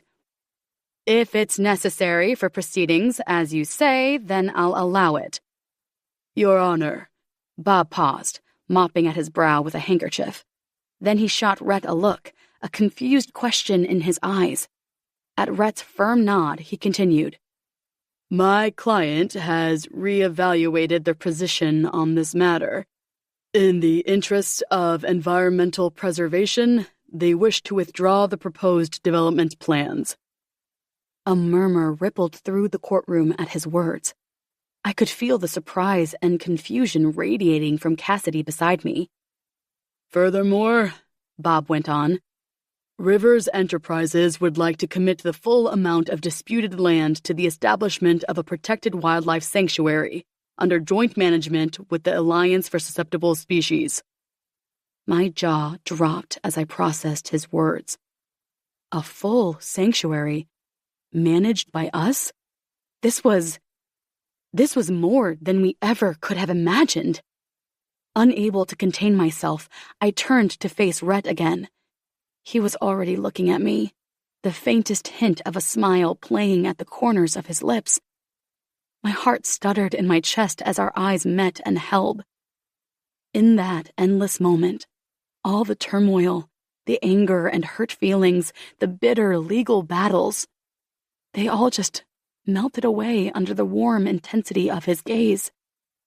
A look passed between us then, one that spoke volumes without a single word. This was his way of making things right, of proving himself to me. Oh, God. As the judge called for order, I found it difficult to focus. My mind was reeling with 1,000 questions. The judge's gavel rapped sharply, cutting through the buzz of murmurs filling the courtroom. In light of the defendant's concessions, I hereby dismiss this case with prejudice. Miss Wright, you and your clients have achieved a tremendous victory here today. I barely registered the judge dismissing the case or the Alliance members' words of gratitude. My eyes were locked on Rhett as he gathered his things, that same enigmatic half-smile still playing on his lips. When our gazes met again, the world around me seemed to fade into the background. The only thing that mattered was the storm of emotions swirling in those deep brown eyes of his. Longing, regret, and something more I couldn't quite put my finger on. Scarlett, did you hear what I said? Marissa was speaking, but her words were just white noise. Without breaking eye contact with Rhett, I held up a hand to silence her. Give me a minute. For a moment, I thought he might just turn and walk away, leaving me in agonizing limbo once more. But then he gave a barely perceptible nod towards the doors and started moving. My heart leaped into my throat as I realized he wanted me to follow.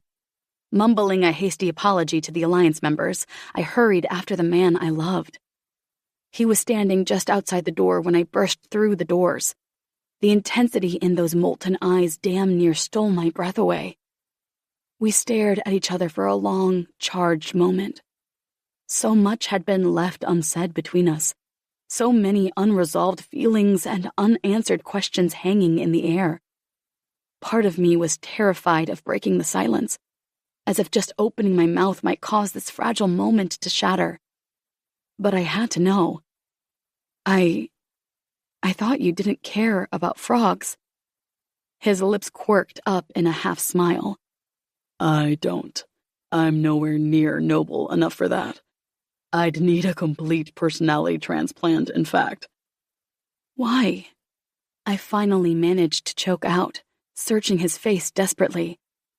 Why did you do that in there? Because I care about you, my girl. More than anything in the world.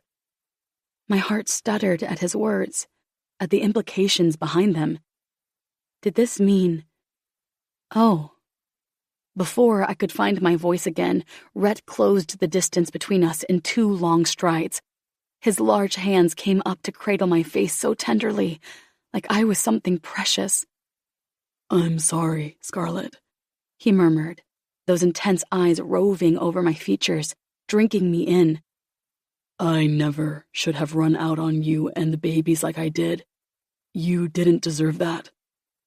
Tears pricked at the corners of my eyes as a tidal wave of relief washed over me. It's okay, I whispered, leaning into his touch.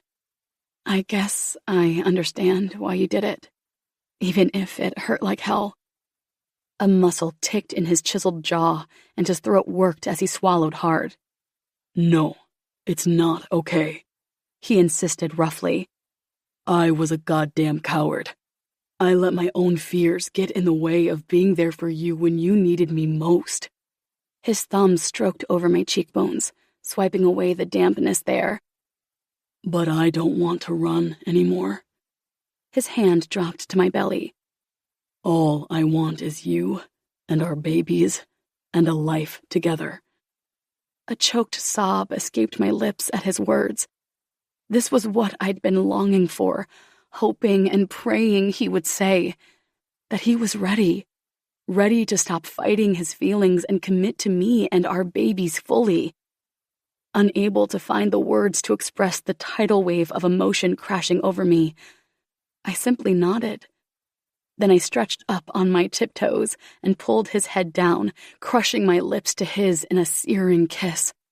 Rhett groaned against my mouth, his arms banding around my waist and crushing me to his solid frame.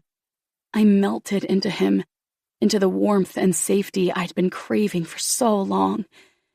When we finally broke apart, I was breathless and dizzy, clinging to the lapels of his suit jacket. He dropped his forehead to mine, his eyes shining with a fierce tenderness. God, I love you, Scarlett. So much. He rasped, the words seeming to cost him a supreme effort. I think I've loved you from the moment we first met. I just didn't know how to handle it. I love you too. Happy tears spilled down my cheeks as I laughed, giddy with joy. And I gotta say, you sure as hell know how to make a grand romantic gesture. Rhett chuckled, brushing the pad of his thumb over my trembling lips. I had to make sure you knew I was serious, that I'm not going anywhere this time. Leaning in, he brushed a soft kiss to the corner of my mouth, his voice dropping to a husky murmur. You and those babies are my world now. I'm all in, for as long as you'll have me. I shivered at the intensity in his words, at the promise behind them. Winding my arms around his neck, I pulled him close until our bodies were flush. Then I guess you're stuck with me forever, I whispered against his lips. Because I'm never letting you go again. Epilogue. Scarlett. You got her? Yeah, I got her. She sure is a lump these days. I lifted Ava from the car capsule as carefully as I could so as not to wake her. Cradling my baby girl close, I walked toward where Rhett was waiting for me on the veranda, with Isabella in his arms. The past several months had been a whirlwind of diapers, sleepless nights, and the kind of love that deepens with every shared challenge. But through it all, Rhett had been my rock, surprising himself with his ability to step up and be the kind of father our girls deserved. Not me, though. I knew exactly the quality of the man I was engaged to. As we stepped inside, I noticed Rhett seemed a bit on edge, glancing around nervously. Giving him a narrow-eyed look, I asked, "Everything okay?" Sure, why wouldn't it be? Oh, I don't know. Maybe because it's my birthday and I don't believe that brunch with the girls is all you had planned for me, even though that's all I said I wanted. Well, Miss Always Right. How about you go check the pool? There might be a little something out there for you. You'll want to put Ava in her bassinet first, though. I headed towards the back of the house, glancing at Rhett over my shoulder when I realized all the blinds leading to the backyard had been closed. During the day, we kept the girls' bassinets downstairs, so we could easily look after them without traipsing up and down the stairs. I was never gladder for that arrangement than now. Laying Ava carefully in her bassinet, I waited while Rhett did the same with Isabella, then said, "I'm not sure I want to see what's out there." Sure you do. I pulled back the blinds, squinting against the bright sunlight streaming into the room. My jaw dropped as I took in the scene outside. The tables were laden with trays of food, pastries, fruits, even a massive chocolate fountain. A colorful jumping castle was inflated in the corner of the yard. But what really made my heart skip a beat was the pony, casually grazing on the lush grass like this was an everyday occurrence. What on earth? I murmured, shaking my head in disbelief. Leave it to Rhett to go completely over the top. I slid open the glass door, the warm breeze carrying the scent of freshly mowed grass. As soon as I stepped outside, I nearly jumped out of my skin when a chorus of voices erupted from behind bushes and potted plants. Surprise! It took me a moment to take it all in. There was Laura, Ethan and the kids, Becca and Diane, Ethan's parents. Oh God, all the Parkers were here. There was Cassidy and her sister Hannah. Wolf, Esme, and Esme's siblings were standing with Steph and Grayson. Everyone was grinning at me, and even though I really disliked being the center of attention, I loved that Rhett had done this for me. Tears stung my eyes as I took in the smiling faces looking back at me. Rhett stepped up beside me, slipping an arm around my waist. Seems like you're still always right. His deep voice rumbled with amusement, making me shiver. I blinked rapidly, overwhelmed by the outpouring of love. Rhett, you shouldn't have gone to all this trouble. Bullshit. He pressed a kiss to my temple. You deserve to be celebrated, Scarlett, by everyone who loves you. Laura stepped forward first, wrapping her arms around me. Happy birthday, honey, she murmured, her voice thick with emotion. As she pulled back, I could see she had tears in her eyes. I never imagined I would get to celebrate your birthday with you. I'm so happy to be here. Then she turned to Rhett. Thank you for inviting us. Of course. Oh God, now Rhett was feeling emotional. I really was going to start bawling.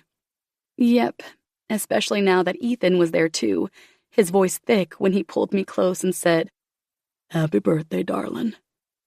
They'd missed so much of my life, but they were here now, and that was all that mattered. Thank you. I stepped back, giving them both a shaky smile. The kids were lined up behind them, all smiling from ear to ear as they wished me a happy birthday. The girls are in their bassinets inside, if you want to bring them out. I'm sure they'd love to hang out with you guys. We'd love that. Laura had barely finished the sentence when she was dragging Ethan inside, with the kids following close behind. I turned to Rhett, laughing. One thing's for sure, we'll never have to pay for childcare. Nothing had given me more joy than seeing how Laura and Ethan doted on the girls. On more than one occasion, Rhett and I had arranged to go out for a few hours, just as an excuse to let them babysit. They'd always brought their kids with them because, as they said, their aunties and uncle couldn't get enough of the babies either. I damn well loved every second of it. Hey, you! Oh my God, Stefania, you brat! What? Why? Steph's eyes were wide in fake surprise. Don't pretend you weren't in on this whole thing. It was you who suggested Rhett take me for brunch. Laughing, she pulled me in for a squeeze.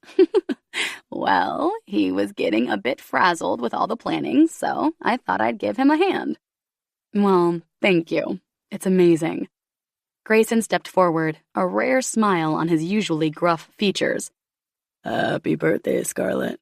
He leaned in and pressed a formal kiss to my cheek. Thank you. Then he surprised the life out of me by saying, You've been the best thing that's ever happened to my brother. He shot Rhett a pointed look. Don't screw this up. Rhett chuckled. I don't plan to. Esme came next, her blue eyes bright. Happy birthday, Scarlett. She enveloped me in a warm hug. I'm so glad we get to spend the day with you. Thanks, me too. Wolf followed, giving me a friendly pat on the back. Yeah, happy birthday. It's good to see the old ball and chain finally tamed my brother a bit. He grinned at Rhett. Well, if it weren't for you guys, I wouldn't have had the chance to tame him.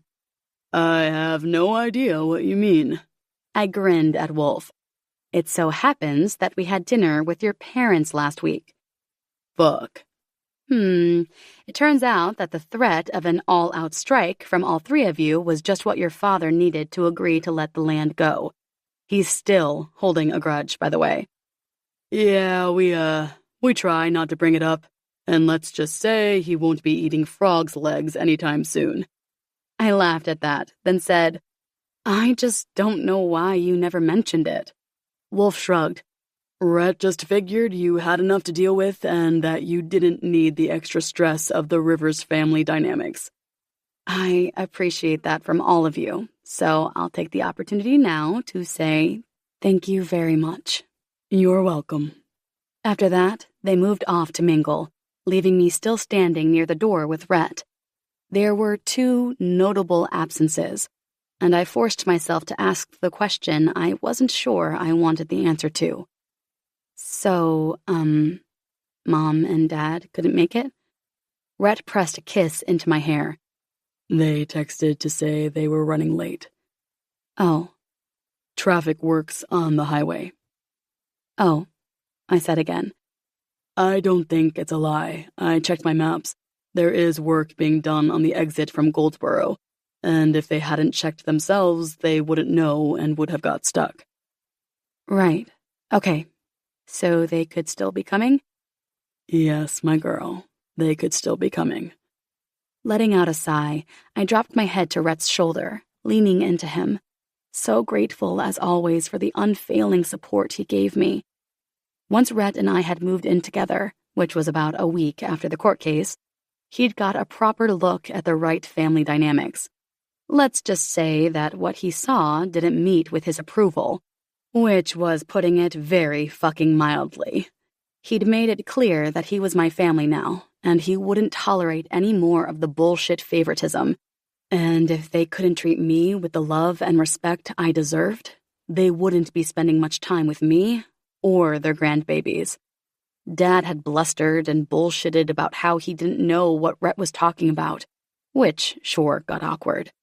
But then, to my everlasting surprise, Mom had shut him down very firmly. She'd said she would be devastated to lose me, and she would do whatever needed doing to make sure that didn't happen. I suggested family therapy. Dad made a weird pshaw sound, but Mom agreed. So, we'd gone to a few sessions, just the 2 of us, and it had been eye-opening. Mom had talked about how she'd felt the day she got to hold me and bring me home, and how special that was, which I definitely hadn't expected.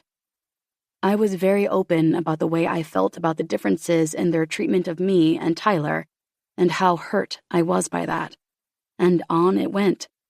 We weren't quite out of the woods yet, but I knew now that Mom loved me in her own way, and that, for me, was enough. Of course, the only reason I could feel that way was because my life was now filled with so much love. I wasn't starving for theirs anymore, which was pretty much all down to Rhett. I felt stronger and more confident than ever. He's shown me that I deserve to be loved and celebrated, not diminished. What about Tyler? Didn't RSVP. Fuckhead. Yeah. And that was all there was to say on that subject. Just as I was about to change the topic, the sound of the door sliding open behind us caught my attention. My heart raced with a mix of anticipation and dread, knowing it could only be my parents. Sure enough, they came bustling through, looking flustered. "We're so sorry we're late," Mom gushed, giving me an awkward hug. The moment she pulled away, Rhett dragged me back against his side. Good, because that was exactly where I needed to be. Dad offered a terse nod. Traffic was a nightmare. I fought the urge to roll my eyes. It's fine, really. I'm just glad you could make it. Of course. We wouldn't miss your birthday for the world. Is there a gift table somewhere? She held up a gift-wrapped package. Sure, just over here. I led them to the table that was overloaded with gifts. Actually, do you mind just opening it now? I don't really want to leave it out here. I'm going to get a beer. With that blunt announcement, Dad just walked off. What the fuck? I glanced at Rhett, but he just shrugged. Sure, I guess I don't mind opening it now. Just be careful, it's breakable. Doing as she asked, I carefully pulled back the wrapping and instantly had to swallow around the lump in my throat. Is this? Your grandmother's ceramic baking dishes. Yes, she always wanted you to have them. Oh, Mom. That's amazing. I thought they'd gone missing years ago. So did I, but your father was looking for some old vinyl records he'd given Tyler, and he found these, stuffed in the very top shelf of Tyler's wardrobe. I see. Did I, though? He brought them to me because he remembered how your gran wanted you to have them. He also asked Tyler if he'd hidden them on purpose. Right. So we'd definitely stepped into upside-down land for my birthday. To which Tyler replied, He said probably he didn't remember, and why did it matter anyway? Jesus Christ, this was fascinating. And then Dad said, he said that Tyler knew damn well Gran had wanted you to have the dishes, and it was low for him to take them and hide them like that. Then they had a fight, and Tyler went to stay at Misty's. I see. I glanced over at my dad, standing all by himself, peeling the label off his beer bottle. This really means a lot to me, Mom. I guess I should go thank him. No, don't, dear. It'll just make him uncomfortable. He's not used to all this, feelings and stuff. That barely made sense, but okay. Will you tell him for me then? Yes. And tell him I'll make Gran's blueberry pie for him the next time we come out to visit. Mom's lip trembled just a bit as she nodded. Then she scurried away, obviously worried that I might see her crying. Then, just as I was about to start crying myself, Rhett said, "Fuck, your parents are weird." Laughing, I said, "They sure are. But so are yours, so we're square. I'm just going to put this inside. Be right back." When I came back out, I took a moment to take in the party Rhett had arranged for me. Grayson stood close to Steph, his usual gruff demeanor softened as he gazed down at her with pure adoration. Steph, ever the ball of energy, was chatting away, her hands gesturing wildly, but Grayson watched her with rapt attention, as if she were the only person in the entire world. I fucking loved that for her. Wolf and Esme were watching Belle have her turn on the pony, their arms around each other and Esme's head on his shoulder. My mom and Laura were now sitting together with a baby girl each. Sure, it looked a little awkward, but they were getting better at this too. And there was the man who'd made it all happen, walking towards me with a light in his eyes that made my heart flip over. "This means so much to me, Red. I can't believe you went to all this trouble. It's really amazing.